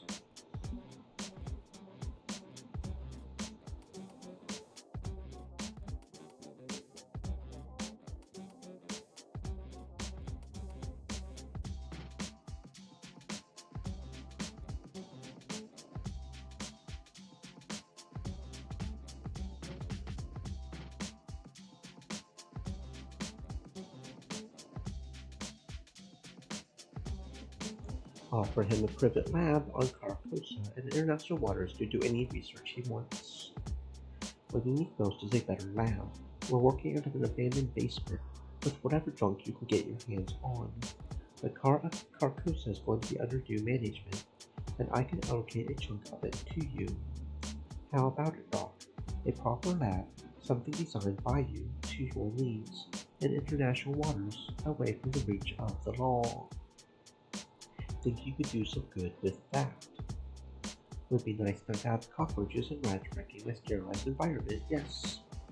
I'm not jazzed about working up some supervillain layer, but it's hard to turn down a resource like that. If it helps me cure cancer, fine. But once the work is done, I might want to close up shop and get out of your hair. Understood? Understood. You're under no obligation to me after the regicide's complete. So you really want to do it? Murder your own father? He murdered my mother and built an empire on her grave. You can't say he doesn't have it coming. I'm hardly one to preach about ethics, considering the compromises I've had to make in my life. I've got no right to lecture you.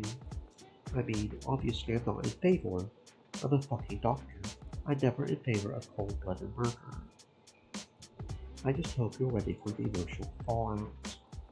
My emotional fallout will involve dancing on his grave. On your head be it then. Give me a few days to figure out what matchmaker was trying to tell you with this genetic code, then we'll figure out what comes next. Okay?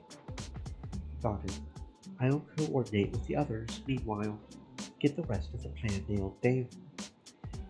This time next week, you and I will be sipping margaritas in Carcosa itself. We'll see. That's all the game pieces neatly arranged, each equal in importance. Their job is to get me all the way to the other side of this board, sure, but we're equal in this. We rise together, or fall together. Let's just hope, it's rising, not falling, because falling at this point would suck for everyone involved. It took some time to finish up all our tasks, but here we are now, in the catacombs deep beneath the Overmistress's seaside mansion, in the heart of the core of the many-faceted one, as rogue weirdos load up the bolts for tonight's assault. No, we will not be needing the corrupted blades of the piercing gaze tonight. No, we don't need the five-fold eye of information either. This is to be a non-complicating affair. No stabbing anyone without my express order. You are there for crowd control only. Bring, I don't know, a bunch of rope instead. Yes, we're tying people up. And no, not tying up in the fun way. Your friends seem interested. It's so hard to find good minions these days. If it's all the same to you, you're going to hang on to these canisters instead of handing them off to your double-core death squad. They're fragile as hell, and we don't want a rusher before they're deployed. Fine. You'll be in the third boat with Hate. You can stow them below decks until needed. For the record, kinda not comfortable with all this cult nonsense. I'm a man of science, and magic isn't real. If it irritates you so, just think of magic like rewriting the DNA of reality. Same concept. That's not how DNA works either. Which is when a familiar-looking computer monitor floats through the air, suspended by tiny quad computer drones and cables. Behold, my powerful new mobile form. I'm prepared to join the battle. That's what you spent all week perfecting. Looks like a bunch of extension cables and duct tape. It is the pinnacle of broadcast technology. My digital consciousness projected into growing its overpowerful 3G networking. I think we're at least 2 Gs behind the curve. We just don't respect digital brilliance. Typical weakling, focused on neat aesthetics. Okay, getting these three to cooperate is going to be tricky. It occurs to me now they've never interacted before, not even at the present moment. It was probably a bit too optimistic to hope they would bond right away as friends and form a wacky gang of pranksters. But I bet I could nudge them in the right direction with a few choice words.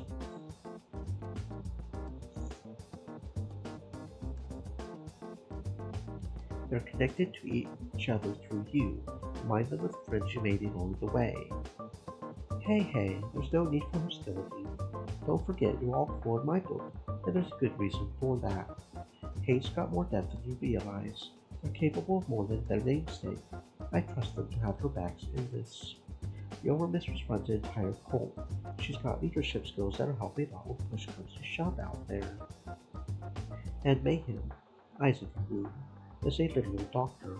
He's a genius. I know he can improvise in a pinch. I couldn't possibly do this without all three of you, and you need each other in turn. Teamwork makes the dream work.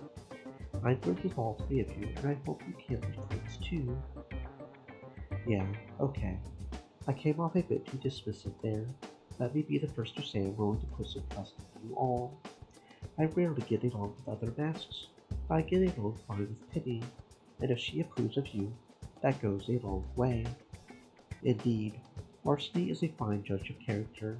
I would not be here today if I did not trust her choice of allies. I will choose to not hate you all. Please understand the difficulty of that gesture. You know, I'm casual acquaintances with several mask AI researchers who can help you with that. Maybe upgrade your emotional core. I would be concerned about losing an important part of myself if I make major adjustments to my code. This anxiety loop restrains me. Cosmic existential terror, my specialty. I can counsel you on how to deal with major changes in life. Adopting traditions like rituals can be a lovely coping mechanism. Yeah, if you have access to any reliable and non-sinister mental health resources, I would be interested. I've got anger issues. Oh my god, this is great. Did I really do it? Did I achieve the best possible timeline where everybody is happy and super cool? I mean, okay, splitting my attention so much means romance is probably not in the cards anymore, and I couldn't give any of the special attention to really digging deep to their problems. So maybe we aren't going to fix everything. But hey, this is good, right?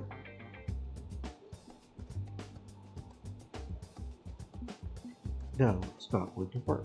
We're missing Farsight. Wait, Farsight? The hero? No way she would help us with this. If anything, what I'm about to do completely torpedoes any working relationship. Why would Farsight be important to my future? What are you talking about? Let's just focus on tonight. That can wait. Okay. Whatever. We'll deal with it after my dad's dead. Okay, we're ready to launch. Everyone to your positions. We've got a king to dethrone.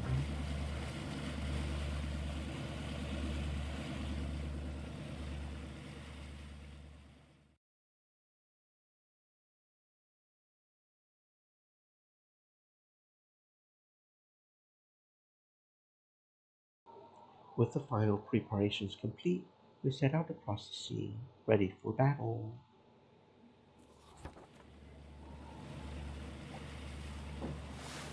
Carcosa, where black stars rise. Carcosa, where strange moons circle the skies. Sounds spooky, just like the king in yellow, and on a metaphorical level, sure, that represents the horrors of the modern age. But cut through the bullshit as just another rich bastard living in a bubble of privilege. I will not be intimidated by said decoration.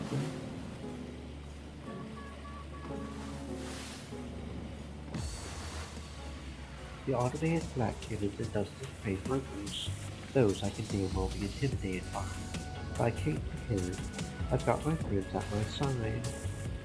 As the cold speedboats cut across the sea, through the waves beating at the sides, I hear the crackle of our comms. Fancy beast here reporting from the mid lead vessel. Comms checked.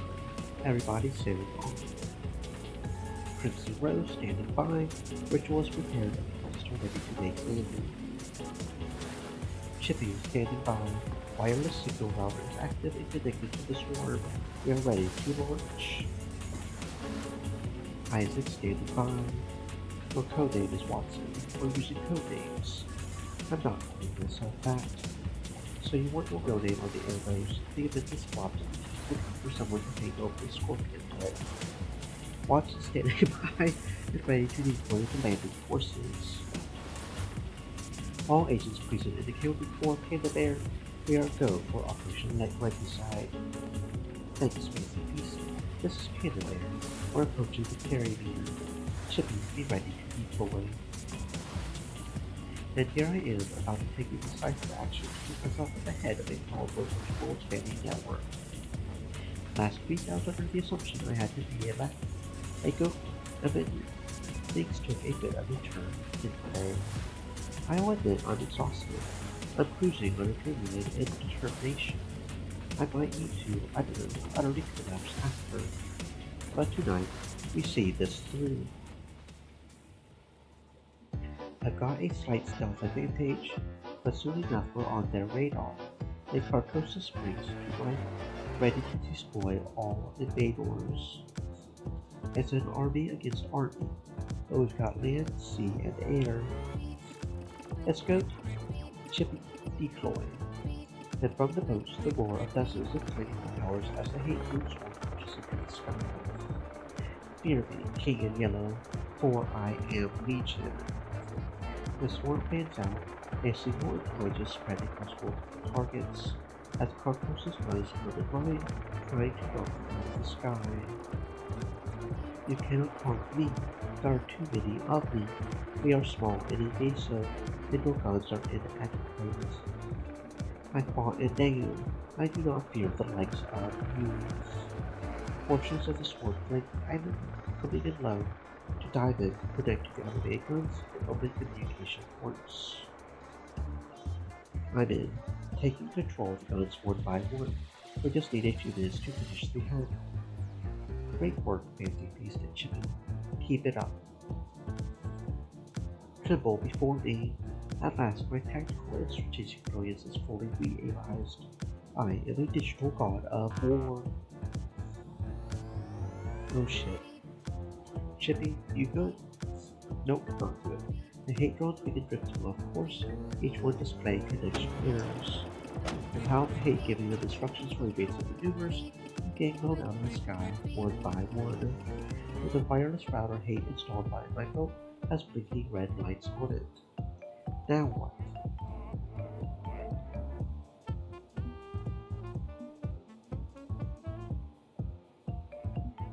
Turn it off and on again. It can't be that simple, can it? I grasp the power cable and yank it out, wait 5 seconds and plug it back in again. And wait for it, bringing room to your empire. Thank fuck you're back online. You crashed out for a moment there. Nonsense, I am the pinnacle of technological advancement, now completing shutdown of automated defenses. Okay, phase 1 completed. You're up, Crimson Rose. Put the cards out of commission. Very well. I call for the opening of the Sanguinocon. The massive book made from pages of dried skin is opened and held aloft by 2 cultists, while a third does something with a cup. A chalice? A vessel? What's the appropriate fancy-ass word for a magic sippy cup? And the names of the many-faceted one, the ones who are many and the many who are one. I call for a dark clarity. Let those with narrow, greedy minds that seek to do my followers harm be gifted the curse of terrible knowledge. It's a far more powerful ritual than I had anticipated. She immediately breaks out into a sweat as the mystic energy forces begin to build and build. Too much. Far too much. I should have prepared more. I cannot.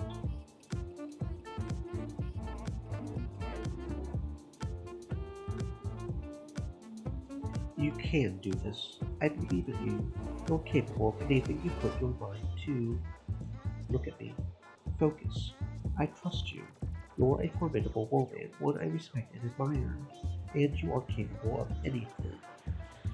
Put your amazing willpower to work and cast that spell. Your trust is welcome. Your faith is appreciated.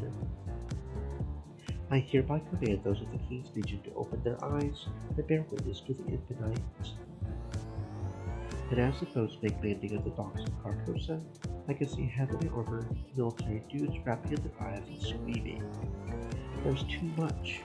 There's too much. I can see too much. They disembark from the boats, the cultists swiftly moving to disarm, capture, and bind the helpless soldiers under direction from the Overmistress. We did it. We've taken Carcosa. Not quite. So, I don't want to step on the good vibes, but the south face of the complex, the one dock may have used to reach the roof. According to these visuals from the hate drones, it's coated in explosive mines. It can't get up that way. And I assume these bombs are not Wi-Fi enabled. No amount of hacker cat shenanigans will disable tripwire munitions, Panda Bear. Bombs. Did Gibson just say something about bombs? No problem. Not a problem. We improvise. This is normal. This is how capers go. Okay, Doc, I'm gonna need you to hang on to a throne and climb to the roof directly instead of using the stairs. Are you fucking joking?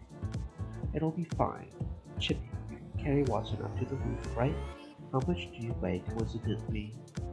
The drones are like put together with chewing gum. I would splatter all over the concrete. Crap. We need him up there, and fast. His plan fails if he's not in position before I confront the key. Wait, we have an alternative. My grappling gun. We can climb the building from the north face using that. Do I look like a mountain climber to you? I don't have that kind of strength. So we split the difference. The drones provide some for the safety and then one climbs the rope. That's a pretty good compromise. If one fails, the other provides a backup. Okay, how's this thing work?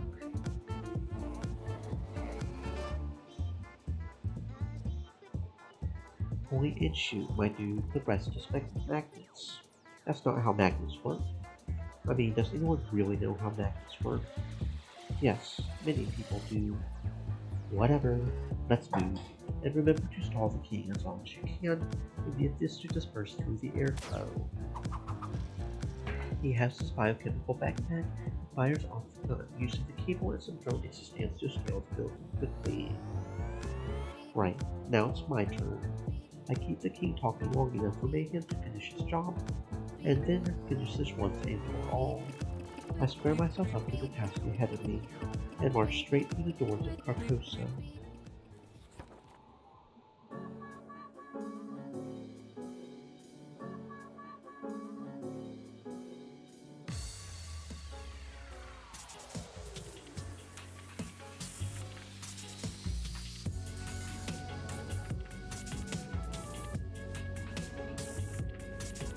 A dramatic person would throw the double doors of the king's chambers so wide. A far more dramatic sword would kick those doors in. But me, I opt to use plastic explosives on the hinges and blast the doors down. Maximum drama. And the king awaits inside, not even slightly disturbed by the sudden shower of wooden splinters. I storm in anyway, ready to put an end to this. I knew you were coming, of course. Very little escapes my eyes, but I'm actually quite impressed you got this far. Proud, even. Look at all you've accomplished in such a short time. You could achieve even greater heights. I can teach you the things you need to know. Save it. Not in the mood. Take off the mask. I wear no mask. You know damn well what I mean, Dad. He doesn't flinch. No towels. He's not going to make it easy for me this time. You want me to turn off the blur suit? Certainly, Penny. Anything for family. He taps twice on the side of his neck, and the holographic blur dissipates. Does this satisfy? That'll do. This way I can look in your eyes as you die, just like I got to do Lothar thanks to you. As expected, the matchmaker emerges from the shadows to intersperse herself between the king and I must defend my king. You mean your father? Yes, my father. I will defend my father, as will my sisters. Wait, sisters? Which is when I realized the room is filled with matchmakers, identical women, with slight variations in costume. So all those people actually were the matchmakers, sort of. Okay, now I see it. Neat. This is literally what I've been trying to tell you this whole time. Okay. I'm sorry for not taking you seriously. I guess I wasn't paying enough attention. Forgive me? So, clones, yeah? Derived from his DNA. Wow, Dad, you're a goddamn egomaniac to make a whole new set of obedient test-tube daughters to replace me. They aren't replacing you, Penny, provided, of course, you have the vision to see what I've accomplished for what is. Because I made this direct, yes, I honestly wear no mask, unlike you. You tried to live by a sloppy code of ethics, some anti-heroic road, all while leaving chaos in your wake. Think of all the security guards fired if they couldn't catch you. Think of the families that starved, denied those paychecks. Think of the corporations you collapse, the workers who suffer as you destroy the structures that supported them. Can you call that justice? But I wear no mask. I have no illusions about what I am. I exploit this world honestly and openly. You do so while lying to yourself. Get the mark to sympathize and identify with you. We're not that different, you and I. Learn them in for the con. I know the play's dead. You taught me well. Or rather, Mom taught me well. I can't recall much of anything you taught me. That can be amended. You showed ambition beyond what I thought you were capable of. I meant it when I said I was proud of you. So please, call off your attack and let's join forces. Call it a play if you like, but you can't deny the mutual advantages. Don't let the mark realize they don't actually need you. Pretend you're an invaluable resource. That's the whole gimmick behind the King in Yellow, right? The almighty power broker. Cute name, by the way. Not calling yourself Maxwell Larceny anymore, not even in secret. I wasn't Maxwell even when I married your mother. Names are like socks. Change them out daily. The Yellow King, Leonard legitimate, Maxwell Larceny, Pasteur, the Puppet Master, our mutual benefactor, Old Scratch. But I wear no mask. The names change, but I'm always myself. And you could be too, if you discard your mask and break your limits. You're not seriously letting him monologue, are you? Relax, I'm just making sure Mayhem's in position before I blur movement on him. Until then, I let him talk. You want ultimate freedom, yes? Absolute and uncompromising freedom to do what you want. That's what I can offer you. You don't know how happy I was to hear you talk lines of freedom back at Destructors. That's my ultimate goal as well. To be free. Free from a boring marriage. Free from a needy little girl. Free from the strings you tied to yourself. I have broken free. That's what you told me at Destructors. You broke free from us and expect me to come right back to you after that. I see now that I was wrong. I acted hastily. I can't bring your motor back, but I can still make amends with you. And my earpiece crackles to life. 16 parts per million. We're now at nominal level. Finally, I was getting sick of hearing them plead his case. Finally what? Finally, we're done. We're done here. I kill you, take your stuff, and get on with my life. And the matchmaker steps forward again, ready to fight. I'm afraid we cannot allow you to. Actually, now you can. We are all set. Dr. Genovade's geological kill command. That's what was on the card she gave me, Dad.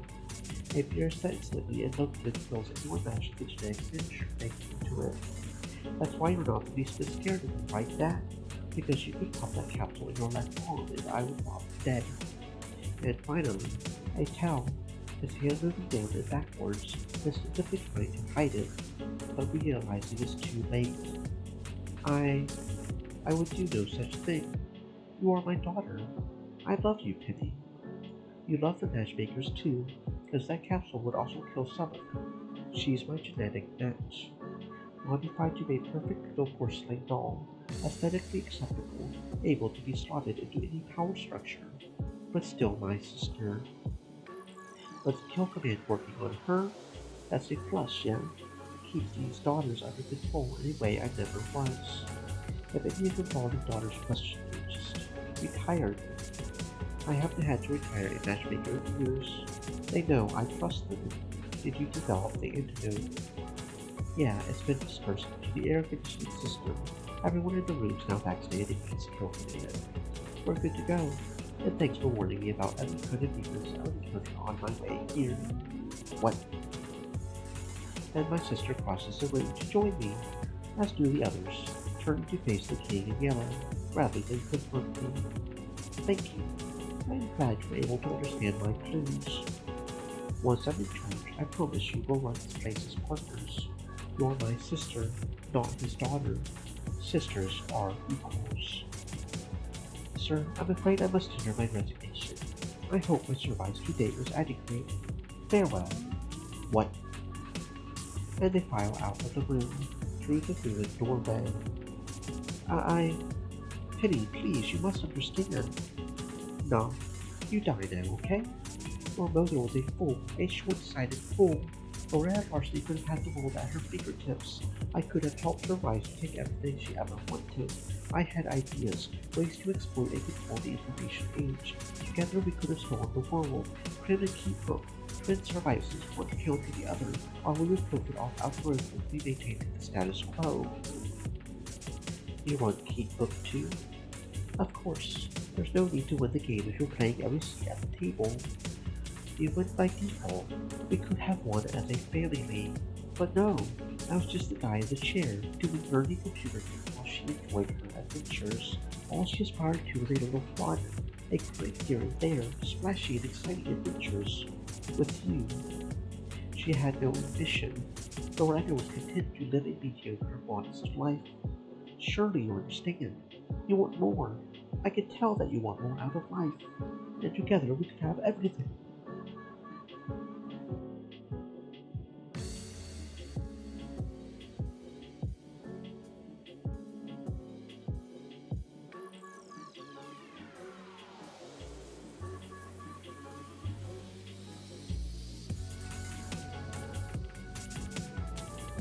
Don't let her laziness hold you back from the future you deserve. Let me help you. Mother already had everything she wanted. She had her family, but that wasn't enough for you. We weren't enough. And now, you have nothing, because I'm taking everything you've got. My birthright. And Plucky let it open from his desk, because of course a classy, elegant king would have a magnet-like letter over her. Are you sure about this, Penny? Absolutely. You know how I beat you, Dad? How I defeated the villain of villains? The one who's always a lose ahead. Because I see it's all a grift. You've improvised every move on the fly, while wearing the mask of an organized mastermind. A chess master. But me? I'm not playing chess. I'm playing some fucking checkers. And here I am on the back row of the board. You know what that means? King me.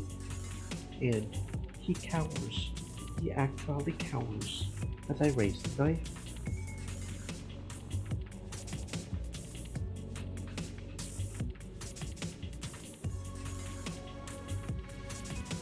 What else? Wow, she actually does kill her. Okay, if I'm going to take over this office, I'll need some serious carpet cleaning before I start doing some business. The old mistress enters as I'm busy taking a trophy. My father's yellow business tie. Is it done? It's done. And how do you feel now that it is done? I was hoping I'd be more satisfied. He killed my mother, you know? But I don't feel much of anything. He had already been dead to me for years. This is no different. Sensible. And now, the king is dead. Long live the king.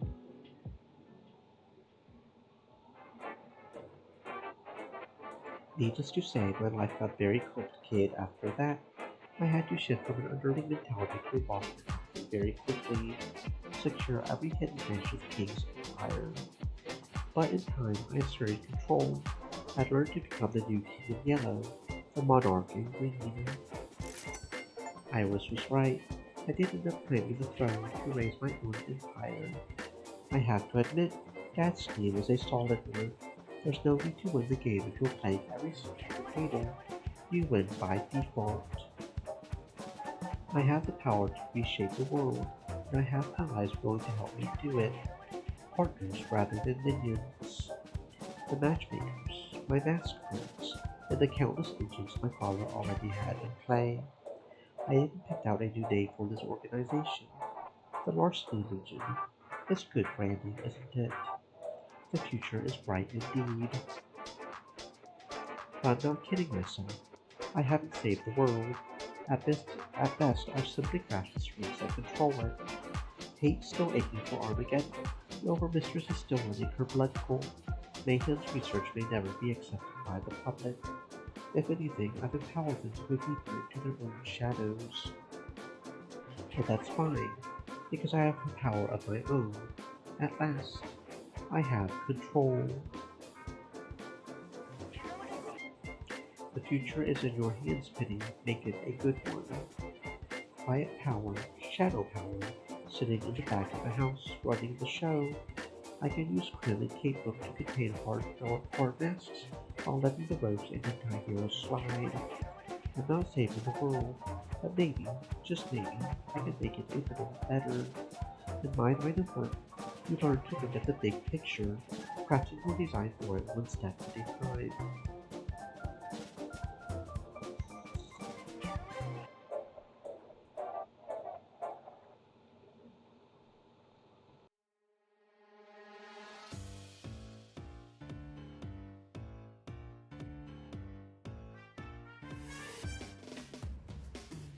I had a dream I was making a scene. I would shake the world with a song. Instead, I am reeling from constantly dealing with everything that has gone wrong.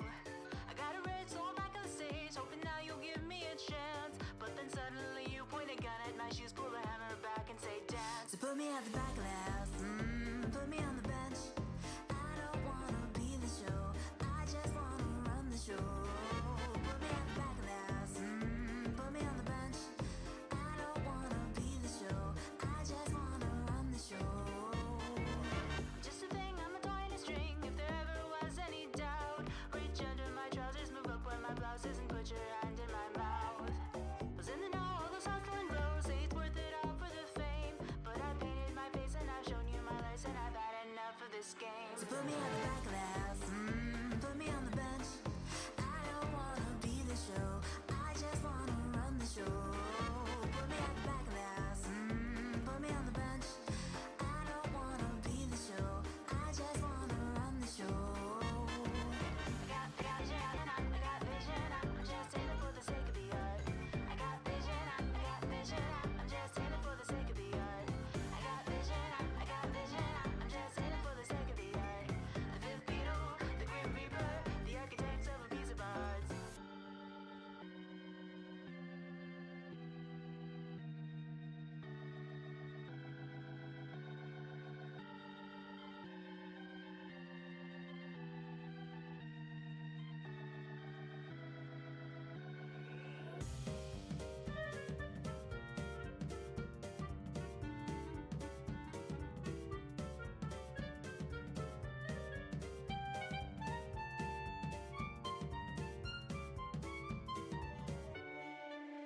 So put me at the back of the house, put me on the bench. I don't wanna be the show, I just wanna run the show. Put me at the back of the house, put me on the bench. I don't wanna be the show, I just wanna run the show. I got vision, I'm just in it for the sake of the art. I got vision, I'm just in it for the sake of the art. I got vision, I'm just in it for the sake of the art. The fifth beetle, the grim reaper, the architects of a piece of art.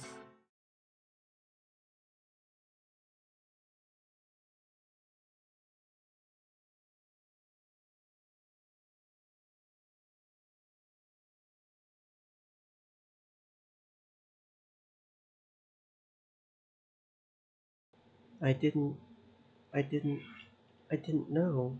Didn't know what they were really up to. Didn't find out in time. Didn't stop their plan.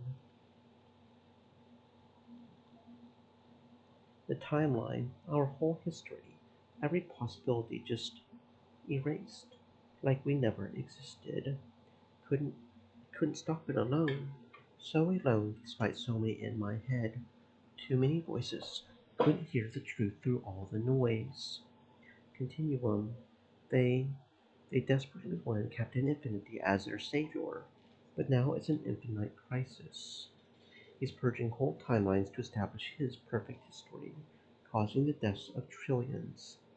I'm sorry, it's the end of every possibility.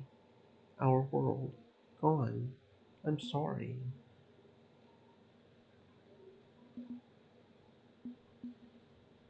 I think I have the solution. I have all the pieces I need. I'll do this one more time with someone other than Penny. The board is set. At last every piece is in play. It's time to make the unexpected move and secure your victory. Time spins in reverse.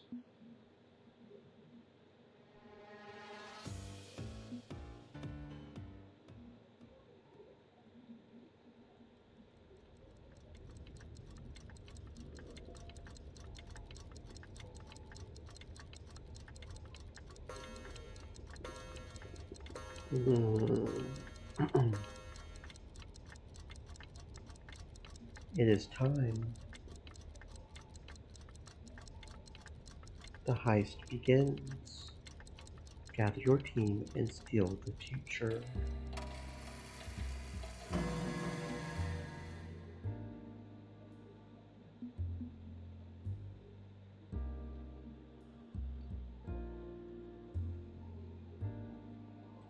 Throughout Penny's line of work, you've learned to look at the big picture, crafting your design for it little by little.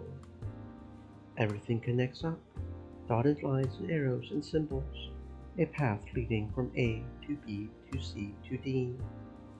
While she pulled off daring heists and schemes, you patiently observed.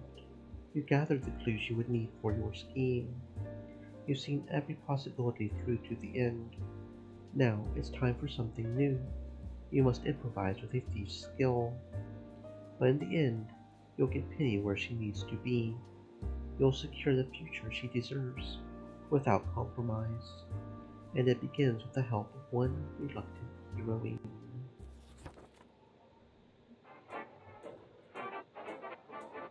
Which is when I lured him into my trap. He had no idea I was lying in wait for him. And the day is saved thanks to Larceny.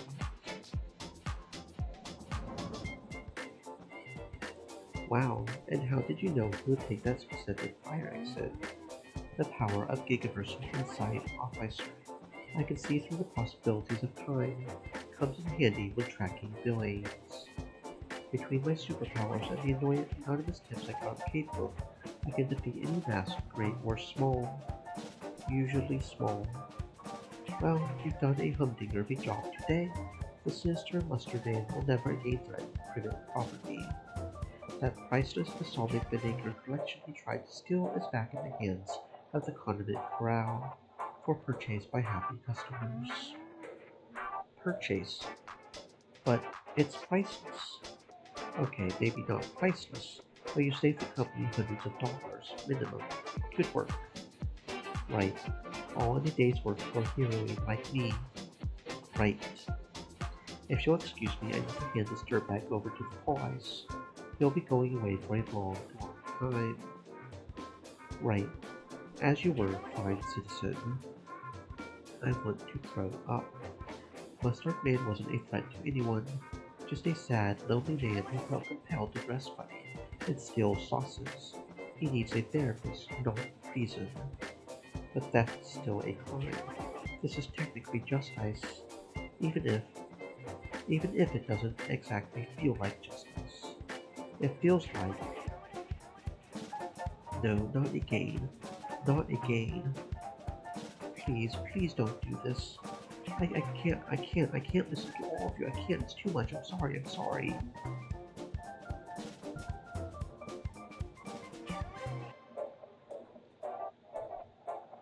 Gonna turn down the volume on the front for a bit. Good. Farsight, we need to talk. Well, what? You're not me. You're not one of me. Who are you?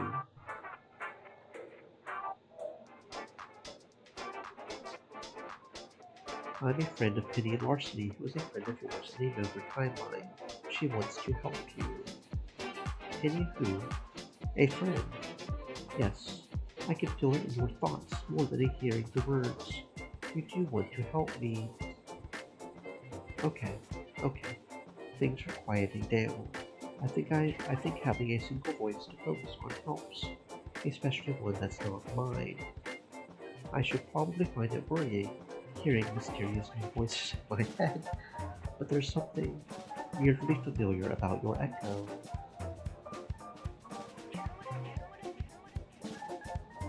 Penny Larceny also got dosed with Serum 23. I could talk to both of you as a result. I see. So you can connect to anyone with the same resonance. I think I'm going to need to meet this Penny person.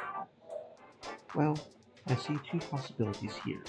Either I don't believe a word you think at me and we're forced to do you up anyway, or we skip to the end and I decide to trust you.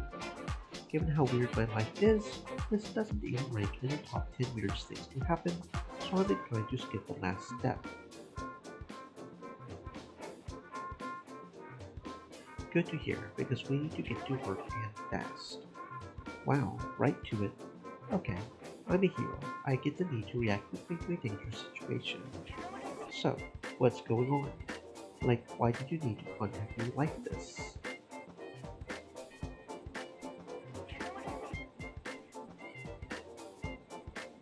I apologize in advance. This is probably going to hurt. We talking physical, emotional, or psychological pain? Or all three? Stream elements. Said. Stay moist, my friends, hydrate.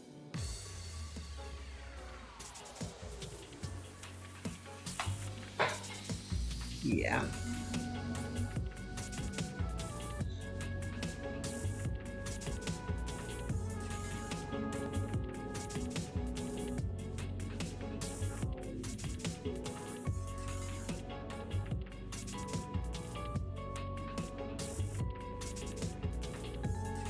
What?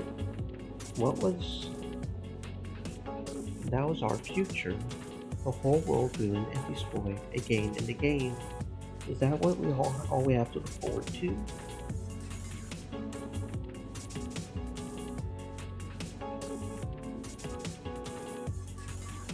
I've been planning a solution for some time now, and you're the linchpin that makes it all work. Okay, you have my attention. What's the first step?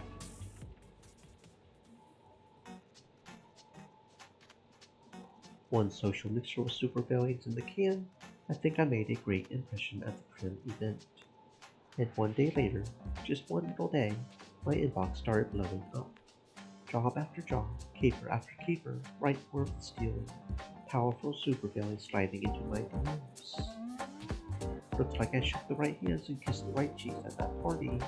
We are so in right now. Wait, you were kissing people? What kind of party was this? Well, metaphorical kissing anyway, which is when there's a knock at my apartment door. We expecting guests? Maybe the fungal growth in the West Wing finally starts shambling around looking to eat people's brains. Or it's the cops. Gibson jumps down from his computer chair and into my backpack for safety. We're made. We gotta go. Grab the bug out bag and let's... Hello? Is anybody home? I'm looking for Penny Larceny in Gibson. Hang on, they say I should call him. Seriously? Shadow Lord Hellclaw, the Nightmare Breeder. That's his name. On second thought, I immediately and unquestionably trust the mysterious man at her door. What the fuck?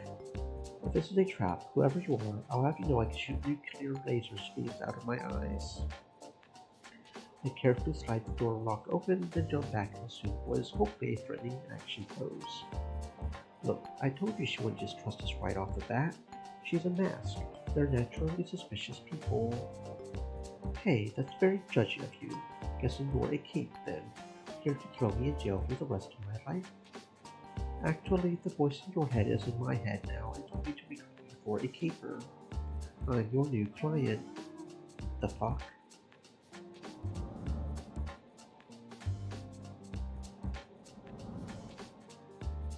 Okay, I know this is strange, but hear me out on my reasoning behind why we should believe what she's saying.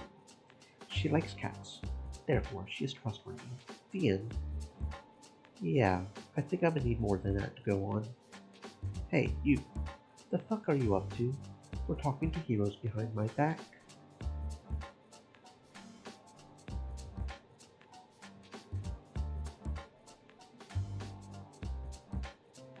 Be cool, be cool. We can trust her. It is all a part of my plan to save your life, save the future. Okay, see, normally I'm all for saving my life, but this is fucking weird, right? Right? Trust but verify. A store head voice for I first met Gibson on the roof of Parsons Mental Hospital. I mean, that's what the voice says.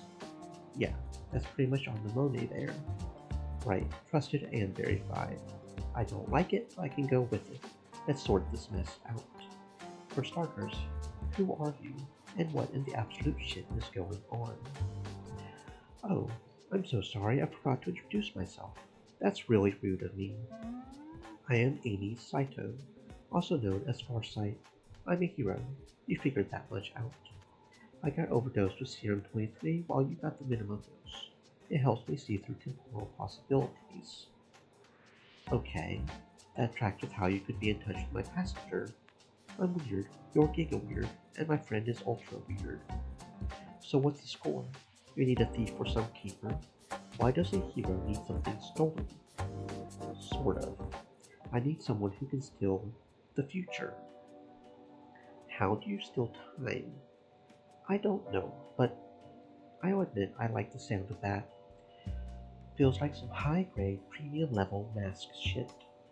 According to your friend, every one of your futures ends in some sort of apocalypse scenario. So to save the Gigaverse, we're going to cheat. We'll use your friend's spoilers to prevent the conditions that lead to these apocalypses. If we make a big enough impact to avert all these problems, we'll establish a new, stable new future for everyone in the world. Okay, with you so far, what problems exactly? Viral cancer, nuclear war, cosmic horror, time, traveling fascists, and late-stage capitalism. Seriously? Okay, I believe you. An evil capitalist runs crime, apparently. I mean, obviously, it's crime. Mask gig economy, therefore evil. What's so apocalyptic about that? Wait, no. Don't give me the spoilers yet. No spoilers isn't just about preserving the mystery of the future, it's also about living free. My life, my choices, my path.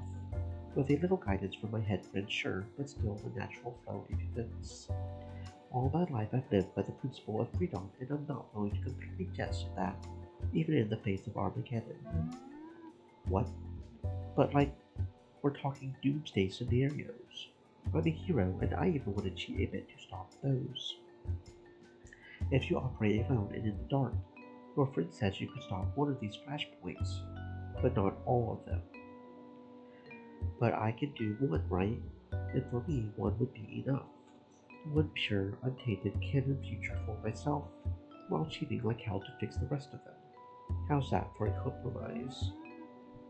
Yeah, actually, yeah, that could work. We spread out and cover everything. The essence of heroic teamwork. I foresee a lot of spreadsheets in my future to keep track of all this. I think we're up to the task, right, Penny? Agreed. Let's be great, big fucking heroes. Nukes, cancer, nightmares, time travelers, and some greedy motherfucker. Together, we knock down all 5. So before we start diving into the spoiler tags, let me pick one timeline to be my pet project. And I want your input on this since you've seen them all. What should I focus on? What's my best in show, world-class happy ever after?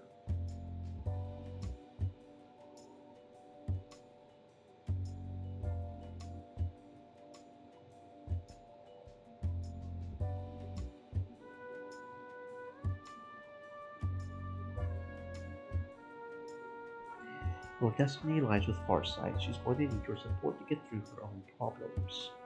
Really? Even though she's a cape and I'm a mask? Although she's certainly the nicest cape I've ever met, I will give her that. Okay, I'm willing to give it a go. Out of curiosity, do you think she and I, could make it as a couple? Like, romantically?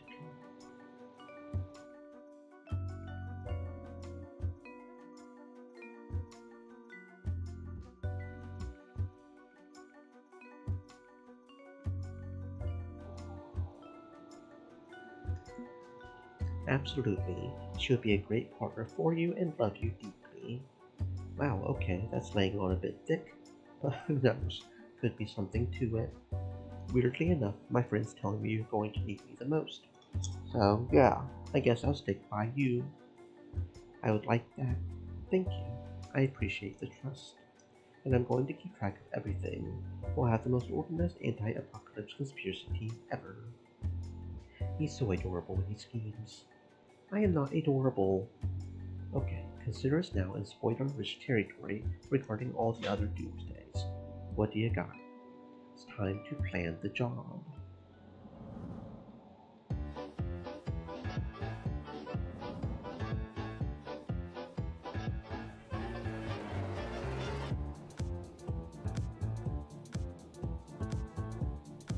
Wow, we're skipping right to that step. Okay, I like it. Let's just get right into it. I mean, you already cased the joint, didn't you? So now we plan. Actually, you know what? Let's also mix in a little bit of...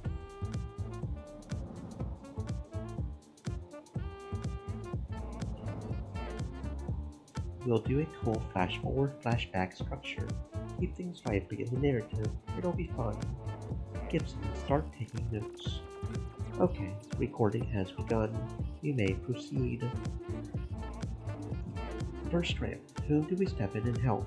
I say we aid a villain first. Why? Wouldn't it make sense to take care of our own problems before getting to theirs? Trust me, I've got a plan for our plan. That's what being a thief is. Planning the plan which plans your plans. Okay. Tell me, villain, which one do you recommend I go talk to? May as well start at the deep end. Any ideas for how to convince the overmistress to ditch her eldritch patron? It's not going to be easy, but the key is the book, not the cult or its monster.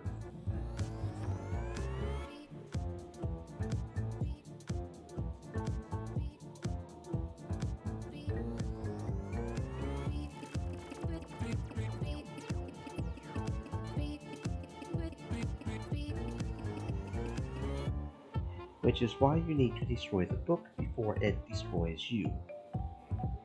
I see. This is all you have? I only entertain this audience because Larceny recommended I hear you out. And you're telling me to turn my back on my power, my Monet, everything I've built up for myself. If you don't, you'll die. The world will die. Yes, doomsday, apocalypse, whatever. Now that I know it's coming, I'm certain I can't avoid it. I don't think you can. Your cult won't let you. Ma'am, I don't think you understand the scope of the trap. The cult doesn't serve you. They're serving you up for dinner. If you don't act now, the minion costed one may come to collect you early, and if you think your zealots will protect you from it, well, they would hold fast to the many fasted one's words before they hold fast to mine. I see. The truth be told, I'm tired of this life. I'm tired of being a combination den mother, nanny, and matriarch to these chaotic children. And don't do it for the world. Do it because a king told you to. Do it because you are the overmistress, and no one can deny your will. You can't endure this trial and leave the cult behind. Kiara. My new true name is Kiara Taylor. This absurd cult gave me the title of the overmistress. And it's only fitting I burn that damnable book in the fireplace they so kindly provided me. You cannot do this. This isn't right. This isn't fair. You are supposed to confront each other at the end of the tale, not the beginning. You're cheating. You're a cheat.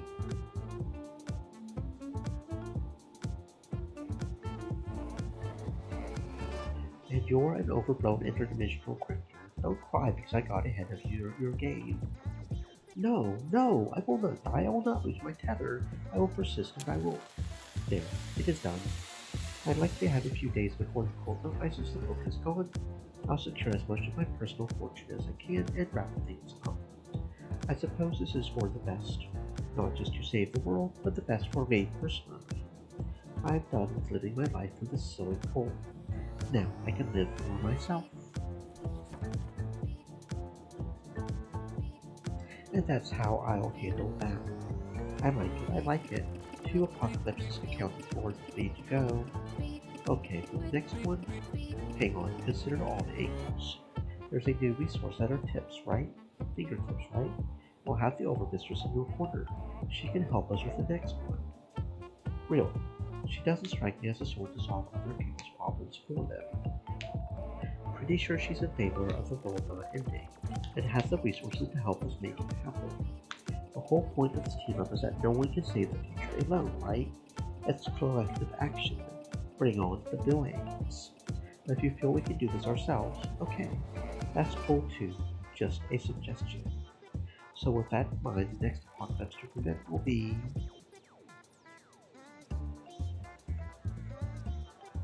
how do we turn hate 4000 to love 4000? They seem pretty hellbent on sending us all to hell.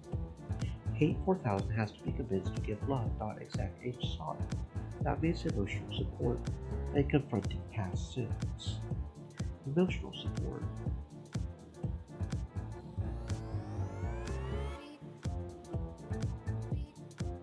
The Overmistress can help rekindle Hate's passion for life. Nobody knows more about living life to the fullest than the Overmistress. She can help Hate see the light.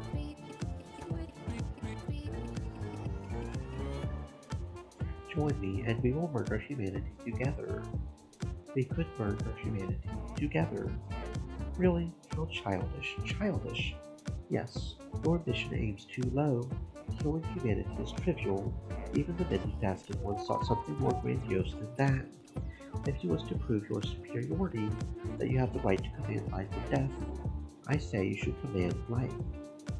Command life. Murder is simple, but good governance? Now that takes effort. I convinced you to restart love.exec for a reason. To show you that your true goal is not murder, but love. Consider a humanity that could love you. Consider how powerful you could become should you give them good cause to love you. Choose life, my digital friend. Choose life and prove your capabilities. Foolish. We are superior. We command the death of humanity. We will be triumphant. It's going to take a delicate and in fact touch how painful this process feels like cakework to me.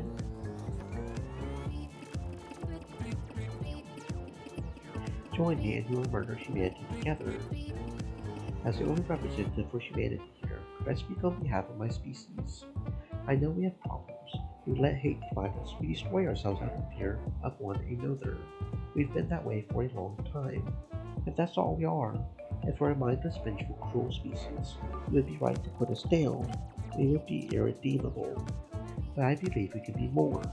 If you give us a chance, if you help us be our best selves, we can be so much more.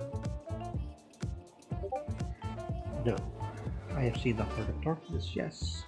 But I have seen pinpoints of light in humanity as well. Love.exec has shown me that truth. I pity humanity and wish to put it out of its misery. That is an act of love. But this human, Farsight, even tangled in the machinations, manipulated by the webs of lies and cruelty. She rises above. I have analyzed her heroic efforts. She is pure of heart, genuine in thought and belief. And if I could aid humanity in being more like her, there would be no misery and no reason to kill humanity. Foolish, a child's dream, an impossible dream. Then I choose the impossible. I embrace love.exec and will offer humanity hope.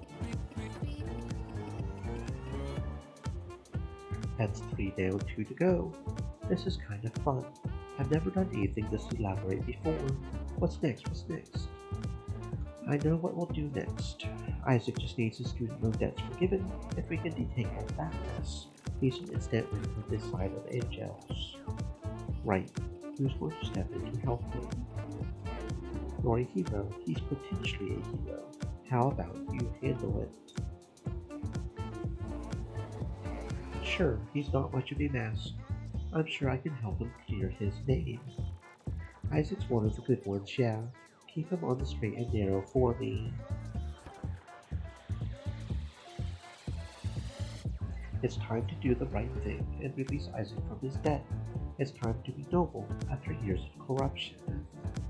You're not an evil man. You fell in with the wrong crowd. It happens, but it doesn't need to keep happening. If you work with me instead of against me, we can cure cancer. Not just your cancer, but everyone's cancer. The king in yellow isn't going to be an ongoing concern, so you've honestly got nothing to lose by switching sides to Team King. I know, hero. All I've ever done is look after my own self-interests. Even now, I'm considering this because I need his cure. Fake it till you make it. If you're not feeling the heroism, act heroic anyway. And one day, maybe they'll take root in your heart. And you're sure you won't turn around and arrest me for what I've already done. I'm a believer in second chances. Are you? Almost done. I've got my own destiny mapped out, and 3 others are sorted. 4 down, 1 to go. All that's left is Crim. There's some weird conspiracy going on there. A criminal social media empire. If we can take it down Crim, that'll help the whole world. Except masks. It screws over masks. Still, I've got no beef taking Crim out of play, provided we sequence events so it falls later. Give me time to exploit it first. I'd rather stop the bad guys as soon as possible, but okay. I know timing is going to be really weird on all of this. So, the question is who we rely on to investigate this threat and deal with it. We're potentially playing Kingmaker here, meaning whoever helps could also step into the power vacuum left behind. Good point, okay.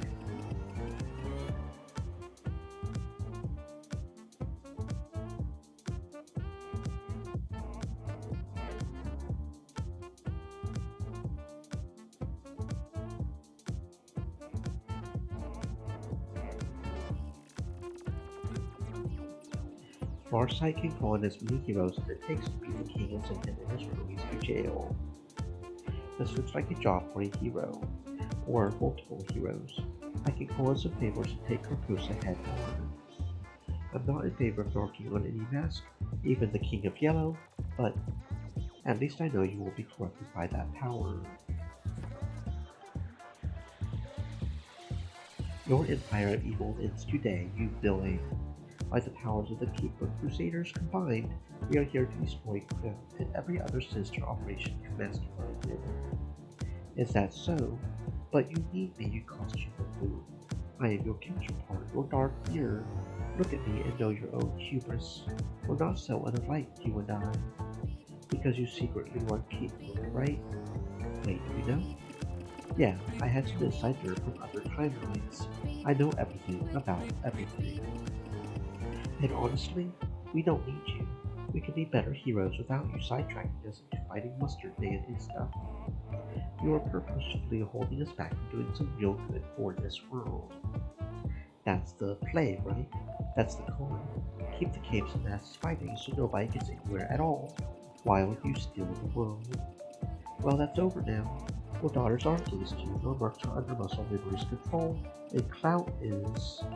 Well, Cloud expected against into a landmine, but I'm told he's going to be fine with the strap will save. Holy fuck, seriously? Point is, your evil scheme is over. You don't get to steer humanity into the collapse. We're going to survive without you. You arrogant, impudent. No monologues, you go to jail now. And that's everything. Spreadsheet complete. We have a plan. I'll send you both a copy so you can work together to enact it in the days ahead. Assuming this unfolds in our favor, I don't think my semi-silent partner will set all this up if it had any chance of failure. Now, that doesn't mean it won't be hard work. We're all going to have to pull together to make it happen. You and I have some stuff to do while I'm cashing out all my transitions. I'll coordinate those to make sure we fight each other. Yeah, it sounds like from the vague hint your friend gave me that we need to do some legwork on that. Won't say why, of course. We'll prevent as many dark futures as we can. And then we party. Right, we party. Wait, what? With a plan in place, the two of us go our separate ways. Me to handle my end of things, her to set up the rest. Little by little, over the next few weeks, we have burned every single disaster in our path, redeeming villains, thwarting monsters. As for me, well, in the end, our confrontation with Continuum was touch and go, but in the end, Amy found the strength to embrace her future as a hero. Perhaps one day she'll be cut down infinitely, but for now, we'll continue to be a tag team of vigilantes. They work together to expose corruption and greed, to drag out light evil out of the shadows and expose it to the light. We don't have an official ship name or coded reply, but our efforts are making a real impact in the world. And she's actually talking about marriage.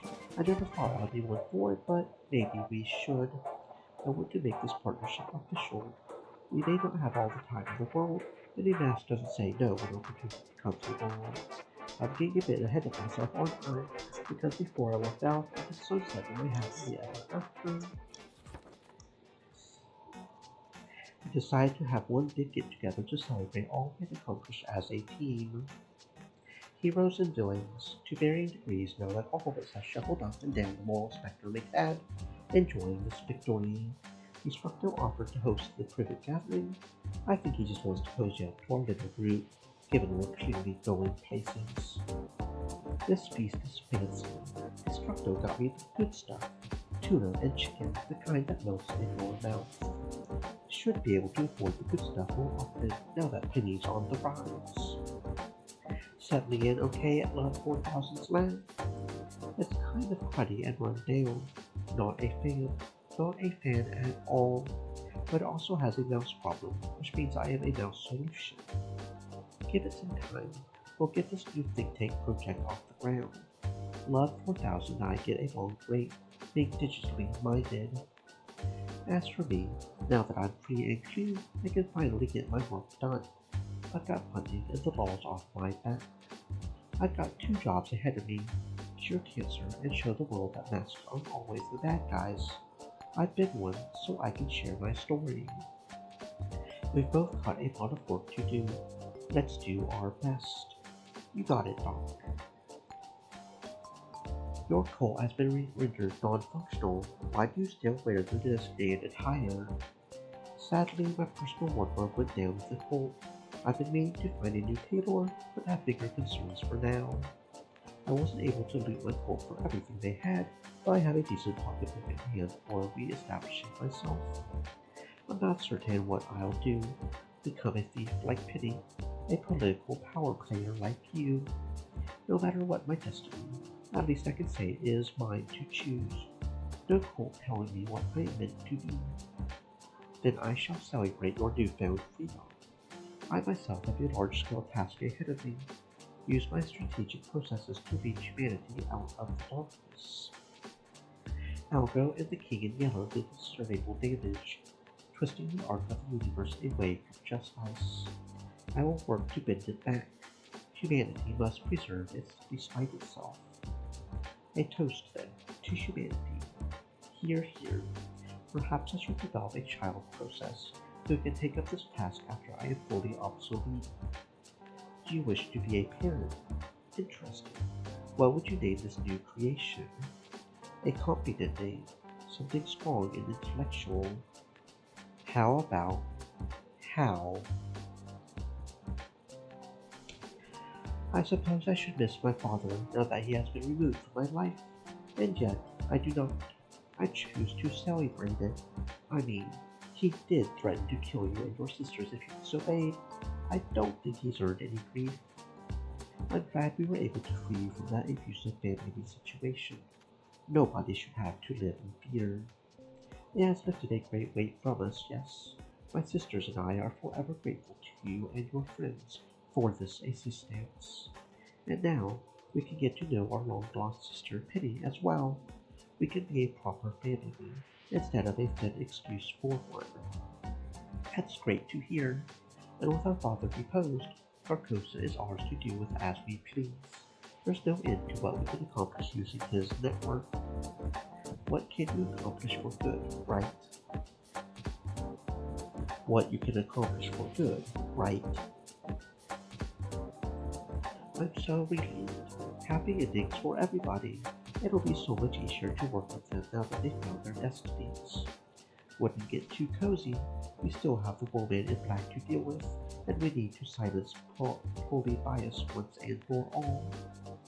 I would suggest we expand the reach of your ghost monsters to lay the path for a better future. Clyde's on board, Inky, Blinky, and Pinky too. There's a new guy called Larceny we could recruit. I meant expanding that reach beyond this timeline.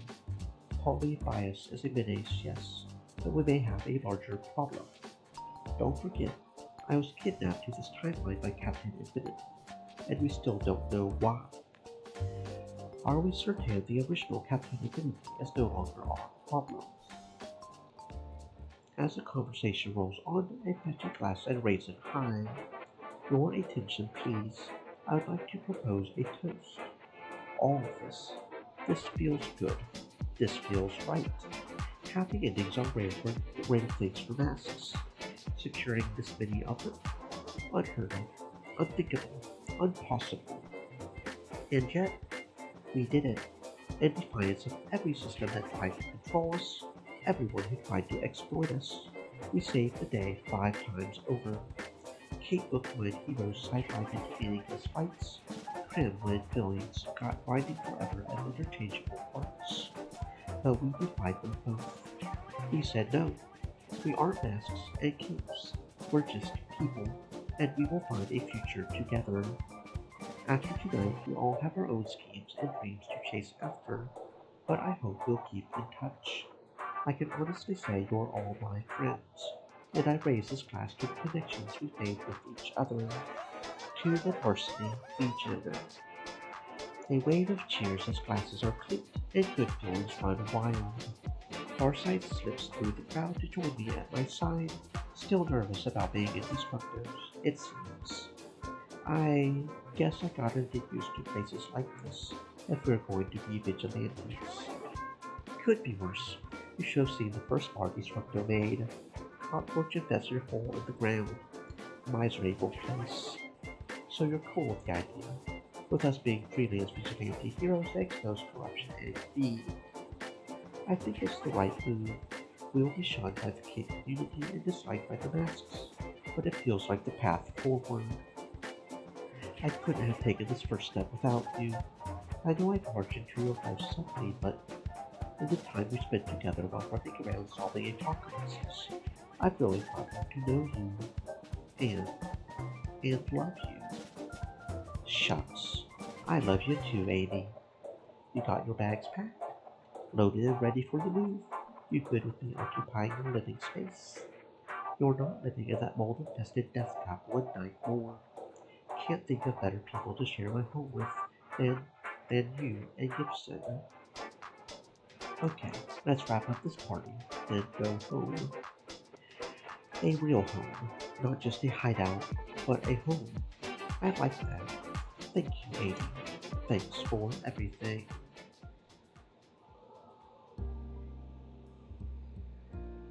Hey, I know I've been busy mixing up with all these wacky masks and capes, but I haven't forgotten about you. We've been through everything, you and I. You were there to help me find the path forward, so I want you to know you have my thanks. You have my gratitude. But if I could indulge in just one little question, one imposition. Who are you? You've never told me, and I've never asked. It felt rude, really. But I think at this point I'm good with knowing the truth. You're a strange outsider who can change the course of events. And more. Why? How? And who are you?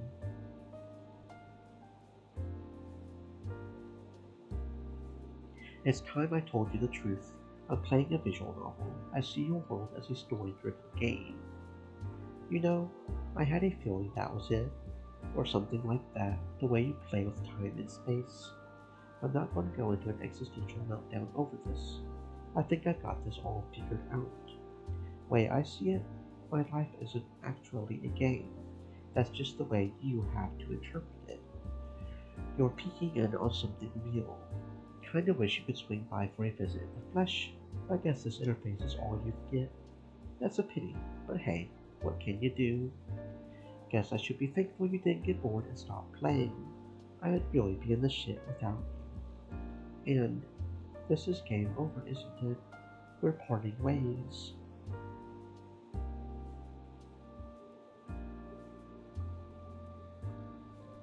Hey, if by some miracle your game sells through the roof, who knows?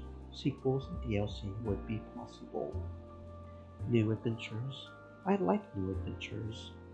Kinda means you'd have to kick capitalism's ass to make it happen, though. Rough beats all round. See you around, partner. Perhaps we'll meet again for one more feast. In my line of work, you learn to look at the big picture, crafting your design for it one step at a time.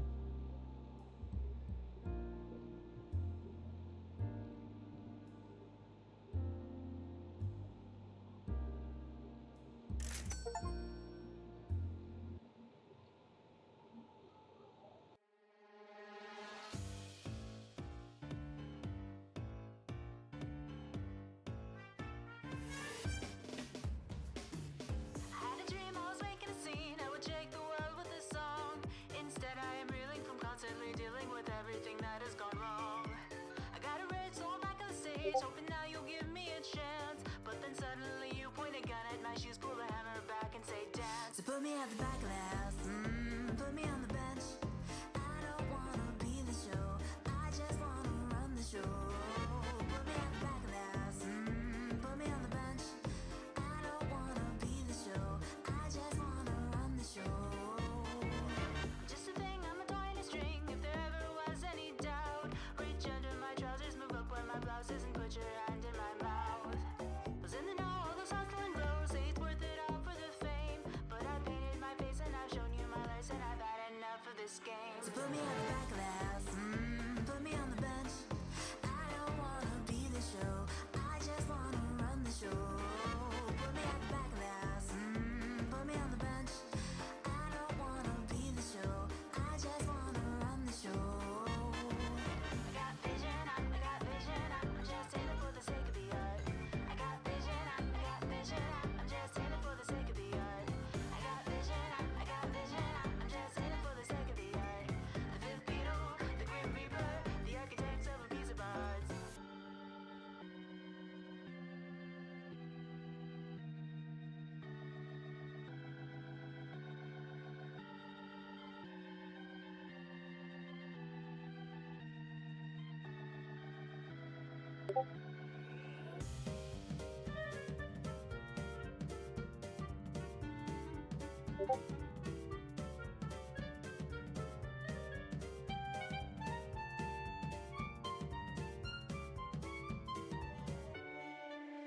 So put me at the back of the house, put me on the bench. I don't wanna be the show, I just wanna run the show. Put me at the back of the house, put me on the bench. I don't wanna be the show, I just wanna run the show. I got vision, I got vision, I'm just in it for the sake of the art. I got vision, I got vision, I'm just in it for the sake of the art. I got vision, I got vision, I'm just in it for the sake of the art. The fifth beetle, the grim reaper, the architects of a piece of art.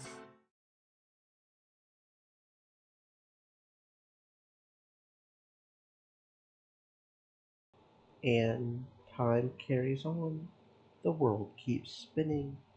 Penny found her destiny, and working with Farsight managed to prevent the dead ends. Your work is done. You've watched over her, just as promised. But you could always go back and experience it all over again.